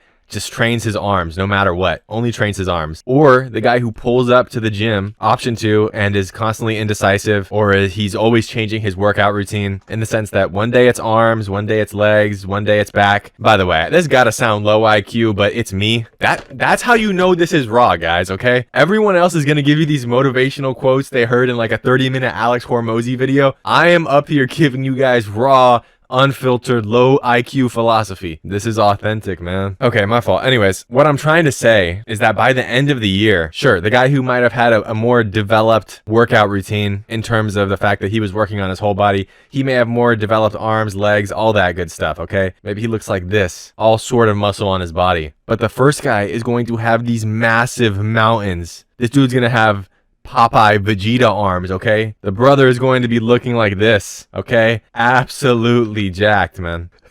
This dude is going to look like Ronnie Coleman in his prime, okay? His arms will be so big that he won't even be able to give himself a hug. Okay, let me get rid of this image off my screen. But his arms are going to be massive. And guess what? To succeed at something, 9 times out of 10, the guy who is elite at something is going to get the highest results. Not the dude who's just decent at a lot of things, because this guy has reached a level of mastery in his arms. He has reached a level of skill muscle-wise in his arms that this fella cannot compete with. Maybe here's another example from my life that maybe won't be as hard to follow. I don't play video games much anymore. I mean, I kind of think of life as like a video game. Yeah, like life is a video game. No, my life is like GTA and I'm doing the final heist. But first, I gotta do a bunch of those random, strange and freaky missions that the NPCs on the street give you. That is basically what my life is. When I was younger, I went through a phase where I played, wait for it, League of Legends. Okay, all right, now, a lot of you guys might know this game. Total bane of my existence, absolute wreck. If you still play this game, your brain must be studied, my guy. We gotta lock you in a cage or something. There might be something that we don't know about you. You are hiding a very dark secret. Simple. But I played League, I'm not gonna lie. I sucked at the game. I was some booty cheeks. I played pretty much all the characters, hoping, wishing that one would just click, it would snap into place, and I would play extraordinary on it, and that I would be naturally gifted at a character. I'd have some sort of natural aptitude. But I would play one character for a few days, have some good games, think that this is my new main character, and then I'd hit that slump, I'd lose all my self-confidence, I'd revert back to zero, I felt like I was back to where I started, square one. Some guy would be completely destroying me, laughing at me, and I'd give up and I'd switch characters. I was down and out. And this cycle would just continue over and over again, very vicious cycle. Start at stage 1, new character, honeymoon phase, slump, quit,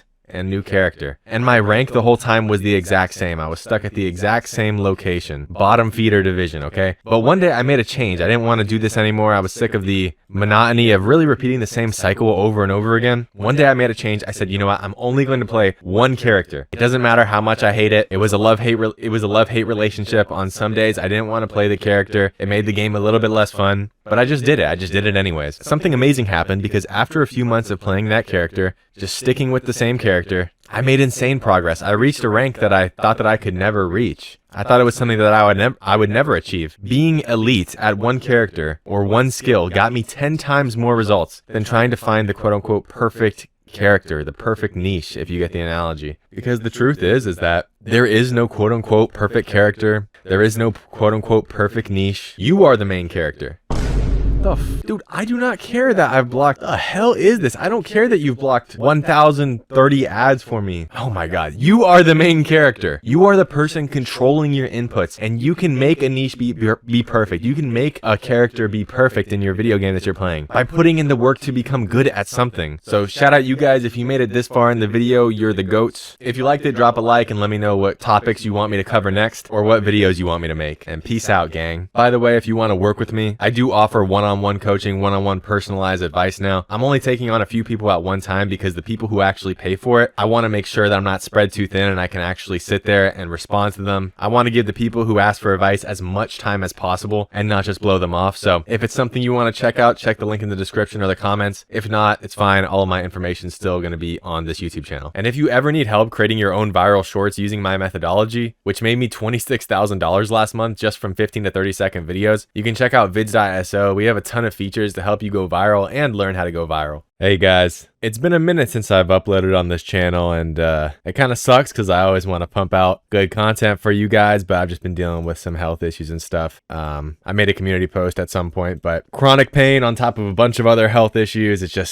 gets crazy. So anyways, I'm not going to spend too much time talking about that right now because I want to get into this video and hopefully help a lot of you guys out. So I know a lot of you guys have been hit with reuse content policy strikes on YouTube, which basically that means that your monetization is paused or you won't be able to monetize your channel. Even if you get to 10 million engaged views, you get hit with this reuse content policy strike, but this basically freezes your money. Now, luckily, you can appeal it and actually get your money and continue to be monetized. So in this video, I'm going to be talking about one of my channels that got hit with the reuse content policy strike and how I appealed it to get monetized again. Now, recently on this random channel that I had, I got hit with this reuse content policy, which honestly, in my opinion, a lot of people are like, I get this on every single channel. And I'm like, brother, this is the first time I've had this happen. Most of the time, you shouldn't be getting hit with this. Although I do understand that YouTube AI is pretty much like rogue and hits people with this all the time. Regardless, I don't know. It was a commentary niche channel, so obviously they get hit with this a lot less than if you're just stitching random clips together like ranking, although you can get monetized with that for sure. So I've actually never gotten hit with the YouTube content reuse policy before. And my first reaction, like legit, was like, wow, this is great, because everybody's been asking me how to actually win this. You know, some people put this behind a paywall or actually make you guys pay for this information. And I know a lot of you guys have faced this issue or may face this issue in the future, obviously. So I'm going to tell you guys everything I know about this. And literally one day after I got hit with this content reuse policy,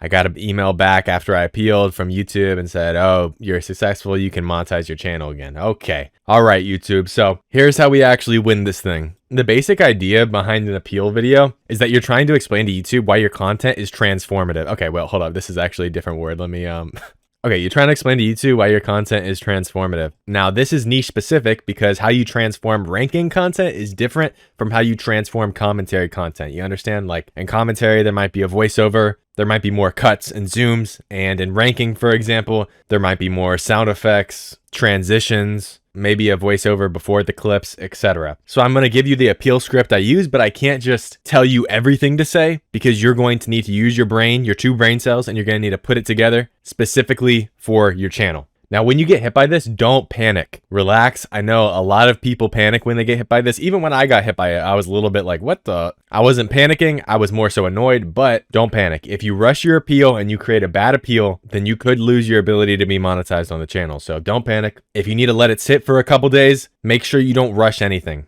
this content reuse policy for 99% of people is more of an inconvenience than something that's going to kill their YouTube career forever. Obviously, it helps if you know for a fact that your content is transformative. Like for me, for example, I know that commentary is allowed. I know it's transformative. I know I do things that make it transformative. I'm 100% sure the appeal will be accepted if I take all the steps necessary and I talk about it in my appeal. But if I'm rushing the appeal, if I do it within like 15 minutes, then your appeal has more of a chance to be denied and you have less of a chance of being able to be monetized again. So take this seriously. It has definitely a lot of gravity behind it, but I do think it is pretty simple to beat. Now, I think it's important to go through what reuse content is, and this is actually going to help you make your appeal video better, because you're going to want to cross-reference your appeal video with some of these points to signal to YouTube that your channel does not fall under reuse content. So YouTube says reuse content is content that is not clearly your own original creation. It may already be on YouTube or another online source and have no added significant online commentary,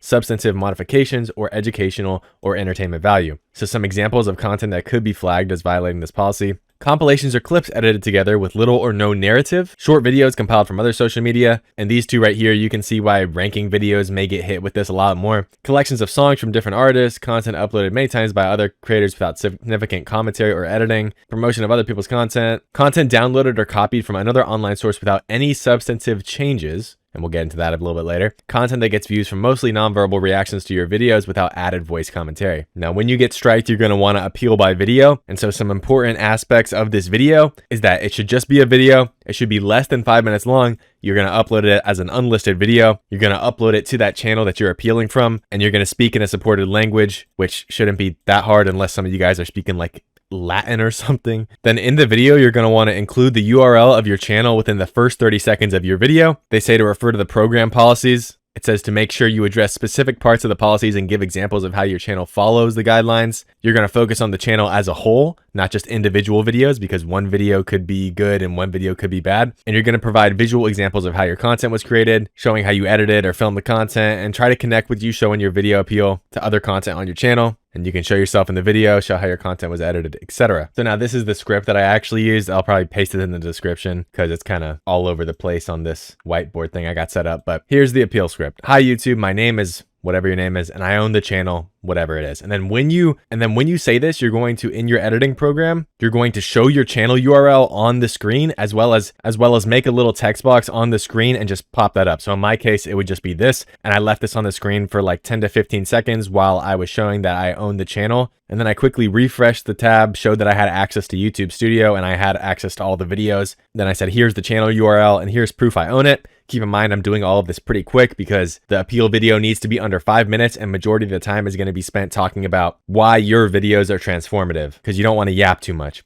I'm making this appeal video today because my channel was recently notified that it was ineligible for monetization due to reuse content. So I wanted to make this video today to explain my editing process of how I make my videos transformative and show you why this aligns with YouTube's content reuse policy. I think the best way to show you guys how I do this is by showing you step by step how I make a video transformative. But before that, I want to quickly go over the reuse content policy so that way it's easier to see why this content is monetizable. So basically what you're doing is just spelling it out for these people. Now, I went directly to the YouTube's program policies and I saw this reuse content section. And keep in mind, the reuse content policy applies to your channel as a whole. So under this, it says what is allowed to monetize. Since I'm doing commentary, I zeroed in on this bullet point under what is allowed to be monetized. That said, edited footage with audio and visual effects on top of the video's reuse content that demonstrates substantive editing and shows it's unique to your channel. And you could talk about all these edited footage from other creators where you add a storyline and commentary. Oh, this is pretty important. I should probably say this. This whole time I'm using a webcam, so use your phone, webcam, use whatever. You're going to edit this video together. When you're just talking, you're going to be the person on the screen, but when you're showing them something, you can pop that up on the screen. And then when you're showing them the editing process, you can put yourself in a webcam in like the bottom right or bottom left corner. You know, make sure they know you're a real person, okay? Now, if your content is actually not transformative and you're not actually doing any of these, like you're not adding any audio or visual effects, then yeah, that might be a little bit tough, but 9 times out of 10, you guys add some form of audio and visual effects and edit videos to create a storyline, a narrative. Even with ranking, you're creating a storyline because you're talking about, you know, top 10 best cheese pool moments or whatever you're talking about. And you're basically taking videos and you're compiling them to create a narrative. Bonus points if you add like a little bit of commentary here and there with captions, then you're set. You're good to go, my boy. But so I referenced the program policies and then I referenced what is monetizable, and then I said some examples of things that aren't monetizable is clips edited together, and then I said some things that aren't monetizable, and again, I just get this from this content that violates this guideline: clips edited together with no narrative, content used without any substantive modifications, and content that gets views from mostly nonverbal reactions without added voice commentary. And then you kind of make your case. So before you show them how you edit your videos, you're just going to say, I'm going to be arguing my case that my content does fall under monetizable policy because I edit footage with audio and visual effects on top of the video's reused content that demonstrates editing and shows it's unique to my channel. Tell them which point of this you're going to be arguing. If you have multiple, that's fine, but you're basically just trying to make a delineation from this stuff that isn't monetizable to this stuff that is monetizable and explaining why you're in the monetizable section. And now this is how I edit my videos to make sure they're in line with the reused content policy. So now this is when it gets kind of channel specific. So I said to make my videos where I give commentary over videos online, I don't just rip off the video from someone else because that wouldn't be transformative. Again, you're saying to them, you're letting them know that you know what is transformative and what is not. If you're doing ranking videos, for example, to make my ranking videos, I don't just rip videos off from people online and put them together and call it a day. That wouldn't be transformative. So instead what I do is I take all the clips together, add the storyline, add the text, add a mask, add a blur, add transition, sound effects, etc. That's for ranking. So I take the original video and write a script about it. This is an example of a script that I wrote out for this video, and I show them on the screen, the script that I wrote in the Google Doc. Then I do the audio voiceover, and you can do this with 11 Labs. It's fine. It's not a big deal. Just drag in the audio voiceover. You don't even need to show them that you generated it in 11 Labs. It has a voiceover. AI voiceovers are fine. Just drag in the audio voiceover to your editing software, and then you cut it up. I showed them how I cut it up. So it's fast-paced and perfect for audience retention. Then it comes to actually editing the video, and this is where I cut up the video as well as use zooms, and I'm just doing this to match the voiceover to the video so the audience sees what I'm talking about. And while I'm doing that, I'm showing on the screen how I cut up the video, as well as sections where I use zooms and showing them that editing process as well as matching the voiceover to the video. You know, just show the reviewer what you're talking about. That's all. Then I went back to my channel, like as a whole, I went back to like this section. I said the videos on my channel are always cut up, and usually I'm pulling videos from several different sources. And then I showed them one video I did where I put like 6 different videos together to make one commentary video. But even if you're not doing that, it's fine. You know, just say the videos on my channel are always cut up and I'm pulling videos from different sources constantly. That's why every single video on this channel has a different original video, and I'm not just taking videos from one person. The whole theme of my channel is fitness. The whole theme of my channel is funny moments, and I edit all the videos like this, and you show them that. Then I said, while I'm editing, I add sound effects like pops and visual effects like arrows to show what or who I'm talking about in the video.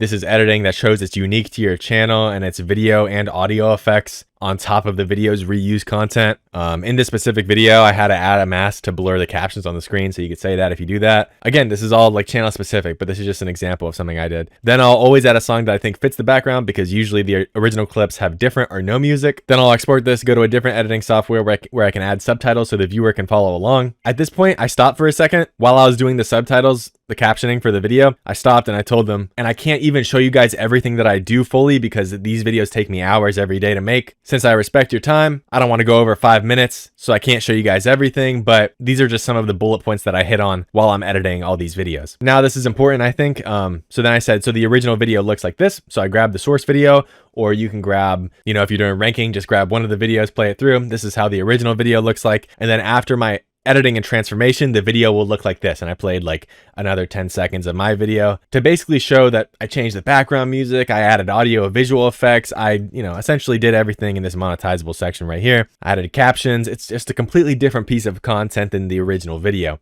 And this should be pretty starkly different. Like there should be quite a contrast here. So make sure that it is the case, because if the original video almost looks the same as like the edited video and the transformed video, then you clearly didn't transform it that much, right? Showing you my editing process, I think it's clear that I've transformed both the audio and video effects of the original clip, demonstrating substantive editing, which would make me eligible for monetization. Again, we're just driving home whatever point you're using here. We're just driving home how this falls under this bullet point. If you want to, again, you can always contrast like the content that violates this guideline. You could say like, showing you my editing process, I think it's clear that I've transformed both the audio and video effects of the original clip, demonstrating substantive editing, in contrast to it just being a short video that I compiled from other social media websites because I transformed it. You know what I mean? Then I went full screen again, full screen webcam. Thank you for your time and patience, as well as giving me a chance to appeal this. It means a lot to me, as YouTube is my job. I take a lot of pride in transforming these videos, as it takes me hours each day to make these. things. Thank you for your time and have a great day. That's what I did. I took one day to gather my appeal script and make the video, uploaded it the next day, submitted it to YouTube. Within 24 hours, my monetization was reinstated,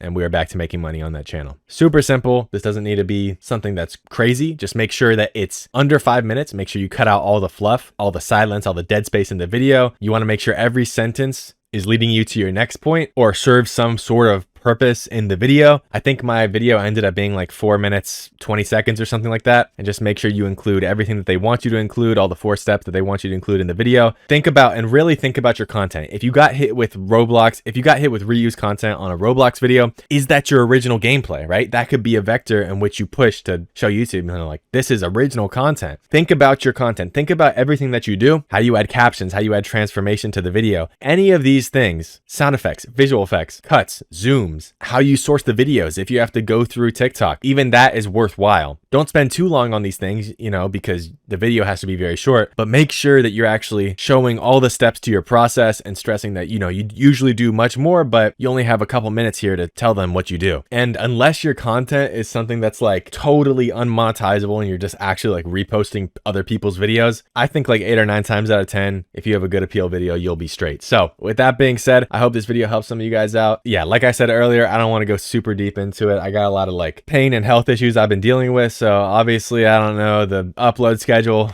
of this channel. I know that this is something that I've had many people ask me how to beat this. So I figure I might as well put this on the channel, for the future, give people a video that they can reference. This is everything I know. Of course, if you guys know anything in the comments, go ahead, drop it in the comments. Help each other out. That's why we have this community. Help each other out in the Discord, help each other out in the comments. We want to create a community of people that have a support group to make their YouTube videos. So I hope all of that makes sense. Let me know if you guys have any questions, and yeah, hopefully I'll be uploading a little bit more, although it is kind of rough, so bear with me. But I love all you guys. We got the best community in the game, so love you guys. Hope this video helps some of you guys out, and peace out. All right, if you are making faceless YouTube shorts, you're probably using an AI voiceover. There's a lot of tools for this, but the most popular one has always been 11 Labs. It's so common that if you scroll in the YouTube shorts feed for like 2 minutes, you'll encounter probably hundreds of AI voiceovers. I even have my own voice cloned with AI, which a lot of my community uses. So if my voice sounds familiar, that's probably why. That's called influence. But in a recent update, YouTube actually announced that they're partnering with 11 Labs to tag all of their voiceovers. So in this video, I want to talk about what that means for the future, if it's a big deal or not, if you should be worried about it, and what you can do about it. Now, before I say anything, I do want to warn you guys to be careful with any type of information that you're consuming from YouTube updates. There's just so much misinformation in this space. Just a year ago, on like July 15th, everybody thought that faceless YouTube shorts were dead because of another policy update, and I had to make another video just like this one, and it's on this channel to this day. So I'm just going to give you guys the raw info on what to do about it. There's not going to be any fear mongering. Make sure you watch to the end so I can clear everything up for you guys. I want to get this out of the way right now because I know some people won't stay to the end. You do not need to stop using AI voices, and no, they are not dead. There's only one thing that I would recommend going forward, and it's really just a precautionary measure. So let me dive into the actual update so you can see what happened.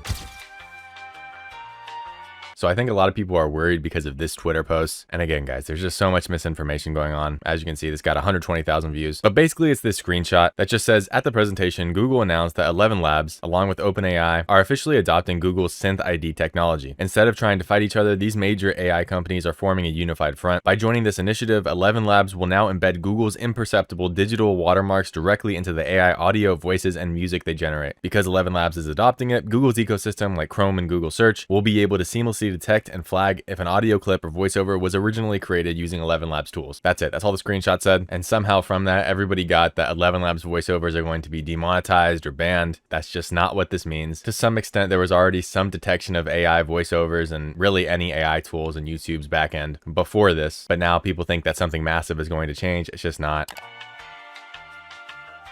Really, you have to think about this from a business perspective. Like, 11 Labs is not going to partner with YouTube if it's going to completely kill their business model. If YouTube just demonetized or banned AI voices overnight, 11 Labs would be like a massive op to YouTube because that's where most of their use comes from. So in fact, this partnership is actually a great thing. It means that YouTube is actually seeing a future where 11 Labs is part of this huge creator ecosystem. And if anything, the companies that haven't partnered with Google, AI content that doesn't have Synth ID or is less detectable will be more risky because there's that potential that will be there to mismatch what is actually disclosed versus what is actually in the video. And if nothing else calms you down, it should be this. YouTube and Google, they are a business. 11 Labs is a business, and they will not come to work together if it's detrimental to their pockets in any way.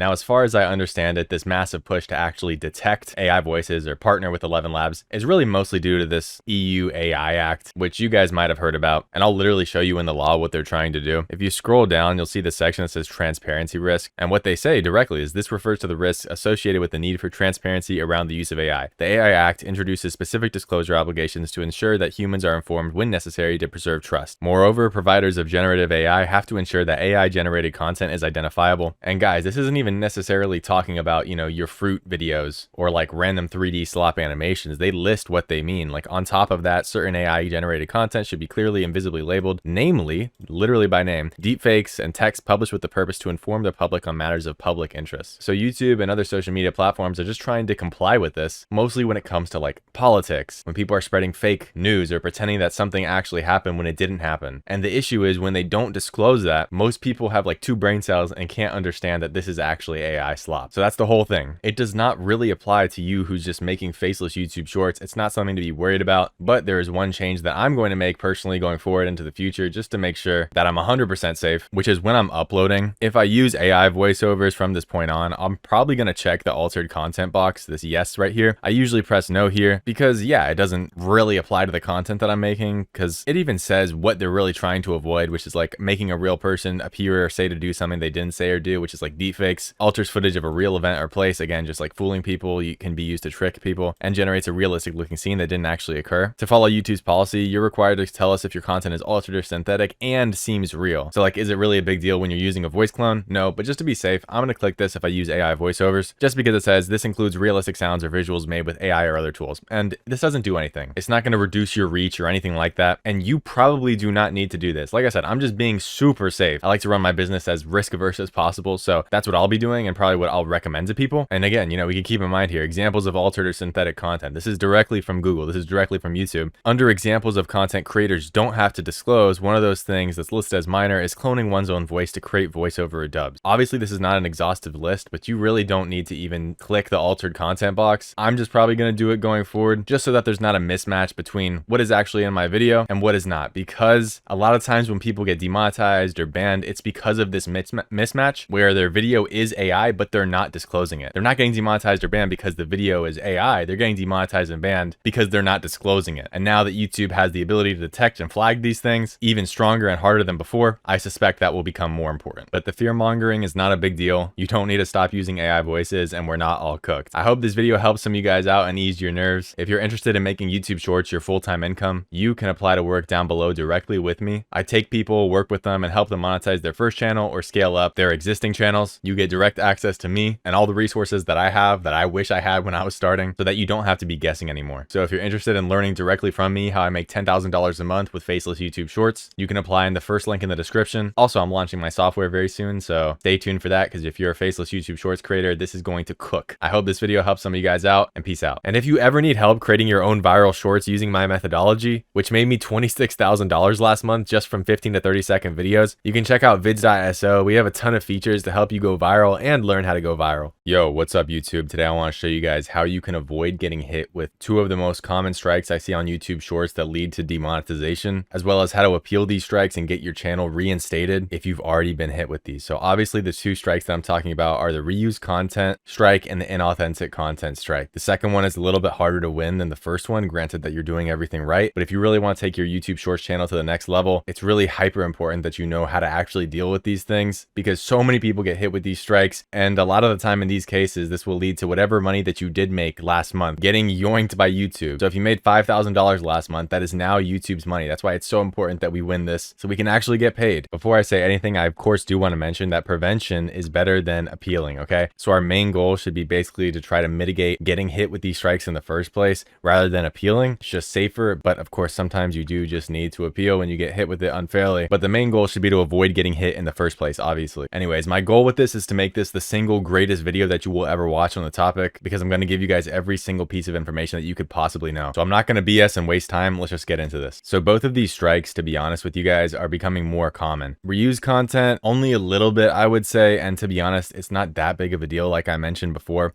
But inauthentic content, is a relatively new policy in terms of what people are actually getting striked by. And this is what's really causing a lot of grief for people, because reused is pretty easy. Now, the reason for this is because there's a lot of extra competition on YouTube with like people creating like 50,000 slot farms to try to farm some money basically. So YouTube's strategy, of course, they have to get a little bit more restrictive with what they're actually monetizing. But with that being said, there's still a ton of misinformation that's floating out about this stuff. And it kind of pisses me off, because just because YouTube's being slightly more restrictive with some things and certain niches, which we'll get into, it doesn't mean that you can't get into the YouTube Partner Program by transforming your content. YouTube's monetization policies are largely still the same. The only difference is really the inauthentic content part, which is specifically designed to crack down on templated and mass-produced content. We can talk about why the AI is messing up and demonetizing people for this later on in the video. But other than that, the monetization policy is largely intact. But when people say stuff like using AI in your videos is causing this, it's just totally wrong, at least for right now. Hey, dude, by the way, I'm dropping my software like later this month. If you're a faceless YouTube Shorts creator, you aren't going to want to miss out on this. So click the link in the description if you're cool and you want to sign up on a wait list so that you can get early access. I make videos for a living, so I know exactly what the pain points are and what you guys are going to want to like have in the software. You know, just trying to build something that I'll actually use myself. And if I can use it myself and it's good enough to run my whole system of YouTube Shorts, then I'm sure it'll be good for you guys too. So if you're excited for that, the link to the waitlist will be in the description. Back to the video. You can utilize AI in your videos and something might get picked up and flagged by the YouTube AI to flag you and demonetize you. But I mean, even YouTube themselves, they are constantly rolling out new AI features and trying to integrate AI more and more into their platform. So I really wouldn't put much stock into anything that people say when they say using AI is causing demonetization. That's if you use AI incorrectly. I mean, YouTube has been pro AI. That's sort of an issue that a lot of people have with the company. I don't want to spend too much time on it, but I mean, you literally have articles from YouTube that talk about how they lean into AI's potential. If you've been on YouTube posting for a while, you know that they constantly are encouraging you to use AI features. So what their AI is cracking down on is patterns, and that goes for whether you're making the content yourself or you're having AI generate the content for you. With that being said, let's dive into each of these two strikes and see what is causing each of these and how to avoid them. Number one, we can talk about reused content. Fundamentally, it's very simple. This is an issue with your transformation, or I guess lack of transformation, of whatever video you're posting.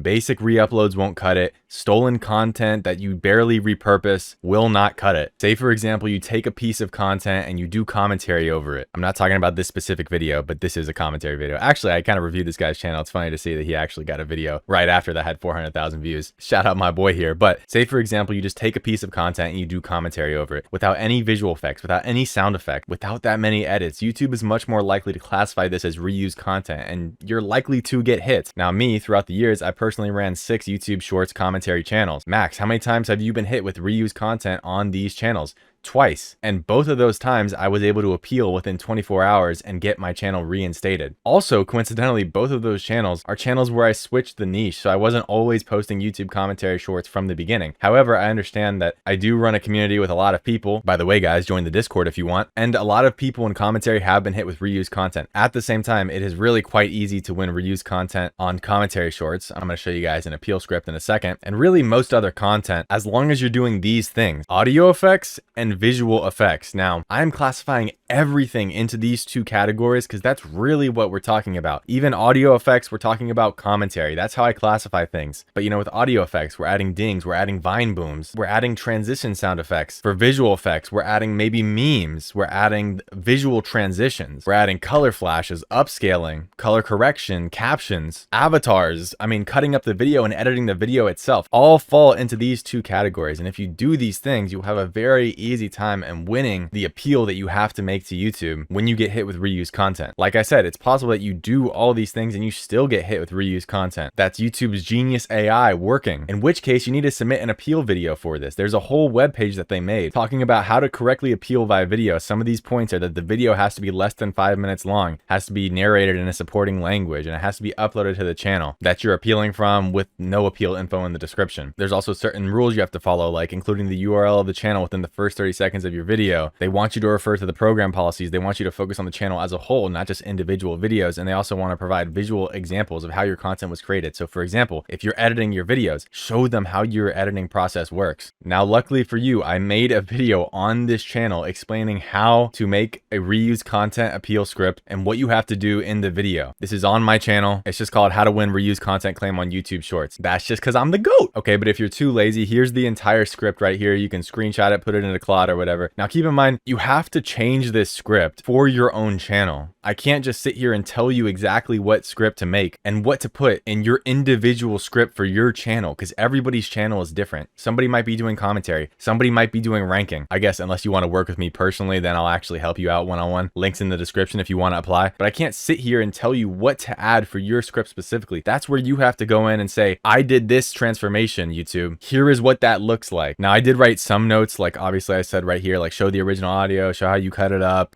show URL screen at this point, very important. Show videos in YouTube Studio, refresh page just to show that it's actually you. So this is just the general blueprint that you can use if you get hit with reused content. If you're running a different niche than like commentary, for example, you take the general formula of this and you morph it around whatever your video is that you're making. So say, for example, maybe you don't have as much commentary, but you have like an AI avatar, or you have an avatar coming on the screen every now and again that you animate in or you edit in. That's something that you will explain for your video specifically. This video alone has gotten hundreds of people remonetized. I still get DMs to this day saying that this video helped them make thousands of dollars. This appeal script, this process will work most of the time. And if it doesn't work, almost 95 to 99% of the time, it's because you actually don't transform the content enough. Maybe you don't realize it, but it's really that straightforward. Make your content more transformative, apply again, and hopefully you'll get accepted next time. I'm also not here to spit BS for you guys. If your content is not transformative, you will not get accepted. There is basically nothing that you can say in the appeal if your content is not transformative. I'm sorry, it's just the way it goes. YouTube's policies are very clear. Edited footage with audio and visual effects on top of the video's reused content that demonstrates substantive editing and shows it's unique to your channel. This is what is allowed to monetize, okay? If you don't do one of these things right here, do not cry if you get rejected from YouTube Partner Program, okay? They literally tell you explicitly what violates this guideline and what is allowed. So I want to urge a lot of you guys, be honest with yourself. If your video transformation is not that much, wait a few months and reapply. That will be your best bet. I mean, hopefully everybody watching this video lives to be like 80 years old. An extra 3 months spent making your content more transformative so that you can build up an income stream online that pays you from your computer, from your phone. That is worth it. So take the time. You could really unlock something great with YouTube. Also, if you want to work with me one-on-one, I do one-on-one coaching where I help you monetize and scale your faceless YouTube Shorts channels. And it's all real advice, real feedback coming from somebody who's done it multiple times and who knows what they're doing, since this is my full-time income for years now. So if you need help or you're stuck, you just want real feedback for once in your life, somebody to be honest with you about your videos, click the first link in the description to apply. Back to the video. Now, before I talk about inauthentic content, I want to show you guys examples of videos in certain faceless YouTube Shorts niches and examples of transformation that they do in each video that could be included in their specific appeal script for YouTube Shorts, just so you guys get a full understanding of what I'm talking about. This is an example of a standard commentary YouTube Shorts clip, right? So right here, before I even play anything, he's adding a visual effect, one being the circle. There's captions popping up on the screen. There's zooms right here. He's clipping multiple clips together. There's background music. I'm not going to play some of the audio for you guys, so obviously there's transformation there as well with sound effects, but I don't want to get strikes since this video is long form. But as you can see, we're stitching like 20 videos together here just to make one YouTube short. So this alone, there's visual effects, there's sound effects. This is monetizable. With ranking, it's a little bit different. You don't use as much commentary, although some people do put a little bit of commentary in the beginning or between each clip. That definitely helps, especially if you pop up like an avatar on screen like this guy, right? When you're actually talking, that will help you. You see how he adds his own avatar here while he's talking. Very simple stuff. For ranking here, there's going to be a lot of like audio sound effects and stuff like that. So you probably won't hear a lot of it because I'm not going to play the audio, but there's a lot of sound effects going on here, like a funny fall effect here. There's a transition effect there even. And then throughout the videos, sometimes they'll put like visual effects. You can pop up memes on the screen if you want to. You can add color flashes. I mean, you can do literally whatever you want, but for ranking, obviously there's a little bit less commentary, so you need to to make sure that you're amping up. So you need to make sure that you're amping up the other audio effects. You need to make sure that you're amping up visual effects, so that way the videos look different. Obviously, ranking has a lot of like different videos clipped together, which honestly is pretty good most of the time, rather than just stealing one video. But you still need to make sure that you're actually transforming the video, or else you're going to get hit and not be able to get monetized. For 3D animation, I don't really need to say too much here. This is like not really getting hit with reused content that much. It's more getting hit with inauthentic content, and I'll explain the reasons why exactly later. But they really don't get hit with reused content that much. If you do, it's just super easy because you're the one making the animations. I mean, it doesn't get much more transformative than that.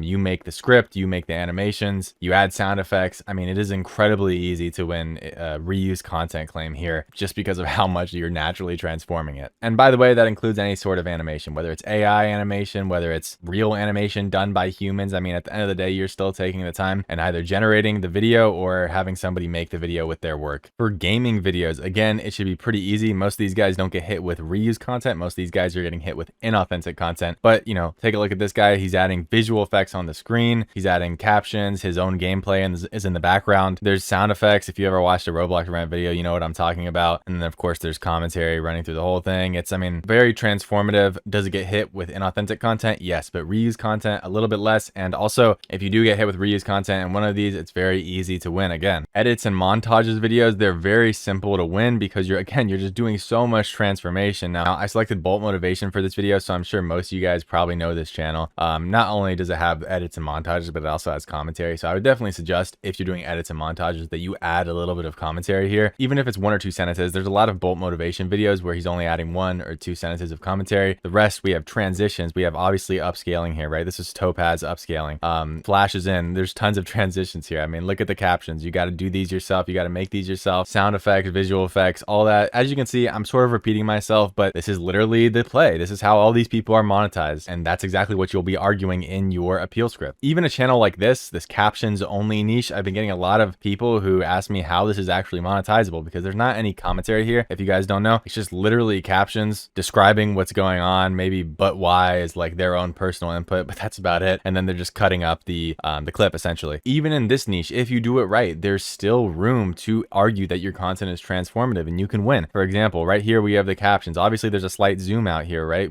We know that there's a visual effect right here when he's zooming out. Then there's a spotlight effect, a typing sound effect. Then there's the text coming in, Karen blocking, you know. Then the video flashes, there's a transition, boom, and then we're back, and now he's zoomed in again. I mean, there's like, you could point out a billion things. There's another zoom out there, there's sound effects. Throughout this whole entire video, this is like sound effects and visual effects, and sometimes people even add 1 or 2 sentences of narration here as well. This will help you, again, just to make sure that you are actually making your content transformative enough. If you notice, one of the things that I'm saying is like consistently try to add at least a sentence or 2 of commentary in your videos. Meme channels like this, even this, you can argue that this content is transformative, and that's why it's monetized right now. Even for simple videos like this where there is no commentary, these again are more likely to get hit with inauthentic content, and we're going to talk about that in just 1 second. But here we have this guy, he might have just stolen this tweet, or he just added his own caption about the gym video that he's posting right here. He has the video playing, and then he adds text in that he added, and then like a funny meme at the bottom. So every single video is like this. So he's not just stealing her content and re-uploading it, he's actually having a caption that's branded back to him, adding more text on the screen, and then adding like a funny meme. And so that's how this content kind of slips through the cracks as well. If you did want to make it even more transformative, again, you would add a line of commentary or 2, or you would add some more sound effects or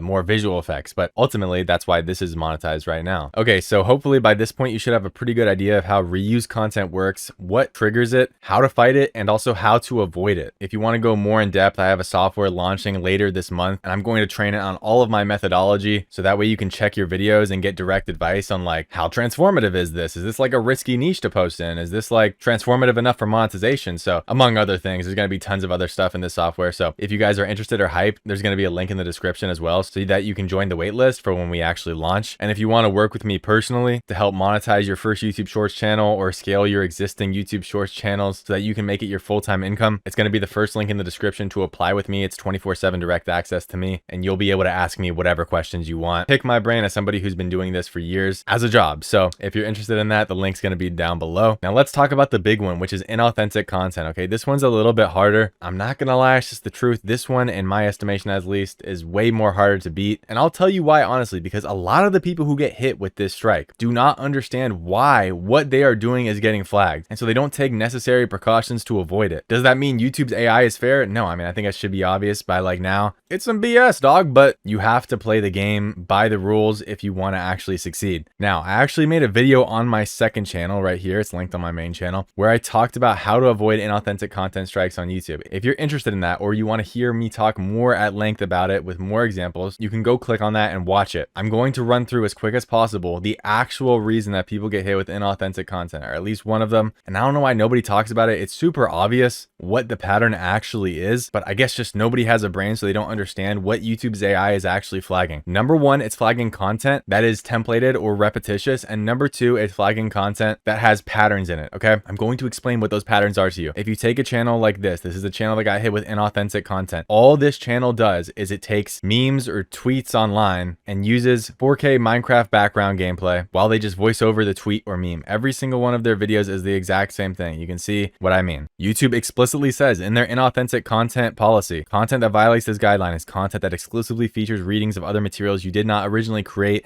like text from websites or news feeds. If you're doing this, make sure you're adding commentary or something like that. It's not to say that every single person doing this niche will get hit. It's not to say that you can't ever win an inauthentic content strike if you get hit and you're in this niche. But guys, work with what YouTube is telling you. YouTube literally explicitly says that this type of content will not be monetized according to the inauthentic content policy guidelines. If you slip through the cracks and you're printing money, great, good for you, bro. But at the end of the day, if you want to have more ground to stand on, if that ticking time bomb finally explodes, you should start transforming the content more, or making sure that you don't fall into the section that says the content that violates this guidelines. I'm going to show you guys a bunch more examples, but this is an example of a channel that got hit, most likely because it's repetitious and templated. This is not because of like a pattern. Well, I guess you could say the pattern of a template, but let's talk more about it. We take a channel like Trick to Entertain. Now, these people got demonetized. They actually got their channel restored because their content is so transformative, but the reason is very simple. The reason is because the character rig is the exact same. That's why the people who get hit by this most are animation channels, the most transformative content, and gameplay channels, because the character rig is the exact same. I'm going to word this very carefully because when I made this video on my other channel, I had people commenting some of the stupidest things I've ever heard in my life. Max, if they're targeting character rigs, then SpongeBob would be demonetized. Bro, are you stupid? Do you think that YouTube would demonetize SpongeBob? Like, I think this goes without saying. I don't know why people are so stubborn that they cannot understand reality just because they want to be contrarian or just because they want to argue. The reality is the reason why this channel got demonetized is because the character rig is the exact same every single time. This humanoid character right here, the Zach D Films like type archetype of character animation 3D with the pink shirt, every single time, almost every single time.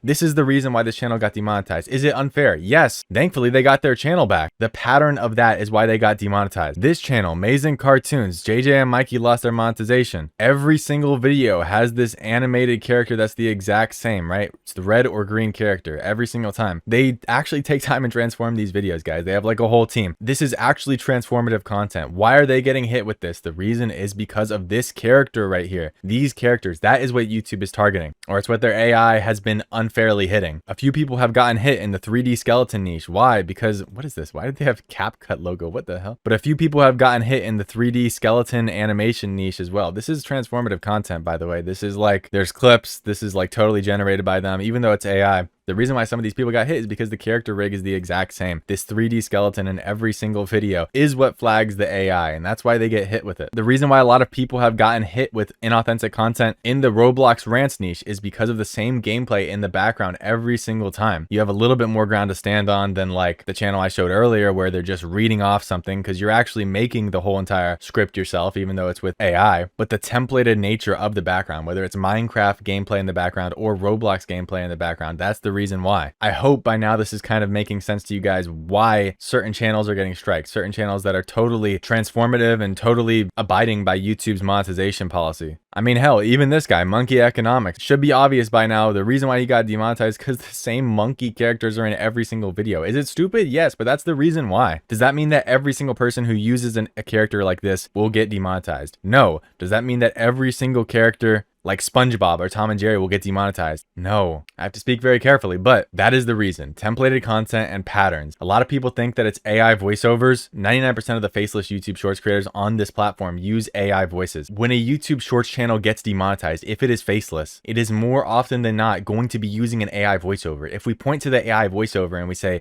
this is what's causing it, that's just ridiculous because there are literally millions and millions of channels using AI voiceovers and who haven't been hit with this. If it was the case that AI voiceovers are causing this, half the channels on YouTube would be nuked overnight. Please understand what I'm saying. This is a very targeted thing that the AI is focusing on. Now, if I go on Twitter, which you can follow me if you want. Now, if you go on Twitter, you can see the guy who actually runs this channel that got remonetized. He went on to explain exactly how he got remonetized after being demonetized for inauthentic content. I think it's just worth going through just real quick because most people who submit an appeal, like he says, will just get rejected within hours or even within minutes. I've seen that. Then he tried the Twitter method. So he posted publicly tagging Team YouTube. They actually replied, but now claim that it was reused content. Their first reason was inauthentic content. So they're already being inconsistent. They don't know what they're demonetizing you for. So if you just got hit with inauthentic content and you got denied, also reach out to them on Twitter, see if you can get some public support or just reach out to them so that way they can like contact you if possible. Kept posting on Twitter, had people try to get a YouTube rep to look into that case, never worked. Then he uploaded a long form video on the channel explaining the situation. A couple days later, YouTube DM'd me on Twitter and apologized for inconsistency in the reasoning for why it was demonetized, saying inauthentic content and reused content. So he sent an email and Twitter DM to Team YouTube pointing out the inconsistency. He also hit them with the EU law. So if you're in the EU, you can use that. But they responded on Twitter and sent me a new email where a YouTube community outreach guy contacted me. Still the exact same generic email as before, but no real explanation. Told them give me a detailed explanation and they remonetized the channel. Obviously, if you're in the United States, you might not have EU law to back you, but so the steps that you're going to take if you get hit with inauthentic content is number one, you're going to try to appeal. For a lot of people, this is only a text box appeal, which sucks because it's very hard to state your case in a text appeal. If you do get a video appeal, go ahead, use it, explain why it's not inauthentic, why it's not mass produced, why it's not a template, as long as you're not actually doing a template. Try to appeal that. If that gets denied, you can post on Twitter and try to escalate, try to get traction on the post, because the more people are like interacting with it, even if it's just the difference between 1 like and 20 likes, it's a huge deal. I mean, the amount of people who post something on Twitter and get 1 like is like 95% of the population, and the amount of people who post something on Twitter and get like 20 likes is a lot less. So definitely try to network, get traction on that post. If that still doesn't work, you can also try creator support in YouTube Studio. They might be able to give you another explanation. It's in the top right hand corner of YouTube Studio. You can click chat with creator support. It'll pop up a box here, and then you can actually just like keep talking with it until eventually maybe you can get it escalated to an internal review, which is what I've seen a lot of people actually get help with, because you're just talking to AI until you eventually get transferred to a human. Obviously, give it some time and patience. And the final one that I didn't add is just like stay persistent with contacting creator support, because if your content is truly monetizable and you're not doing anything wrong, you should stay on their necks. And most people that I've seen that have success have had to be extremely persistent. It's stupid, but they usually don't get remonetized overnight. That usually takes a few weeks. So YouTube's getting flooded with people who are requesting like internal reviews of this, but most of them are going to stop requesting internal reviews by like 2 weeks because they feel that it's hopeless. So as long as you stay persistent and never give up, that gives you a huge advantage if your content is actually meant to be remonetized. So with all of that being said, I hope by now you have a good idea of what causes both reused content and inauthentic content, as well as what you can do to avoid getting hit with it and what you can do once you've been hit with it. If you're still watching, I'd appreciate it a lot if you could drop a like and comment. I spent a lot of time working on this video. I don't want to gatekeep anything for you guys, and I spent a lot of time researching to make this video. If you want to work with me one-on-one, learn how I personally made YouTube Shorts my full-time income, you get 24/7 direct access to me. I'm coaching you every single day, giving you feedback, helping you wherever you're at, whether it's just monetizing your first channel or you already have some monetized channels and you just want to scale. Wherever you're at, I can help you because I've done it before. I'm pretty tapped in with YouTube Shorts. I usually know what's going on in the space. And if you want somebody to brainstorm with, somebody to give you good feedback and actually tell you what you're doing wrong and what to fix going forward, apply to work with me down below. And if we're a good fit, then we can work together, dog. With that being said, I hope this video helps some of you guys out. It took me an extremely long time to make it, and peace out. And if you ever need help creating your own viral shorts using my methodology, which made me $26,000 last month just from 15 to 30 second videos, you can check out vids.so. We have a ton of features to help you go viral and learn how to go viral. This YouTube short strategy made me $41,784.74. These are some of the stats for only one channel, close to 400 million views. And keep in mind, I run over half a dozen faceless YouTube Shorts channels. And keep in mind, none of this is luck. Now, certain videos do perform like crazy and go viral, of course. Like, these are examples of 4 big videos I've had. This one video, $2,000, another video, $3.2 thousand, $2.6 thousand, $3.3 thousand,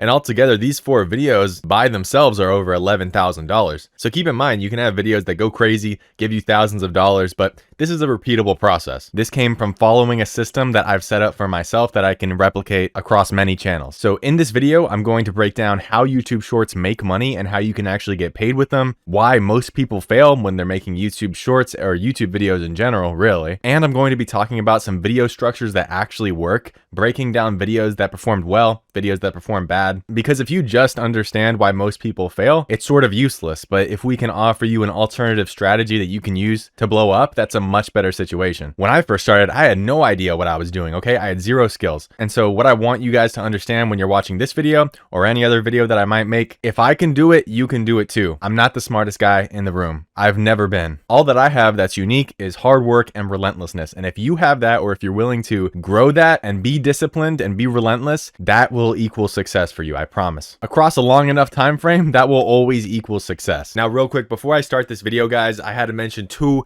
really important things. Number 1 being that I am opening up a small mentorship program where I personally work with each and every one of you to build a YouTube Shorts channel that breaks past 30K view jail and actually pays you every single month. It's going to be capped, and I'm not going to be taking on everybody because I'm going to be personally working with you, but that's going to be launching very, very soon, and the private waitlist for that is going to be the first link in the description. And the second thing, which is something that I'm super hyped to announce, is that I finally also opened up the waitlist for my own personal software. I've been developing this for months with the help of a dev team. It's been insane, and we're not totally ready to launch, but it's going to be a sick software that's going to be like an all-in-one tool for faceless YouTube Shorts. It's going to help you source viral content, analyze scripts, rewrite scripts, find your competitors, repost across many different platforms, and hopefully so much more in the future. And if that's something that sounds interesting or intriguing to you, you can enter your email right here so that I can notify you as soon as we launch. So both of those links are going to be in the description below. And without further ado, let's get into the video. Okay, so first thing we need to talk about is how YouTube Shorts monetization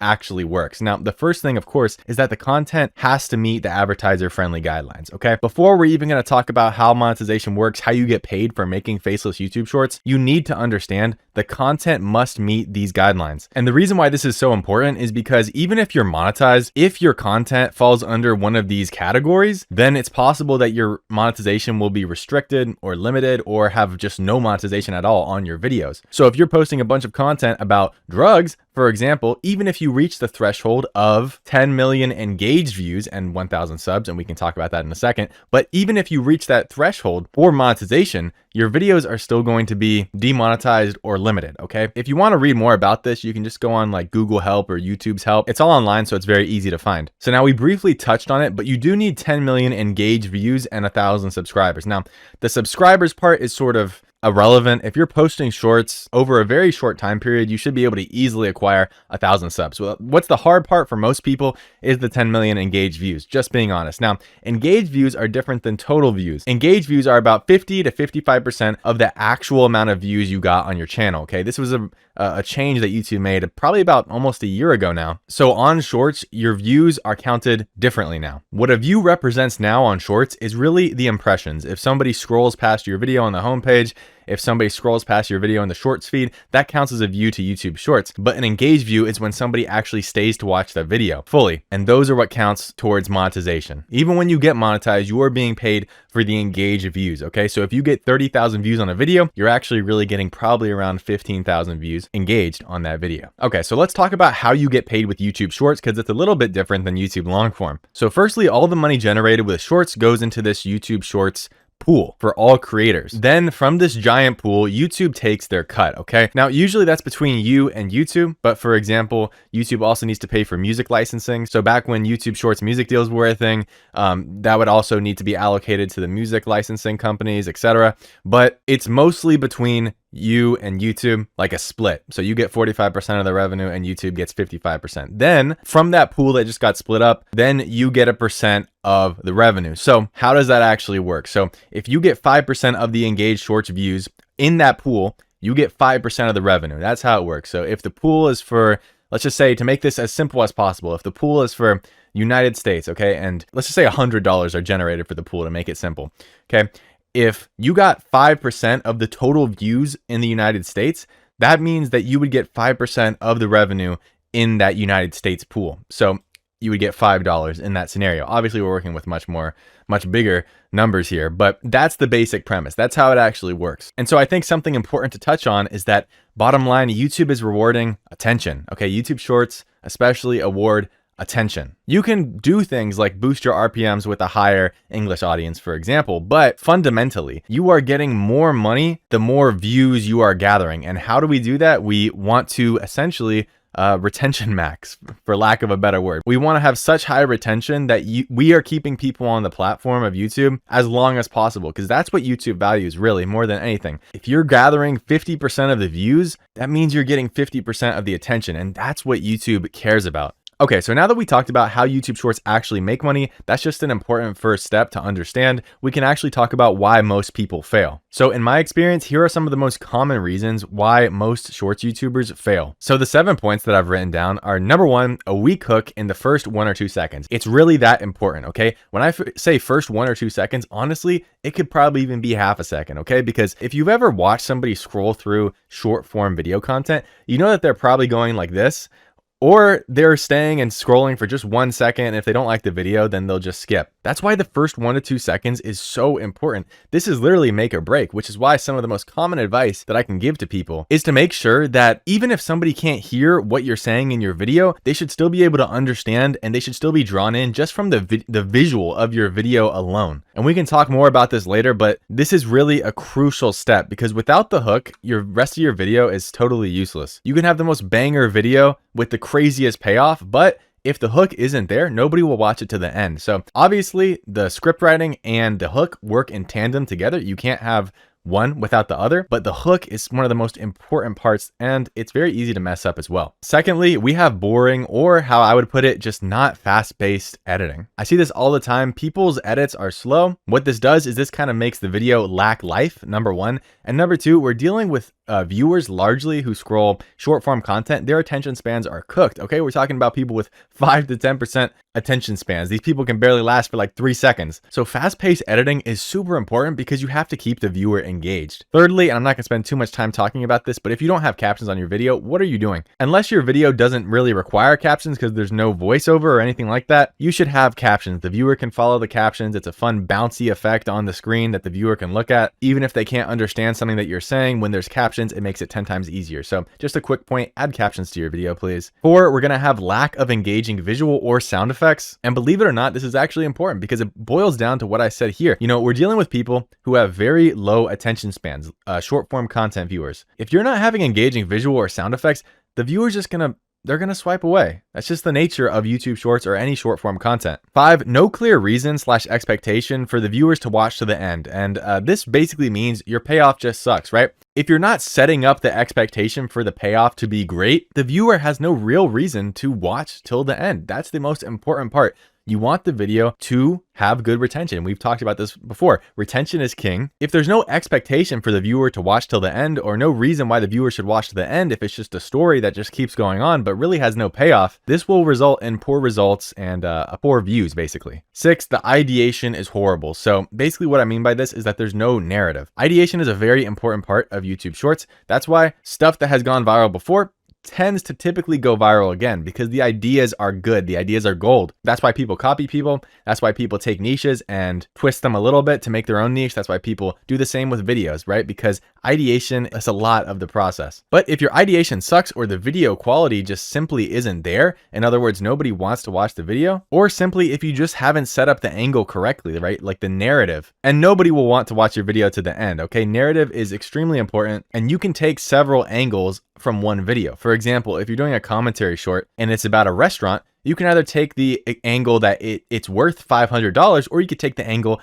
that it's a scam, right? And that's the difference, right? Same video can have several different angles with it, and it matters what narrative you're building for the viewer. And then 7, I wrote this because a lot of people don't understand this. It's not understanding what your purpose is as a creator. And what I mean by this is that people think as a faceless shorts creator that your main purpose is to like grow this fan base that really cares about you. Your purpose as a YouTube Shorts faceless creator is to entertain, okay? Every single thing you do should be through the lens of entertaining people. It should not be about providing the most best valuable information. In some cases that can work, yes, but fundamentally, people are watching your videos for entertainment. Get it through your head. It's not for you. It's not even for the video necessarily. It's for entertainment. People want 10 to 15 seconds of their life to be filled up with something funny, something emotional, something entertaining. Okay, so fundamentally, that's the most important part. You need to constantly be thinking about this while you are making your videos, because when you're in an entertainment mindset, you can do different things, you can be creative, you can formulate different strategies, because fundamentally you are trying to entertain the viewer. Now, what do all of these things have in common? Okay, if you're doing any of these things, your short is not engaging enough. Okay,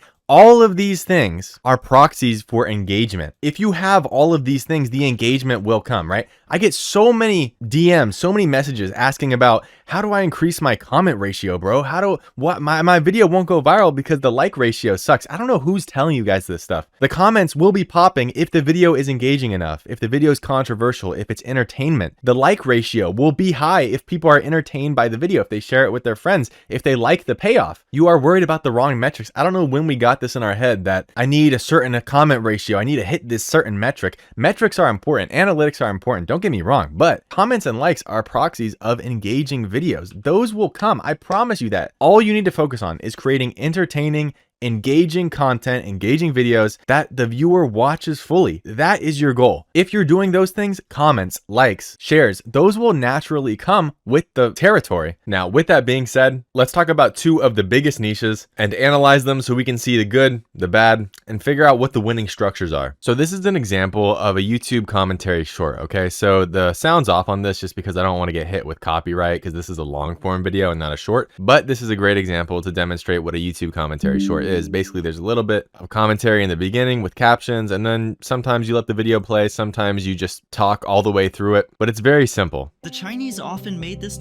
Another example would be a video like this. This is more of a scientific video. And this niche is huge. It works because people are just naturally attracted to opinions, reactions, commentary over viral clips or moments, and really anything. You can take this and do any sort of sub niche of it. This otter jumped into like Infy's Diary channel, where it's basically about wholesome moments and animals and stuff like this. There's infinite sub niches you can do. So it's never going to go out of style. And there's a place where almost anybody can fit in. And there's just such a high demand for this stuff. When you do it correctly, this niche can generate extremely high retention, millions of views. So now I want to show you guys a video that performed well in this niche, and we're going to kind of analyze it, break it down, and then we're also going to look at a bad one so you can see the difference. I'm going to do my best to not get copyright striked here. All right, so I'm going to play it. This goalkeeper just turned his entire team into his fans, because when both teams were on the same points and there were only 5 seconds left on the clock.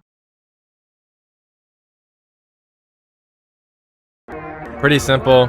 I'm gonna pause this for a second just so the copyright strike maybe avoid that.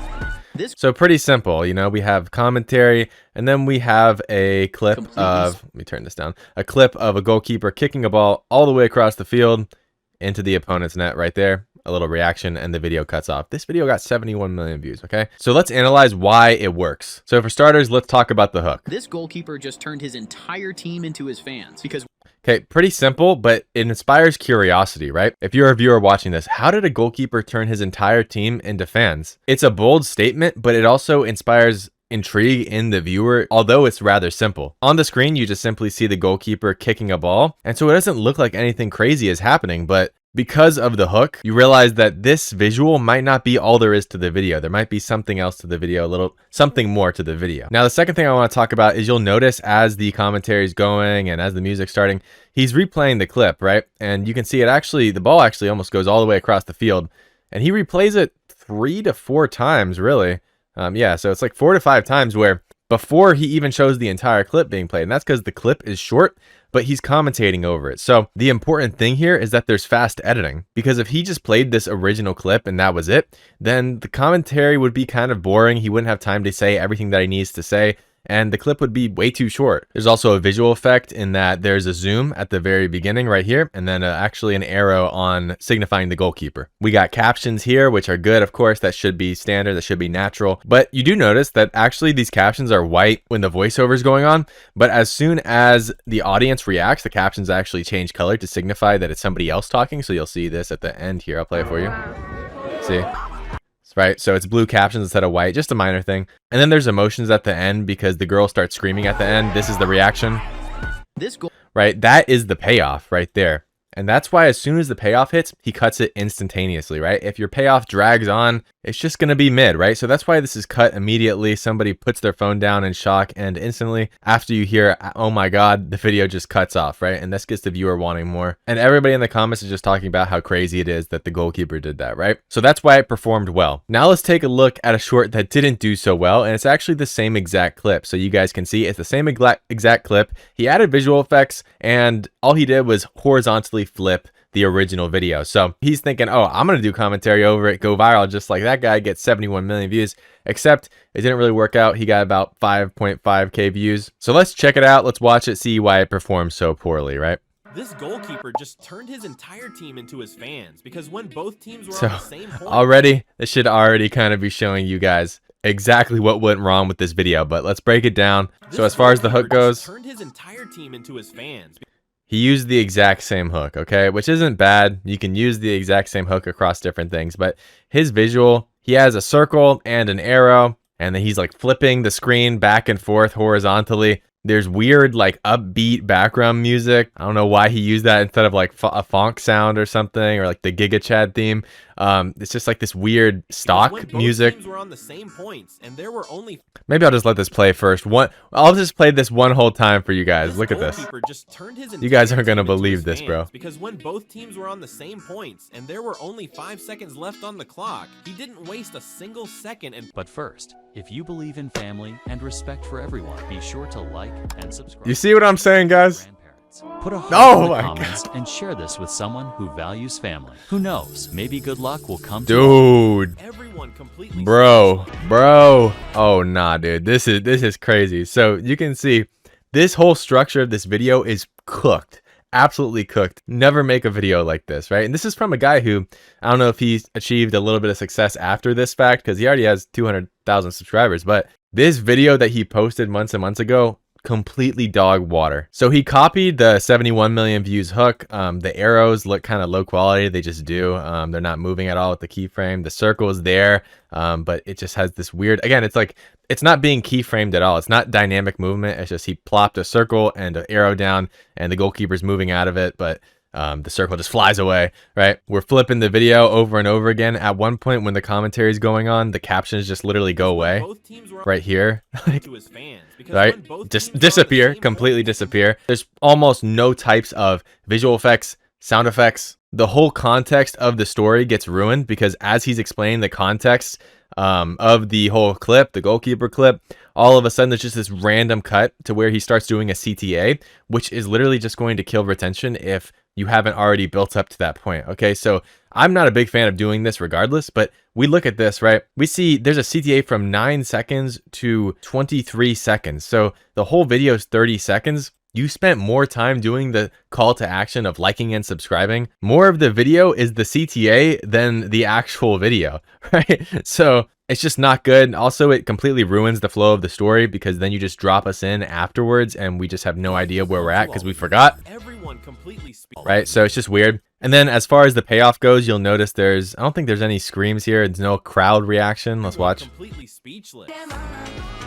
Right, so there's just it. He just cuts it immediately. There's no reaction to the crowd. There's just a random skull edit with a random funk song splattered over it. Very messy, and although the video is longer, the retention, I guarantee, was bad. So it's just an execution problem. From the beginning, the hook is not good. The whole middle of the script kills retention, and the payoff is just some mindless skull edit. And not to mention the payoff, right? This skull edit starts at 24 seconds and it goes on for nearly 6 seconds. That is exactly the opposite of this video because as soon as the payoff hits, it cuts, right? With this video, the payoff drags on and on and on. Like, what is this? Why is this going on for so long, right? Who knows? Nobody knows. I don't know what was going through this guy's head when he made this video, but you know, we all got to start somewhere. Obviously, there's no problem with having a flop video. We all have them. But from the hook, they swipe away. And throughout this entire video, the retention is just going to drop like crazy. So like I said, this isn't really a commentary niche problem. This is just an execution problem. If you're making videos like this, they largely have no coherent narrative, or they just aren't good videos, to be honest. And of course, they're not going to get views. So with that being said, let's talk about the winning commentary structure, something that you can follow every single time to make sure you're on the right path. Because now we saw a video that worked and we saw a video that didn't work, but let's talk about how to actually win in this niche. So for starters, you need a strong hook that sets expectations for the payoff very high. If there's no expectation, if you can't inspire curiosity or intrigue in the viewer, you're cooked, because the payoff when it comes to retention is everything. You need to have a good payoff. And the only way to even define that for the viewer is to set the expectation that there will be a payoff and that what that angle will be for the payoff. The best way to put it is that you can have an insanely good hook, an insanely viral hook that's just perfect. But if it's not tailored for your specific payoff, it is useless. A mid hook that perfectly sets your viewer up for the payoff is actually better than a great hook that doesn't even lay out what the payoff is, because then the viewer has no idea why to finish your video. And the best example of this I can give is I see videos all the time from people, and they start off the video by focusing on one guy. This guy thought that it was a scam when he did this, and then the payoff will be focused on somebody else entirely. Your payoff needs to be at least foreshadowed somewhere in the video so that your viewer knows what to actually look for. If you're over here talking about a human and then at the end you just throw in, but this bunny rabbit was crazy though, people aren't going to understand that. You're missing the point of the payoff. You're trying to build up to the payoff, so make sure you structure your video, really the entire script, around the payoff. Next, you're going to want to provide context quickly after so the viewer is intrigued. I keep using this word intrigue,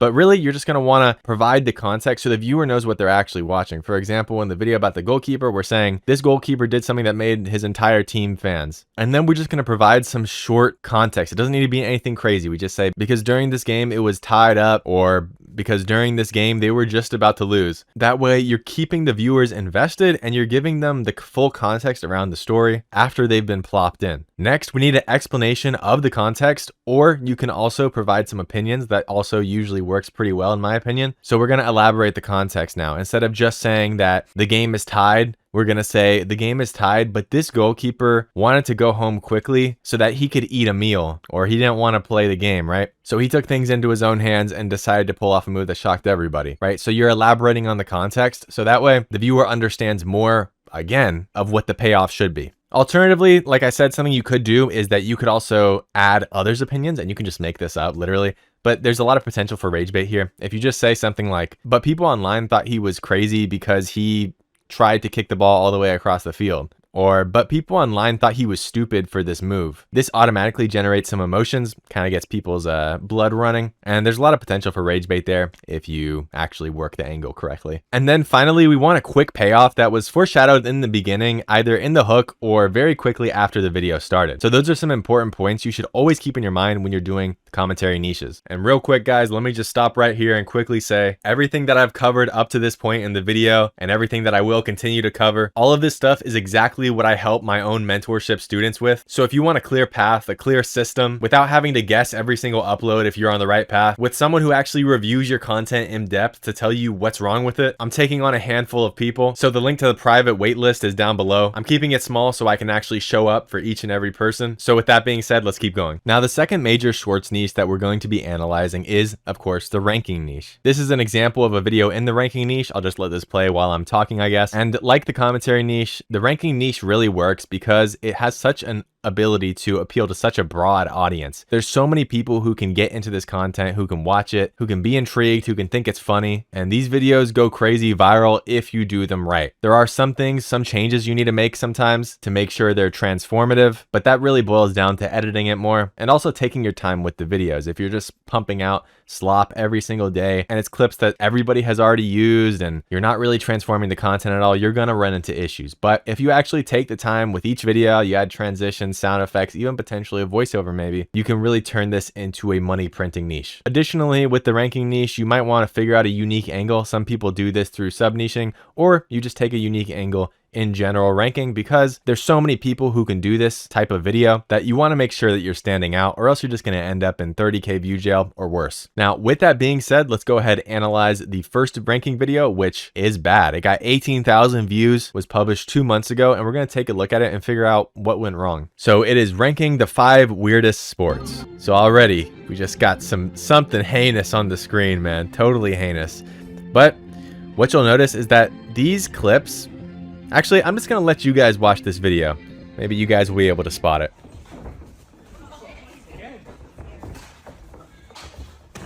So I think the first thing that everybody should notice is that there's no music, right? We listen to this, no music. It's just the original clips. So then secondly, the thing that we should notice is that these clips, they go on for so long. I mean, the same thing, right? There's only 5 clips in this video.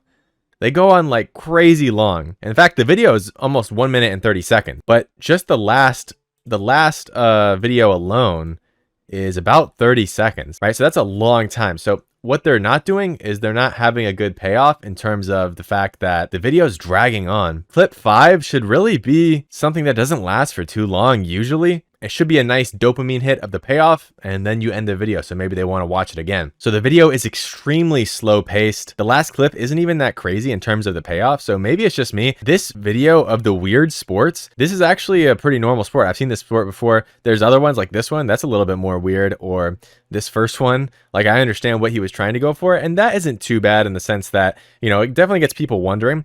But again, this clip lasts for like 15 seconds just for the first clip, and is the viewer really gonna sit there for 15 seconds just sitting there watching this? I don't think so, which is why it performs so poorly. As you can see, there's no really like ramping up of the video. Like first it starts out with amputee football, then it just immediately goes to a pillow fighting tournament, which is cool, but I just don't really see this as a ramp up. The first video is like just some people playing football who happen to be disabled. And then the second one is like just a sport where they're using pillows instead of hands, right? So I don't really see that as something crazy. I think actually like the foot box one, this one where they're sparring while playing football, I think that's a decent idea. But again, it just goes on for too long. And I have to harp on that because this is just such a slow paced video. Now I'm going to show you a video from Rankzilla. This guy has 1.6 million subscribers. And I'll just play this video for you guys a little bit. I got this. Right? I mean, already, right? The difference should be night and day. We got sound effects, we got funny visual effects, and it's somebody kicking a pole with their shin, which is gonna hurt. Let's watch that again. I got this. So, and one thing this guy does really well, I want you guys to notice, he does a really, really good job of adding sound effects and funny visual effects that enhance the qualities of the video, like this, the Minecraft health bar, right? Every single clip has one, if not multiple things, visual effects, sound effects, that are really making this a funny video. And to add on to that, the first clip hooks you in because of the emotion that you should feel when watching that, in the sense that it should make you hurt a little bit because of how hard this guy sent his shin into this metal pole. But also it's fast paced. I mean, look at this, right? 2 or 3 seconds. The other guy spent 15 seconds on one video, but if you notice, this guy 2 or 3 seconds before we change to the next clip, and he has more clips, but that's okay because he has high quality clips. Like even me, I don't like these videos. I don't like ranking videos. I don't watch them on my free time or anything, but this guy does a good job of putting them together. Like you have to admit, this is just greatness. And I don't know whether he made that personally, but if he did, absolutely cooked. Okay, so it should be pretty obvious at this point. All of these are high quality, and he's really taking the effort to not only make the video fast-paced and enjoyable, but also make it transformative so he can keep his monetization. Let's look at this last clip, because I guarantee it's going to be banger. This is the end. Yeah, see? The payoff's good. It's two, like, what is this? 2 disabled people fighting again? Dude, what is up with the disabled people? I mean, love you guys. There's nothing wrong with that at all. I'm just saying, like, it's funny that these feature so prominently in the ranking videos, but maybe it's just the ones I clicked on. So the end clip is rewarding. It gives a payoff, but also you'll notice that as the payoff hits, the clip is done, right? We spend a couple seconds on each clip and we don't spend extra. We spend just enough time on the clips so that the viewer gets the dopamine rush and then they move on. So here's the winning structure for the ranking niche that I wrote out of some points that you should keep in mind while you're making ranking videos. And if you ever need help help creating your own viral shorts using my methodology, which made me $26,000 last month just from 15 to 30-second videos, you can check out vids.so. We have a ton of features to help you go viral and learn how to go viral. Start with a visually intriguing clip, right? Don't put a trash clip at number 1 because that basically ruins your entire chance of going viral. No ifs, ands, or buts about it. If the first clip sucks, especially with ranking, people are going to think the whole video sucks. So you have to start with a visually intriguing clip. You don't have the luxury of a voiceover if you're doing ranking, most likely, which means that you really have to make sure that the visuals of your video are everything, as well as the sound effects. Secondly, we have to progressively ramp up the stakes, or you can make each video hit a different emotion. So for example, the first one is a painful emotion, right? He slammed his shin against the metal pole.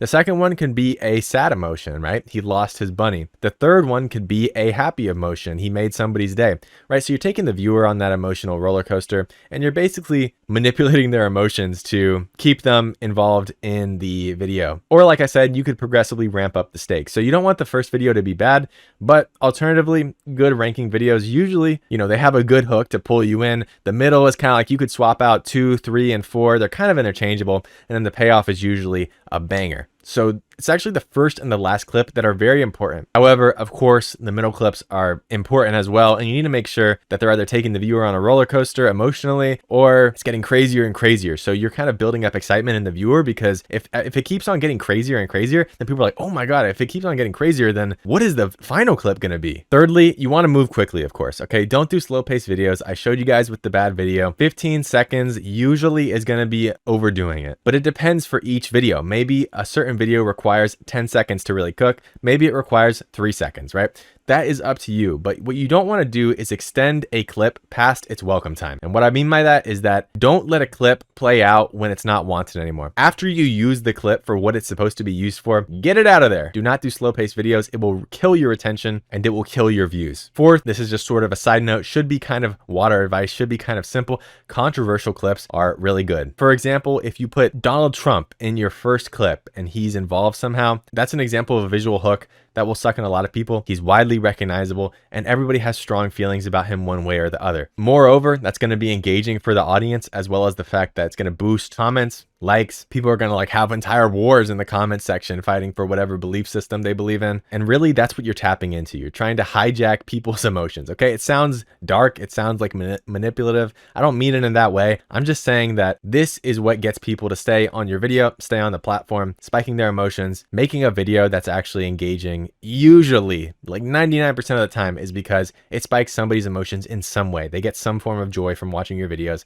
They get some form of anger for watching your videos. Whatever the emotion may be. Anger is just as powerful as happiness, which is just as powerful as sadness. That's something that you need to understand. And then finally, the payoff must be the most insane clip, and you want to cut it quickly. Ideally, when the viewer wants to see more of the final clip, it's okay to cut it a little bit too short. What I always tell people, it's better to cut it too short than to leave it for too long. If you leave it for too long, it's going to essentially kill your retention, kill your views, like I said earlier. But if you cut it too short, all that's going to do is potentially even boost your video, because people might comment in the video like, wow, wish I could have seen this for more than 0.1 seconds. And it might get people to watch it again and again and again because they're trying to see what the payoff is. They might stay for longer on the video, watch it 2 or 3 times, right? So we want the payoff to be insane. We want to reward the viewer for staying with us for 55 seconds. Fundamentally, if you don't reward them well enough for watching a 55-second video, they're going to be pissed. YouTube's going to be pissed. The algorithm will hate you. Now, if you do want a separate video where I go into depth about editing, how I edit my shorts, how I paste them, the captions, the sound effects, visual effects, all that, basically just editing for retention, let me know in the comments by just dropping a comment and I will make that video as well. Okay, now let's talk a little bit about data, the analytics you get from your videos, such as retention, swipe rate, etc. I'm not going to spend too much time on this specific section because I did have a pretty in-depth section on this in my previous video, but I do want to reiterate some things. I do want to talk about some things and hopefully explain them in a way that makes sense to anybody who's watching this. Let's start with this video. This video had engaged views of about 12.3 million. The non-engaged views were, I think, around 24 to 25 million. So pretty decent. The AVD, the average view duration, was 23 seconds and the swipe rate was about 84%. Now, funnily enough, the video was only about 19 seconds long, which means that the AVD was actually pretty good for that video. And the swipe rate was pretty insane too. And by insane, I mean over 80 to 81%, and it's kind of increasing or stabilizing as the video video gets pushed more and more. Now, comparatively, we also have this video, which got 20 million engaged views, so about 40 million total views, however you want to look at it, about 82% swipe rate, and about a 20-second AVD. And funnily enough, this video actually got more views than the one over here, when the length of the video was actually about 20 seconds, I believe, for this one. So the retention wasn't crazy, and there is a lot of variation, but fundamentally, all the successful videos I've had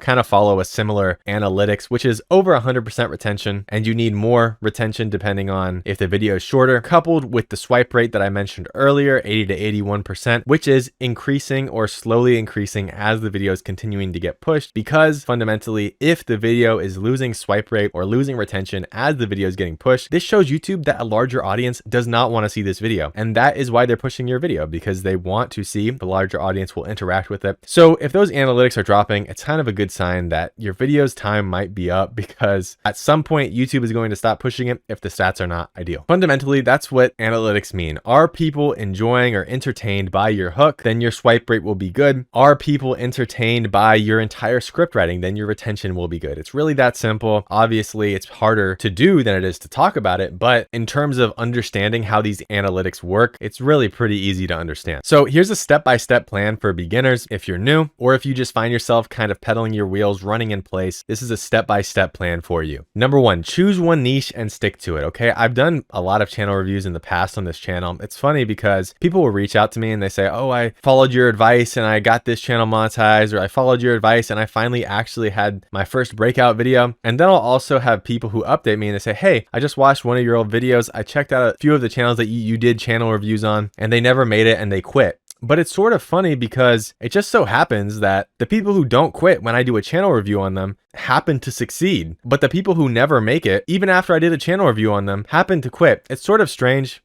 What could be happening? Maybe they just aren't consistent. Maybe the biggest determining factor of whether you're going to make it, whether you're going to be successful, is if you stick to it, if you're consistent. I know it's the most standard water advice ever, okay? But nobody does it. Nobody actually cares to sit around for months and months and chop away at something with no results. And if that's you, you need to change your mindset, because sticking with something will be your greatest weapon, because nobody can do it. It's never been so easy. Everybody's weak-willed. They can't stick with anything. They have many vices and addictions. Don't we all, right? But virtually nobody has self-discipline nowadays, which means that if you just have even a shred of it, you are going to be leagues ahead of your competition. Next, you're going to want to study the top performing videos, study your competitors. And what I mean by that is you're going to build a list of your competitors and you're going to use it to elevate your content to the next level. You're going to see what they're posting. You can either try to recreate it, or you can, feed that into AI models and try to use that to ideate videos, right? Whatever you're doing, you're just going to want to make sure that you have a list of your competitors so that you can actually see what they're doing, see what's working for them, and you're not stuck around creating bad videos that you just don't understand. You're not sitting around guessing if videos are going to perform well or not. You're going to be doing proven concepts, proven strategies that have worked for other people. Next, a valuable piece of advice that I think a lot of people could learn from is that you're going to want to copy the structure, not the content. So I know I said you can recreate videos. Advanced people can recreate videos, definitely. But if you're new, your videos will not be better than the person that you're copying, most likely. So you need to build up sort of an idea of what the viewers are looking for. That's done through repetition. You're going to be grinding out shorts every day, and this is going to help you understand how the viewers work. Once you really get an understanding of the YouTube algorithm, the audience, then yeah, you can recreate videos. But if you're just jumping in trying to recreate or copy other people's videos, your videos are going to suck compared to them. You're going to get blown out of the water and you're not going to find any success. So a lot of people copy, but if you're just a noob, then copying usually doesn't work. And finally, in the step-by-step plan, you're going to want to analyze your data and improve. The loser mindset won't get you anywhere. You're not stuck in the mud because YouTube hates you, unless you have like 0 view jail on every single channel you try, which is possible. Then YouTube kind of does hate you. But if you're getting pushed, but your stats are just sucking and you're not getting any viral videos, it's on you. It's about accountability. The loser mindset of YouTube's pushing me down, YouTube's not giving me a fair chance, that only applies if you're in 0 view jail, okay? Otherwise, YouTube is actually giving your content a fair chance.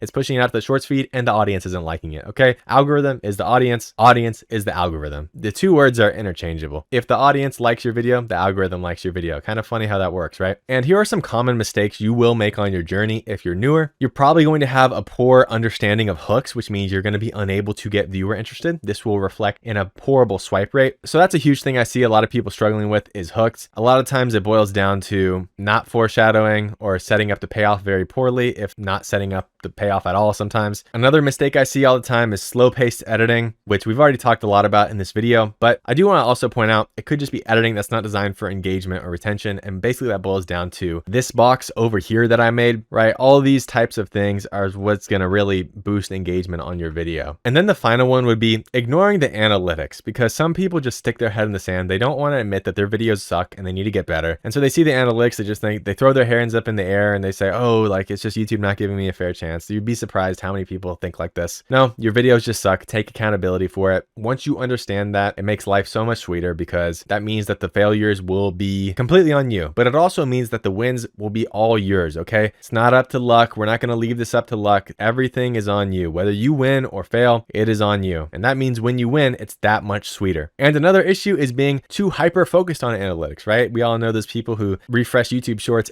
every single 5 minutes. Maybe that's you. Being hyper focused on analytics won't get you anywhere. It's just going to kind of play with your emotions, because views are going to go up and down. They're going to fluctuate all the time. So yes, check YouTube Studio for the relevant metrics that you need in terms of retention for a video, swipe rate for a video, so that you can learn from it. But as far as constantly spam refreshing to check your real-time views, sort of a useless thing. Now, finally, if you've watched this entire video, you now should understand how YouTube Shorts actually works, from getting paid out to analyzing niches. You can apply everything explained here on your own and be successful. But one more thing, I am putting together a small mentorship program for people who feel like they get these concepts, but they're just not getting the results that they want. So I can help them fix what's going wrong on their channel and hopefully get them some results. And I'm so confident that my promise to you guys is that if you actually show up every single day and do everything that I tell you to do, and you don't get monetized within 6 months of my mentorship program, I will keep working with you for free until you do. So if that's something that sounds interesting to you guys, the private waitlist will be the first link in the description. We're gonna go public soon, but early access is only for people on the list. With that being said, I hope you guys liked the video. Leave a like and comment if you appreciated it, because these videos do take me a while to make. Let me know what other videos you guys want me to make, and yeah, keep grinding, guys. Peace out. And if you ever need help creating your own viral shorts using my methodology, which made me $26,000 last month just from 15 to 30-second videos, you can check out vids.so. We have a ton of features to help you go viral and learn how to go viral. If someone deleted all of my YouTube Shorts channels tomorrow and told me that I had 90 days to get back to $10,000 a month, I really wouldn't even be worried, because the path from 1K to $10,000 a month on YouTube Shorts is very clear. It's actually not that complicated. And of course, I'll already have all the experience and all the information that I could need from years of running YouTube Shorts channels myself to do this in a fraction of the time. So if you're like me and you're somebody who started from legit nothing, this video is for you. So my promise to you guys is going to be that by the end of this video, this is going to be the last video that you'll ever need to watch on this topic about how to grow a channel, how to scale it, a little bit of background about me, some of my credentials. Right now, I currently run over 6 monetized Shorts channels. I'm on track for over 15K this month. I actually do this for a living, okay? Most gurus that you see online do not do this for a living. You are the method. And while I do have one-on-one coaching, if you want my personalized help, I make sure to practice what I preach. And I'm actually in the trenches every day, just like you guys, because I think that if I'm going to sell you guys something, then I should currently be printing, doing it myself, which I am. Now, keep in mind, I had to figure all of this out by myself through real mistakes. This is why it took me years to get to this point. My first month of monetization, not only did it take me a year to get monetized, but my first month of monetization, I made $300. Do the math, you can see how much I've multiplied my income by. But this is why I can guarantee that the advice that I'm going to give you today is going to be more impactful. It's going to help you more than any other YouTube video, because everything in this video, all the sauce in this video that isn't gatekept at all, by the way, are real pieces of advice that I had to figure out by myself. I want to walk you guys quickly through what we're going to be covering in this video. We're essentially going to be covering a 90-day blueprint, which means from day 1 to month 3. And we're essentially going to be going from literally $0 to $10,000 a month. So in day 1, I'm going to talk a little bit about how to set up a channel and find your niche. In month 1, a few of the things that we're going to be focusing on are posting consistently, analyzing some of the stats and what you should be looking for, as well as locking in that content quality so you're actually posting good videos. Month 2 is going to be where most people go wrong and how to avoid it, as well as continuing on our path of posting consistently. And then month 3 is really going to be all about scaling, how you can go from $2,000 to $10,000 a month or more. So it's basically just going to be a 3-month full step-by-step plan from start to monetization and beyond, and how to avoid all the stupid mistakes that I made personally along the way. All right, so the day 1 setup. This is all going to be done in one day pretty much. How to set up the channel, how to find the niche, and the blueprint the plan going forward after this day.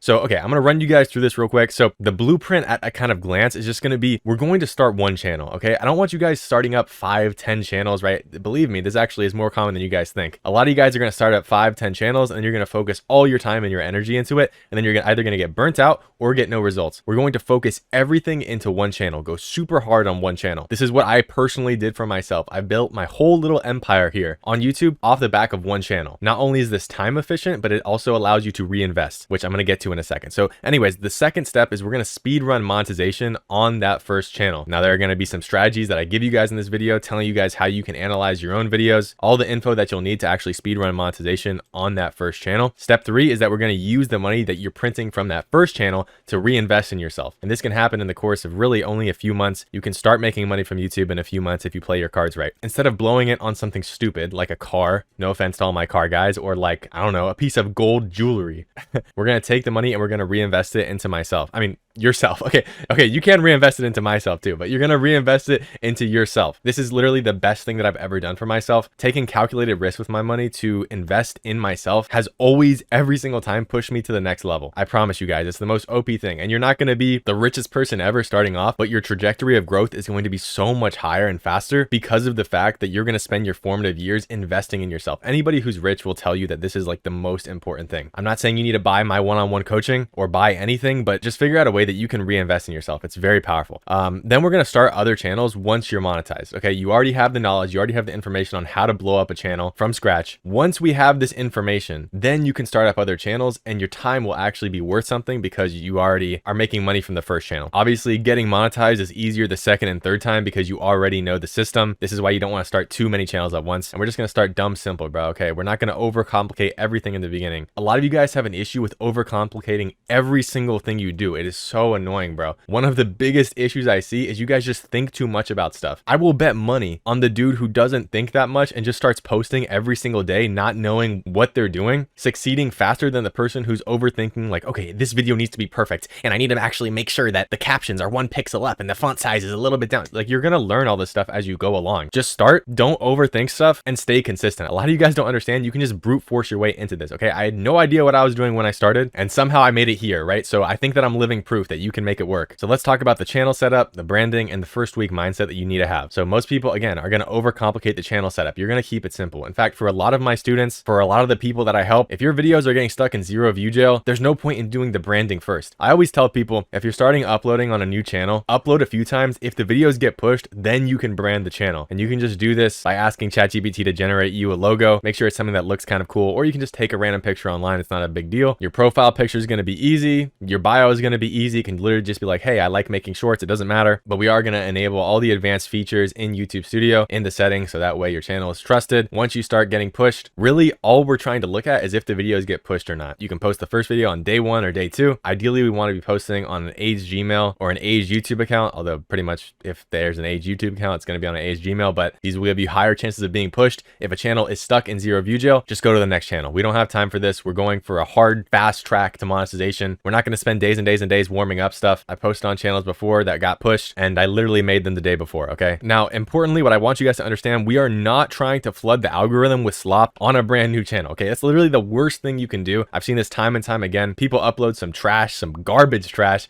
onto their YouTube channel. They upload like 10 videos. They actually were getting pushed, but the videos are so god awful that then YouTube actually shadow bans their channel because they suck so bad. Bonus negative points if you are posting like spam, like you're posting many times a day. The whole point of what YouTube's trying to limit is spam, is bot farms, okay? So when you're going on YouTube thinking that you're going to be a billionaire if you just post 10 times in the first day, that's wrong. You're playing the game wrong. It's literally tortoise in the hare, guys, okay? We are trying to get the algorithm to push our videos and trust our channel. That's number 1. So you're going to be posting 1 times a day, nothing more, nothing less. I still have a lot of channels to this day that I only post 1 time a day on, okay? It's totally fine. We're just trying to get the algorithm accustomed to our channel. You don't need to worry about upload timing as well, whether it's 6 a.m. or 6 p.m. I just need you guys to stay consistent every single day. Can you do that for me? What happened to all the consistent people? Nobody wants to be consistent anymore. Nobody wants to grind. Just stay consistent, bro. Now, we are going to actually scale later, but first it's just about starting and posting 1 time a day. Just start. Now, how can we find a winning niche on day 1? You are going to open up an incognito tab on Chrome. No freaky.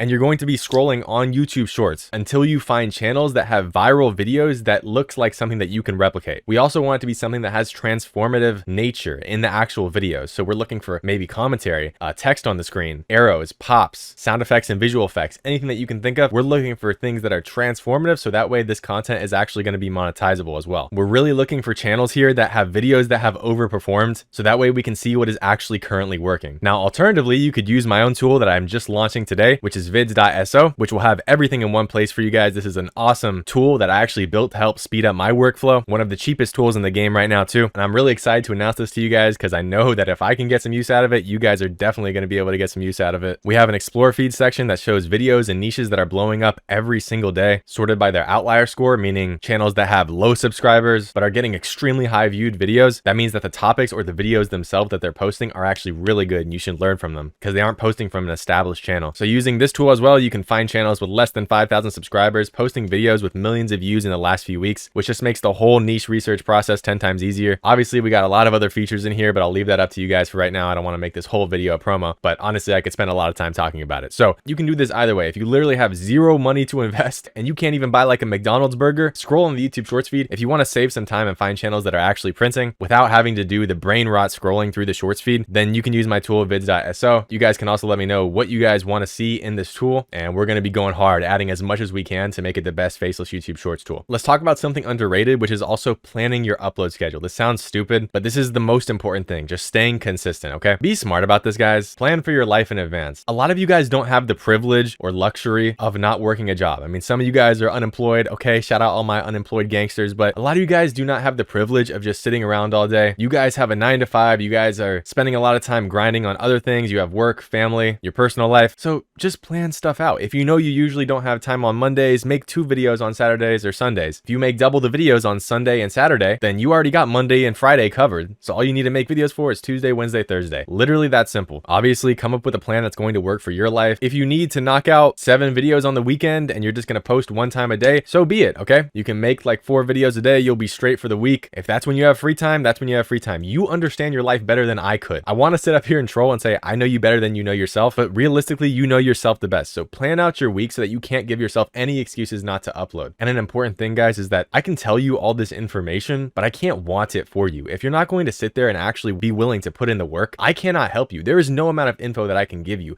Get up off of your ass and do some work. Stop making excuses for yourself. The only reason that I am here where I am today and the difference between us is literally just that I did not give myself any excuses. Me, for example, I was just talking to one of my students about this today. I like to chill and watch some basketball games in my free time, okay? It's the playoffs right now. Everybody's going crazy. One of my students asked me, how do you stay motivated? How do you make sure that you do the work that you need to do every single day? I literally tell myself I cannot do something that I want to do until I get my work done sometimes. If it comes down to that, if there's a basketball game at 8 and I want to watch it, but I'm not finished with my work or what I needed to finish before that time, I don't watch the game. I sit there and I do my work. And after a few times of me missing out on some crazy games, I finally got my act together and I said, you know what? I'm going to have the work done by then. And then when the game comes on, I can relax. I got everything sorted and my life is great. Okay, so consistency every single day is the only rule that matters in the first phase. From day 1 going forward, you're just going to be posting. That is what I need from you guys. Don't overthink the timing and remove all of your excuses. You guys need to get out of your own way. All right, now let's talk about month 1, which is going to be a lot about the video quality itself, fixing the bottlenecks and fixing what's broken here. So that way we can make sure we're on the right path. Because guys, we're doing this at such a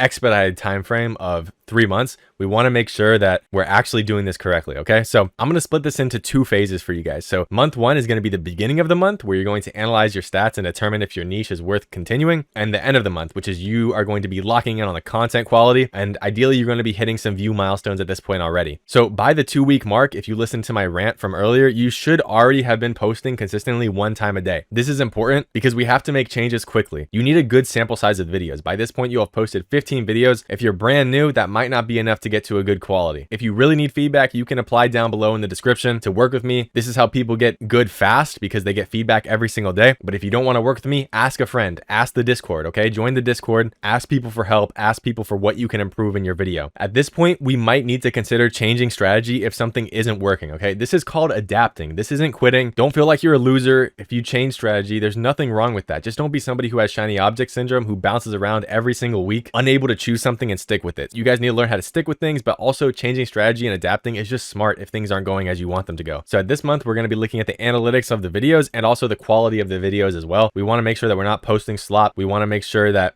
we're getting good stats. And this is how we can actually tell as well if the niche is actually good or we have potential in this niche. So what kind of stats are we actually looking at in terms of the swipe rate and the retention on videos? So as far as the swipe rate, we're going to want to be looking at it to be over 80% at least. Okay. And this can vary depending on the niche. Some niches, if you get 75% swipe rate, there's lower competition. So you have a higher potential to get pushed. But for some niches, you need upwards of 81 to 82%. And ideally what you're looking for here is that you're looking for it to increase as the video gets pushed. Okay. There's a underrated topic that I see almost nobody talking about. You're looking for the swipe rate to increase as the video gets pushed. This is one of the best signs to YouTube, because if the swipe rate is just steady dropping as the video is getting pushed, that means that less and less people want to watch your video. What does that signal to YouTube? It signals that this video isn't worth pushing more. This is why the swipe rate statistic on YouTube Studio can sort of be deceiving, because it's taking an average of what the swipe rate for that video is. Also, we need to keep in mind sample size, right? If your swipe rate of your video is 90%, but only 5 people have watched the video and they're all you,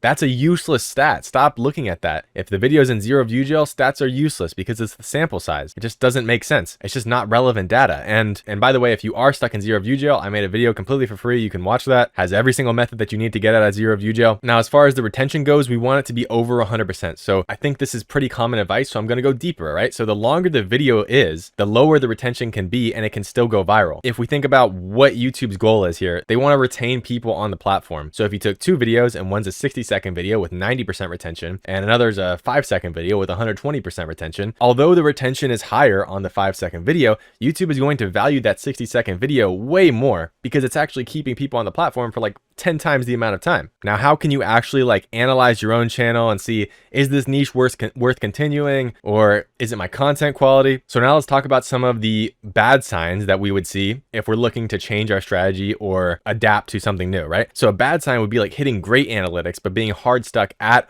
or under 30,000 views. So if your videos are hitting like 85% swipe rate, good retention, you're even like sparking engagement in the comments, people are liking what they're seeing, the video is getting liked, but no matter what you do, you can't seem to break out of 30K view jail, or you're stuck under it, like 7,000 views. This is a sign of a bad niche, I promise you guys. Sometimes it is the content quality, okay? Obviously, everything that I say is going to be like with the caveat of like the content quality needs to be there. But if you're hard stuck at or under 30,000 views, it's a red flag that something needs to change. Additionally, the ideation matters too, right? If the video topics just suck or don't appeal to a broad audience, you're limiting the total potential viewers who can actually watch your videos, right? If you're making ranking videos, it's just a funny fail moment. Everybody loves funny fail moments, right? So that potential audience is very high. But if you're making a ranking video and it's only about your favorite water bottle or something, right? Man, let me get a swig. Stay hydrated, y'all. If you're making a video about your favorite water bottle, this has less total potential audience. So keep that in mind. And we can say like probably the easiest way to understand this concept is like take Minecraft as a game, right? And then take some indie game that nobody knows. Everybody sees Minecraft in their feed and they at least know what it is. Even if they don't like it, they have an instant recognition. Oh, this is Minecraft. This is Roblox. You take your favorite indie game that you play that has like 2 concurrent players. Nobody knows what that is, bro. Nobody knows who you are. Nobody knows that game. Nobody wants to watch you and nobody will watch you. So understand that. Now, I did mention like the precursor to all of this stuff is that your content quality needs to be dialed in. So here are some quick bullet points on this, is that we have a tendency to overstate how good our own videos are because we are very biased to our own content. Every piece of content that you make, you're going to think like, oh, I spent an hour grinding on this. This means that it's good. Or, you know, obviously when you're editing a video, you're not going to add something if you think that it's bad.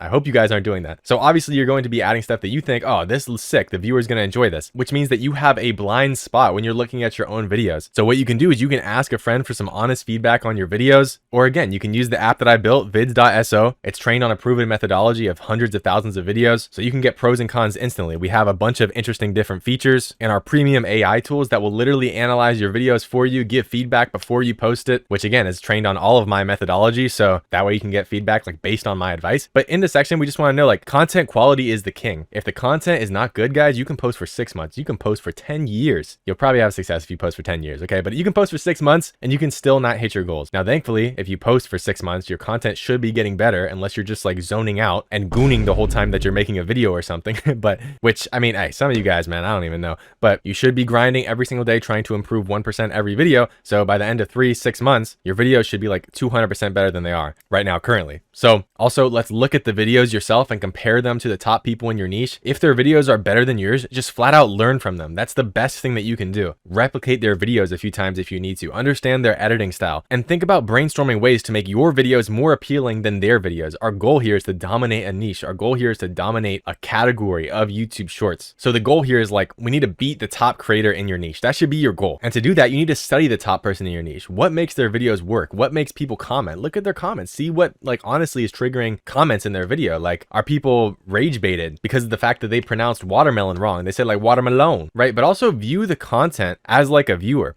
If the top person is super informative, but they don't have any humor, they're just like an educational channel, you can take the informative nature of their content and add your own personality and jokes. You can even make a video on the exact same topic, but with your own personality in it, and that makes your content more valuable to a viewer. Entertainment is the main goal of YouTube Shorts. Nobody's sitting here scrolling through YouTube Shorts on their break while smoking a cigarette just so they can be informed about this collapsible bed in China, okay? Nobody cares. They care about getting hit with something, getting hit with emotion. That's another big thing. It's like humor is emotion.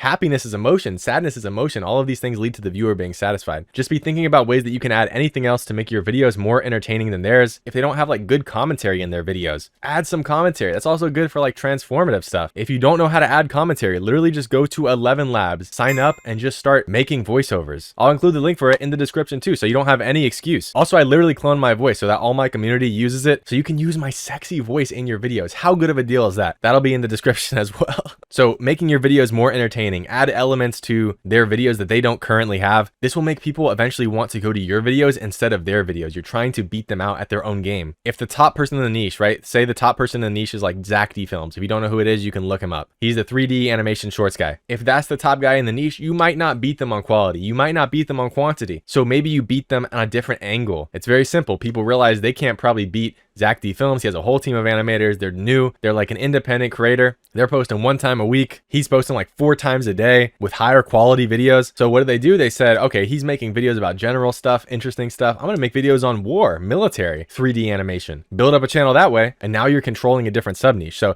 you're not trying to copy. You're just trying to identify the gaps that they're not currently doing the best and filling them with your own spin, your own version of the content. So the 2 things is that you're going to be finding what they do well. You're going to be doing research to identify what makes the viewers tick, what makes people click on a video, what makes people enjoy a video, what's like the outliers on their channel, what are the similarities with that. And then you're also going to be critical, thinking about what are they doing wrong as a viewer. Like, when I watch this, am I entertained? Do I have a propensity to swipe away from this video at the 32-second mark? Why is that? Did he not like close a loop somewhere? Is there not like a rehook here? Think about these things, write them down, so that way when you make your videos, you won't make these same mistakes. So let's talk about the end goal of month 1, some of the views and consistency milestones. So by the end of month 1, if you play it right, you should at least have 3 million views. This may sound crazy if you're brand new. This is not crazy at all. I mean, ideally we want closer to 5 million views by the end of month 1, but if you're staying consistent, you have posted like 30 videos where your content quality should just start being to get like dialed in. So out of those 30 videos, you should have like a few breakouts from the 30K view jail, and these few videos are going to kind of carry your channel a little bit. And it also means that the algorithm kind of is trusting your channel consistently, and these are the benchmarks that tell you you're ready to move into month 2. If you're not here by the end of the month and it takes you 1.5 months, look, it is what it is. You're going to get there regardless. Obviously, these are like idealistic sections, so obviously go throughout this whole thing at your own pace, guys. Don't be discouraged if you haven't hit this by the end of month 1. It's totally normal if you're new that you are not able to make this happen, and it just means you got to grind a little bit more. Okay, it's not a big deal. Don't be disappointed and keep it pushing. All right, now that we've hit some of these milestones, then we can move on to month 2. But before that, I just quickly want to mention, like, if you want some more additional support, if you want me in your corner every single day giving you feedback, this is where you can really speed up your progress and move from having like one channel that generates $2,000 a month to like a portfolio of channels that generate like $5,000, $10,000 a month, right? Like I said, you kind of have a blind spot to your own failures and your own flaws in your videos. That's where I come in. I can look at your videos, give you feedback based on my videos that have generated over billions of views. So if you've been grinding or just want to speed up your process, you can apply to work with me one-on-one. And we take a look at some of the people that I've helped, like Yaro, who came to me with no shorts experience, literally brand new. Now he's hitting $600 days, okay? And there's so much more. Like Salim, after many problems with step 2 verification and then getting hit with reused content strike, I'm finally monetized thanks to our boy Max. Kenji, who got monetized in literally like a week or 2. Morris, who got monetized. Yaro, like I said. Pablo, and then just people who are are getting like consistent views on their videos, going viral and printing money. So if you want to work with me one-on-one, I can help analyze your channel, give you feedback, tell you the direction in which you should go, and build up a targeted plan for you specifically that long-term can actually scale you to like $5,000, $10,000 a month, just like me. If you want to apply, the link's going to be down below. Obviously, this is for people who are like really interested and very serious. If you don't want to do work or you don't want to grind, this is not for you. It's not a get rich quick scheme. Okay. It annoys me when people act like it is. This is something that you're going to have to put a lot of work in. But if you do, then you have an income stream literally from your PC, like 30 minutes a day. All right. So now we're in month 2. And this is what I call the grind. Okay. So this is how you upload more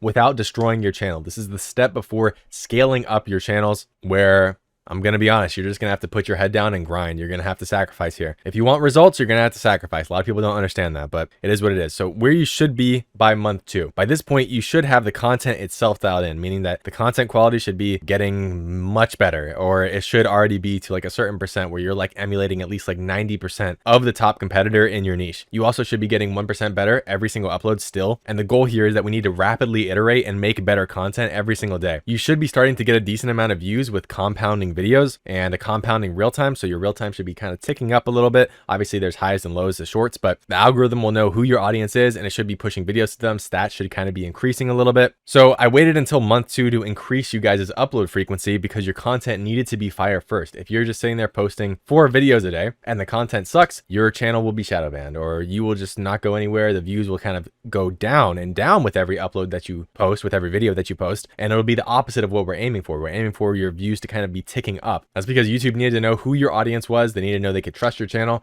They needed to know that you could consistently push out good videos before we started scaling up the posting. But now that everything is dialed in, you can finally start uploading more frequently. So here's what I tell all of my students, and this isn't some like BS advice. Once they get to this point, they can go up to 2 times a day on one channel. Okay. Ideally, we want to space out these uploads by 6 or more hours, ideally, but you can do a little bit less. Just make sure it's like very spaced out. But guys, do not spam upload 5 posts a day. More is not always better. I've seen this like so many times. If your channel isn't insanely trusted by YouTube, mass uploading is a bad idea. I'll be so straight with you guys. And if you don't have any income yet and you're not monetized, more uploads are not necessarily going to save like a bad strategy. Even in my software, right? Like if we look at people who are printing and channels that are doing good, like this guy, for example, you'll see that most people are really still uploading 1 time a day, unless their channel has insane trust with the algorithm, in which case they post like multiple times a day, like 5, 6 times a day, right? So it works for him, but I have seen this so many times. YouTube 100% will limit certain channels' reaches if you upload too much and you're not already at that point where you're like a very trusted channel. I cannot stress this enough. More is not always better, especially if the content quality is diminishing or it's not the best. So this is something that you have to experiment with yourself. Go up slowly. Don't just immediately jump into like 5 times a day. If you want to, start slowly, my boy. Okay. That way, if your channel's reach starts to get limited or the second video starts to kind of fall off and doesn't get pushed as much as it normally would, that's when you could say, okay, hold up. I'm posting more. The views are kind of being throttled a little bit, or they're being a little bit limited. Let me go back to like 1 time a day. And even this, I've seen a lot of people get limited by posting 2 times a day. You know, I work with people whose shorts get pushed uploading 1 time a day. They think they should upload 2 times a day to maximize views. And then the second video gets limited reach. And what that causes is the entire channel gets limited reach by basically a byproduct. So you end up doing more work for less results. So you have to test it out very carefully before committing to 2 times a day or more permanently. Obviously, here is outlined how you can actually test it the right way. And like I said, it's just basically trial and error. You're going to be monitoring very closely your channel. And if the baseline views on each video are dropping, then just go back to 1 times a day. It's all good. If you really want to post 2 times a day, you just make another channel if you want. Protecting your channel's baseline reach is more important than posting volume. Like I said, I built up my first channel entirely just by 1 time a day. So it's not a big deal. Now, by the end of month 2, if everything is locked in, you should basically be at monetization. Okay. We want to be close to that threshold, if not there already. It's only about 10 million views. It's not the hardest thing ever. If your content's good and you have a big niche, I mean, you can hit that pretty quickly, to be honest with you. But now we can move to month 3, which is how you can actually go from being monetized on 1 channel, hitting $1,000 or $2,000 a month, to hitting $10,000 a month. So this is the #1 mistake I see people make in month 3, and it's becoming too attached to 1 channel or niche. People don't think this is an issue, but I promise you it 100% is, and it's even an issue that I've dealt with myself. I built up my shorts channel for a year, bro. I started to treat that channel like a baby of mine, and you don't want the content quality to drop. You feel like you can do everything yourself the best, and maybe you can, but this is what's going to handicap you long term. So you, at this stage, you need You need to figure out systems so that you can scale past just the work you can do daily. If you're chill with 1 to 2K a month, or even maybe up to 5K a month, okay, doing everything yourself, it's possible. You're going to be working every single day, a lot of time usually, but if you want to be hands-on and you're chill with that, then you can do that, but you're going to cap out at a certain point. You can only do so much editing every single day. You can only do so much ideation. You are actually going to be the bottleneck for the business. I had to learn how to get out of my own way, how to post, how to train editors, how to be okay with giving up some of that control. I can always make a channel again if I want to and run it myself. Right now, I'm very pressed on time, helping people out with coaching, building an awesome software. This channel, I'm pressed on time. And so I was actually forced into a position where I had to outsource all of my channels, and they're going great, bro. I'm at like 16K this month. So keep that in mind, and just always have an abundance mindset as well. Like if things go bad, if the content quality isn't there, the worst that's going to happen is you're going to lose some money. Okay. You can always take over your channel and run it back. It's literally that simple. If you did it before, you can do it again. Just because somebody uploads some videos for you, if they perform bad, it doesn't mean that your channel's cooked. If they were really bad, you just get in there, start doing work again, and you can always just take over your channel anytime that you want. So don't feel like you're handing it away forever if you don't want to do that. So you're actually going to have 3 options here. I know there's only 2 right here, but you have 3 options here really. So option 1, which is just become like hyper efficient with your time. You're going to drastically reduce the amount of time you're spending on each channel and each short per day. So if you're making videos that are taking you like 30, 45 minutes, you need to bring that down to like 15 minutes. Build optimized tools for you using Claude Code. To be honest, this is why I built vids.so, like my software, where you can find outliers, script write, get voiceovers, channel audits, pre-post video checks, find competitors, analyze your videos, get instant feedback basically. But if you don't want to do that, you can build your own tools or figure out a workflow that makes your process 10 times faster. There is always something that's the bottleneck. Think about what is the bottleneck. Is it scripting? Maybe you can't fully outsource that to AI because you need to have that human touch, but you can get frameworks. You can analyze everything that you've done on your channel. Maybe it's sourcing the clips. You can build your own tool with Claude Code, or you can go to vids.so and find channels that are actively having a high outlier score in the commentary niche, for example. So whatever works for you, it just needs to be super efficient, and there's just no way around it. Okay. Efficiency at scale, it's just non-negotiable. You have to do this if you want to scale up. Now, the option 2 would be to outsource everything and start new channels. So you just outsource the entire production completely and you start up new channels yourself. So you pay somebody else to continue running that channel. Maybe you give them a % equity in the channel, or you just pay them like a flat fee for every video they make. But this is scary for a lot of people because you're giving up complete control. But long term, this is what you need to do. You need to outsource to editors, you need to outsource to agencies, and this will allow you to scale and make significantly more money. You don't want to be the limiter of your own business. And once you have one channel monetized and running all these systems on it, and you know it can be done, you're going to have 10 times the confidence that you can do this again. You can replicate this. And this is why it's important to go back to the beginning and go all the way in and focus on one channel, because your knowledge from the first channel makes every new channel faster to monetize. Okay. I say this all the time. My first channel took me a year to monetize, a year, like 345 days. My second channel took me 2 months. And I've monetized other channels quicker than that. So giving up control of your channel frees you up to build and own multiple channels simultaneously. But the third option that I think is the best option is just a combination of 1 and 2. So you make your process as hyper efficient as possible. So what used to take you like 2 hours, you can now make it in 30 minutes while still keeping the quality good and keeping like 90% of the margins on the channel. You can also use this. You can also use this to help your editors. So I have people who I make tools for. I have editors who use vids.so so that they can make better videos for my channel. And then now you have time to make other channels, and it's as risk-free as possible because you're still managing everything. So the easiest way is just for me to give you guys an example. So let's say you have your main channel, you are hyper efficient with it. You knock every video out in like 20 minutes and it used to take you an hour every day. So now for the same amount of time, 1 hour, you can make 3 videos in that 1 hour. Then you can post on 2 other channels. Now say you get those 2 other channels monetized in the same niche, then you can completely outsource the main channel and you can run 1 or 2, you know, your choice, of the other monetized channels. So that way you're not taking a leap of faith or anything. You're making sure you have everything set up before you hop onto the next channel. And then you're just spam repeating this process over and over and over again. And that's how we build at scale while still being really risk averse. Now, of course, you can hand off everything instantly, but I think it's just smarter to do it this way, especially when you're first starting out. So that way you affect your income less and you have way easier of a time actually building out more and more channels. So if you followed this video step by step and you've truly dedicated yourself to this process, then by the end of month 3, you should be extremely close to getting your first 5-figure payout month from YouTube Shorts. If you're not there, don't be disappointed. Like I said, these are more like guidelines for each month. You know, maybe you're at month 2 and month 4.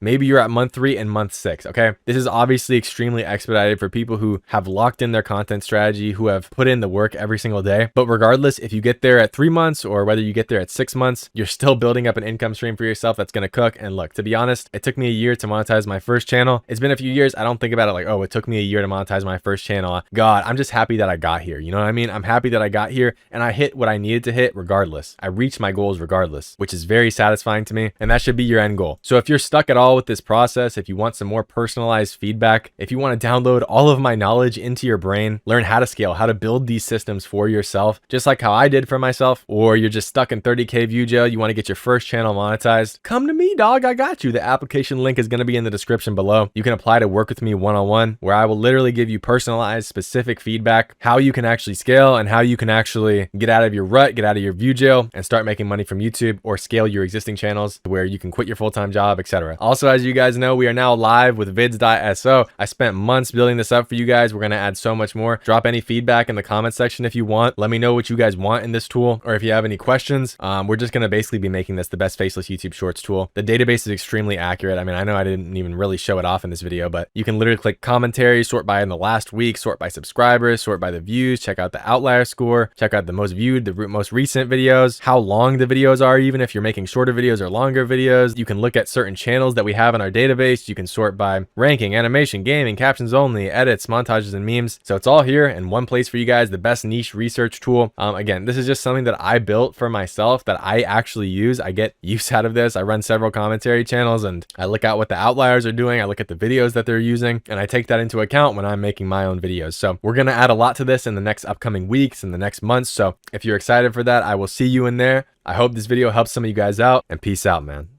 I've made over $100,000 posting faceless YouTube Shorts online, working about a maximum of 2 to 3 hours every day. So if you're lazy but you want to make money online, this is the only video that you'll ever need. I run 6 monetized faceless YouTube Shorts channels. I've posted videos that have gone viral in the last week, and every single one of these channels is completely faceless. Every other person treats this as a side hustle. I am living proof that you can make this your full-time income. I don't have to go to an office or anything like that. All of my work is done from the comfort of my room at my computer. In fact, most of the work I do is from my bed, literally, because I have a back injury. But that's the great thing about faceless YouTube Shorts, and there's still so much room for growth. So in the next few minutes, I'll break down why shorts are so good in 2026, why it is the laziest way to make money online, and why most people give up, they quit, or they get stuck in like what we call 30K view jail. But let's start with why YouTube Shorts specifically are so different from any other side hustle that you might be thinking about. So the easiest way to explain why YouTube Shorts is so different compared to any other business model would be my story. I'm not going to spend too much time on it. I am somebody who has tried throughout the years a ton of different business models, and I've never been successful. I mean, maybe I should be ashamed of saying that, but I've never been successful with anything else except for YouTube Shorts. Is it because I was insanely good at editing or because I had some insane advantage? No, that's why it's so different, because you can learn so quick by posting videos. You know, keep in mind, I'm saying that as somebody, again, who didn't really have any advantages when I got into YouTube Shorts, but I was still able to make it work literally just by staying consistent and showing up every single day. The first advantage we're going to have is time, right? So most people don't have like hours and hours and hours to spend every single day, especially if you're already working a regular 9 to 5, you're already working a regular job. Most people have other stuff, other responsibilities that they have to do and take care of. I was working a job, I was putting myself through college, I had the regular personal life stuff that I was dealing with, right? But at the end of the day, I still had time to come home and figure out some way that I could fit 30 minutes to an hour of shorts editing in every single day. Whereas with other business models, you need to kind of spend hours and hours doing this. YouTube Shorts, you can just start. You can literally just start. It's that easy. You can just start doing things. Make the video, upload. It's really that simple. I'm gonna make this look better. Hold up. Number 2 is that we can get views 24/7. Now, obviously, if you're brand new, your channel doesn't have any momentum, this doesn't really mean much to you. But once you start posting every day, once you start getting some momentum and you start building up that consistency on your upload schedule, this actually does mean a lot, because it means throughout the entire night, you can get paid for your views. On an hour by hour basis, it may not look like you're making that much, for example, right? Maybe you're getting enough views to make about $10 an hour, which is about 100,000 views, I think. I've always been bad with the calculations, but depending on your RPMs, about 100,000 views maybe. So that actually doesn't seem like a lot, right? I mean, I was working a retail job. I was making about $15 an hour. So it's like, wow, I'm making much more just by doing retail. But the difference is this is running all day and night. This is running 24/7. So your actual income is actually far exceeding what you would otherwise make from your regular job, depending on the level you're at, right? I have multiple outsourced channels, completely outsourced, that are hitting anywhere from 150,000 to 300,000 views per hour. You can check on my Twitter if you don't believe me. And these are channels that I mean, I'm not even touching myself. Next, it's a low enough barrier to entry, but it's still enough to weed out the losers. What I mean by losers is just really people who can't stay consistent. Everybody thinks it's so easy. It's not a get rich quick scheme, right? But it is low enough barrier to entry where it's like, if you have a laptop and $10 that you can spend a month on the editing software, that's it. That's all you need, which is why it was perfect for a broke kid like me who didn't have money to spend on ads or have skills that take years and years and years to acquire. I do want to mention that later this month, I am launching my own software, and we've been working on creating this for a while, working on making this actually valuable and something that all you guys can use. It's designed for shorts creators just like you, from somebody who makes a living off of this, me. So there's a link in the description below. You can sign up for the waitlist if you want. And when we launch, we'll notify you of all the features that are in there, so that way you can get early access. Next, we can talk about how it's the laziest way to make money. Now, of course, this is a little bit of a clickbait title, okay? I myself am not somebody who believes in like lazy ways to make money. If you want to get money, if you want to be rich, you're going to have to be grinding at some point. But it really boils down to one word, and that is automation. Now, hear me out before you type your comments, because I have said in the past, I don't really like the word automation. I still don't really like the word automation, but it is 100% true with YouTube Shorts. Now, let me clarify what I mean in case you don't understand. So it will never be 100% automated, okay? It will never be 100% passive is the better word. Even if you find a good system that works, you might have to have some oversight over that process.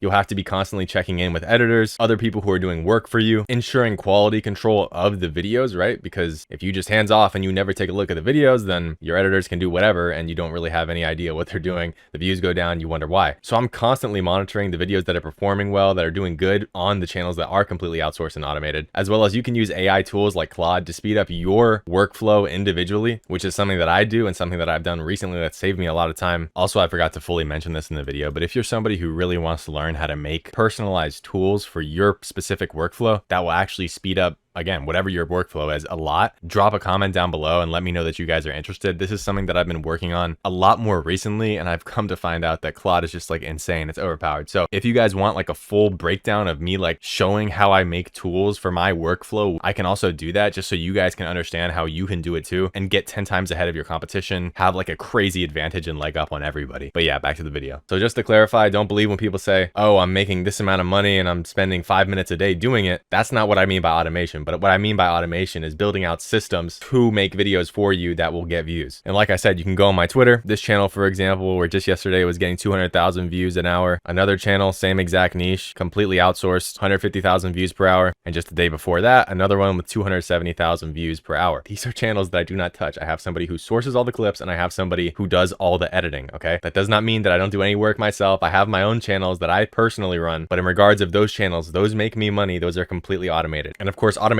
isn't as easy as everybody thinks it is because you still need to have the knowledge, right? If I didn't know what niche to go into at what time, and I didn't know what I was looking for or how to make a viral video myself, I would not be able to tell that to an editor. I would not be able to give my clip sourcer instructions. So don't fall for the trap of automation, but it's definitely real. And just as a side note, if you actually have some money to spend already and you don't want to spend a year trying to figure this out alone like I did, basically, the application for my mentorship is going to be the first link in the description below. I'll personally help you pick out a niche, set up a system that works for you, and break out of 30K view jail. Only join if you're ready to actually put in work. But when you do put in work, you get results like this, which is why the boys are printing. This is one-on-one direct access to me for over 6 months, so I can only take on so many people. But if you're interested, first link in the description. All right, next let's talk about why most people quit. And this is actually tying back into my original point of why YouTube Shorts is so good and I love it so much. Why most people quit, it's not a skill issue actually. It's actually because their mindset is not there. If you're unable to have consistency with anything you do, YouTube Shorts is a place that you will get killed at, I promise you. If you can't go to the gym every day, if you can't eat good every day, if you don't know how to take a loss and keep moving until you achieve something greater, YouTube Shorts will kill you. It is absolutely brutal. In fact, I didn't realize how brutal it was for people until I started teaching people. Because for me, consistency is just a given. I am too consistent. I am consistent to a fault. I will continue to bash my head against a wall even when I'm not getting any results. And sometimes that's really screwed me over, especially in business and life, whatever, because I put way too much energy into stuff that wasn't giving me dividends. It wasn't paying me back. But with YouTube Shorts, it just works. I was consistent for for a year. Most people don't even have to do that. Most people just have to stay consistent for 3 to 6 months. If you can't do that, then online business isn't for you at all, to be honest with you. But with YouTube Shorts, it's literally just experiment, trial and error for months on end of consistency. And most people quit because they don't see results. So most people get like 30K view jail, and then they sit there, look at the graph, and they become really, really sad. That's because you are way too focused on this thing right here, YouTube Studio. You need to stop being focused on that. The only thing that you should look at YouTube Studio for is for your analytics of your videos, so you know how to improve. Don't even look at the views if you don't need to. Do not become somebody who becomes addicted to YouTube Studio. I have literally seen people's whole entire dreams and ambitions with YouTube and YouTube Shorts die and fizzle out because they are addicted to YouTube Studio. It's that simple. Your videos give you feedback. You improve that feedback, you make better videos. Period. That is it. And the second reason why most people quit is because they have a lack of information. Now, you can sit here and you can watch all my videos. You'll probably be straight. I am pretty confident, you know, just watch all my videos and you'll pretty much know everything you want to know about shorts. But it does need to be said, again, something that I learned with working with people is that a lot of people just don't have the information. A lot of people don't know how they can determine if a niche is dead after they've been posting in it for a while, or if their videos just suck. A lot of people don't know if their script is engaging enough. This is where feedback, not only from YouTube Studio, but also from another person, whether it's from me and my coaching, or it's from random people in the Discord server, or it's from your friends or family, whatever the case may be. Information over everything. I mean, there is something that you can learn from every single person. I used to think, oh, this person is getting less views than me, it doesn't matter what they say. No, 100% no. I have learned stuff from people who have 5,000 subscribers. I've learned stuff from people who haven't even posted a video, just by them looking at the video as a regular person who's not chronically online posting YouTube Shorts like me, and tell me what they think about it. If you fix your blind spots and then improve every single day, you can get paid. You can get money with YouTube Shorts. And most people quit right before they're about to hit it big. I promise you, it's literally like the gambler's fallacy thing. It's literally this thing, guys. You know what I mean? Like, this guy who gives up, right? He might not realize that he's just about to make it. That was me, right? I was somebody who, you need 10 million engaged views to get monetized on YouTube Shorts. I had nowhere near that. I thought it was over. I thought I would never get monetized with it. And one day I got a video that did about 6 or 7 million views. I mean, I'm not trolling at all. It literally did that amount of views. This was actually before the engaged views update. So I had about 3 million total views, and this gave me right about how much views I needed to get monetized. After that, everything started snowballing. And then just quickly, I want to mention that the final part is scaling, right? So number one, the first most important thing is reliability and longevity. If you're in a niche that is risky, or it's on the edge a little bit, or a lot of people are getting terminated for it, this is negative on longevity, right? I made a Twitter post about this the other day. If you make $20,000 one month, but for the rest of the year, you're making marginal or nothing because it was just something trending, or you're unable to adapt, or you get demonetized, whatever the case may be, that's about as good as somebody who makes $2,000 a month. That's why when you see big numbers online, you need to be understanding of the fact that if it's not designed for longevity, it is useless. That's my assessment, at least anyways. I like to be as risk averse as I can possibly be. Does that sacrifice sometimes potential revenue left on the table? Yes, but it's also allowed me to do this for a long time and out earn most people just because I have time in the game. And the same thing for reliability, which is like, it sort of ties back into what I'm saying, which is like, you know, a lot of people make $10,000, they make $20,000 a month one time, and they think they're like a god. Every single person falls into this trap. Never get too comfortable, because especially with YouTube Shorts, it's very volatile. I've literally seen people go from $20,000 a month to $2,000, $3,000 a month. If it's not reliable income, you're going to struggle, and that's where you need to scale. So there's two types of ways you can scale, and I mean, I don't really know if this is like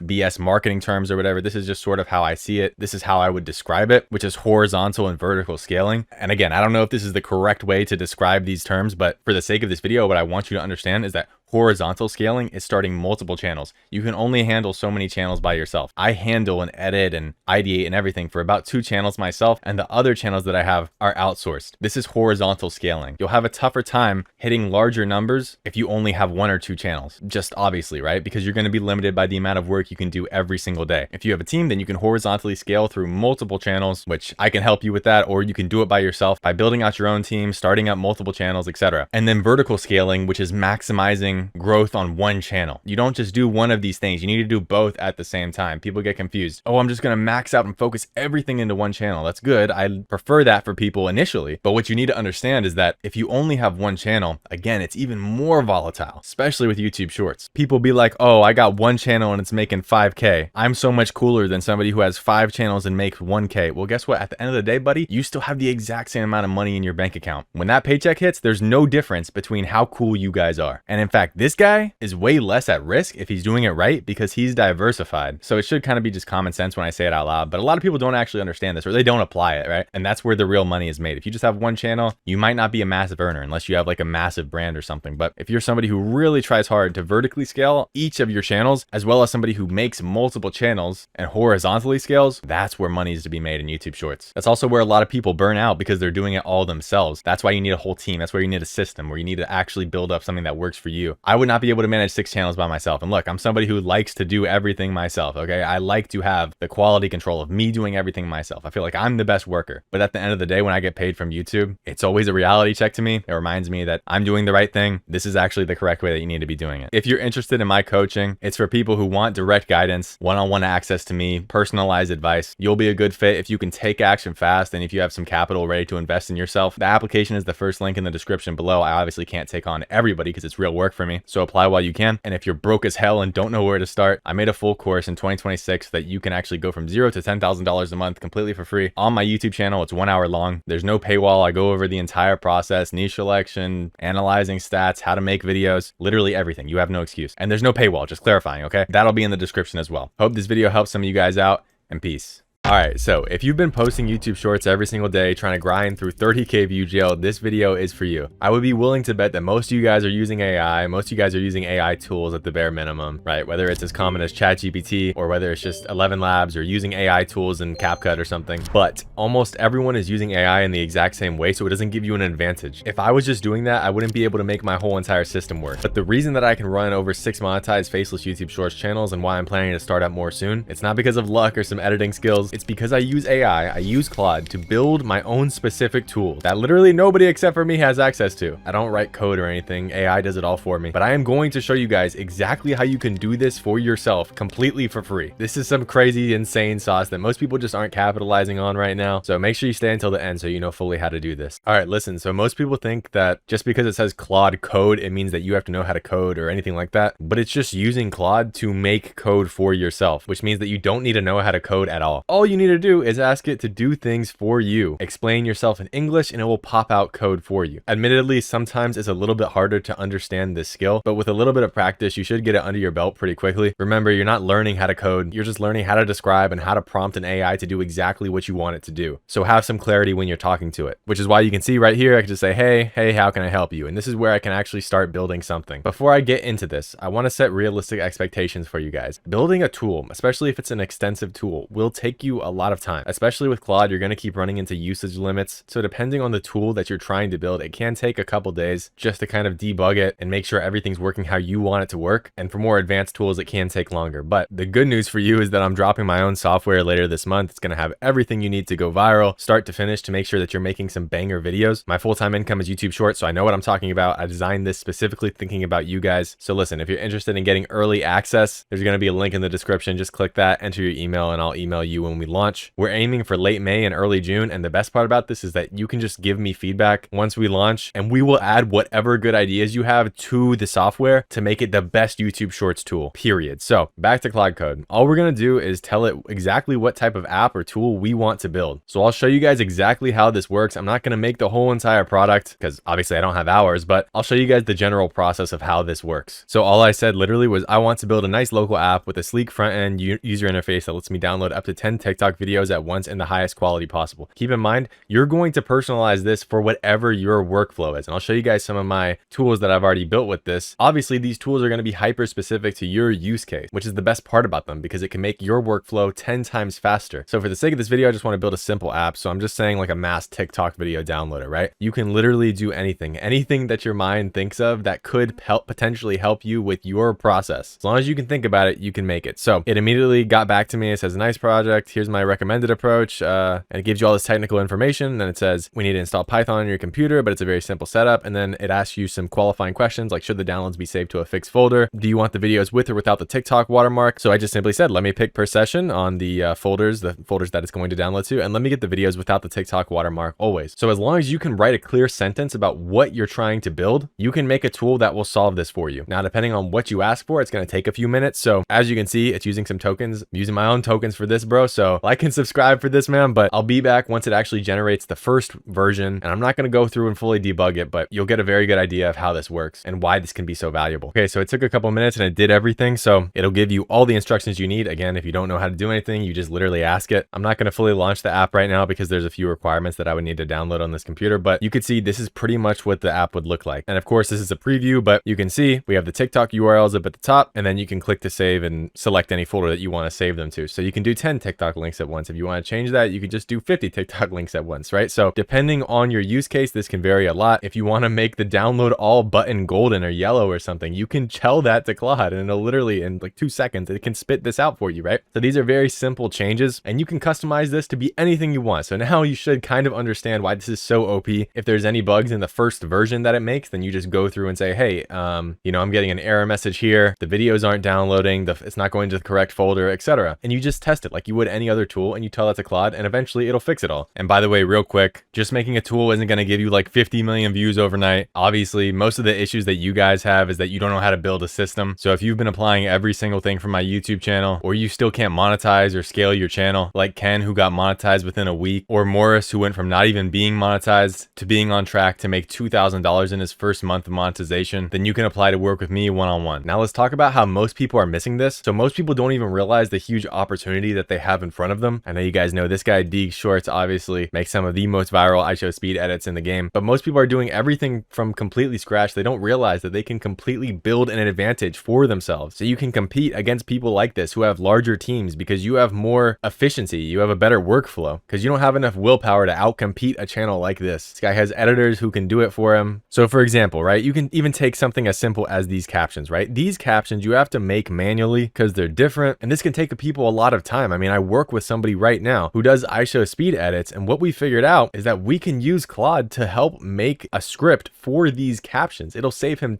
hours and hours of time. This is how you actually get leverage, because people don't have these tools. You will be able to script and make custom tools for yourself to where you don't have to do this manually. You got to work smarter, not harder. Some of these iShowSpeed editors, they will literally spend hours, or let's just say like, I don't know, 2 to 3 hours just doing the captions. Bro, if you can even bring that down to 30 minutes, which is an extreme overstatement, if you can bring that down to 10 minutes, you are saving dozens of hours in a week. That alone might allow you to upload 2 times a day. Same thing for this guy, like Bolt Motivation, his captions, or even finding the clips online. You can build tools for all of this stuff. So now I'm going to show you guys some of the tools that I've personally been working on. I'm not going to show you exactly what they are because these are just custom tools for me. They're designed around my workflow for some of the channels that I run. So to be honest, it wouldn't even really help most of you guys out, but this is part of the reason why I have an advantage in some of the niches that I go into. And so I don't really want to leak these, even though you can just build them yourself with a few days of hard work. So the first one I have here is basically a more advanced version of the tool that I almost made on camera for you guys. It's just my own personal bulk video downloader. This one's not a big deal, but it's just for my specific workflow. So I take my entire script, which has words as well as clips from multiple different sources. We're talking about YouTube Shorts, TikTok, Instagram, literally anything. I paste it all in here. It disregards all of the words. I select what folder I want it to go to, and I just press download, and then it downloads it all super cleanly into one folder. It takes me about 30 seconds to download like 15 videos. It's very efficient, saves me and my editors a lot of time in case we're dealing with a lot of clips. It just literally helps to speed up the workflow instead of downloading each video manually. Seems small, but minutes add up. I want everything to be as efficient as possible in my system. This is another one that I built. This is to attack long form, although I kind of put this one on hold because it was so big of a task. This would take me weeks and weeks and weeks to actually iron this all out. And also I haven't even started my long form journey yet, so it's not worth my time or energy right now. However, the tool goes as follows. You simply upload your voiceover for like, you know, it's a long form video, so it'll be like 10 minutes long. You choose the folder and you generate the video, and then you get stock footage, captions, some motion design, graphics, etc. So literally just it makes long form videos for you. And I have one on my laptop, so I don't have access to it right now, but basically what it does is it can pull captions off the screen of YouTube Shorts. So I'm not talking about videos that have like transcripts or videos where there's audible commentary. I'm talking about videos that have literally captions on the screen. You can paste a video URL. It'll literally extract all the captions and feed it to me in like a document or text form. So hopefully you should be having some ideas of like how you could potentially use this in your own workflow. All right, now let's talk about the honest time investment. A small useful tool will probably take you a few hours just to debug it fully, have it looking good, have it functioning good, have it be perfect with no issues, and fully get 100% of the testing done that you need to. A fully polished one or a really advanced one is going to take you weeks of debugging. I'm not going to lie to you, but you also just need it to be functional. It doesn't matter about really how it looks. The UI doesn't even really matter. It just matters that it actually works for whatever you're trying to get it to do. If you can do that, that's a win. And what you guys really need to think about is, what are you spending a little bit of extra time doing? Are you spending 10 minutes downloading videos because you're dealing with 15 to 30 videos per short? If that's the case, we can completely cut that down to like 30 seconds. Over a week, that will save you over an hour of time. So you need to identify what are the bottlenecks in your specific workflow and then figure out ways to develop systems to where you can reduce extraneous time that you're spending making videos every day. Doesn't have to be pretty, it just has to remove one step from your day. So the bottom line on Cloud Code is that it's not just for developers, okay? Each and every one of you guys could use this to your advantage if you have the energy and you want to do so. Otherwise, you can just let me know what you want in my software and I'll add that for you guys. It's not a big deal. But obviously, if you want those specific, those hyper specific things, those tools that will only make sense for your workflow, then you make it yourself. And look, I'm not somebody who got monetized in like 2020 and now I'm selling you a course. I run over 6 monetized channels right now. I'm about to scale to more. I go viral every single week. In fact, most of the days I go viral every single day, and I'm in this every single day, grinding out just like you guys every single day. So if you've been doing the work and you still can't break through to see consistent $5,000 to $10,000 months, you can apply to see if you qualify to work with me one-on-one. You'll get direct 24/7 access to me and a clear plan going forward, because all of this doesn't need to be guesswork. Also, join my Discord, subscribe to my super secret second channel. Holy, that was a lot of S's. And join the waitlist for my software. You are not going to want to miss out. This is going to change the game. I hope this video helps some of you guys out, and peace out. Hey guys, today I want to talk about how to deal with the highs and lows of YouTube Shorts, because I think a lot of you guys have the wrong mindset when you're going into this business. And yeah, let's just call it what it is, because it is a business, right? You need to understand this concept if you ever want to have consistent success with YouTube Shorts. Because honestly, I know it sounds cliche, but if your mindset isn't right, there's really no point raking in hella views. But I'm going to go through examples of some of my earnings and where my mindset was at different points in my journey. So give me a few minutes to make my points here, because I'm going to be giving you insight into my life and how I used to think, which is just why I know for a fact that the mindset really is everything. And by the way, even me guys, I used to not think mindset was as big of a factor as it is, but the longer you do this and the longer you're in the game, the more you realize that your success completely hinges on your mindset. And if you can develop an unbeatable mindset, man, then success is just inevitable. It's only a matter of time. Because for a lot of you guys, you are motivated by the outcomes of certain things. How much money you're making, how many views or subscribers you're getting. If that's you and you're waking up every day checking your YouTube analytics, bros, you're just going about it all wrong. Now I get it. I'm addicted to checking my YouTube studio too, to be completely honest, right? But for a lot of people, when they check their YouTube studio results, especially if they're new, they get discouraged, and understandably so, right? Like, you uploaded a video and it didn't get views. Especially if you worked hard on that video, it feels like you kind of worked hard for nothing. I love analytics, and stats and analytics are great for one reason and one reason only when it comes to YouTube. And the reason is that you can learn from them. That's the only reason why you should be relentlessly checking your stats, to be honest, right? Besides basic monitoring and making sure your channel's doing okay. Like, if you're noticing your videos aren't getting pushed or aren't getting views, instead of being discouraged, you should be curious. What's the swipe rate? How does the graph look? How does the retention look? How can I improve these things? And more importantly, these are much more productive things to think about than thinking about, like, for example, when you should call it quits. A lot of you guys have these self-limiting beliefs. Why would you believe in anything other than something that benefits you? For me, I want the most productive mindset that will make me successful. And successful people don't sit around asking questions like, when should I give up? I've seen a lot of you guys ask that question. People who make it, they just figure out a way to either 1, make it work, either through sheer willpower, or 2, through strategy. Like, for example, changing your strategy even. If you're asking questions like when to know when to give up, you're cooked. The answer is just right now, bro. Give up. Because the truth is, if you have 1 foot in the door and 1 foot out of it, you're not fully invested in your success. That's the truth. And I'm going to get into my analytics in a second here, but I want you guys to really listen to this. I know this might sound crazy to some of you guys, but I'm serious. You guys should just try this for a few months and see for yourselves. See if it helps you out. Just make this one simple change. Take full responsibility and accountability for everything in your life. I mean everything, even things that aren't your fault. I'm serious, that's what I did. So for example, if your video gets 0 views,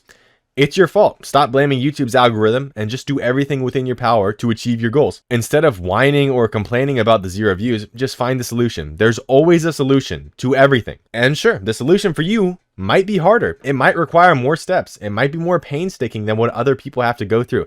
That's just life, guys. Life is unfair. I know it's easier said than done, but by doing this, you're going to build up autonomy. You're going to show yourself that you can actually make a change in your own life. Because guess what? If you're responsible for everything, that means you can also take accountability for everything that comes your way, which means the bad stuff, yes, but it also means the good stuff, your successes. If something good happens in your life, it's because of something that you did. You're not just somebody who exists who is just completely swayed around by the environment you're in, okay? Hopefully not, at least. It's your job to go and shape the environment that you want to be in. Now, I want to talk about my own journey and what I was going through at different stages when I earned money, give you guys my mindset, because this is important. Motivation doesn't last forever, right? You know, you need to be disciplined. So I think it'll actually be pretty helpful for some of you guys to hear from me, my own journey and what I thought and how I stay consistent to this day. Okay, so this is my main channel. As you can see in my total lifetime of this channel, I made about almost 20,000. I'm gonna hit 20,000 pretty easily. In fact, when I'm recording this is the 7th of June, and I don't know if you guys can see it, it's in the bottom left corner, but I've already made almost $1,000. Now, like I always tell you guys, I uploaded for a year straight, daily. I did not miss a day, probably like 1 or 2 days for like, I think I missed probably like 1 or 2 days for like surgeries and stuff, bro. But literally a year straight. I'm not the most gifted person at this, bro. I've been trying to tell y'all, if I can do this, then you guys can do it too. And you guys can probably do it way faster than me. So anyways, I'm going to go through here, right? I'm just going to scrub through on my arrow keys. I'm showing you guys, I didn't make anything for all of this, right? So finally, anyways, around November 20th, I really started to get monetized, right? And then I started to actually make some money off YouTube. It's my first time ever. It was the most sick thing ever, dude. I was like at my dead-end retail job. It was late at night, and then the first time it ever updated, telling me I got some revenue, and it was like $5, but I was so hyped, dude. And then it started to get like $10, and I was like, oh my God, right? But it kind of hovered around here, right? Like $10, $20. I remember having this $20 day, and I was like, holy, like I can actually make it. Like I was so grateful, right? But I still had to have my job. Like, you know, like every time I would work there, I'd probably make like $100 for like a 9 to 10 hour shift. It just wasn't a good ROI, as well as like I was getting treated like trash by the customers. So anyways, I kept on trucking, just uploading one a day. I start to slowly see like higher highs, right? And but I would still have like low days, you know, $7, you know, $34. And then I remember it was the day after Christmas right here, December 26, 2024. I had almost my first $50 day. And on that day, I made about half what I would make from just going to work, right? I was like, oh my God, this could actually be something, dude. Like, no way. There's no way. I couldn't believe this. I thought I was going to get demonetized at any second. I thought that it just wouldn't work out. Let me back up a little bit, okay? All this time where I was earning $0 on this channel, if you're at this point, how do you deal with it? Well, I think quite simply, you just need to become numb to the outcome. You need to become numb to the numbers. Now, obviously be aware of what's going on in your channel. But like if I was looking for revenue in this first year, I would have quit already. You're going about it the wrong way. You should be looking to gather experience. You should be looking to learn. Because if you're not outcome dependent, then you're just going to quit. But if you're focused on learning and like slowly getting better and just focused on your own video quality, you can't lose. You can't get discouraged. And that's why, quite simply, I was able to get out of the position I was in. Now, also, I do want to say, I hated where I was at in life. A lot of you guys know this, especially if you're an OG Moneyboy Max viewer. Bro, I was like broke. I had like a gambling addiction. I don't even like to talk about it too much because it was a really dark period of my life. And it wasn't that crazy. I also didn't have that much money around to play around with. I had like a few $100s a month after rent where I lived. That's not a lot. I would literally live off like $200 for every 2 weeks. There was a few nights where I would get stuck at gas stations just because the gas station would decline my card because I didn't have enough money on it. I couldn't buy groceries at certain times. There's a whole lot that went into it. I don't have to get into everything. That's not like the point of this video. All I'm trying to say is like, if you're in that position where you are struggling, just know that there are people who actually like made it out. So never limit your belief at all. So anyways, moving back to about December, had my first $50 day and I was like sick. And then right after, right? What happened? 34, 18, 9, 7, right? And it kind of valleyed out again, starting at $7, right? That's what I was making my first days that I was monetized on YouTube. Even less than most of those days. And so I started to go, wow, this is a really unreliable source of income. But I stayed consistent. And sure, yeah, we had $7 days. We also had $20 days, $5, right? And then look here, $3. I went from having a $50 day and being on top of the world because I felt like I was rich at that moment. That was so much for me. That meant that I could go out and buy food. And then a few days, bro, just $3, $5, $4, $6. And this was like a week or two after hitting $50. And I was so disheartened. I was like resigning myself back to like the retail job was like grinding out long shifts there. And I just hated my life. But I just kept on uploading. And the days felt like they went by super slow because of what I was doing, how much I didn't like it, and of course, how much work I was putting in. But then on January 16th of 2025, I hit $60, my first $60 day. It never happened before. And again, going back to November 20th when I got monetized, I didn't even think this was really possible. I thought maybe this would be some extra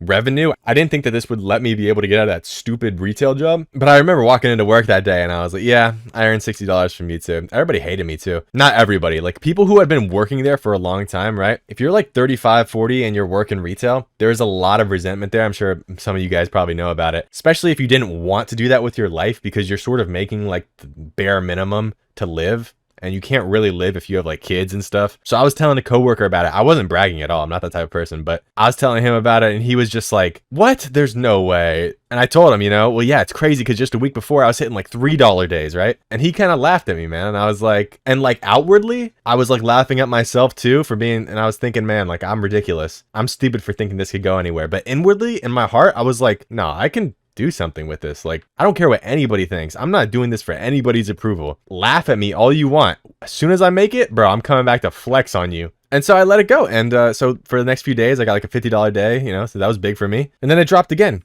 $5, and I was back. $3, right? You know, but there is one difference is that I had already hit a high, right? I had hit a new high for me, $62. And then it went back down to $3. Am I getting demotivated? No, because I know that I just hit a high. As long as I keep going and keep getting better, I can only keep making highs eventually. It is written pretty much. It's due. If I control my input, then yes, the output has variability, but at the end of the day, I'm going to force the output. It's going to be there. And so eventually I'm going to hit another high. So $3, $4, $3, and I'm just bouncing around in this range. And how long was this for? This was like January 25th, $3 to about probably February 5th. So for about 2 weeks, not doing anything. 2 weeks, that's probably like, what, if I average like $5, I don't know, like $70 or something. I'm bad at math. Anyways, and then when I first got my first, you know, real viral video right here, February 8th, February 9th, February 10th, $50 day, but the views weren't slowing down.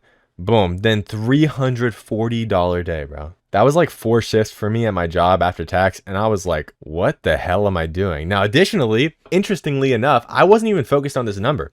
I barely even noticed this. I had this huge surgery coming up and all I was doing, guess what I was doing? Because I wouldn't be able to sit down for weeks and make these shorts. I was just grinding out more shorts. So I'd spend every single day until I pretty much just fell asleep at my computer. Several times I did fall asleep at my computer because I needed to have a backlog of about 2 to 3 weeks of shorts. I was getting some pretty major surgery done on my tailbone, so I wouldn't be able to sit down for a while. So I was just grinding out shorts. I didn't really have too much time to check my analytics, and guess what happened during it, right? 341, 306, 285, 151, $50, $68, right? $50, and then boom, February 18th was when my surgery date was, right? And I kept posting videos, and I even had some great days after it, almost $90 there. And then it dropped off a cliff, and I was just uploading the whole backlog, right? So I was averaging about $20. And then finally around March 13th, right? So about 2 to 3 weeks after, I could finally sit down again. And I realized how like blessed I was. And by the way, I probably should mention, I'm bad at telling stories. Right here,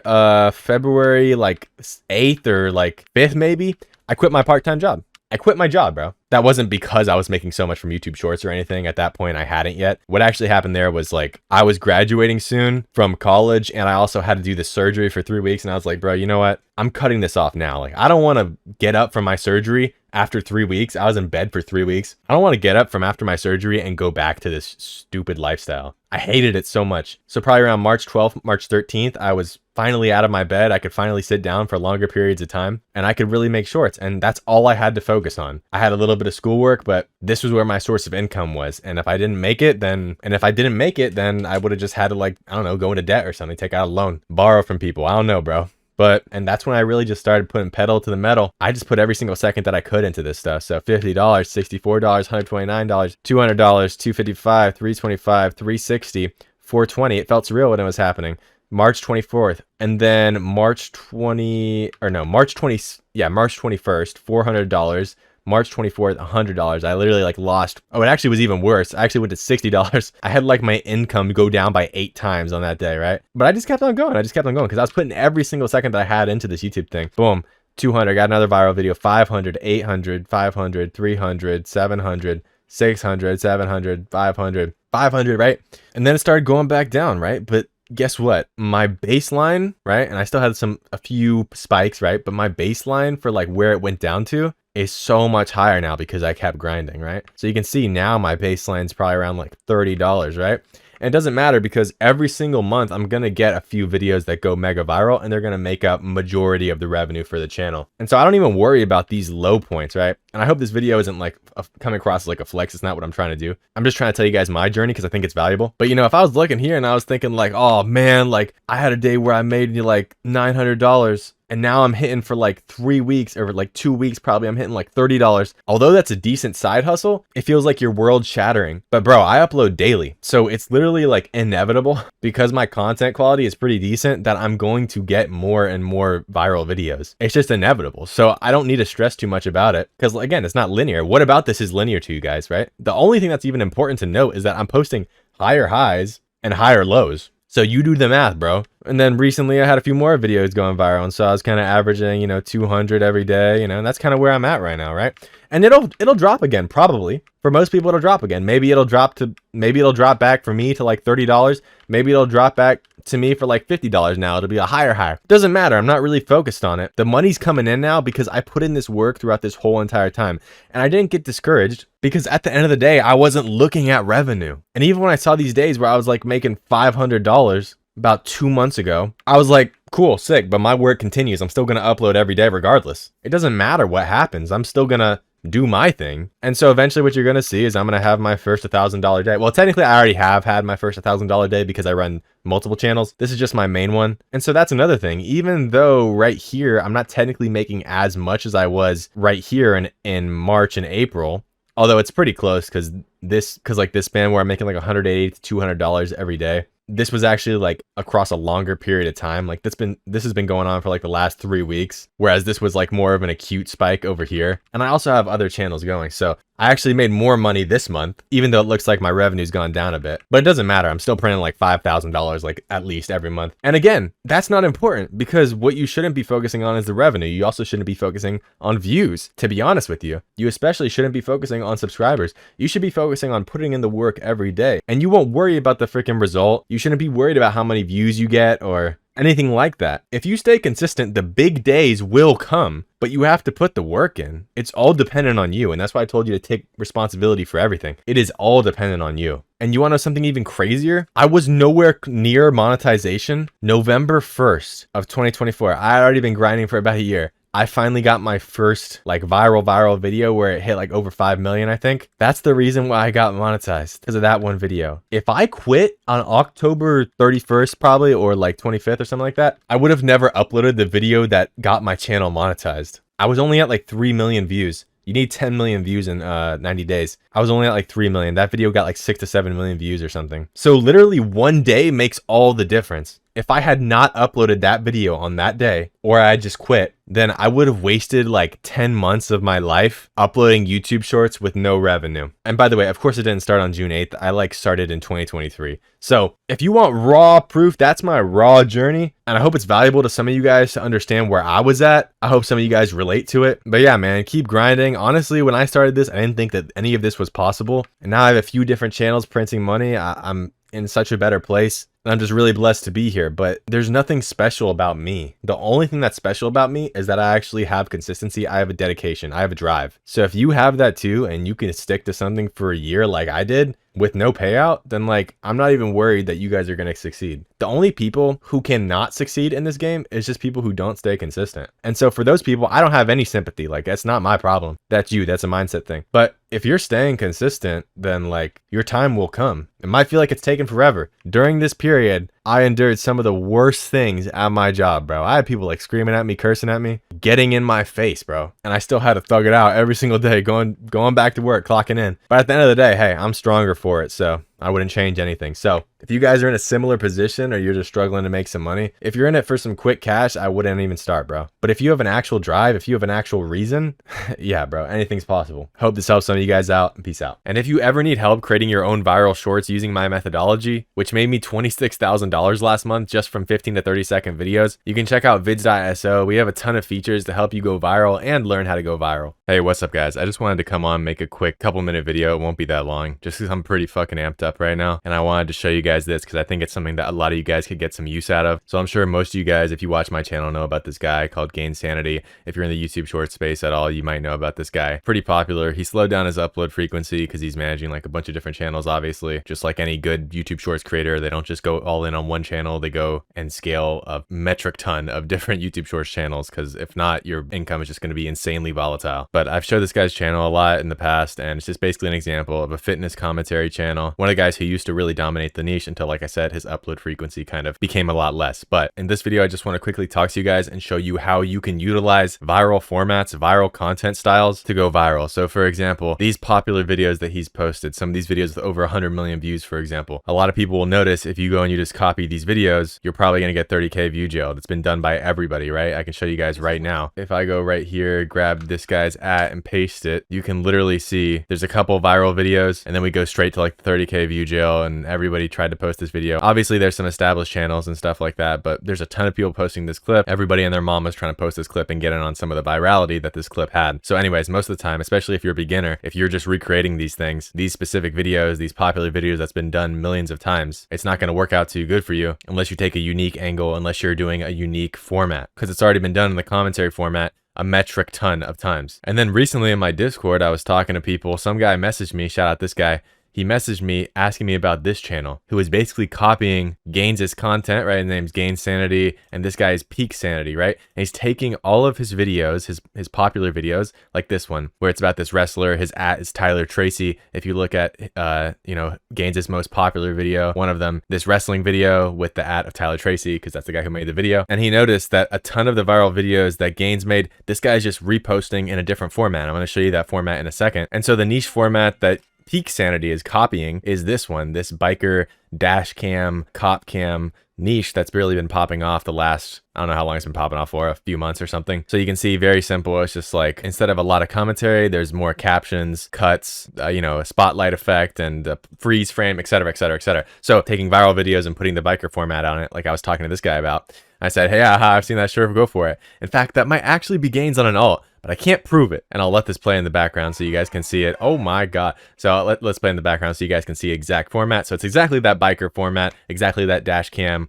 or police body cam format. Same thing. But I did some research on this guy. I did some research on this niche. I did one search because I was like, he's just taking all the viral videos and posting them in this different format. So the first thing I did was I went to this video right here that I have, which is this 1-hour course that I made about how I'm making like around 10,000 every month with YouTube shorts. And I mentioned this one channel right here, Bike Sanity right here, which is basically Gain Sanity's alt, where he posted videos about biker shorts, sort of like this guy right here, Orbit. He posts videos about bikers, or he used to post a lot of videos about bikers. But so the first thing I did was I went to YouTube search and I typed in Bike Sanity, and boom, it's right there. The channel is him. Peak Sanity is Gain Sanity. Same guy. He took all the videos, and he's taking all the videos that did well in his commentary form, even ones that he uploaded a year ago, and he's re-uploading them with a new format on them, not exactly commentary, but this new kind of biker format, and just recycling content that he's already made, adding some captions over it, and now he's printing money with this channel. And if you guys don't know that, even if somebody changes their name on YouTube or unlist all their videos, if you just type in their previous name, especially if it was like a large subscriber channel, you can just type in their previous name, like this is Bike Sanity right here, and that's what you get when you search it up. You get Peak Sanity. So that's how you verify the channel is actually him. There's also other things like, you know, if you go to like Social Blade, you can see he unlisted all the Bike Sanity videos right on the 15th. Immediately started posting with his new viral content formula, biker format, and you can see he's printing views right here. So it's worked very successful for him so far. And so not only is this kind of like a niche drop, but most of you guys probably know about that content style, but it's also just to show you, you know, take taking viral content formulas, niches that are currently blowing up. You can literally recreate content that you already made even a year ago and still get views. Number one, because you have proof of concept that the videos are actually good, but you're not just doing it in the exact same way that other people would recreate it. For example, another commentary short where you say something similar to what this guy said, but you're just using the same source video. That can work out sometimes, but what's even a better way to do it is to take that video that has a proven concept and redo it with a new format that's currently going viral. And that's how you get results like these. Okay, so dude's printing right now. Hats off to this guy. Obviously, some people may already know this, but if you didn't know this, I just wanted to come on and give you that example of how you can use viral content strategies and viral content formulas and viral content styles to take what would otherwise be a pretty dead, bland piece of content and repurpose it to go viral again, even using the same piece of content over and over again. So I hope that makes sense to you guys. I'm not going to prolong this video longer than it needs to be. It was just me wanting to come on here, upload more frequently, also just talk to you guys, keep you guys updated, and not gatekeep anything so that you guys have all the sauce to be able to conquer YouTube Shorts and actually make money with it. With that being said, if you're serious about taking your YouTube Shorts to the next level, click the first link in the description, apply to work with me. It doesn't matter if you're completely brand new and you're looking for a niche, or you're already monetized but you want to scale. I can literally help you with whatever stage you're at. I'll meet you there, help you there, so you can actually start printing money with YouTube. So if you're serious about making money online, you want to take your YouTube Shorts journey to the next level, hit me up, apply, and if you're a good fit, we can start working together to personally scale you. With that being said, I hope you guys are having a great day, and I hope this video helps some of you guys out. And peace out. And right now we actually have this viral niche loaded into vids.so, so you guys can see exactly what people are posting to make hundreds of dollars every single day with this niche, as well as all the sub niches as well. So check it out if you want to get into this niche. I made over $870 in a year completely passively doing nothing, and I want to show you guys how to do this. Hey guys, today I want to drop a video for you guys giving you some sauce, because I see people finally talking about 11 Labs and the true utility of it in terms of making completely passive income, like MoneyMine for example. But I'll get into that in a second. Real quick, I want to say, number one, for starters, thank you guys for all the support I've been getting on this channel. I'm glad a lot of you guys are finding the videos I post to be helpful and valuable. That's my goal, so I'm glad I'm reaching an audience. And number two, just a kind of housekeeping thing. If you are an OG Moneyboy Max viewer,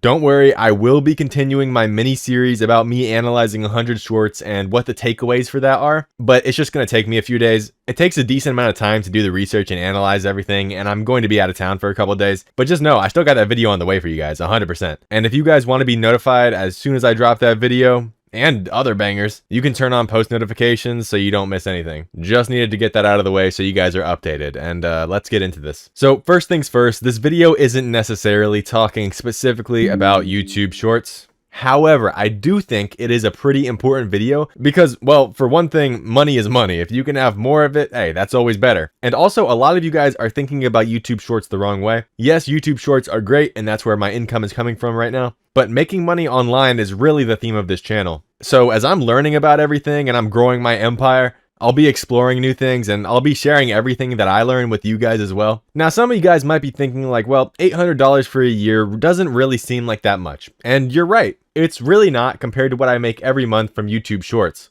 I do think this amount would have been higher if I set it up better, so I'll talk about that later. But the difference here is that it's completely passive, right? I don't have to make a video every day. I don't have to write scripts. There's pretty much like a 30-minute setup for this thing like a year ago. And until now, honestly, I've barely checked it. I've just been getting payouts straight to my bank account every month, which is sick to me. A little bit of money to go get dinner or have some fast food. Now, if you don't know anything about 11 Labs, if you're living under a rock, 11 Labs is basically the most popular text-to-speech software that people are using for videos on like YouTube Shorts, for example. Some people even use it for long-form videos. If you don't have an 11 Labs account somehow, you can use my affiliate link to sign up for it. It'll be in the description of this video. You don't have to if you don't want to, but you'd be cool if you did. This channel gains sanity, right? This voice, I'll play a video. This is what happens when you watch this voice right here is completely generated using 11 Labs. And so you can see if you choose a good high quality voice, it's almost as good as just doing a voiceover because the voices can be so high quality.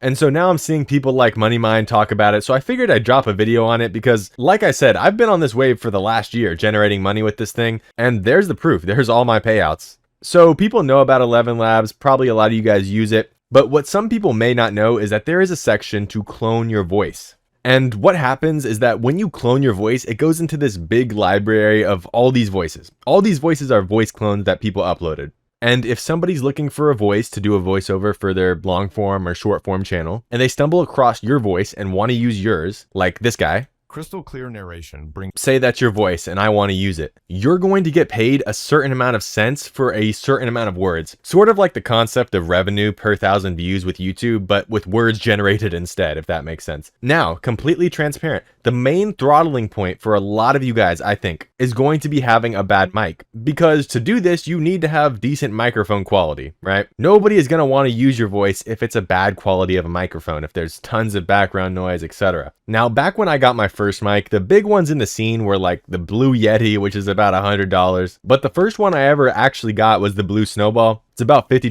but you can get it refurbished for like $30. And it's not the best mic quality, okay? Now, you can look up some test of the audio quality on YouTube. With some good audio engineering, it can probably get you by, and it's only like 30 bucks. And so there's videos like this, tutorials on YouTube, how to make your mic sound better, like professional, and give it higher quality. And to do that, you can use free programs like this guy is using, Audacity. It's completely free. I'm pretty sure I've shown this before. Basically, you can edit your voice and, you know, take out a little bit of the background noise, boost the gain up, and you can really make your voice sound more high quality. Anyways, I don't need to go too deep into audio engineering right now. That's not what this video is about. But all of that is just to say, it's possible to make a decent mic sound great. So how does the voice clone work? Basically, you're going to record yourself talking. Now, here's another downside, just in full transparency. To create your voice clone, you're going to need to pay for an 11 Labs plan. So the cheapest one, and the one I personally have, is the $22 a month one. So out of that money I made passively, I really only made about $600 of it if you're taking into account the subscription fee for the year, but it's still completely passive, so I'm not going to complain. I probably should mention this. This video is not sponsored, okay? So don't be in my comments like, oh, this guy is a sellout. But basically, you're going to record yourself talking, and here is where I slightly messed up, and I think I could have made way more money. So this is my voice right here. So 11 Labs says you should at least use 30 minutes of a good recording audio, but right here they say the ideal duration is more than 2 hours, which means up to 2 hours of a good recording of your voice. But as you can see here, my samples were like 615 seconds, which is about 6 minutes. And this is just because I didn't know what I was doing in the beginning and I didn't realize the money that I could get from this. So what you should do, instead of doing like a 2-hour long recording session, what you should do is like every day for a week or something, read a book that's in your house or some long essay that ChatGPT writes and just record it so you'll have over 30 minutes of good quality audio. Now, mine is only 615 seconds, like I said. Now, I probably could delete my voice and redo it or contact the 11 Labs support, but I already have all these people who have used my voice and my voice is in their library saved. And so I don't really want to go through the hassle of deleting myself from the library, having to reset my whole thing. So you guys can use my voice if you want on 11 Labs. And that would be sick. Like, I could sit here and tell you guys to do that because that would give me money. But to be honest with you guys, you can test it out. The quality of it is just not that good. Still good enough for like 590 people in the world to use it, but it doesn't really fully sound like me. And I have a pretty professional audio system. But yeah, the more audio samples you give them, the better your voice clone is going to be. So moral of the story, guys, don't be like me. Record way more than 6 minutes, please. And that's pretty much why, although I have a great audio setup, my clone just doesn't sound the best. Like, this is what it sounds like. If you're watching this video, you are a goofball. I mean, it's not horrible. It's just not the best. If I didn't make that mistake, it could be much better. More people would be using it, potentially generating me even more money, blah, blah, blah. Anyways, so once you generate your voice clone, you assign it some tags depending on what your voice sounds like. For me, I put deep and crisp voice, but it is different for everybody depending on what your voice sounds like, obviously. So if you have any good parts about your voice, play to your strengths. There'll be tags like friendly, young, American male, clear. Those are some of the tags that I use. You can choose to do like a voice for like YouTube or narration, and then you're gonna crank up what you charge people to the highest amount possible. So as long as your voice quality is good, you can charge about 20 cents for 1,000 credits. That's good. People use that. You aren't losing money and undercutting yourself. And then boom, you'll just have to link your bank account through Stripe and you'll start getting payouts every month. Once your voice starts generating revenue and people do start using it, sometimes it can take a little bit. As you can see, the first month for me, it was kind of like $10, $20. Then I had a crazy month where I made almost $170. Actually, that was like in 1 week. So depending if somebody's using your audio to generate a whole lot of content. So there you go. It's literally a 30-minute setup and you'll be generating money passively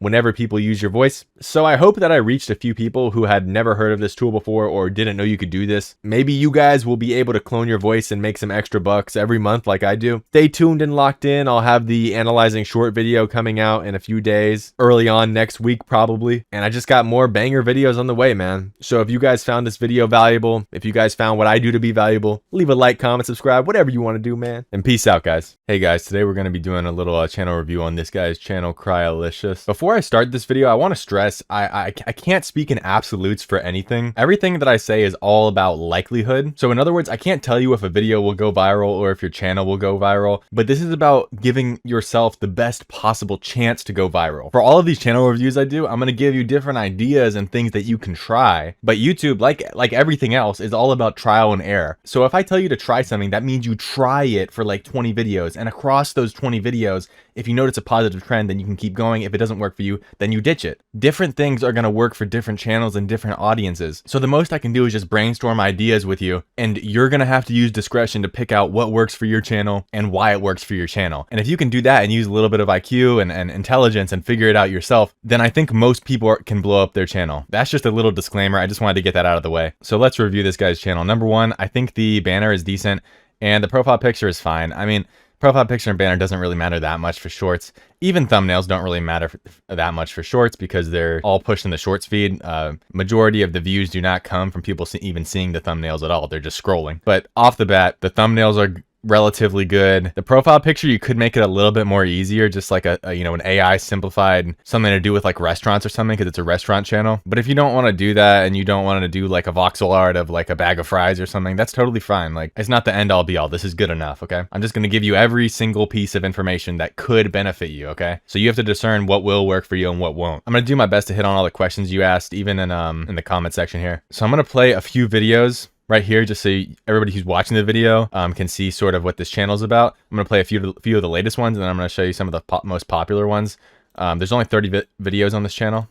McDonald's had a whole universe of mascots until they vanished without a word. There was the classic Ronald, the Hamburglar, Birdie, even a talking Happy Meal box. For decades, these characters ruled kids' TV and toy aisles, but now they're gone without a trace. And that's because McDonald's realized their cartoon crew was doing more harm than good. In the 2000s, childhood obesity became a national crisis, and Ronald and friends became the villains of the story. And it only got worse from there as parents suffered and lawsuits rolled in. So McDonald's quietly retired the game, simply hoping you wouldn't notice. McDonald's had a whole universe. Watch one more. To be a four-armed villain who stole milkshakes, but now he's the face of McDonald's biggest comeback in years because he was never supposed to be beloved. In fact, his name literally means a pain expression. But when McDonald's needed a double Gen Z, they dusted off their weirdest mascot, and it worked. I think you guys get it. Then let's go ahead and look at the popular one. They're losing money on free refills and don't even realize it, because when fast food chains offer unlimited drinks, they're not losing cash. They're making. Already, I'm noticing you use some of the similar clips like Kai. Offer unlimited drinks, they're not. Right, I'm not saying that's bad. Like, a lot of these will get pushed to different people, but if you have a lot of returning viewers, they're not going to want to start seeing the same exact clips, okay? Fast food chains offer unlimited drinks, they're not losing cash. They're making more. Studies show customers order bigger sodas when refills are free, even though most don't even finish them. And it's honestly crazy, as a large soda costs McDonald's just 2 cents, but they charge you up to $3. And it gets wilder. Self-serve machines literally make people drink more without needing. Depending on your audience, if you have too many women in the video, don't ask me why. If you have too many women in the video, sometimes, especially if they're like dressed up like provocatively or whatever, depending on your audience, if they're like middle-aged men, they hate that. I'm just letting you know. These aren't bad videos, right? First off, these are edited very well. If this is you doing the editing, I think it is. There is a few things I want to know just straight off the bat. Number one, you have 30 videos and 320 subscribers. Usually for 30 videos, I'd expect a little bit more subscribers than this, because that kind of means that on average, you get about 10 subscribers per video, which isn't the greatest. You do have a lot of views, but not that many subscribers. So it's telling me something's going wrong with like people seeing your video being super interested in it. Now, you do say in this comment, you say that the metrics are very good, right? You have a swipe rate of 82, 85%. 82, 87.5%, a retention rate of almost 100 for a lot of these. But for some reason, YouTube hasn't found your audience yet, is what I do think. Because typically, if you have 500,000 views, you'd usually have more subscribers than this. You have started only a month ago, like the channel was only made only a month ago. So that's something to note as well. Like sometimes with newer channels, it does take a while for YouTube to find your audience, I'm not gonna lie. Another thing is I can already tell what's going on. I do research on all of the channels that I review, try to give you like the best review, and it's not just like these other YouTubers where they do like 2-minute reviews on you guys' channel. Like I genuinely try to go deep into it. And so like right here, Five Guys always provides extra fries and piles them into the bottom of the bag so that right, I can already tell that you're trying to do what this guy does. I know this guy. I'm pretty tapped in with YouTube Shorts. Always provides extra fries and piles So them into the bottom of the and so this isn't bad. You're doing something that is good. I do this all the time. I take my competitors' videos and I try to make them a little bit better, right? So that's completely fine. I mean, the only thing is that it didn't blow up. So let's figure out why that is. So you're pretty hard stuck in this 10 to 15K view jail. Everything that's like around 30K views, that's just because of the new update. This is still 15K view jail. Okay, I know it's sort of confusing if you're just now starting YouTube and you're saying like some videos are only getting search views after hitting 15K views. This is still, if you're stuck at 15K, 25K, 30K views, it's all the same. It's the exact same reason. So don't worry about all that. You do say they only get search views after hitting a certain amount of views. That's normal if the video dies. If the video does not perform well enough to YouTube standard, or they haven't found your correct audience yet, then they're gonna stop putting in the shorts feed. And the shorts feed is where you get 95% of your viewers from. So the reason why you're getting like a few thousand views like over a couple day period and they're all from the search function, doesn't mean anything. It just means these videos are better optimized, like this one, how McDonald's used the Minecraft movie. You said this one is getting views from the search bar. That just means that the video is not likely to get put in the shorts feed again. In my experience, most of the time, I'm not saying it can never happen, but once a video starts to really get a lot more search views and it eclipses the amount of shorts feed views you get, that video is probably not going to get pushed back again, which means that it's probably not going to go viral.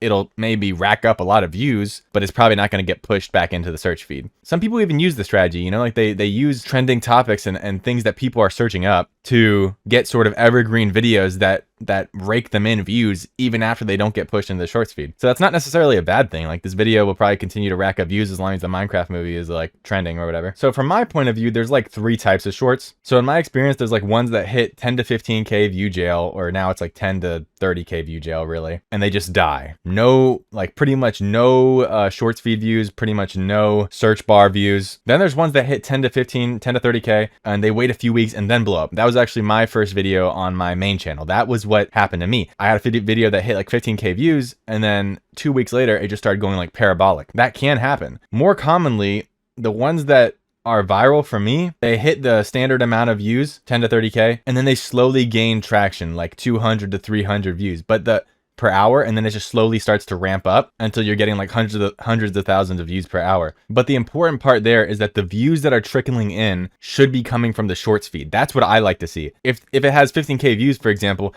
and it's getting all of its views from the search bar, that's not a good sign to me. I know this video is like super theory heavy, by the way, but I think all of this is super important and it's really valuable for anybody who's starting to grow a YouTube channel, because this is stuff that will actually take you farther. This is stuff that when you know how YouTube works, it can help you understand what's completely normal, what's a good sign, etc. So in your original comment, you said, here's what you said. You said, "I'd really appreciate channel review as well. I feel like I'm missing a small key, but it could make a big difference if I consistently implement it. Thanks for the valuable information." Okay, so this is not the most glamorous tip ever, obviously, and you know this, but the small key that you might be missing is just time in the game, right? I mean, you've been at it for about a month. I like your consistency, but for example, I'll tell you something. This channel looks pretty much identical, view-wise and stats-wise, to my first channel. My first 49 videos that I posted actually were stuck from 1,000 views to 15,000 views for the most part. You don't have a video that breaks out of that jail yet. For me, it was my 50th video. So I know it's like the cop-out answer and it's the easiest one. My 50th video exactly got over 1 million views. This is not where like my analysis of your channel is going to end, but I would definitely say keep posting. I want to see at least like 50 to 100 videos on this channel before we start thinking that this channel is like dead or never going to make it, because YouTube is not a linear process, you know? It's not like each video that you post gets more and more and more views. What YouTube is like totally exponential. This 320 subscribers, you could release a video tomorrow that gets you 330 subscribers, and with one video you got more subscribers than the entire month that you did before it. You see what I'm saying? It's more about exponential progress compounding. These are all things that are extremely important for you and everybody who's doing YouTube Shorts to know. Although it may seem like sometimes you're not making progress or getting the exact same amount of views, it's important to realize that everybody faces this for the most part. Everything is going to be pretty similar because YouTube is testing the audience that it sends it to. The way the algorithm works is it sends it to a small group of people. This used to be 10 to 15K, okay? If the videos were good enough. Sorry for my trashy handwriting, but this used to be 10 to 15K viewers that it would send it to as like a core seed audience is what it called. If the video performed well with this group of people, then it would send it up a tier and then you'd get like 50K views, right? And then if it still performs well, that's when you get the million views up here, right? So this is how YouTube works. I know this is a trash way to explain it, but it works like this, sort of, most of the time for new channels. This is the graph that you can be expecting. Once it starts to know your audience, if you get a good video with good analytics, then this is the graph you can be expecting sometimes. Stuff like this, right? But for right now, each of these steps, when it flatlines a little bit, that's YouTube testing to find your audience. And what's happening is that it tests it with 10 to 15,000 people. For whatever reason, it works good. You're getting great statistics. Those metrics are great. Like you want swipe rate over 80, 100% ABD. These would go viral probably on a bigger channel if they knew your audience. But what's happening is when it pushes it past that initial seed group, they're probably losing interest. I'd be willing to bet that the swipe rate probably goes down as it gets pushed to a higher and higher amount of people. But regardless, even if it doesn't, it's important to keep uploading. You have good editing style. There is a few things that we can look at in the videos, right? Losing money on free refills. Right? Like that hook is very, it grabs people's attention. They don't like to lose money. It's almost a little bit emotional, like kind of an emotional hook. Like, what? I've been getting scammed? Whereas this is a little bit more, niche, right? Like, I'm not saying it can't go viral, but compared to like a hook like this. Dairy Queen gives out free ice cream and free ice cream? What? Right? Those hooks are a lot better. So these are why they have more views. In fact, let me check this one real quick. This one was actually uploaded before the view update. This did get 30K views, like legitimate 30K views. And for this one, okay, this one is like another 15K views stuck, but this one is probably the only outlier on your channel. For you, I think it's more of a mental thing rather than like a videos being bad thing. Now, let me fully like kind of watch some of these videos. The one I want to point out to you, and the reason why sometimes in these reviews, I don't go like watch fully all these videos. Don't worry, I've watched a lot of these videos. I do it on my own time, so we're not just sitting here watching videos. My goal with these videos is just to give you all the knowledge that I can in hopefully a small little time frame so that there's no wasted time here. So I'm going to show you your video here, and then I'm going to show you Curious Wolf's video here. And I know it's pretty much the same video, but let's watch yours compared to his. Five Guys always provides extra fries and piles them into the bottom of the bag so that customers think they got a great deal. And more fries. Already, I'm noticing there's a lot of sound effects, which is good for you, but notice compared to him. Five Guys always provides extra fries and piles them into the bottom of the bag so that customers think. Okay, so like he is doing a good hook. Five Guys always without a ton of editing, right? Like this is like really good editing. But like this transition, it can be a little bit crazy for some people. And this is where we're getting into like stuff that you should try for yourself. I'm not saying this is like having a negative effect on your retention, like especially if the audience is younger, it's good to have a lot of like sound effects. But also to older people, sometimes it can come across as a little bit spammy or annoying or sort of like brain rotted. And that's because right? Jerry Merle, the company's founder, claims it's better for customers to feel that their serving of fries was too large, so... And then let's compare it with his. Provides extra fries and piles them into the bottom of the bag so that customers think they got a great deal and more fries than they actually ordered. But those fries are already calculated into the price. And that's because Jerry Merle, the company's founder, claims it's better for customers to feel that their serving of fries was too large. And they're pretty much the same video, but his got 6 million and yours got 13K. So what's the difference? I mean, you got a newer channel and you have a slightly different editing style. I'm not saying it's bad, but if your audience is a little bit older, they might not want all the brain rot retention like hacks, right? Already calculated into the price. And that's all those meme sounds, all the like the whoosh sounds, right? You want a little bit. The secret with shorts is you want just enough to keep them watching and keep the retention high, like how yours is, without annoying people or making them like off-put by this kind of. There are a few things like I've noticed in some of the videos, they have like negative comments, because I know you're using AI to like generate the scripts probably.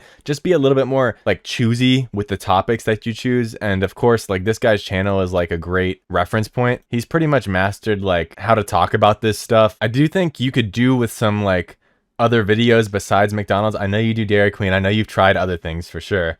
Taco Bell, KFC, Domino's. But recently there's been like 1, 2, 3, 4, 5, 6, 7, 8, 9, 10, 11, 12, 13, 14. Like it's like for 2 weeks straight, which is half of the time your channel's been alive. It's just been McDonald's content. So I do think spicing it up a little bit could be something that could help you, because you don't want to get stuck into like only a McDonald's niche. Your channel is about restaurant secrets. So explore other restaurant secrets and just choose, really like utilize the AI to come up with unbelievable things and stories that are completely true that will make people a little bit more interested in the videos, I'll say. Why do McDonald's fries sometimes taste like pure happiness and other times like soggy cardboard?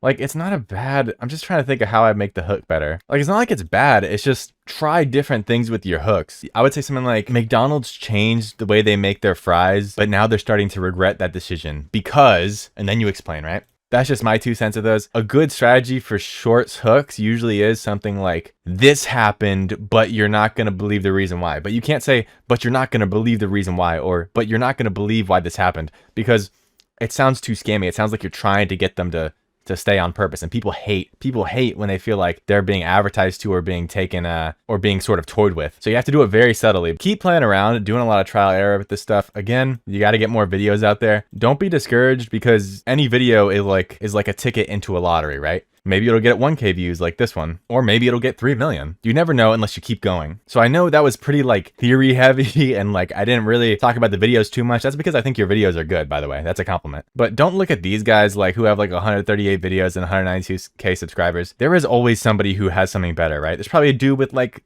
5 videos and 1 million subscribers, you know? Don't care about that. The goal is for you to be better than you. And it sounds cheesy, but like it's actually good advice, because that is what's going to help you get enough views, get monetized.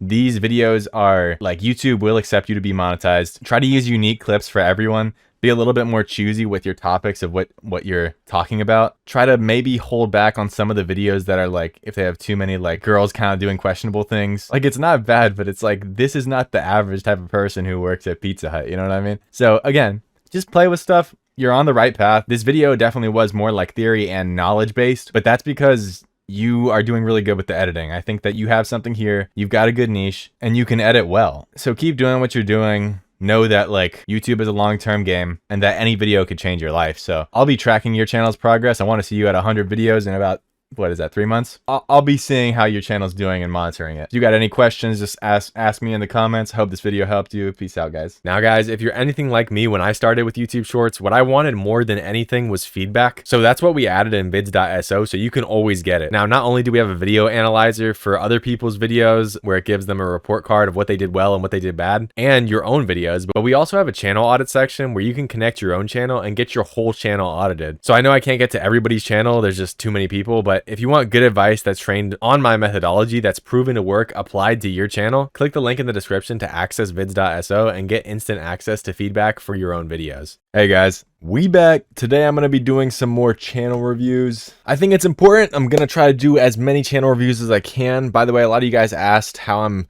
sourcing what channels I'm going to review. Oh my God. Stop yapping, bozo. A lot of you guys were asking how I'm sourcing what channels I'm going to review. I'm just going straight down into this comment section and I'm going to look at a bunch of channels. Before I start that, guys, I want to do a little giveaway, $50 to somebody, 50 USD completely for free. That's just because I'm so grateful for all the support I've been getting on this channel. And if you haven't seen this last video, I really suggest you guys watch it, because I'm starting to have this huge idea for basically like a huge monthly giveaway. but I'm realizing like I'm gonna need to make a website to make this thing actually come to life. So it might take me a little bit of time, but yeah, I do want to give away $50 in this video. So the only thing I want you guys to do, I don't want a bunch of spam comments in this comment section, but just write a unique comment talking about how it would be sick if you got the $50. And somewhere in the comment, just write the word king so I know it's actual people engaging with my video. Don't spam, it's not going to increase your chance of winning. But yeah, I know it's not an insane amount of money, but it is a free $50 if you win. I just want to give back to you guys while I'm still working on the bigger monthly giveaways that I want to set up. Because look, a lot of these YouTubers, they want to take your money. I genuinely want the best for you guys. A lot of people are making these videos because they want to build up another income stream. Bro, I got the income because I legitimately do what I talk about. I don't have tens of thousands of dollars to just give away, but yeah, I make my money from shorts. So again, just thank you guys. I appreciate it. And let's get into this. Oh yeah, I'm gonna give it till like, I'll announce the winner on like Friday. So May 30th. May 30th, whenever I make a video or a community post, that's when the comments for this video will shut off and you won't have a chance to win. I'll probably just end up posting it on my community tab. So hit the bell on the channel. It should be like right here or something. I don't know why it's not showing up, but hit the bell to get post notifications. Anyways, all right, first guy's Genuine Nutrition, 66 subscribers, 4 videos, aged account, but super new to posting. What the? Yeah, guys, you got to post more. This dude was talking about like, you're getting hesitant on the niche I'm in right now. Bro, you got to post for like, you got to post for at least a few months to figure out if your niche is bad, bro. 4 videos, you joking? And I put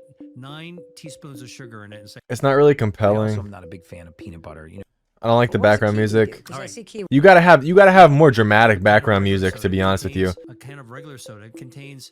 The captions are good, but they should be a little bit elevated, in my opinion. They should be in the middle of the screen. A can of regular soda contains 7 to 9 teaspoons of cane sugar. Wow.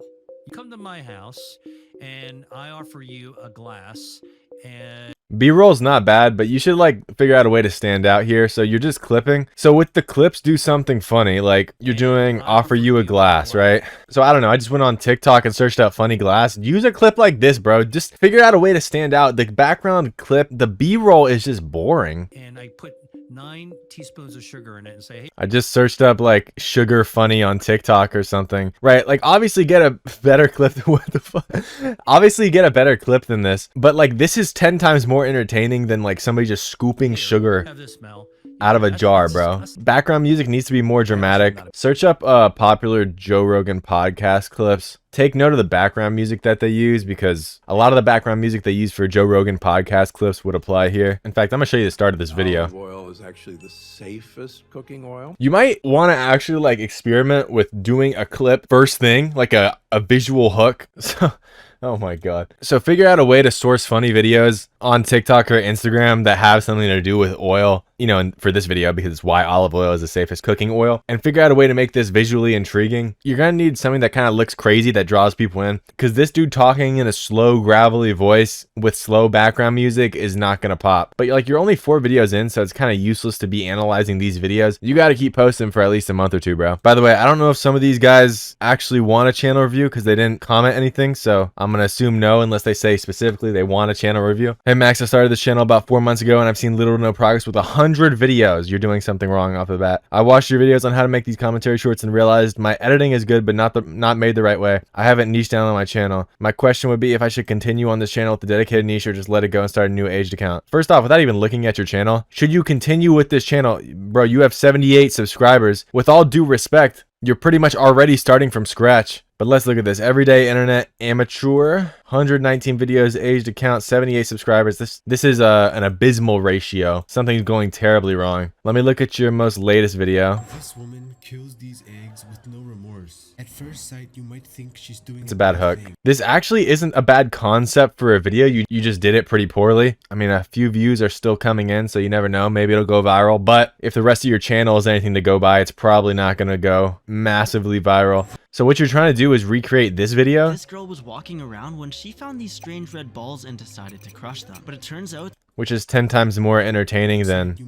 This woman kills these eggs with no remorse. At first sight, you might think she's doing a bad thing, but she's actually helping. Before I even get into the video at all, a lot of these videos, 5 views, 4 views, 5 views, 3 views, 6 views, 4... Yeah, you're getting so many poorly viewed videos that aren't even getting pushed to the shorts feed. I would restart a different channel, to be honest with you. this one might just be cooked. Yeah, especially in the beginning, if these videos didn't do good and YouTube automatically thought you were a bot, yeah, these ones all got 0 views. The ideal situation for me would be if off the bat these videos get 15 to 30k views, because you're fighting an uphill battle. It kind of feels like you've uploaded a lot of videos. I like the passion and dedication, but this is when you got to start rethinking your strategy. What you're doing is not working. Some of your videos get views, but find a different channel and post a few videos, see if they get pushed automatically. In my opinion, you don't want your videos to get these low of views. You know, it's like, how many videos did you upload? 1, 2, 3. You uploaded like 30 videos before one of your videos even got 1k views. In my opinion, your channel is just cooked. Find a channel that gets views off the start. Second thing, now that we're actually looking at the videos, you have no niche, like you said. Yeah, this is just very unlikely to work. There are a few people in the commentary niche who don't have a niche and just upload everything, but these are people who already have 15 million subscribers, for example, most of the time, and they've been uploading for like 3 years. It's a totally different ball game now, boys. You got to niche down at some point. If you're gonna do science, do science. If you want to do fitness, do fitness. If you want to do a separate niche, do a separate niche. But the point is, do that from the start of your new channel and stick with it. How to ace a shepherd's lead. He grips a sturdy pole.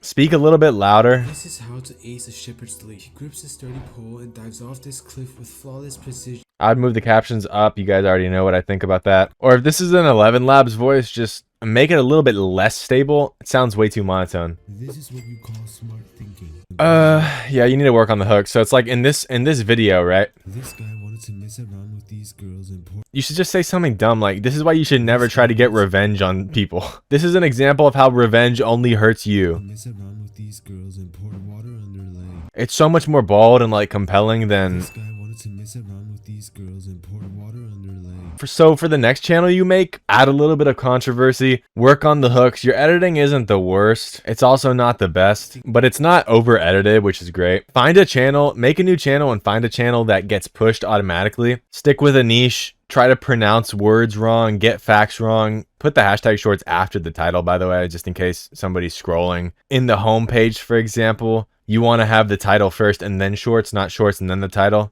Good news for you, bros. You actually have dedication and passion. I respect what you're doing. 120 videos. If you keep this dedication and you keep doing what you're doing, what's hopefully going to happen is you're going to start a new channel that'll get out of the 0 view jail from the start, and the momentum will build so much faster. But keep improving. But guys, take notes. This is the type of dedication that you got to have to be successful. It just is. Quembo. So basically kind of like a Quixel or Curious Wolf type niche. Subscribe if you got a big bag too. Hey, yo, all my viewers, you guys go and subscribe to this guy. I'm already knowing you guys are... All right, 9 videos, 130 subscribers, 246k views. Not bad, actually. Completely new channel, about 10 days. All right, let me check the oldest one. In 2021, Pizza Hut Japan released AI voice. In 2005, a little bit better. Okay, off bat, you need to fix the voice. It's got to be a little bit more human-like. If you're using 11 Labs, mess with the stability, find a more natural voice, an HD voice. I mean, the voice is HD enough, but it does sound very robotic. Yeah, so 9 videos, you already got 2 that broke out of the view jail. Already off the bat, you're using this woman, this young lovely woman in the first clip. That's very good. It catches people's eyes. I know all of you sick, twisted people who are watching this video know who she is. I'm sure I don't have to go into too much detail here. Honestly, bro, you could stick with the do not check the sound thing. It's honestly working for you since you have a few videos already that popped out of the 30k view jail. I do prefer like more titles like this, probably with like an emoji at the end of the title, like a dumb emoji or something, or even a watermelon emoji, since that's what she's eating. The big thing that I notice, okay, let me play this video for you guys. Bro, whoever's making this video is a total gooner, dude. God, you guys are freaks, bro. Let me play like 15 seconds of this video for you guys. I want you guys to notice something. In 2005, Snapple tried to break a world record by unveiling the largest popsicle ever made right in the middle of New York City. It was a 17.5 You guys notice anything? kiwi strawberry ice pop. First thing that pops out at me, honestly, 0 sound effects. I'm not saying it's make or break, but a few sound effects. Maybe like if this is a 30-second video, I'd probably put at least 2 to 3 sound effects. 3 might be pushing it a little bit. Just 2 to 3 sound effects. Even 1 at the beginning and then 1 later when you're doing like a transition to like a different clip or something. Slipping. Traffic was halted and fire. And then just figure out the AI voice situation. It needs to be a little bit more natural and probably a little bit more energy in the voice. I'm not going to BS you, bro. These are actually some pretty great stats for having like not even 10 videos. Again, YouTube is not linear. The fact that you're getting videos that break out of 30K views already. In fact, this one looks like it's still getting views. Yeah, your big thing is going to be staying consistent, bro. Flippy Wop, 270 subs, 27 videos, a little bit aged. 600K views is decent, actually. Yo, this is a crazy thumbnail. This is why you never press rate. I actually kind of like that, dude. I mean, get the recording tab and the cursor out of the video, but if I'm not mistaken, this is AI and you're trying to do like a visual hook. That's actually good. Yeah, the videos aren't edited bad, bro. I looked at this a lot off camera just a second ago. I watched a lot of the videos. Really only right about here is when you started to be consistent. So you're pretty much like 20 videos in. What I did also notice is that some of your videos, like this one is posted 4 days ago. This one is also posted 4 days ago.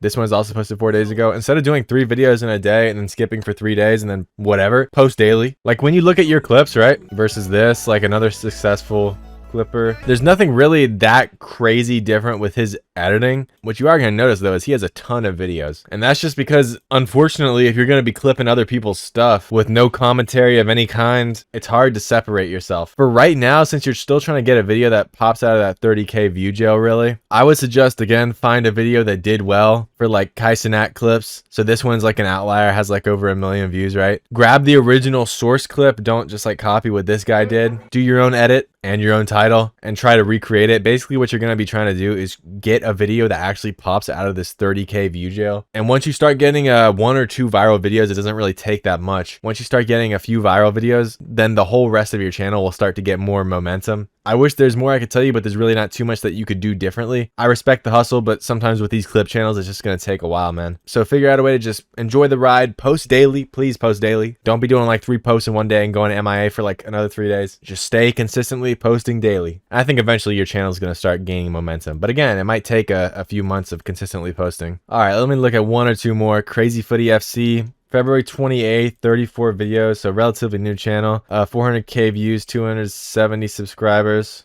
All right, let me see what this channel is all about. Okay, decent editing off the bat. You know, sound effects. There's no narrative. That's the big thing. Yeah, it's not bad. You just need a narrative, bro. Like 100%.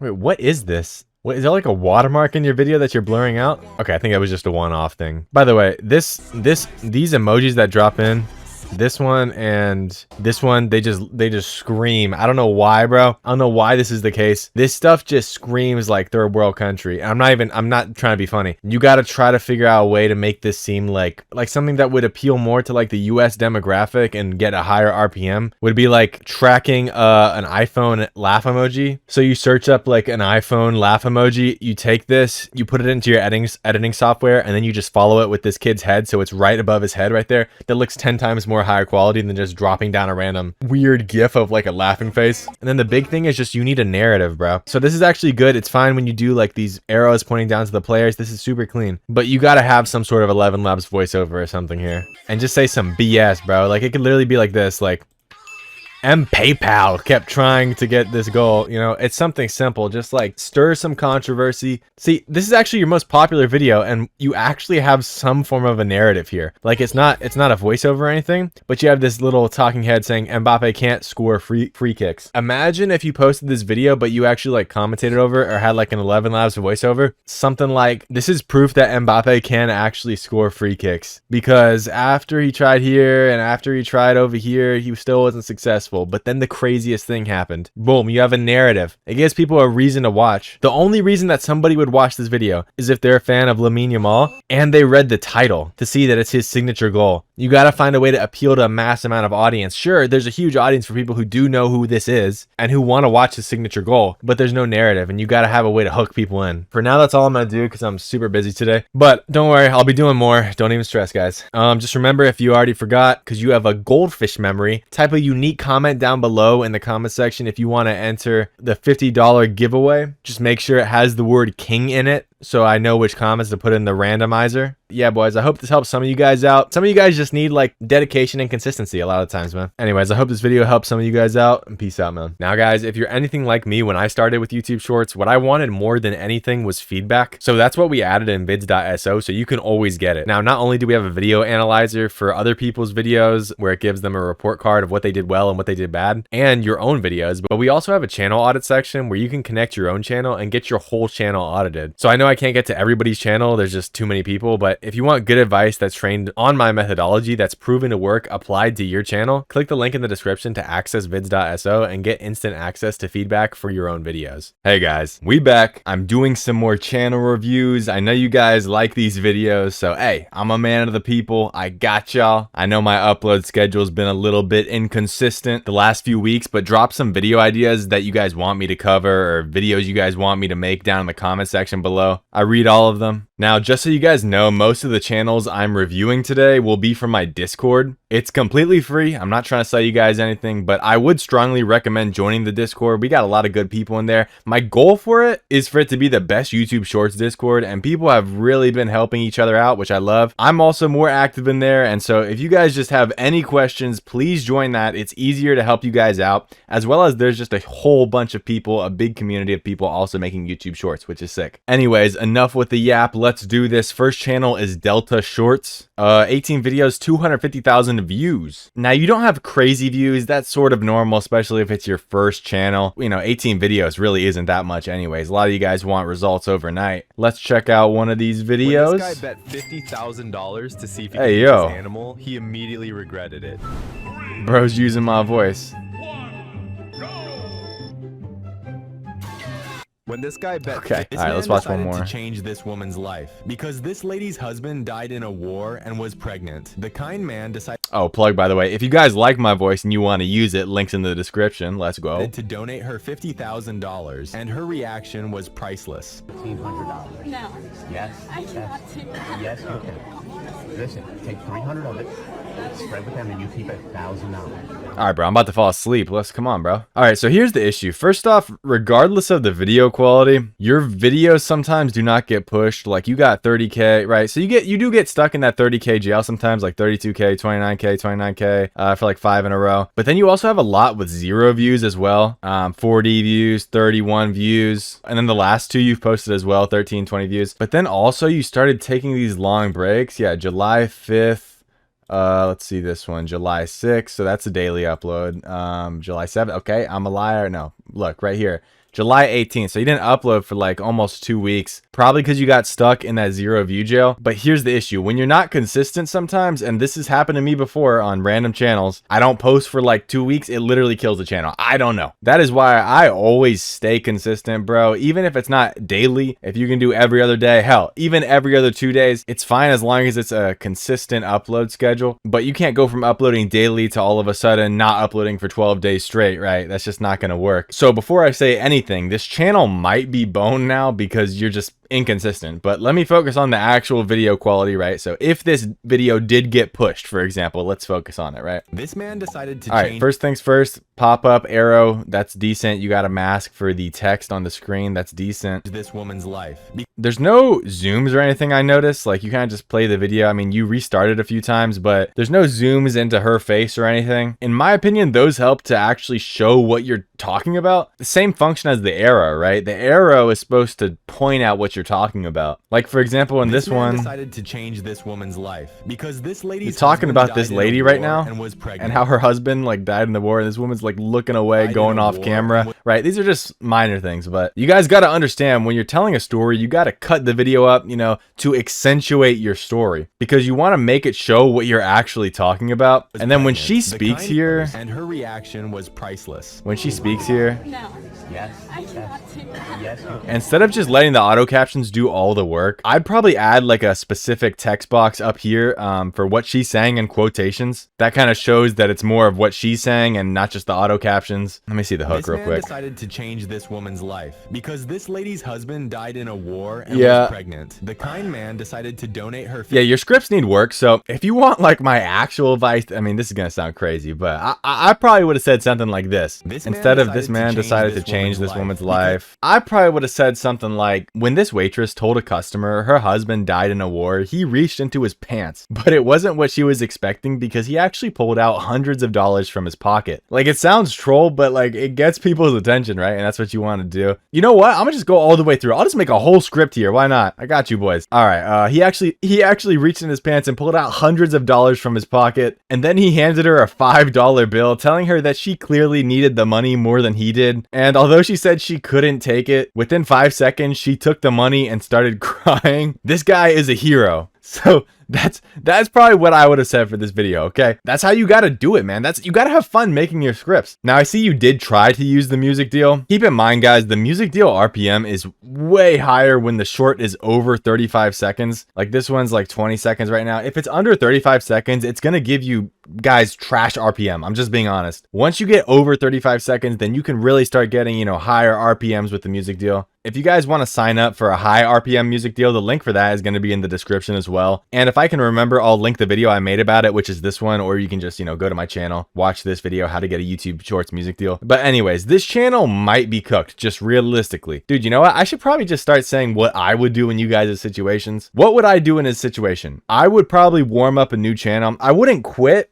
But you know, regroup. A lot of the videos aren't the same niche necessarily, like dogs, wholesome, sports. So decide what commentary niche you want to go for. Make a list of some channels you want to emulate, you want to be like, and then get to work on the new channel consistently. It doesn't matter how good your videos are. If you're not consistent, you're not going to get anywhere, okay? All right, second channel, the hot take zone. And this guy said he was super stuck in the dreaded 30K view jail or 15K engaged view jail. Yo, by the way, some of you guys still don't even know what engaged views are. That's crazy. I get comments asking me about this stuff all the time. Bro, why is the music deal saying I have half the views? Are you scamming me? Bro, why YouTube say I have less views than I do? Guys, your view count is not real, okay? That's just the impression number. YouTube changed this months ago. Your actual views are under the engagement tab in YouTube Studio. They're usually about 50 to 60% of your actual views, and that's what actually counts towards monetization, as well as what you actually get paid. Your RPM is based off engaged views, not total views. That's why it used to be 15K view jail. Now it's 30K. Anyways, 30 videos, almost 1 million views. It's not too bad. It's not horrible. You're getting pushed. Honestly, this is probably better progress than me when I first started out a few years ago. So take that as you will. You've been uploading, looks for probably like a month straight. So I respect that. All right, let's watch a video. Let's I don't know. You should never doubt a goalkeeper because when the ball hit the bar and went to the player, everyone thought it was This over. video is kind But of just everywhere, watch how G. the goalkeeper reacted in a second and made the most creative save. Yeah, bro. I don't know. There's like so many cuts in this video. It's actually hard to understand. Never doubt a goalkeeper One cut, because two when the cut, ball hit the bar and went to the player, 3 everyone cut. thought it was over. But just watch how the goalkeeper reacted in a second. What? I guess it's only 4 cuts. I don't know. It just feels like a totally disjointed video. This is not packaged well, okay? All right, what's the hook? You should never doubt a goalkeeper because when the ball hit the Yeah, say this is why you should never doubt a goalkeeper. Don't say you should never doubt a goalkeeper because blah, blah, blah. You should never doubt a goalkeeper because when the ball hit the bar and went to the Also, just straight up, I would not make a video on this clip, to be honest with you. I mean, just be a little bit more prudent and like have some discernment with what you choose. That's just me personally, guys. You can make videos on like lower HD quality clips. I do it all the time. Like, I'm just saying, if this thing is like 2-3 seconds long and you got to cut it up this much just to make a, what, 11-10 second video, I don't know, maybe this isn't the one, okay? You know, anything can go viral, but still. This no-name baller just shattered the glass trying to flex. So see, this isn't bad, right? He went up like a superstar and boom, the backboard exploded. But while That's not bad. everyone was hype, his mom stood up. Okay, music's way too loud, bro. Roasted him like a school kid. This no-name When the mom roasts him, put like text up here, add text like the last guy up here so that we can actually hear what she says. By the way, it can be something that she didn't even say. Just like if the mom's standing up and not saying anything, just add text saying that the mom said that her kid is garbage or something. It doesn't matter, but add text here. Dude, these videos are not that bad. Like, I do think with a little bit of tweaking, you know, as well as consistency, of course, I think we can actually pop you out of this view jail probably. What's this one? broke the laws of physics. See, these students made a deal that if he cannot score a goal, no test for a year. Yeah, the editing's decent. Yeah, bro.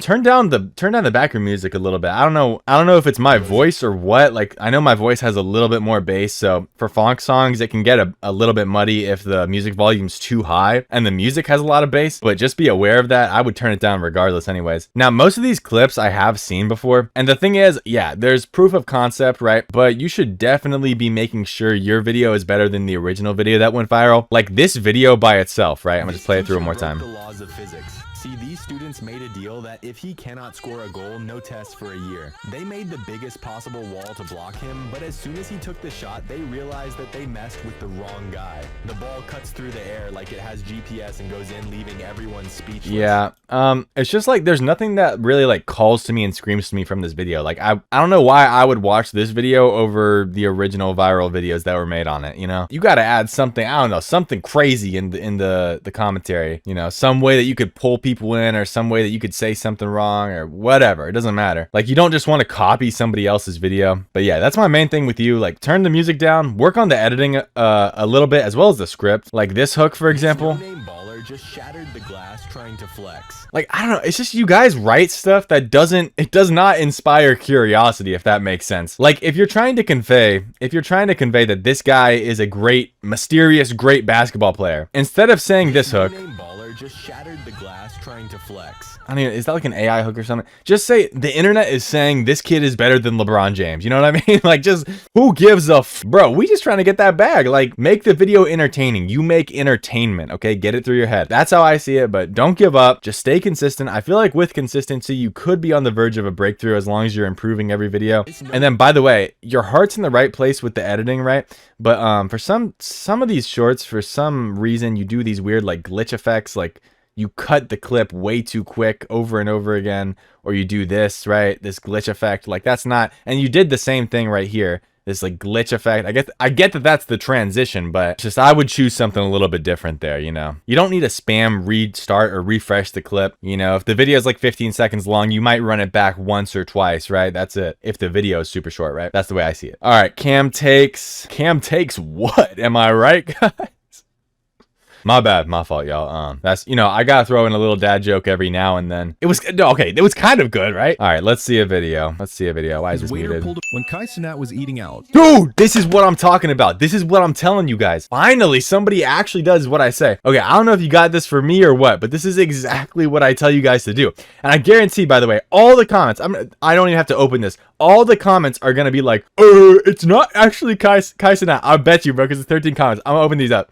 That is not Kai Cenat. Kai Cenat. Bro, it's, oh my god. It's like clockwork. All these people are NPCs. The whole world is NPCs, bro. I don't know what to tell you. All right, let me calm down. Let me watch this fully, bro. When Kai Cenat was eating out. All right, good start, bro. Good start. When Kai Cenat was eating out, his waiter pulled a prank, pretending to spill boiling hot water. You won't. Okay. Bleed the sentences into one another, right? Like it's just a little bit slow. And then also just move the captions up a bit. Like I'm pretty sure this exact location on mobile, I'm pretty sure this would be like right over your name or the title or the subscribe button. So I would just move that up a little bit. I'm not saying it has to be completely front and center. You know, if Speed's face is right in the center and you don't want to put the captions there, just move it up just a little bit. Believe his waiter pulled a prank, pretending to spill boiling hot. Yeah, the AI voice, it's a bit too AI, as well as there's like I don't know how to explain it. There's no like smoothness, I guess. In my opinion, that's pretty choppy. So try to play with the settings in 11 Labs. All right, let me just watch the whole thing through without water. Pausing you won't this. Believe how it ended. Just watch what happened next.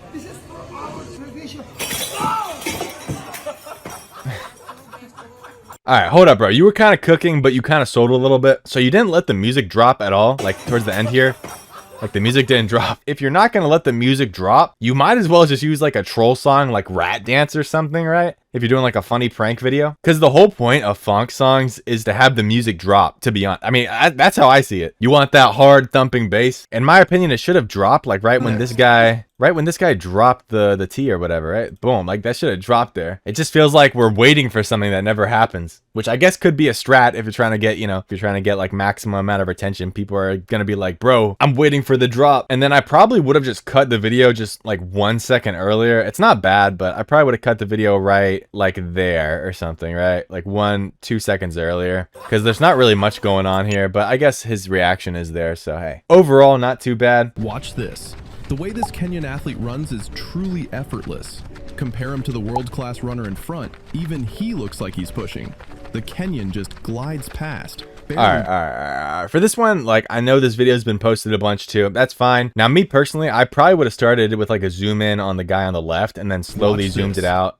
Slowly zoomed this out to the guy on the right as I talk about them individually. I'd also probably have a more, I'm just let's play in the background. I'd also probably have like a more upbeat funk song for this one. I feel like your music choice is a little bit odd because this one's like actual fitness and running, but it's up to you. I mean, you can take some liberty with that stuff. For all my like funk boys out there, like if you ever don't know a good funk song to use, just go to this guy's channel. This guy uploads like many videos, like mostly every day. Every single time when I go to this guy's channel, I can find something good within like just a few minutes. And there's so much new music that you'll never get bored. You'll never run out of new sounds for your channel. Or you can just use trending popular funk sounds, you know. But if you want to get something new or you're kind of new to using funk, this guy is a good place to start. He has a ton of stuff. And then as far as the hook goes, like listen to this guy. Watch this.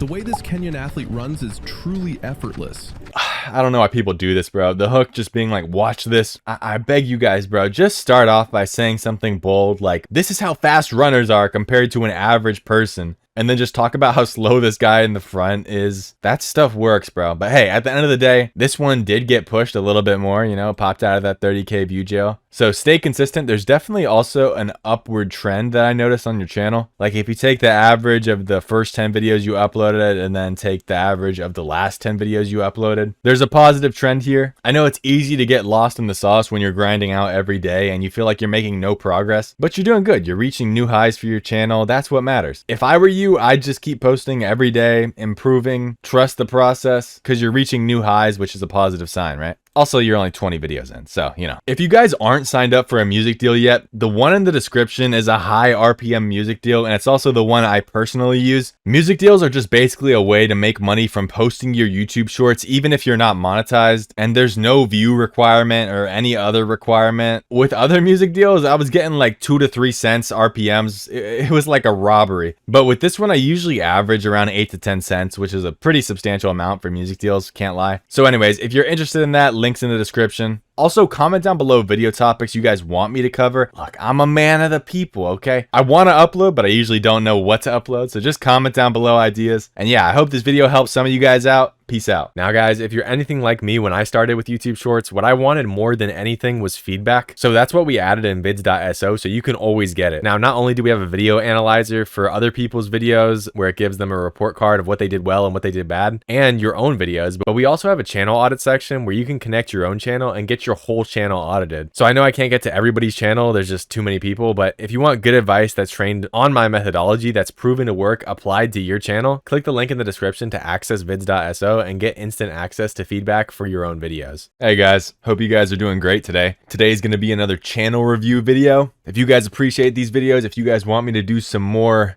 channel reviews, yo, just drop a comment, like, subscribe, whatever you want to do, bro. I appreciate all the support. I appreciate all the engagement. And let's get into this, man. All right, so first, guys, Muscle Media. 1.4K subs, 11 videos, 144K views. That's actually pretty decent, especially if it's one of your first channels. I'm going to check out your latest video, and then I'll check out your most popular video. Looks like you're stuck in that kind of 30K view jail. Those cyclists have no idea they've just made themselves a new hater. What? Themselves a new hater. Bro, the captions aren't even right. Made themselves a new hater.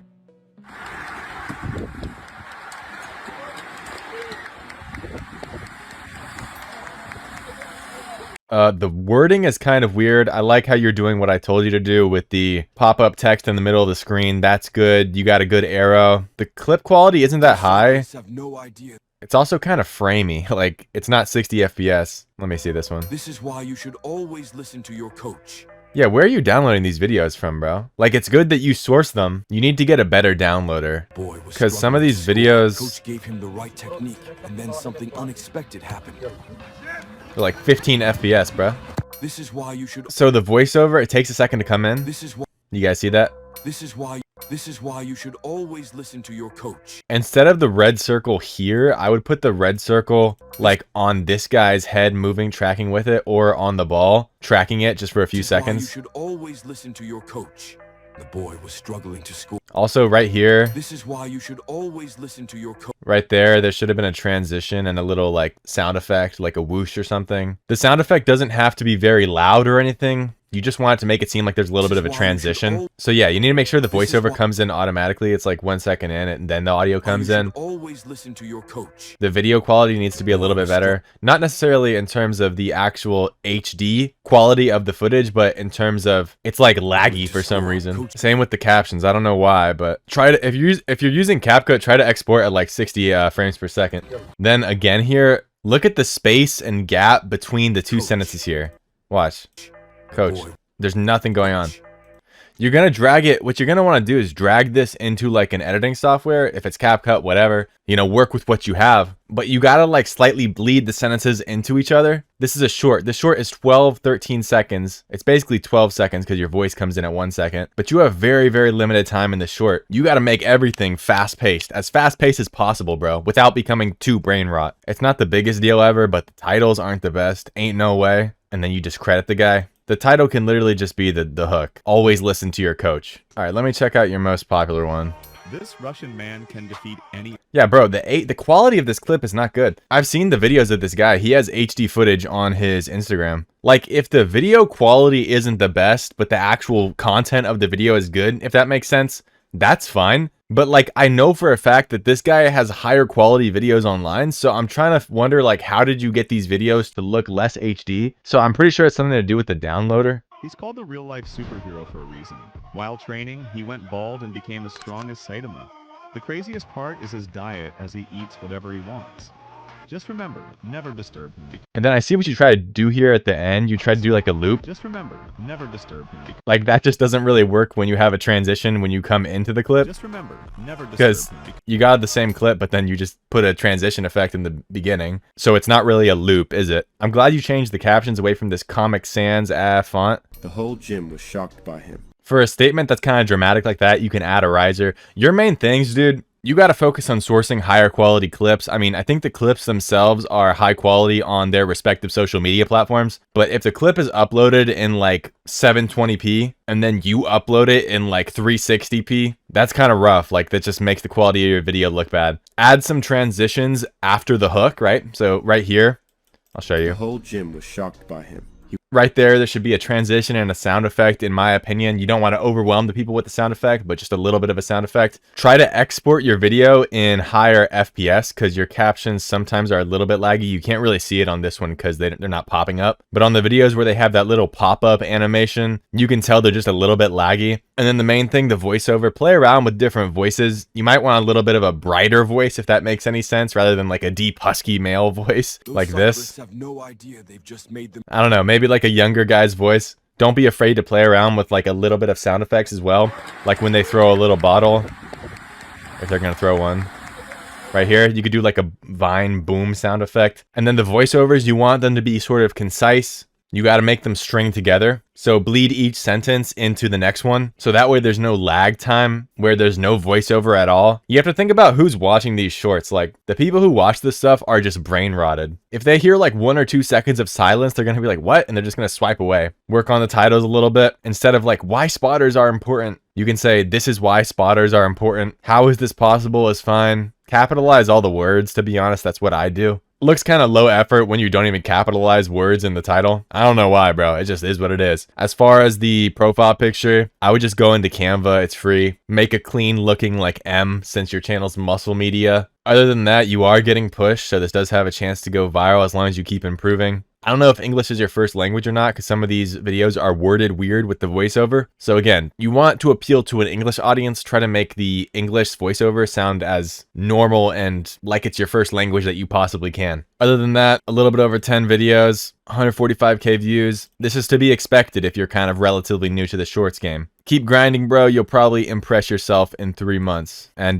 just keep daily uploading like you have been. Don't give up. By the way, one of my favorite things is when I give people advice and then they actually see some sort of success. So I think a few episodes ago, I reviewed this guy. Now, of course, you have to put in the work yourself. Like, no joke. I think the last video that this dude uploaded on this channel when I reviewed it was this one that got 4.8k views. The next video he made, he got 7.5 million views and it's still kind of going up. As well as he had one with 100k views shortly after that, like 4 or 5 videos after that. Before that, this guy did not have a video popping out of 30k. So look, this isn't really a channel review, but like you guys have no idea how much I love to see this stuff, bro. To this guy, keep grinding, keep getting better. One thing I did notice though, when in some of your videos, right, you put on this CapCut AI filter or whatever, and sometimes it's okay, like if the clip is super low quality, but if you can get a high quality version of the clip, I wouldn't use it because it can make people's faces and eyes look kind of weird. Like it just looks like AI, you know what I mean, sometimes. But that's just something that you can toy around with. You know, a big part of this YouTube game is finding what specifically works well for your specific channel. What works for one person doesn't necessarily work for somebody else. So what you guys got to understand, you got to try out different things. You got to experiment. That's the only way that you're going to find out what truly works for you. You know, I can give you advice. I can tell you what I think about your videos, but at the end of the day, only you can make it go viral. So, all right, next guy, Snack Tales. 19 vids, 130 subscribers, 583K views. That's actually pretty good. It's really good, actually.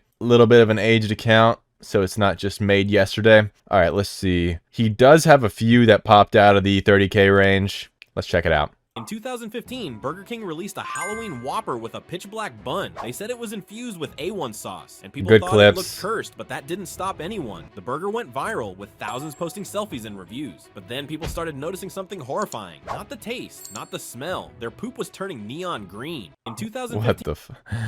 So this is basically the Curious Wolf niche. Your videos look great. In 2018, Domino's Russia made a wild offer. Get their logo permanently tattooed on your body, and they'll give you 100 free pizzas every year for 100 years. But what's something extremely small. I don't really like how much of an outline this text has. Just dial back the stroke or outline just a little bit. That black outline. That's just my personal opinion. Like, in the grand scheme of things, is it going to matter too much? No, but... Within hours, hundreds of people posted fresh tattoos online. Domino's panicked, and they started begging people to stop. The deal was supposed to last 30 days, but it ended in just 1 week. Domino's shut down the promotion and only accepted 350 winners and gave each of them pizza for life, all because they underestimated how far people would... Yeah, this is good editing. This is good videos. Within 20 videos, you already have one that popped out of that 30K view jail. Yeah, this is going to go viral if you just keep uploading. It's all good. Just stay consistent, keep improving. Eventually, you'll get a few more videos that pop out of this 30K range, and then they're not just going to stop at 75K. They're just going to keep on going. And then that's when you're going to get your first viral video that's going to boost your channel a lot in terms of momentum. And then once you get one viral video, probably one that's like 500K to a mil at least, then every video that you post after that, just put like 120% into it because you're going to have more and more chance of going viral. You're just in that stage where you're kind of building up momentum. Be careful with stuff like this, titles like this, just warning you. But besides that, all of your videos are getting pushed to 30K pretty much. Yeah, you're just in that building momentum phase, so keep uploading daily. As long as you keep up the grind, keep uploading daily, you're going to start seeing more and more outliers until you're finally going to get one that goes mega viral, and then everything after that is just going to have 10 times more of a chance to go viral since your channel already has that exposure. Sorry, I don't have too much advice for you, but the truth is that your videos are already good, so keep uploading, man. All right, Marvel DC Hub. 600 subscribers, but 90 videos and 800K views. That's not that great. You really don't have any popping out of that 30K range. So the reason that you have 800K views is just because you've uploaded so many times. So this signals to me that something's seriously wrong with the quality of these videos because you are getting pushed. But let's see the latest one. Everyone knows Steve Rogers is the first Captain America. But what if I told you he wasn't the only one? Meet Isaiah Bradley, the first black super soldier America tried to erase from history. In the comics, Isaiah was one of 300 black soldiers secretly experimented on with the super soldier serum during World War II, inspired by the real-life Tuskegee experiment. So you need the voiceover to be a little bit more fast-paced, like I told the first guy I reviewed. Instead of this hook, everyone knows Steve Rogers is the first Captain America. But what if I told you he wasn't the only one? Say something bold and crazy like, did you know that the first Captain America wasn't Steve Rogers? Right? That's more bold. Now this video is still on the come up. We'll see if it has a chance to go viral, but... What if I told you there's a human who can go toe-to-toe with the Hulk and survive? His name? Luke Cage. No super serum, no gamma rays, just unbreakable skin. What if I told you there's a human who can go toe-to-toe with the Hulk? I don't really like the what if I told you thing. Just say, did you know that there's a human that can beat the Hulk or something like that? Then transition out of it. Start telling the story. What if I told you there's a human who can go toe-to-toe with the Hulk? Did you know that there's a human that can beat the Hulk? His name is Luke Cage, and he doesn't need any super serum, any blah, blah, blah, blah. Raw street strength. He just has raw strength. And raw street strength. He once took a punch from the Hulk and didn't flinch. He's so strong that he once took a punch from Hulk and didn't even flinch. Thor once said Luke's durability is beyond most enhanced beings. That's in fine. In the comics, Luke took on She-Hulk, Red Hulk, and even Iron Fist when possessed. It's just a little bit too slow paced. The script writing needs some work. And this hook, for example, never recasted Black Panther, but did with War Machine. Instead of saying ever wondered if, or what if I told you, say, do you know the real reason why Marvel never recasted Black Panther, but they did with this other character? I'm not too into Marvel, so I don't know that much, but I would suggest to get a more energetic voice. Go to 11 Labs, search through the voices, you know, figure out a voice that has that energy, that spice to it, and then again, bleed the audio clips together. Make sure that all the videos in the background are high quality. Like, these are pretty decent, but like, there's so much high quality footage with like this Marvel stuff that just make sure that you're getting some super high quality stuff. And then you need to work on your script writing skills a little bit. Ooga booga. Top 5 most hated Marvel actors. Now this one should have gone viral, bro. Who is the most hated Marvel actor? 5. Gemma Chan. Fans say her performance. Yeah, see, it's just slow. It's very slow. It's a slog to get through. Your captions aren't even like correctly in one line. Make the font size a little bit smaller if they're going into different lines, bro. Put more effort into it. If you need to, instead of uploading once or twice every single day, upload once every other day, but make that video 2 times better than your usual posts. Endgame's final battle. Thor, Iron Man, and Captain America take. It's just too slow. The hook's bad. Fast paced. Use some better background music. Like, what is this?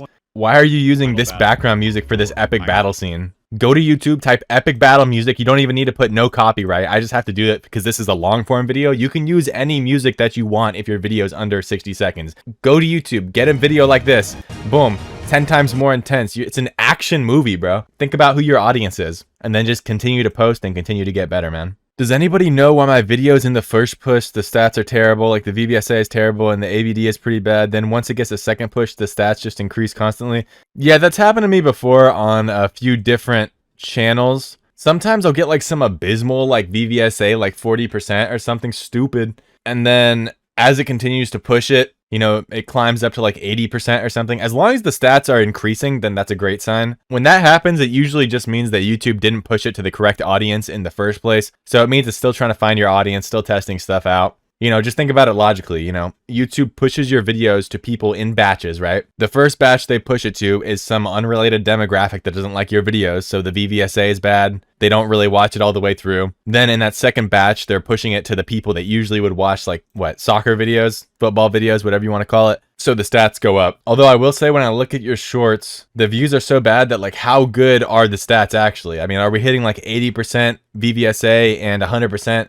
retention? Because I would really doubt it with videos that get 876 views, this one's an outlier, but 1.7k views, 700 views. Like I can just tell these have not the best stats, most likely. Top 5 signature goals in football history. Let's go take a look. Starting off. Instead of doing all that, add CapCut captions or Premiere Pro captions. I like how you're doing the voiceover for it. Football history. Let's go take a look. Starting off at number 5, we have Yamal. Even though he's young, every shot this guy takes is a finesse. And we need some background music or something, bro. I like what you did here with the Ronaldo. I think that's Ronaldo. With the Ronaldo kick like that. Like, that's a good clip. It should be a little bit more intense and dramatic. And then there should be CapCut auto captions or some sort of auto caption on this video. I like what you're doing with the whole top 5 free kick. It's basically like a better version of the ranking channel. Make sure the first clip is usually pretty high quality, though. Let's take a look. First off, on number 5, we have this cheeky free kick from Rashi. Obviously, it's such a good free kick, but nowhere near as good as the others. At number 4, give me this free kick by Messi. I mean, the aura he gives. When you're doing these videos, I want to show you something here. I want to let's play. We have this cheeky free kick from Rashi. Obviously, it's such a good free kick, but nowhere near as good as the others. I like what you said right there. What you should be saying with like videos where you're ranking stuff or you know, top 5 free kicks, right? What you should be doing is saying like this, and although this goal from this guy was insane, it's nothing compared to the next one. And then for the next one you say, and you might think that this can't be topped, but it actually was topped 1 year later when this guy took a free kick, because you're trying to string the people along to get higher retention. So that's a little retention hack for you. You want to make people feel like they have to see what's coming next, right? And of course, like with any ranking channel, the better the 5th clip is, the 5th clip is the first clip, so it better be cracked. And then the 4th clip still needs to top that somehow.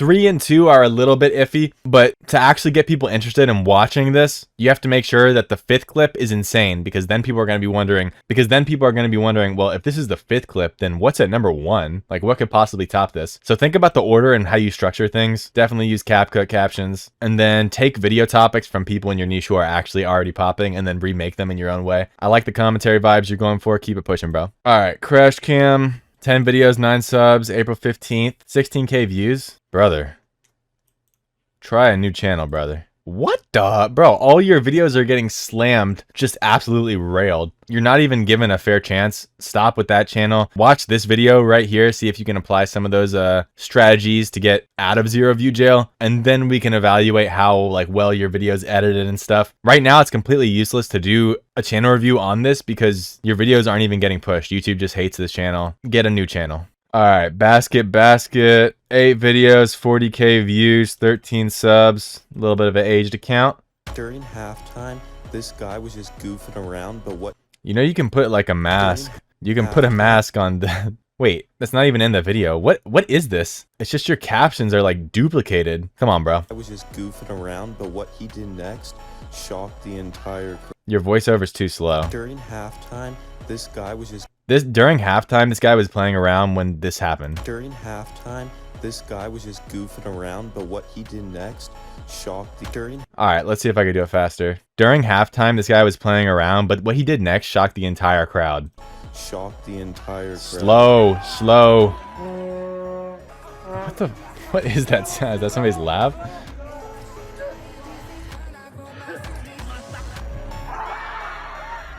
Okay, good place to cut it. So the first one kind of mid, 2K views, then you started getting pushed.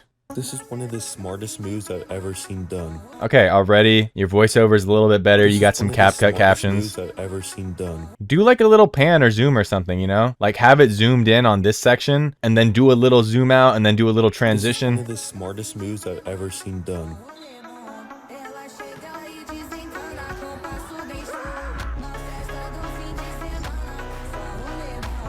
Right here, there should be more commentary if you're going to replay it. Because, and then just say some like stupid, outrageous, controversial thing, right? Like, when his opponent wasn't even looking, he did a cheap shot off the back of him to get the ball inbound and then scored off of that, giving his team the win. Utilize controversy, boys. Make it seem like you can... Hey, by the way, you know, sort of unethical. I don't know if you guys know this. You guys can actually exaggerate or lie about the story, right? You can completely troll and make the story whatever you want. YouTube will not ban you for misinformation, bro. During this AIU game, this ref shocked everyone when he started dunking mid-game.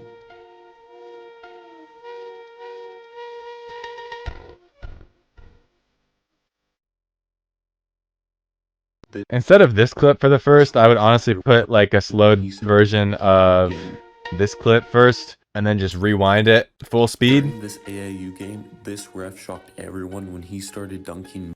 Make your voiceover faster again, but I already said that. This is the craziest basketball game winner I have ever seen. Just watch.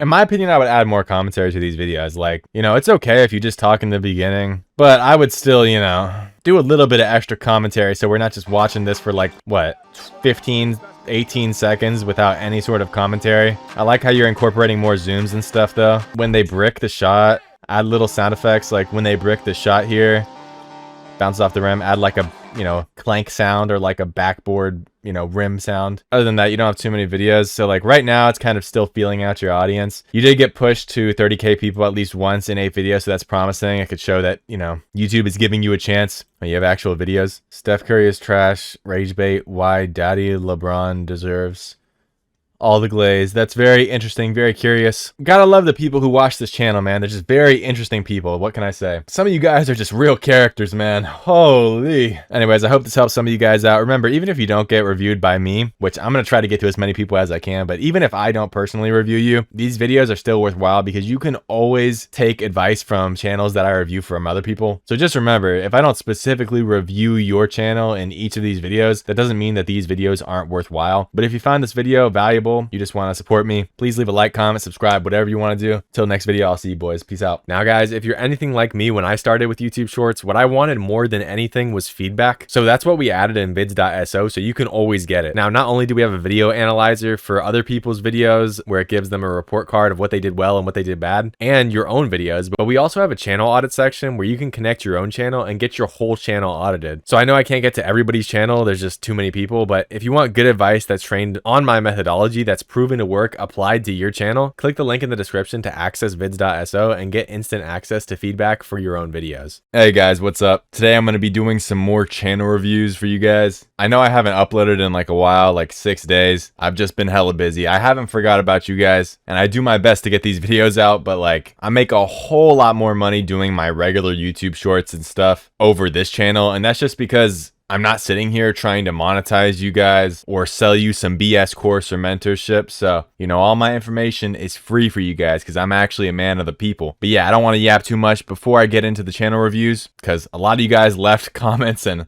you know, obviously I'm not going to be able to get to every single one of them. I'm going to try to do like another 5 in this video. Before I get to that real quick, if you guys are using 11 Labs and you want to use my voice, the voice that you're hearing right now is a voiceover for your videos, there's going to be a link in the video description, probably the pinned comment if I can remember. A lot of people have been using it, a lot of people like it, so hey, if you guys want to use it, go ahead. As well as this Google Forms link. If you guys don't know what I'm talking about, you can watch my last video for more information, and I also made a community post about it. Basically, I'm doing a $50 challenge. I'm testing out how music royalties work, and you know, once I get paid out, I'm going to be doing a separate video on that and explaining what I found. This is basically just a challenge where you can upload a short using a specific sound, and if your short gets the most views by the end of the month, June 31st, then you win $50. So yeah, there's still 8 more days on that. You have infinite submissions. You can submit as many videos as you like. Anyways, those are just some things that I think will help out the community. And let's get into these channel reviews. All right. This guy's been in the comments for a while. He actually got the most liked comment. Hey man, I'm kind of desperate for a channel review and for someone from a third person perspective to check out my channel. I've been stuck in a 100 to 1,000 view jail with only a couple videos popping out of it.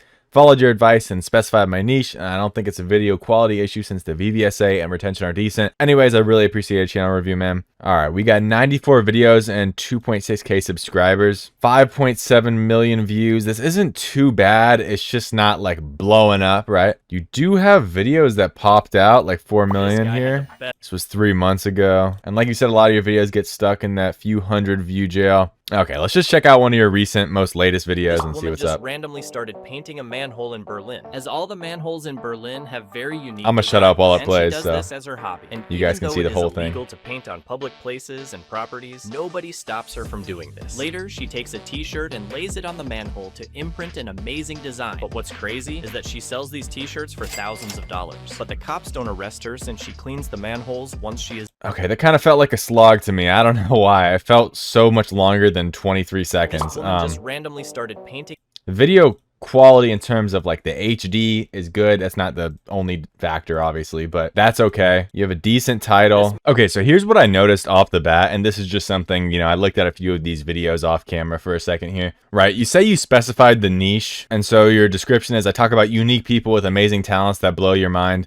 A lot of this stuff is like either artists and, you know, people who have talents, obviously, you know, photographers, etc. And obviously I'm not going to go through and play every single one of your videos because that would just make the video take way too long. But here's a few things off the top of my head. You say you specified the niche, but the niche usually needs to have some proof of concept. So if you can see that there are people doing this exact niche on YouTube, I don't know off the top of my head if there's anybody actually making bank doing this specific type of niche only. That's to start out with. You need proof of concept for most of you guys. The example that I'll always give is for me, I did commentary over an animal channel, and I thought it would be a crazy crazy video. I thought it would be a crazy channel because everybody loves animals. I had decent commentary skills. But what happened is that there just really wasn't too many people doing animal commentary videos. And so I would look for like competition and people already making money off of it. And there just wasn't any. So if you're doing the same niche over and over and over again, yes, you have dedication. That's great. Dedication is the building block. It's the foundation of all of this. But if you're just doing the same exact thing over and over again, experiencing the same exact results,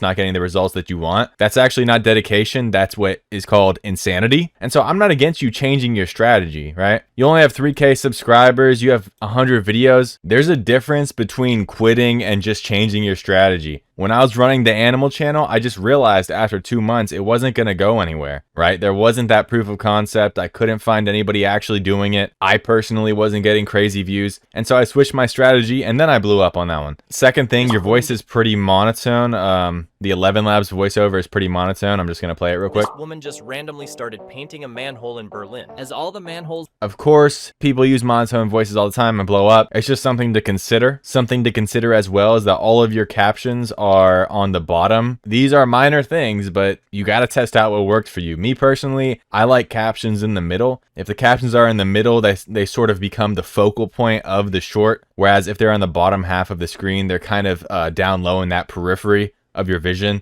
I mean, think about in your day-to-day life, how many times do you just look straight up or look straight down? Not really too much. So that's why I prefer captions in the middle. Another small thing, you kind of use the same sound most of the time for your shorts. In a few of these, you use different sounds, but I'm gonna go through a few and show you guys. Randomly started painting. Right, that dun dun This dun man is dun trying dun. to turn a Coca-Cola can into a camera, and this And guy you have a is different trying one to build here. a Minecraft house. Minecraft This one, man that's is good, taking a but super expensive. actually, yeah, I just noticed that you use a different sound that's more themed, and this one did get views, right? But yeah, but listen, it's the same sound.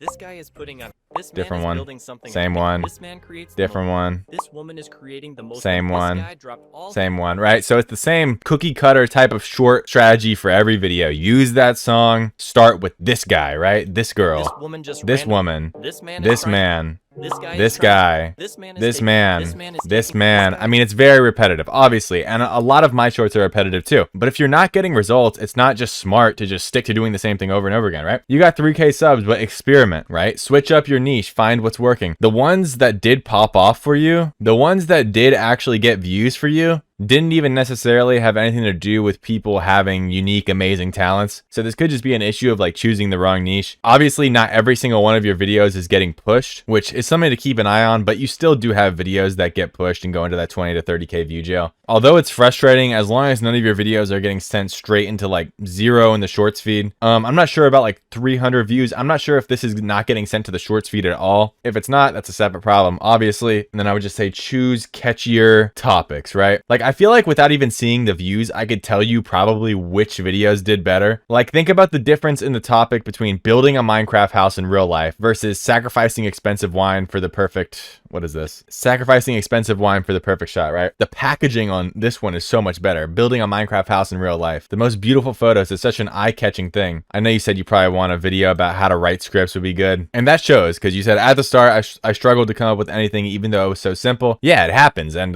this isn't like a sign to like give up at all. You put in the dedication, you're doing better than 99% of people. Like honestly, most people don't get this far. So, you know, you don't have the craziest, most explosive growth, but you got to be proud with yourself and proud of what you've done. Most people in the world cannot do this. Another thing is that you say the VVSA and retention are decent. I bet the retention's pretty decent, but the VVSA, I don't know. Are these over 80% VVSA? And is the graph continuously going up or staying around 80%? If it's not, then there's obviously room for improvement. This guy did this, works great as a hook, but sometimes you might just want to hop straight into the story, right? Like think about this short, right? This man creates the most beautiful photographs in the world. But what about something like, why do people buy this man's photographs for $50,000? Or why are this man's photographs worth $50,000? Part of it, yes, you're going to be throwing darts at the wall, right? Some of these just don't get views and they probably aren't being given a fair chance. But if you're determined to continue with this channel, and I don't see really why you'd give up on it, you got to start experimenting, because what you're doing isn't necessarily working, is the truth, right? It's just the truth. So you can either blame YouTube for that or just think, you know, I'm going to change as many factors as I can until something gives, right?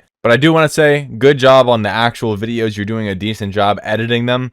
but it's pretty obvious you were struggling to come up with scripts for these videos because you're not really the best at yapping. Right, like let me play this video real quick. He's taking this fish out of its tank. Washing it with soap to remove all the bacteria. Right, but why do I care about this? Why should a viewer care about this? Why should the viewer care about that this fish is being removed without bacteria, right? Unless they just love fish and they just can't get enough of fish content. A lot of people's interest is just not going to be piqued when they hear that, right? And then your storytelling skills don't even matter because nobody's staying for this original 5 seconds in the beginning. This man is taking the fish out of its tank and starts washing. So my advice to you would be, think about your packaging of how you're packaging the content. Some of this is YouTube. I mean, it's just the way it is. Like the 200 views ones, I doubt, or like 100 views, I doubt that your video is that bad to where it's getting like a VVSA of like what, 30% or something. I don't know. It's possible, but you say the VVSA is pretty decent, so I really doubt it. Some of this is YouTube, but be thinking about how you package your videos. Okay, Discovery Globe, interesting little profile pic. 1,000 subscribers, 40 videos, 1 million views. You have got a few videos that popped out of the 30K view jail. Let's take a look at your latest one. One drop of this metal can melt a YouTube award, break a lock, and kill a laptop. It's called gallium, and it melts in your hand just above room temperature. But its real power shows when it touches aluminum. At first, nothing happens. Then it creeps in, slipping between atoms, tearing the metal apart from the inside. Locks break in seconds. Soda cans collapse like paper. Even a laptop's aluminum shell can be eaten away beyond repair. And yet, this... So it's like a science niche, right? You've been eating this tree your whole life and never realized it. It may look like she's just peeling bark, but she's actually... Okay, yeah, so this is just the Discovery Dose video recreated. Harvesting one of the most popular spices on Earth. It starts with scraping away the rough outer bark, revealing a soft golden layer beneath, rich in natural oils and warm aroma, with shallow cuts. Yeah, here's the thing, guys. If you're gonna recreate videos from popular creators, there's nothing wrong with this video. Like, you did a pretty good job putting it all together. But if you're gonna recreate videos, you know, a lot of people have already seen this, and so you got to put some sort of spin on it, right?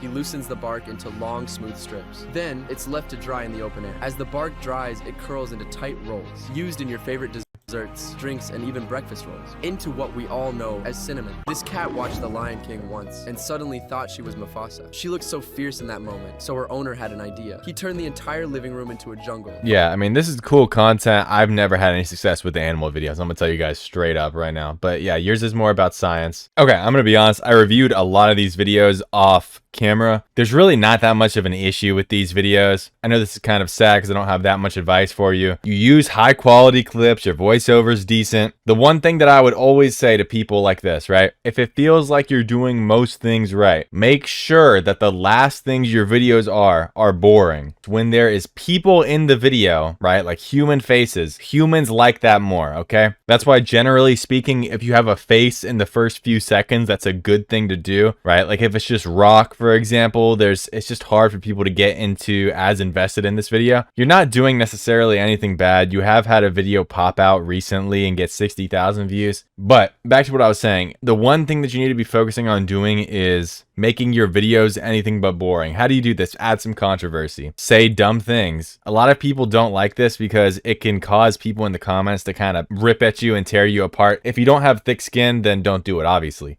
Me personally, I don't care because a view's a view. Hey, I'm getting the same amount of money either way. But genuinely, that's what drives most engagement on any viral platform, right? Some form of emotion. Pull at somebody's heartstrings, make them angry, make them sad. It doesn't really matter. The important point is that when you're doing videos like sciencey, right? Sometimes the emotion of it can get zapped out. So make sure in some way, shape, or form, you're injecting that emotion back into it. Whether it's through storytelling, adding a story, or like a narrative, structuring and packaging your videos in a way that they're just naturally more emotional. That's important. A lot of people do like informative content, but to go truly viral, you're going to want to mix information with controversy or, you know, some sort of emotion. Information plus emotion plus a good video, of course, that equals viral. That's what I'd say for that one. Clipstorm, 3.4K subs, 40 videos, 400K views. So you don't have too many views, honestly, for these amount of subscribers and videos. Looks like you're doing speed clipping content. Okay, you were doing speed content, then you switched to like Kai Cenat, Mr. Beast, Snoop Dogg, KSI.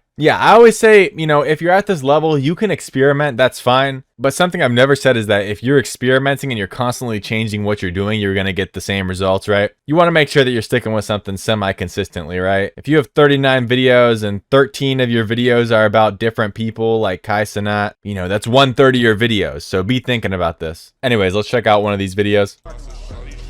Alright, yeah, alright, bet. I'm not gonna play that one because it has ransom, and I don't want to get copyrighted on this video. But Please.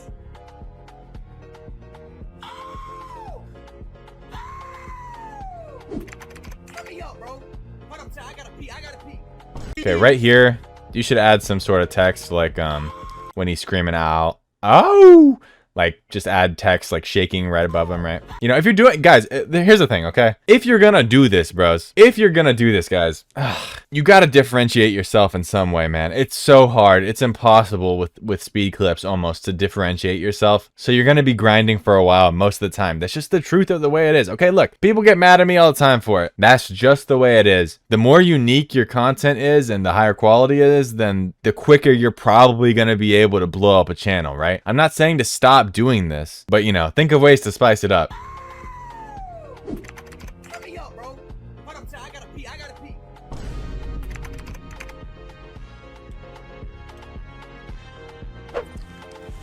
What the fuck? Bro. No captions again. Who just did this shit? Jamal. I swear to God on my computer, fat ass. Oh my dead aunt. Oh my dead aunt. Apologize to the stream, bro. I'm sorry, stream. I'm sorry, chat. I didn't mean to quick sell Ronaldo. I thought it was messy, guys. Okay. Give me a hug. I'm not mad. I'm dead as not mad. Give me a hug. Give me a hug. Give me a hug. Give me a hug. Yeah, this video went on for way too long. This is like a 49-second video. You got to clip this up to make it more streamlined. There's a lot of just dead time, right? This is actually a good strategy though. Wait for it. By the way, here's my issue with this form of content too. You got to be careful with this stuff, man. Like I always say, if you don't do commentary, man, it's gonna be rough sometimes because a lot of channels get demonetized, man. Especially if you're just clipping content. It's a risky game, man. I'm not saying people can't get monetized. A lot of people do, but at the same time, you know, you gotta sometimes have commentary in there to make it, you know, definitely transformative. You know, if you're just adding text and you're just kind of clipping up things, right? According to YouTube's own guidelines, which you can watch all the videos on my channel, and I've gone into it. I forgot which video I talked directly about, like the guidelines of YouTube's guidelines. It might be this one. I'm not sure. Anyways, check out all the videos on my channel, of course. You know what I'm saying? But compiling videos from social media without much else besides captions or commentary is something that YouTube explicitly says it might not be monetizable, and so you have to keep this in mind. Moreover, by the way, when this stuff gets monetized, your RPM is going to be pretty low, but that's kind of a secondary issue.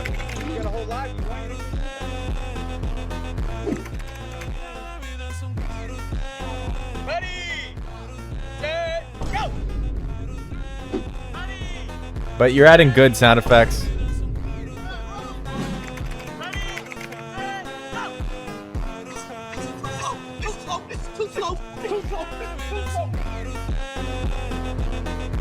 Yeah, so it's this standard skull face niche. Look, make your videos faster, make them more streamlined, add as many things to transform it as possible, because I'm pretty sure you don't want to get to 10 million views and not be monetized. Look, clipping channels are going to be a grind. I'm not really a fan of them, to be honest. You guys know this if you've watched me for a while. But if you're in it for the long haul, keep grinding. Anything's possible. Coast FC, you got 180 subscribers, 19 videos, 400k views. It's not too many subscribers, to be honest, but it might be expected with 19 videos. 400k views isn't too bad. I mean, it's really that's 200k views, but yeah. This is why you never mess with a Skibidi kid, because when this little boy tried to step past this Karen, she was about to make the worst mistake of her life, because when she blocked his path and refused to move her legs, the boy calmly stepped right over her. But instead of letting it go, she tried to humiliate him by kicking from behind. Just watch how the boy cooks her in the worst way possible. You might have yapped for too long on this one. I'm not too sure. We'll see if the views get more, because this was only uploaded 4 hours ago. We'll see. I know this is a very popular video that's already been uploaded like many times before. This is why you never mess with a Skibidi kid. I was like, what's a Skibidi kid? But actually, it's not too bad because it adds a level of, you know, what is that, right? What happens when you mess with the wrong girl? Because while she was just playing, this boy thought it'd be funny to trip her. But watch how she faces him. This video is kind of Head on, weird, like make sure weirdly he never tries saturated. that again. In my opinion, dude, like, okay, I'm not against using like slightly lower quality footage. I use it in my shorts all the time. I don't know if I'd use it as much on a lower channel that's not already established, right? Like when you're a bigger channel, you can get away with more. I'm not against it. I'm just saying you better make sure the video is damn good. Like if you can source a different HD video, then I would definitely do that. If you're only uploading once a day on one channel, man, I mean, you really have no excuse. You should be sourcing the absolute best quality video, right? But these might be videos that you already saw pop off, right? Let your ego cook. Because when this guy pulled the nastiest move of his life, he straight up cooked everyone and farmed peak aura. But watch what happens when he gets way too confident and fumbles the bag in the worst way possible.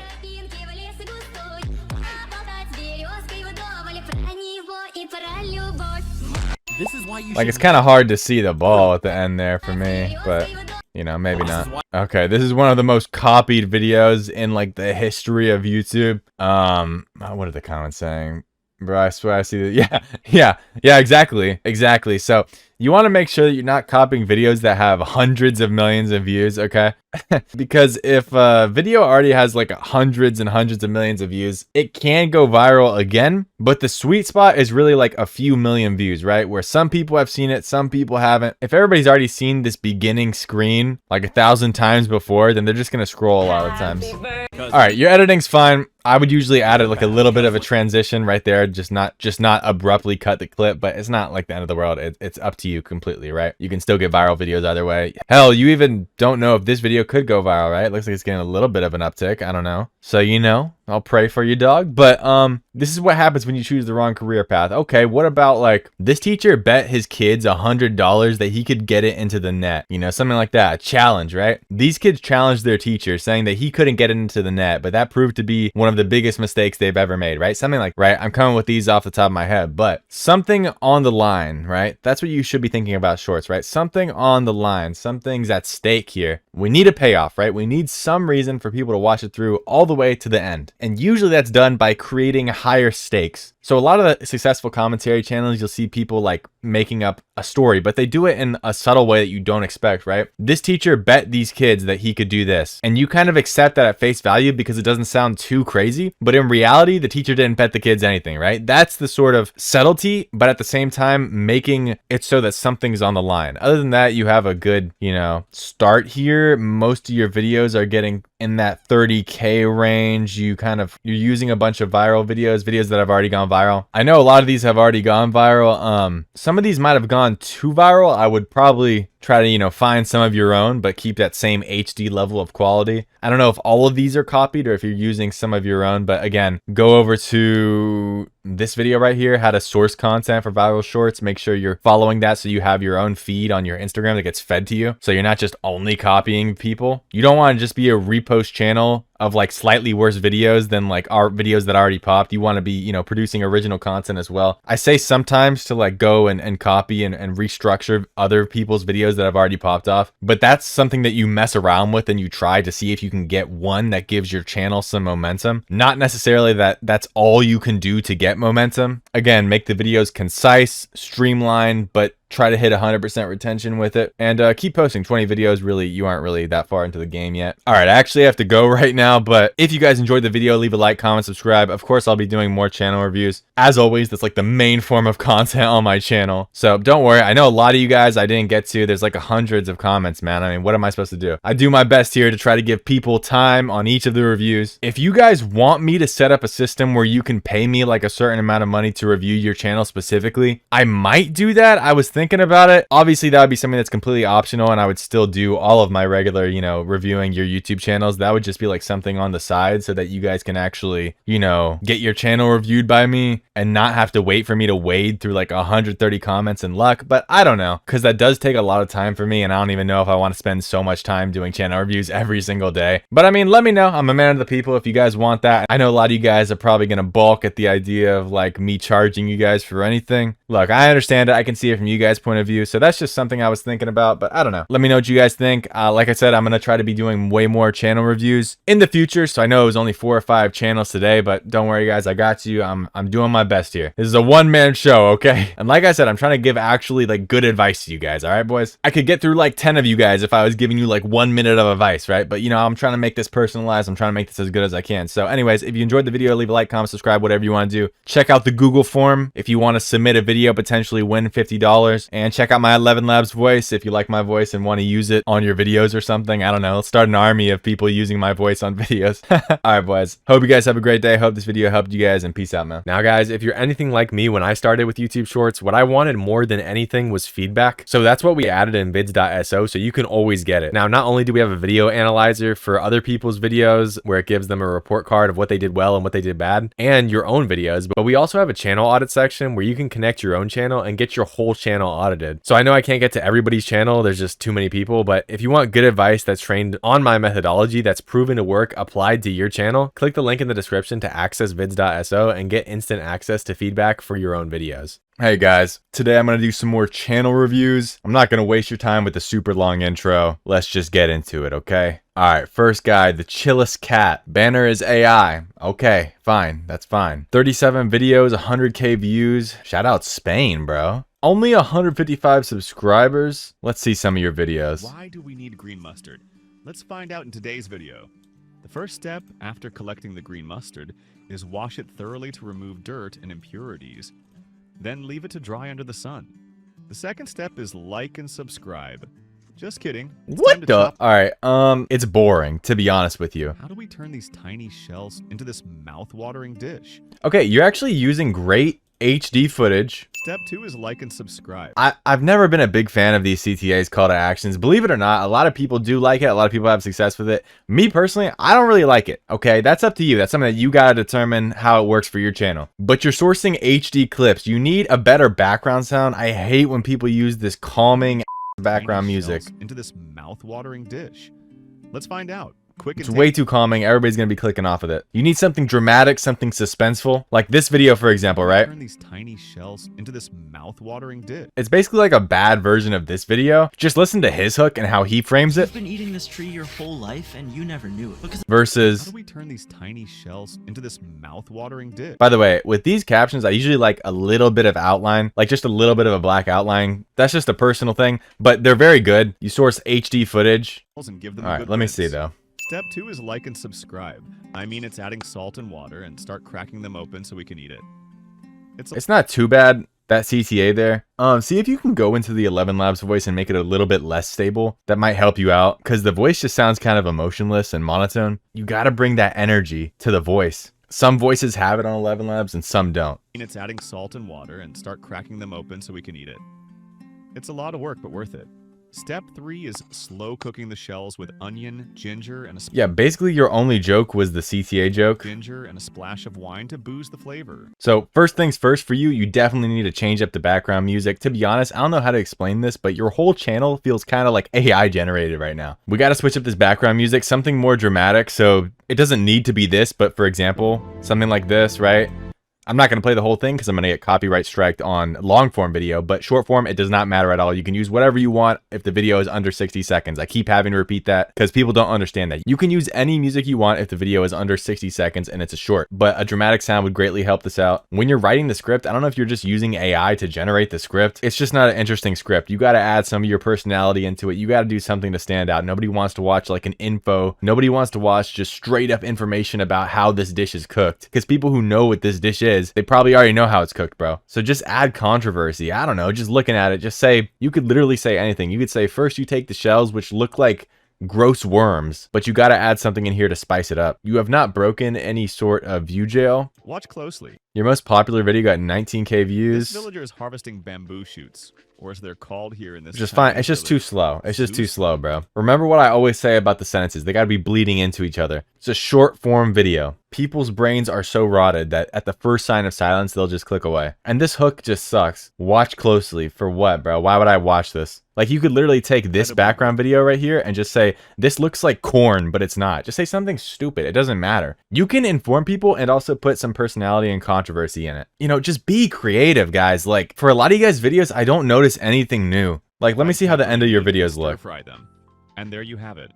2 delicious dishes from one humble ingredient. Yeah, like what about if you just like rated these at the end? You were like, I give this dish a 2 out of 10 because it tastes bad. Literally whatever. Or if you really like it, I give this dish 20 out of 10. My family loves it. It doesn't really matter, but the point is you need to have something that stands out. What you're doing good, you're sourcing very good clips. I don't know where you get these from, probably the same person, but they do have good videos. Change some stuff up, be creative, keep posting for about a month. If you still haven't gotten any videos to pop out of this range, then it's time to reassess the niche in terms of what you're commentating over, because maybe there just isn't that big of a market for commentary over how stuff is cooked. I don't know, there probably is a big market for it, but try it out for a month. If you don't get any that pop out of this range, then it's time to reconsider your strategy. Not quit, but reconsider your strategy so that you can move forward and progress faster. Next guy, Lolly. So about the same number of videos as the last guy, same number of subscribers, but pretty much double the views. You haven't had any pop out of this view jail, but you are hitting 30K, not consistently. Oh, you actually hit 0 view jail. That is rough, my boy. When this little girl found out that someone... You haven't posted in 5 days. That's more rough. You really shouldn't give up on channels and take large breaks. I mean, like breaks of weeks. So I know it's really annoying because you're in 0 view jail, but usually when you take breaks, I mean, I've had channels where I take a break for 2 weeks, no lie. I come back and the channel's dead. I don't know how YouTube works exactly. I'm not saying it's impossible to get out of that situation. I'm not saying that you're in that situation because you uploaded 5 days ago. But what I am saying is stay consistent even if you're getting bad views, unless you're going to switch the channel. But let's watch one of these videos. When his friends decided to prank him, something unexpected happened that left them completely speechless.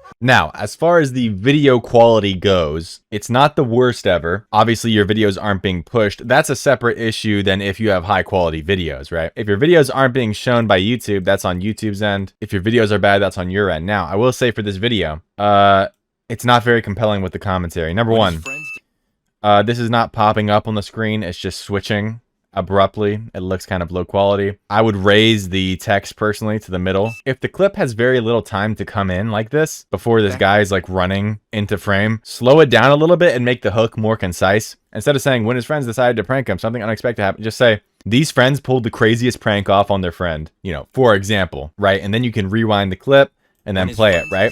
Second thing I noticed immediately, you don't have any music, do you? No music at all, no funny music. That's another bad thing, you know? Put some music on your videos, guys.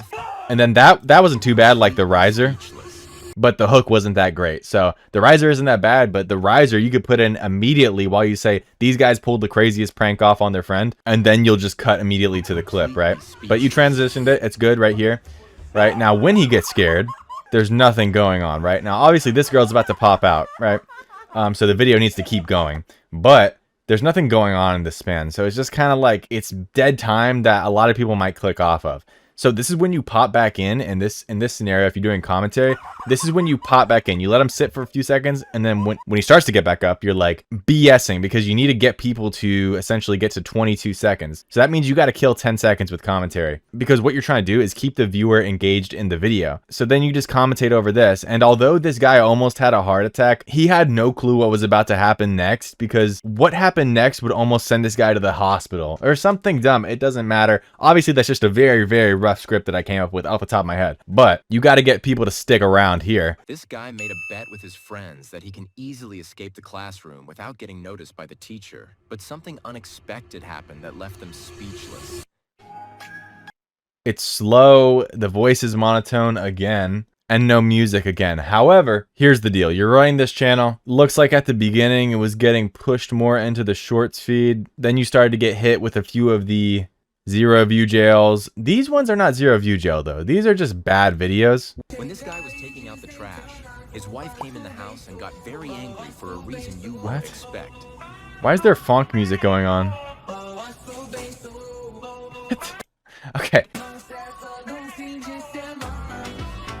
Okay, very funny, bro. So that's a skull edit. Were you doing skull edits in the beginning? No, I don't know what's going on. You got some videos that are skull edits, some videos that are commentary. Here's the deal. You haven't posted in 5 days. I don't know if you gave up. If you did give up and you're only 30 videos in, just, I don't know, bro. The mindset's all whack. But how would I approach this if this was me trying to revive this channel? Number one, you got to get the quality of the videos up to par. So you got to keep improving, watch my videos, watch other people's videos on this. Add music, get a non-monotone voiceover, etc. Sort of structure your videos better with the hooks being more intriguing and then having more commentary through the video. In the case of this video, for example. Then what I would do, since some of your videos don't even get pushed into the feed, keep everything uploaded, of course, don't delete anything. Upload once every other day. See if you can get out of this 0 view jail, or if the views start to pick up and be a little bit more consistent, then you can continue with this channel. If they don't in like a week or two and every single video you get is a dud, I mean like every single video, not ones like this, because what's happening is YouTube is basically ranking your channel as just low quality, low video quality content. So you're getting so many where the stats are just bad. I can guarantee the stats on these videos that are getting 600 to 700 views are just bad. And so YouTube is just like, all right, should we even recommend this guy's videos anymore? Because nobody even likes them when they get pushed into the shorts feed. So then it just stops recommending it to the shorts feed. And that's why your first videos did pretty good, because YouTube hadn't put you in that jail category yet. They hadn't categorized you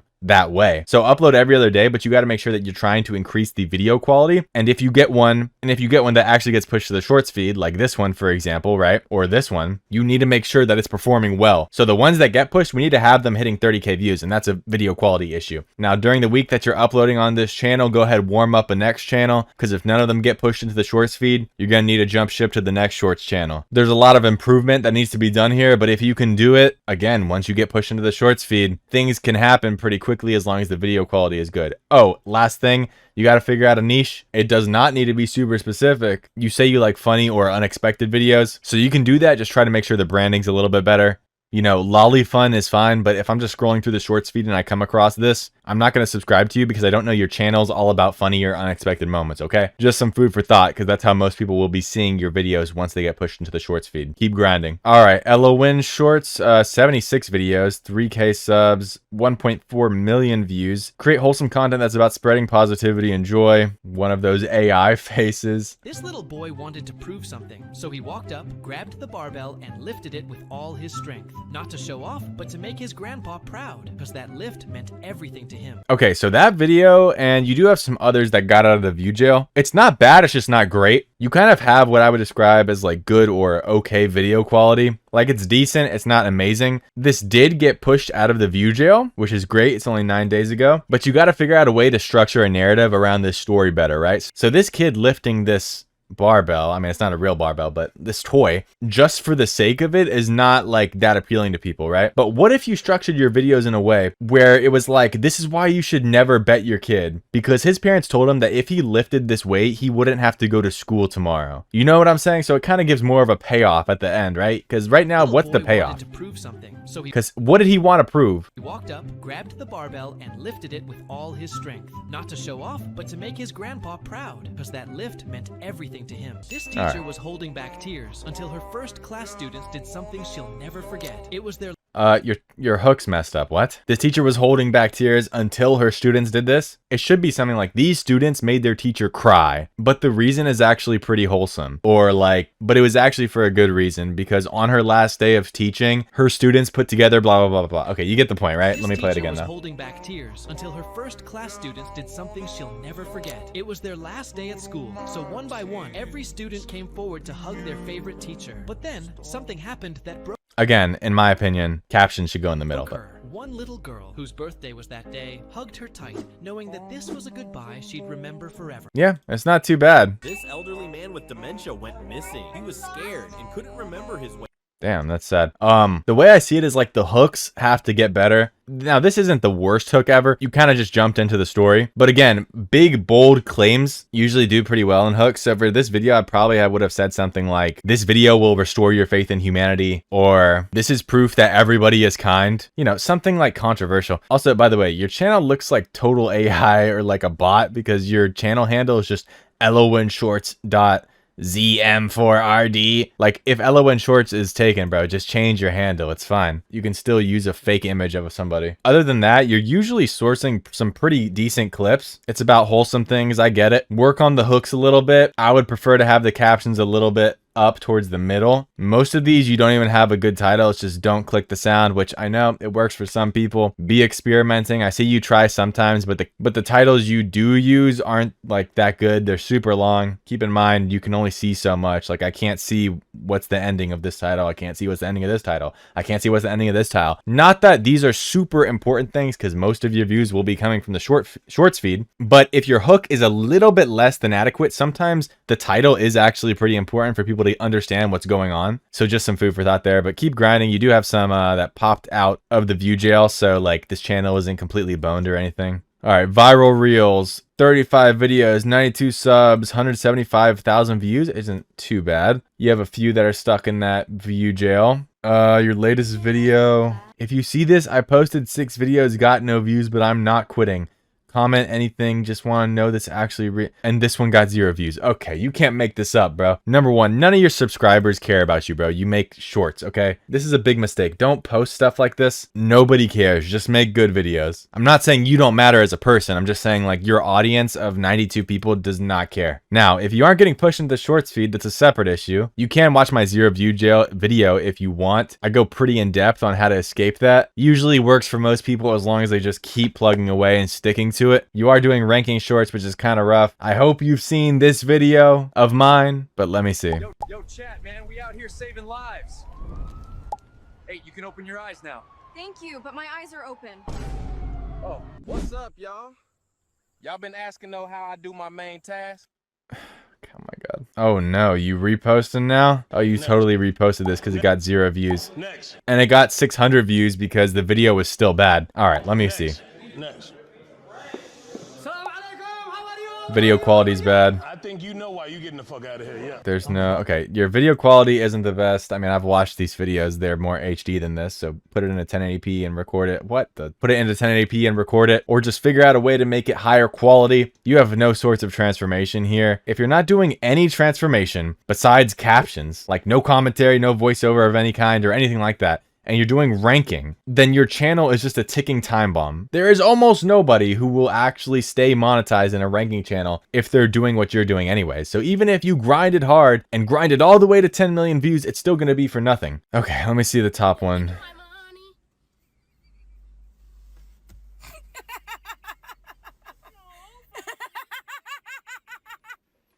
The first clip is good, that's why it got more views, right? Because the kid just started crying for no reason.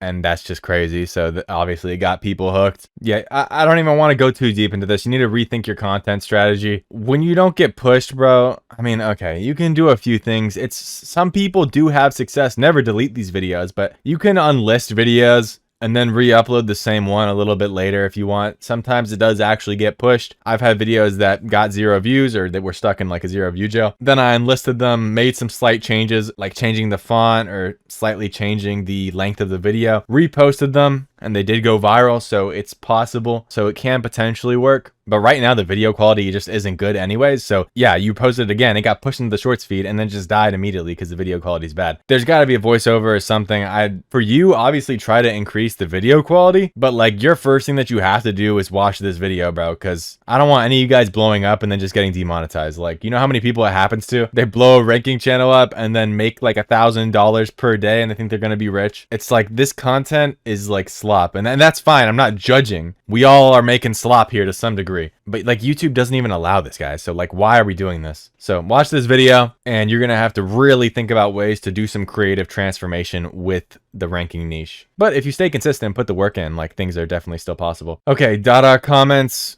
19 videos, 8K subs, 5.5 million views. Guys, what is this? Why do you need a channel review? You're mad that you didn't get this in 5 videos instead of 20? Even with tears running down their faces, they won't move. And no, it's not because they don't want to, but because they can't. Yeah, it's a great hook. High quality video. Wait, what's going on here? Oh, I see. So this is your first real video that blew up. This blew up like what, 5 days ago? Yeah. Views per hour, 109K. Okay. Yeah, so this is your first one that really popped out. And that's probably where all your subscribers came from. Yep. 2 or 3 days ago, you were at 1,000. I guarantee all your subscribers came from this video. Okay, fair enough. Yeah, so this is a good video. It's easy to see why this one did good. What about your latest one? Steak, some in the US military doesn't want it. And no, it's not because they're picky. You see, many soldiers are accustomed to enduring harsh conditions, surviving on MREs in challenging environments. So yeah, that's fine. You're combining multiple sources from across the internet. I see you're doubling down on the US military thing. Good. You know, if it works, I say keep doubling down on it. Try to get another viral US military video. If that starts to work, just structure the whole channel around that, really. That's how sometimes you find a niche. Like sometimes it's just, you stumble across it. You find that people love the military stuff and you can do it well. That might be a really good niche for you. There's a lot of people who want to watch that. I don't know the stats of this video, but it is still getting views. So we'll see if this one can break out of the 30K view jail. This one's still getting 110,000 views an hour. So you're kind of barreling towards monetization at this point. But basically what I would try to do is capitalize on the momentum from this one, try to get viral military videos and then just upload it to this channel. See if you can get a second viral video, because sometimes when you're blowing up, when you are blowing up on YouTube, it is way easier to get a second viral video. Other than that, your channel is not bad, man. I mean, getting a video that has this amount of views, 20 videos in, is extremely rare.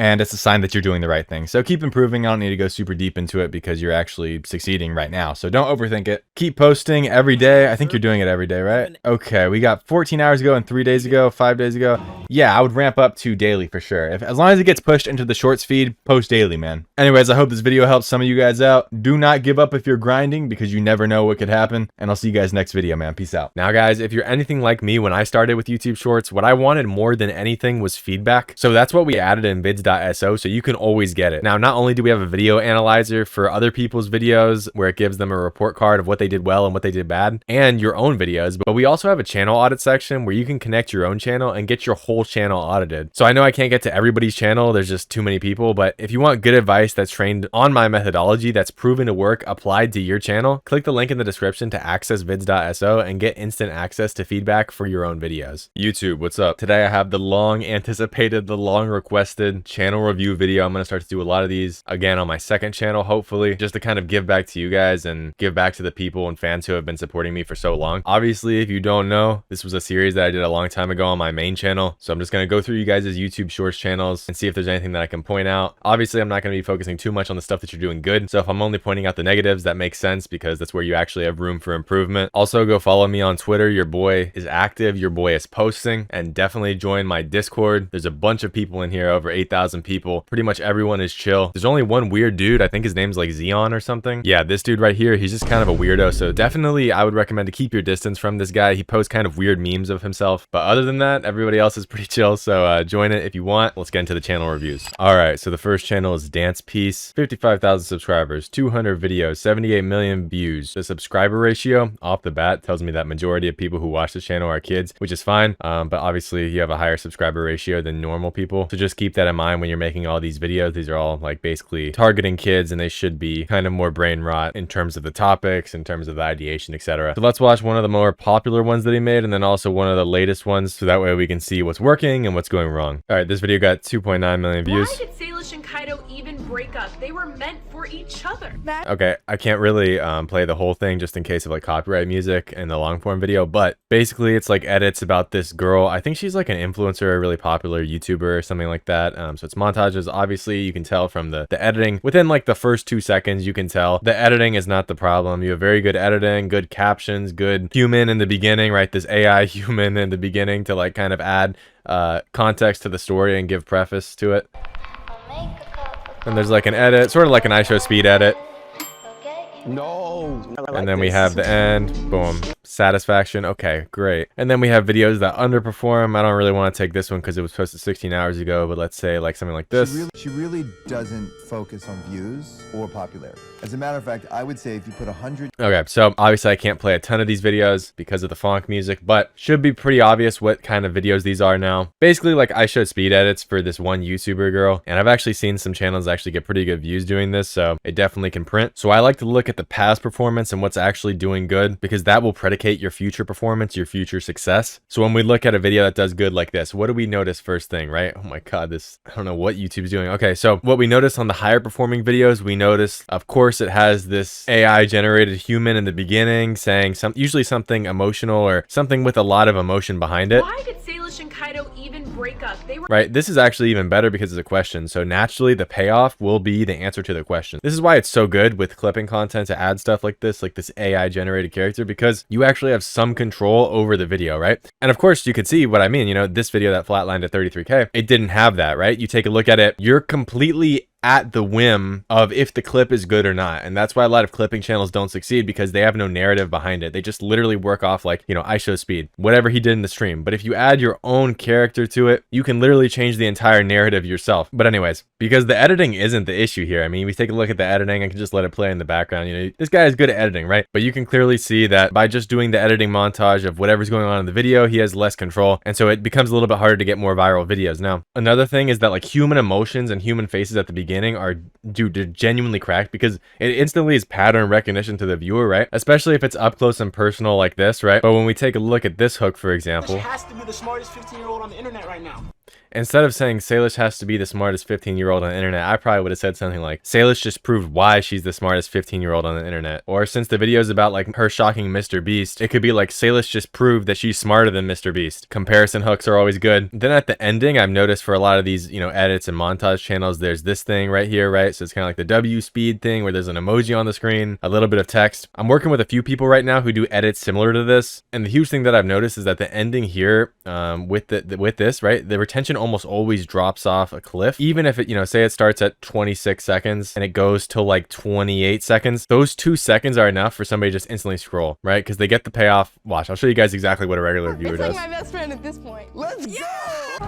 My parents are Okay, literally that. Okay, that's how brain rotted people are. So I would usually cut the end probably within like 1 second, or like once the beat drops 1 time, and then I'll cut it, because it's always better to cut way too abruptly rather than way too late. You know, in the worst case scenario, people will just rewatch the video if they didn't fully understand what the end was, and then it's a win-win for you because you get more of attention. But I'll show you exactly where I probably would have cut it, and it might seem like premature to a lot of people, but I think it's important. It's like my best friend at this point. Let's go!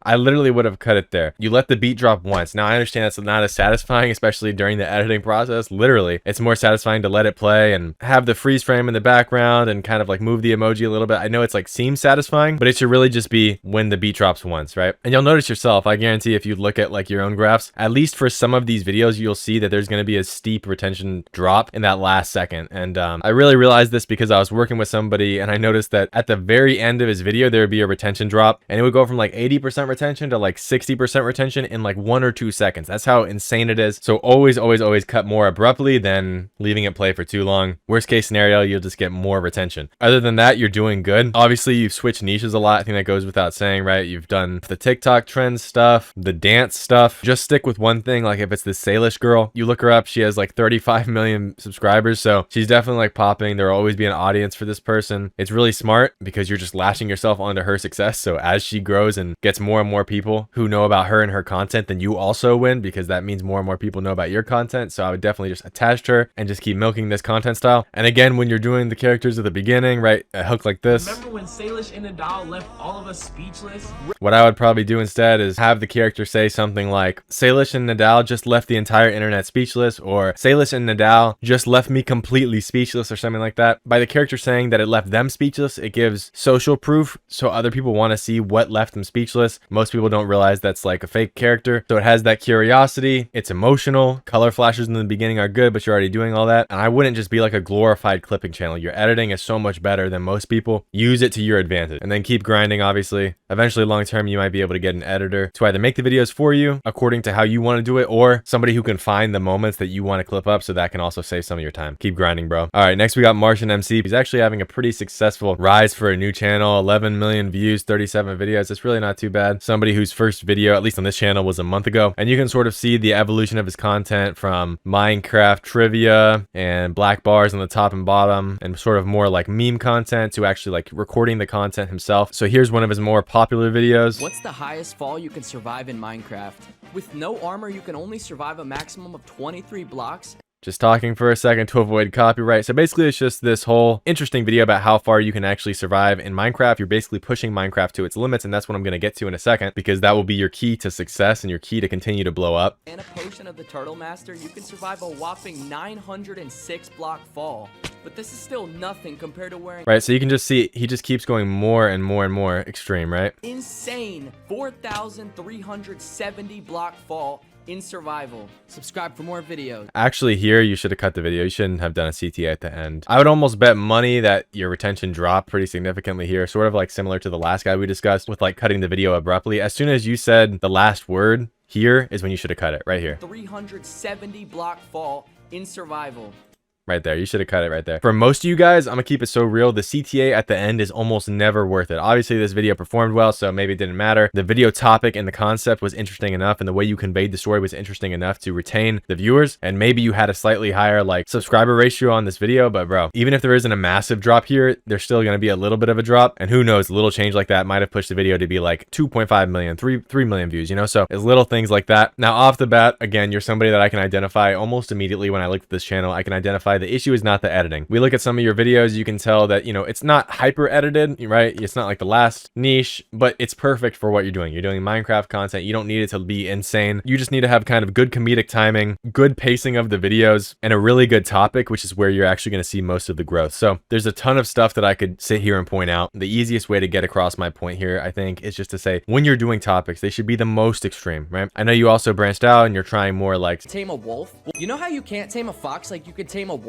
Well, now with the recent right? So like commentary about Minecraft shorts, which is fine. You see that even got views 286K. But when we're talking about the Minecraft but I can't touch grass, Minecraft but style, which is really where you got a lot of your explosive growth from, we want the most extreme versions of things. And to do that, we can just look at what has actually performed for you, right? So when we look at what's performed for you, we have Minecraft but a black hole is chasing me, right? So off this one video alone, I can tell that all your successful videos will most likely have an insanely appealing visual aspect in the first 1 second, basically. Probably behind you, that would be ideal, or just like straight up on the screen. An example of this would be your Minecraft but it's sideways video, which got 1.4 million views. Real Minecraft viewers, when they watch this, they can automatically see that something's different and wrong because the screen is not what they're used to. It literally jars their brain. And what are we talking about? What really is this, guys? If you've been watching me for a while, you know this is pattern disruption. You take a look at this. This is not like something that you normally see in your feed. And even here with this video, 1.5 million views, Minecraft but taking damage changes the game. People stick around just for long enough because it kind of took a second to get to the main hook, about 3 or 4 seconds before you could really see what's going on. But you noticed how we went from Minecraft version, like the updated Minecraft version, to an extremely old Minecraft version. So you don't see this all the time. Now in contrast, when we look at one of your newer videos, right, and I'm hesitant to judge this one because it was posted a day ago. You guys know, you kind of have to give a video 24 to 48 hours to cook. But let's say this is stuck at 30K views, right? Or let's say it doesn't perform how you want it to perform, right? The topic is just Minecraft, but you can't jump. The topic itself is the issue, right? Your editing's good. You know how to make a video intriguing. You have a good idea of pacing. The topic is the issue here. It's just not as interesting. It's not even as visually interesting in the hook. And I'm not saying it'll work every single time. Obviously, YouTube goes through ups and downs, but if we take a look at this and we recreated this with like the sun, for example, and it's like just unavoidable visually, and it's a good video topic, that will tend to lend to more virality. Also, when we take a look at this one, right? Minecraft, but something is different. Again, take a look at the hook, right? What do we see? It just looks like a regular game, right? If I'm watching this without any sound on, that's what you should do with your videos, bro. You should watch the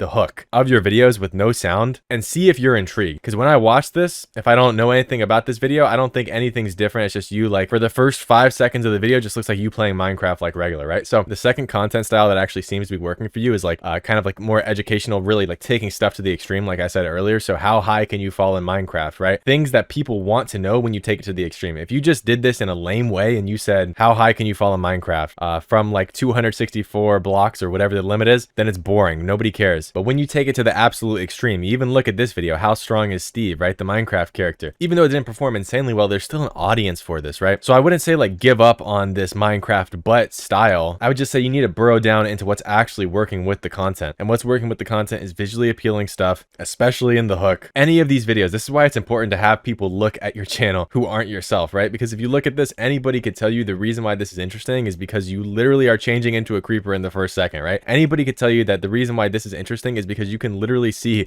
the black hole chasing you, right? Concepts that are viscerally interesting, right? Like, I became a fish. I literally morph into whatever I kill. Taking damage changes the game is much more appealing than Minecraft, but I can't jump. Minecraft, but I have to rhyme. Do you see the difference in these topics? Even Minecraft, but it's Skygrid, although to some extent, this is visually appealing when you look into it, but you can literally identify, you know, Minecraft, but it's upside down. You can see the stuff that actually will work. So it's just the ideation process, trying to get it down good. Also, I noticed when you really started to pop off, right? So you kind of had the trivia stuff, then you switched to more like the Minecraft stuff, and where you really got a ton of your explosive growth from was pretty much this section kind of. And when I go through these videos, I noticed that most of the time they're a little bit longer. This one kind of is not the case. I mean, 47 seconds for this one, but then this one's 1 minute 20. This one's again 1 minute 20.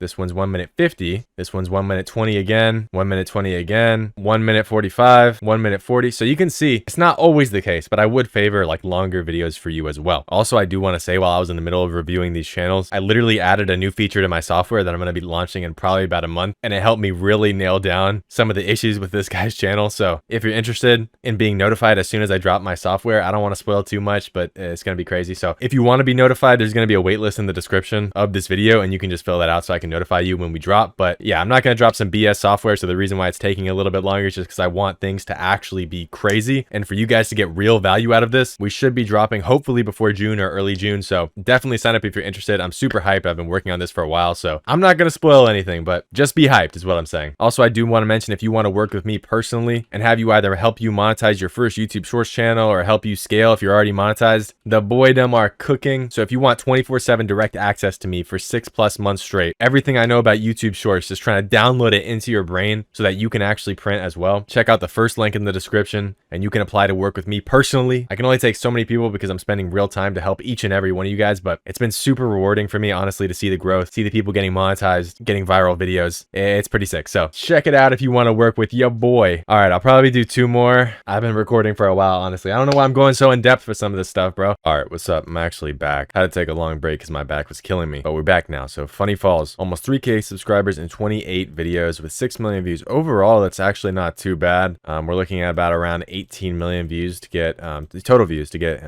monetization. So it's really not too bad, especially considering that we're 30 videos in. With this rate, you could assume, you know, around 90 videos, around 3 months, you'll get monetized, which is pretty good for somebody who's just starting out. All right, let's check it out. Most embarrassing thing that could happen, because this man raced his buddy on a zip line, but he didn't account for one important thing. The moment he hit the water, he started splashing wildly and struggling to stay afloat. Everyone laughed, thinking he was just joking around, but he was actually fighting for his life. He didn't know how to swim, and the lifeguard had to dive in to save him before it was too late.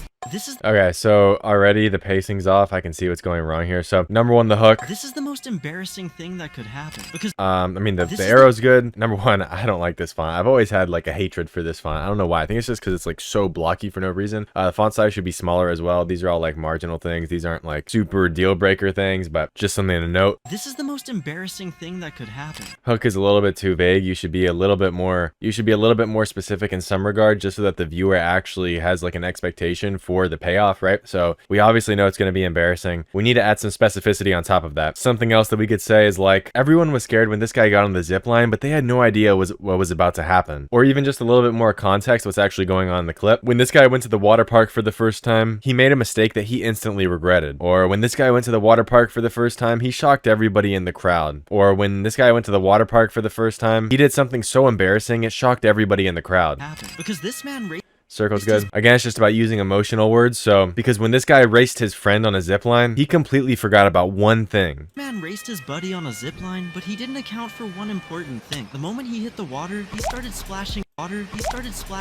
The sound effect is good when he goes into the water. One thing I noticed throughout the entire clip, there's not a whole lot of zooms or crops, except for the very beginning. And this part is where the pacing just gets all off. So he's just in the water for like 7 seconds to 18 seconds. So he's in the water for 12 seconds. There's that popular song in the background that's usually used for like cool moments. This is not a cool moment. This is a fail moment. So the background music is incongruent with what's actually happening in the video. For a video like this, it should be more of like music from Kevin MacLeod, like Invest Investigations or something. I'm sure all you guys have heard of this. Or a song like Monkeys Spinning Monkeys. Or it could be suspenseful. Like you could go on YouTube, just type in like dramatic suspenseful horror soundtrack, and we'll get a soundtrack that's actually like dramatic for this, and we can build it up. The angle can be like this guy encountered the most deadly thing of his life at the water park, right? We could even take that angle instead of it being embarrassing, because there's not really too much of a crowd reaction to latch onto here. So the payoff of the hook is when the lifeguard jumps in and saves him. So everything, the hook and all of the context need to be building up to that. Embarrassing is kind of not what the payoff is, actually, if you think about it, right? You have to optimize the hook for the payoff specifically. So we can even remake the hook to be something that's more angled towards that. Like if we were to say something like, when this guy went to a water park for the first time, he learned why they're so dangerous. Anyways, it should all be optimizing for the payoff here, and this drags on for way too long. So either rewind this a few times and make it a little bit slow motion. Also, the clip probably just isn't the best. It's not the most HD. I mean, there's like a billion things we could talk about, right? But I don't want to spend too much time on just one singular video. But let's see his most popular video. This looks like the most boring elevator ride in the world. So you can see exactly the difference. You actually set the expectation in this video. You know, I've seen this clip before and it ends up with getting the view, right? And this is where most of your channel's views are coming in from. Looks like you're still getting a little bit of views here. That's good. But you can hear it in the hook. This looks like the most boring elevator ride until you realize why everyone has their phone out. And then it automatically sets expectations within the first 3 seconds, right? Everybody knows that even though this isn't the most interesting thing, there's something happening that's going to be revealed. And then you basically just edge them,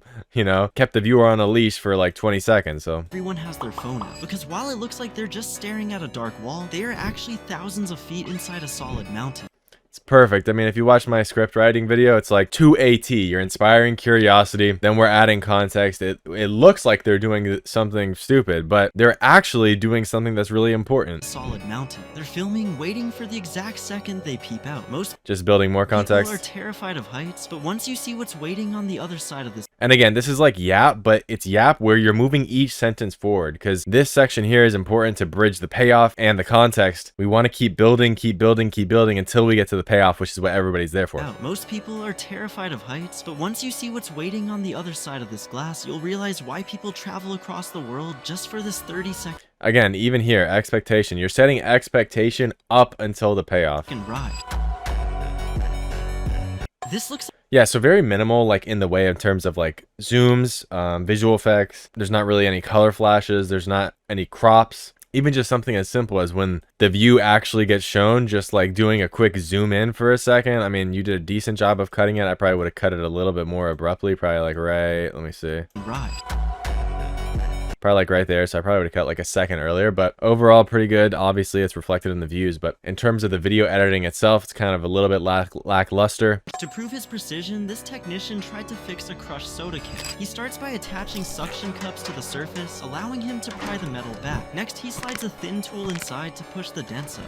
To prove his precision, I mean, again, this is just kind of like a lackluster hook. I mean, to prove his precision, this technician tried to fix a crushed soda can. Like nobody cares, bro. Just say something like totally out of this world. Like you can literally say this is how like soda companies scam you. You can say this guy crushed a can just to prove how soda companies scam you. Anything like that. It's just about the angles you're taking, man. You know what I mean? Nobody care. How many people care about a random technician's precision? I mean, that kind of sounds like AI generated, or maybe English isn't your first language or something, but who really cares about that, right? How many more people care about how soda companies scam you by taking crushed cans that have already been drunk out of and then making them brand new? You can just cap about this stuff. You can spread misinformation, you know what I mean? Spread misinfo, guys.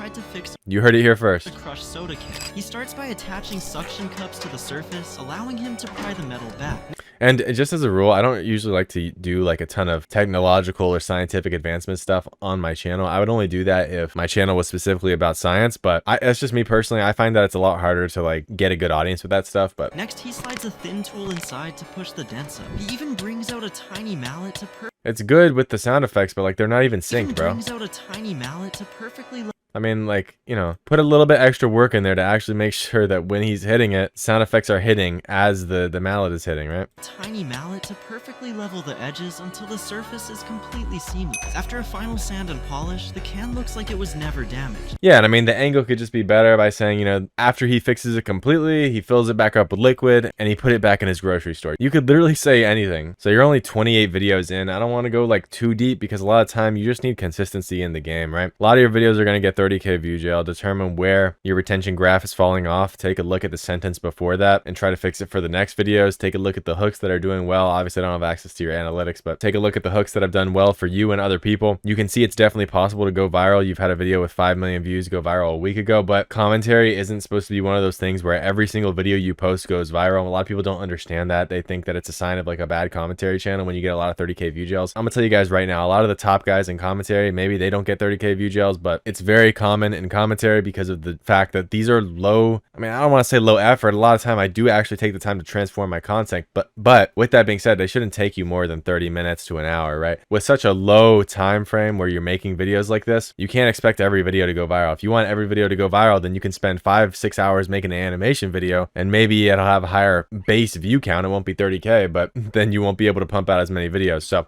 just something to think about. A lot of times once you have a base level of video quality and commentary, a lot of it's just getting that quantity out. And that's what I suggest for you. Just, you know, keep grinding. I'll see you back in 90 to 100 videos and we'll see how you're doing, right? So now the clock just started ticking because this is where you got your first viral video. So you have 3 months from a week ago, 9 days ago. Your 90-day rolling period for monetization has just started. So you better not quit and you better keep grinding for 90 days. And when you actually finally look up 90 days from now, your life might be completely changed. So with that being said, guys, I am so sorry. I am fried today. I've been working all day.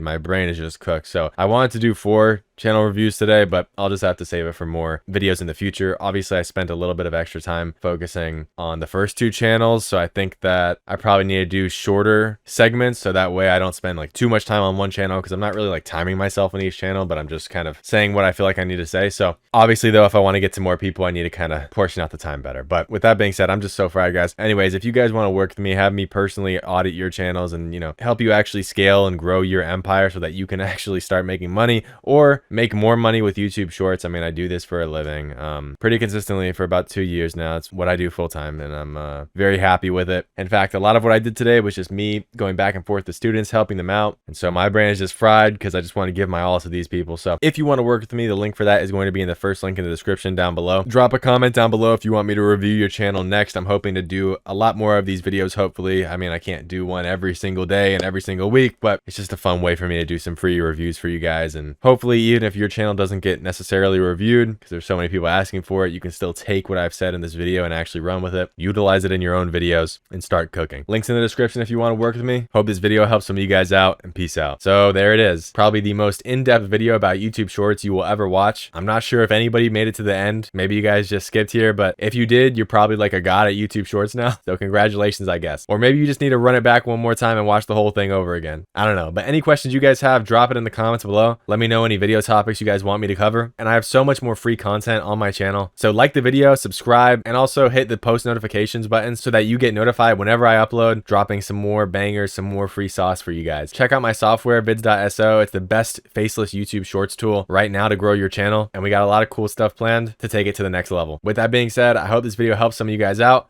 and peace out.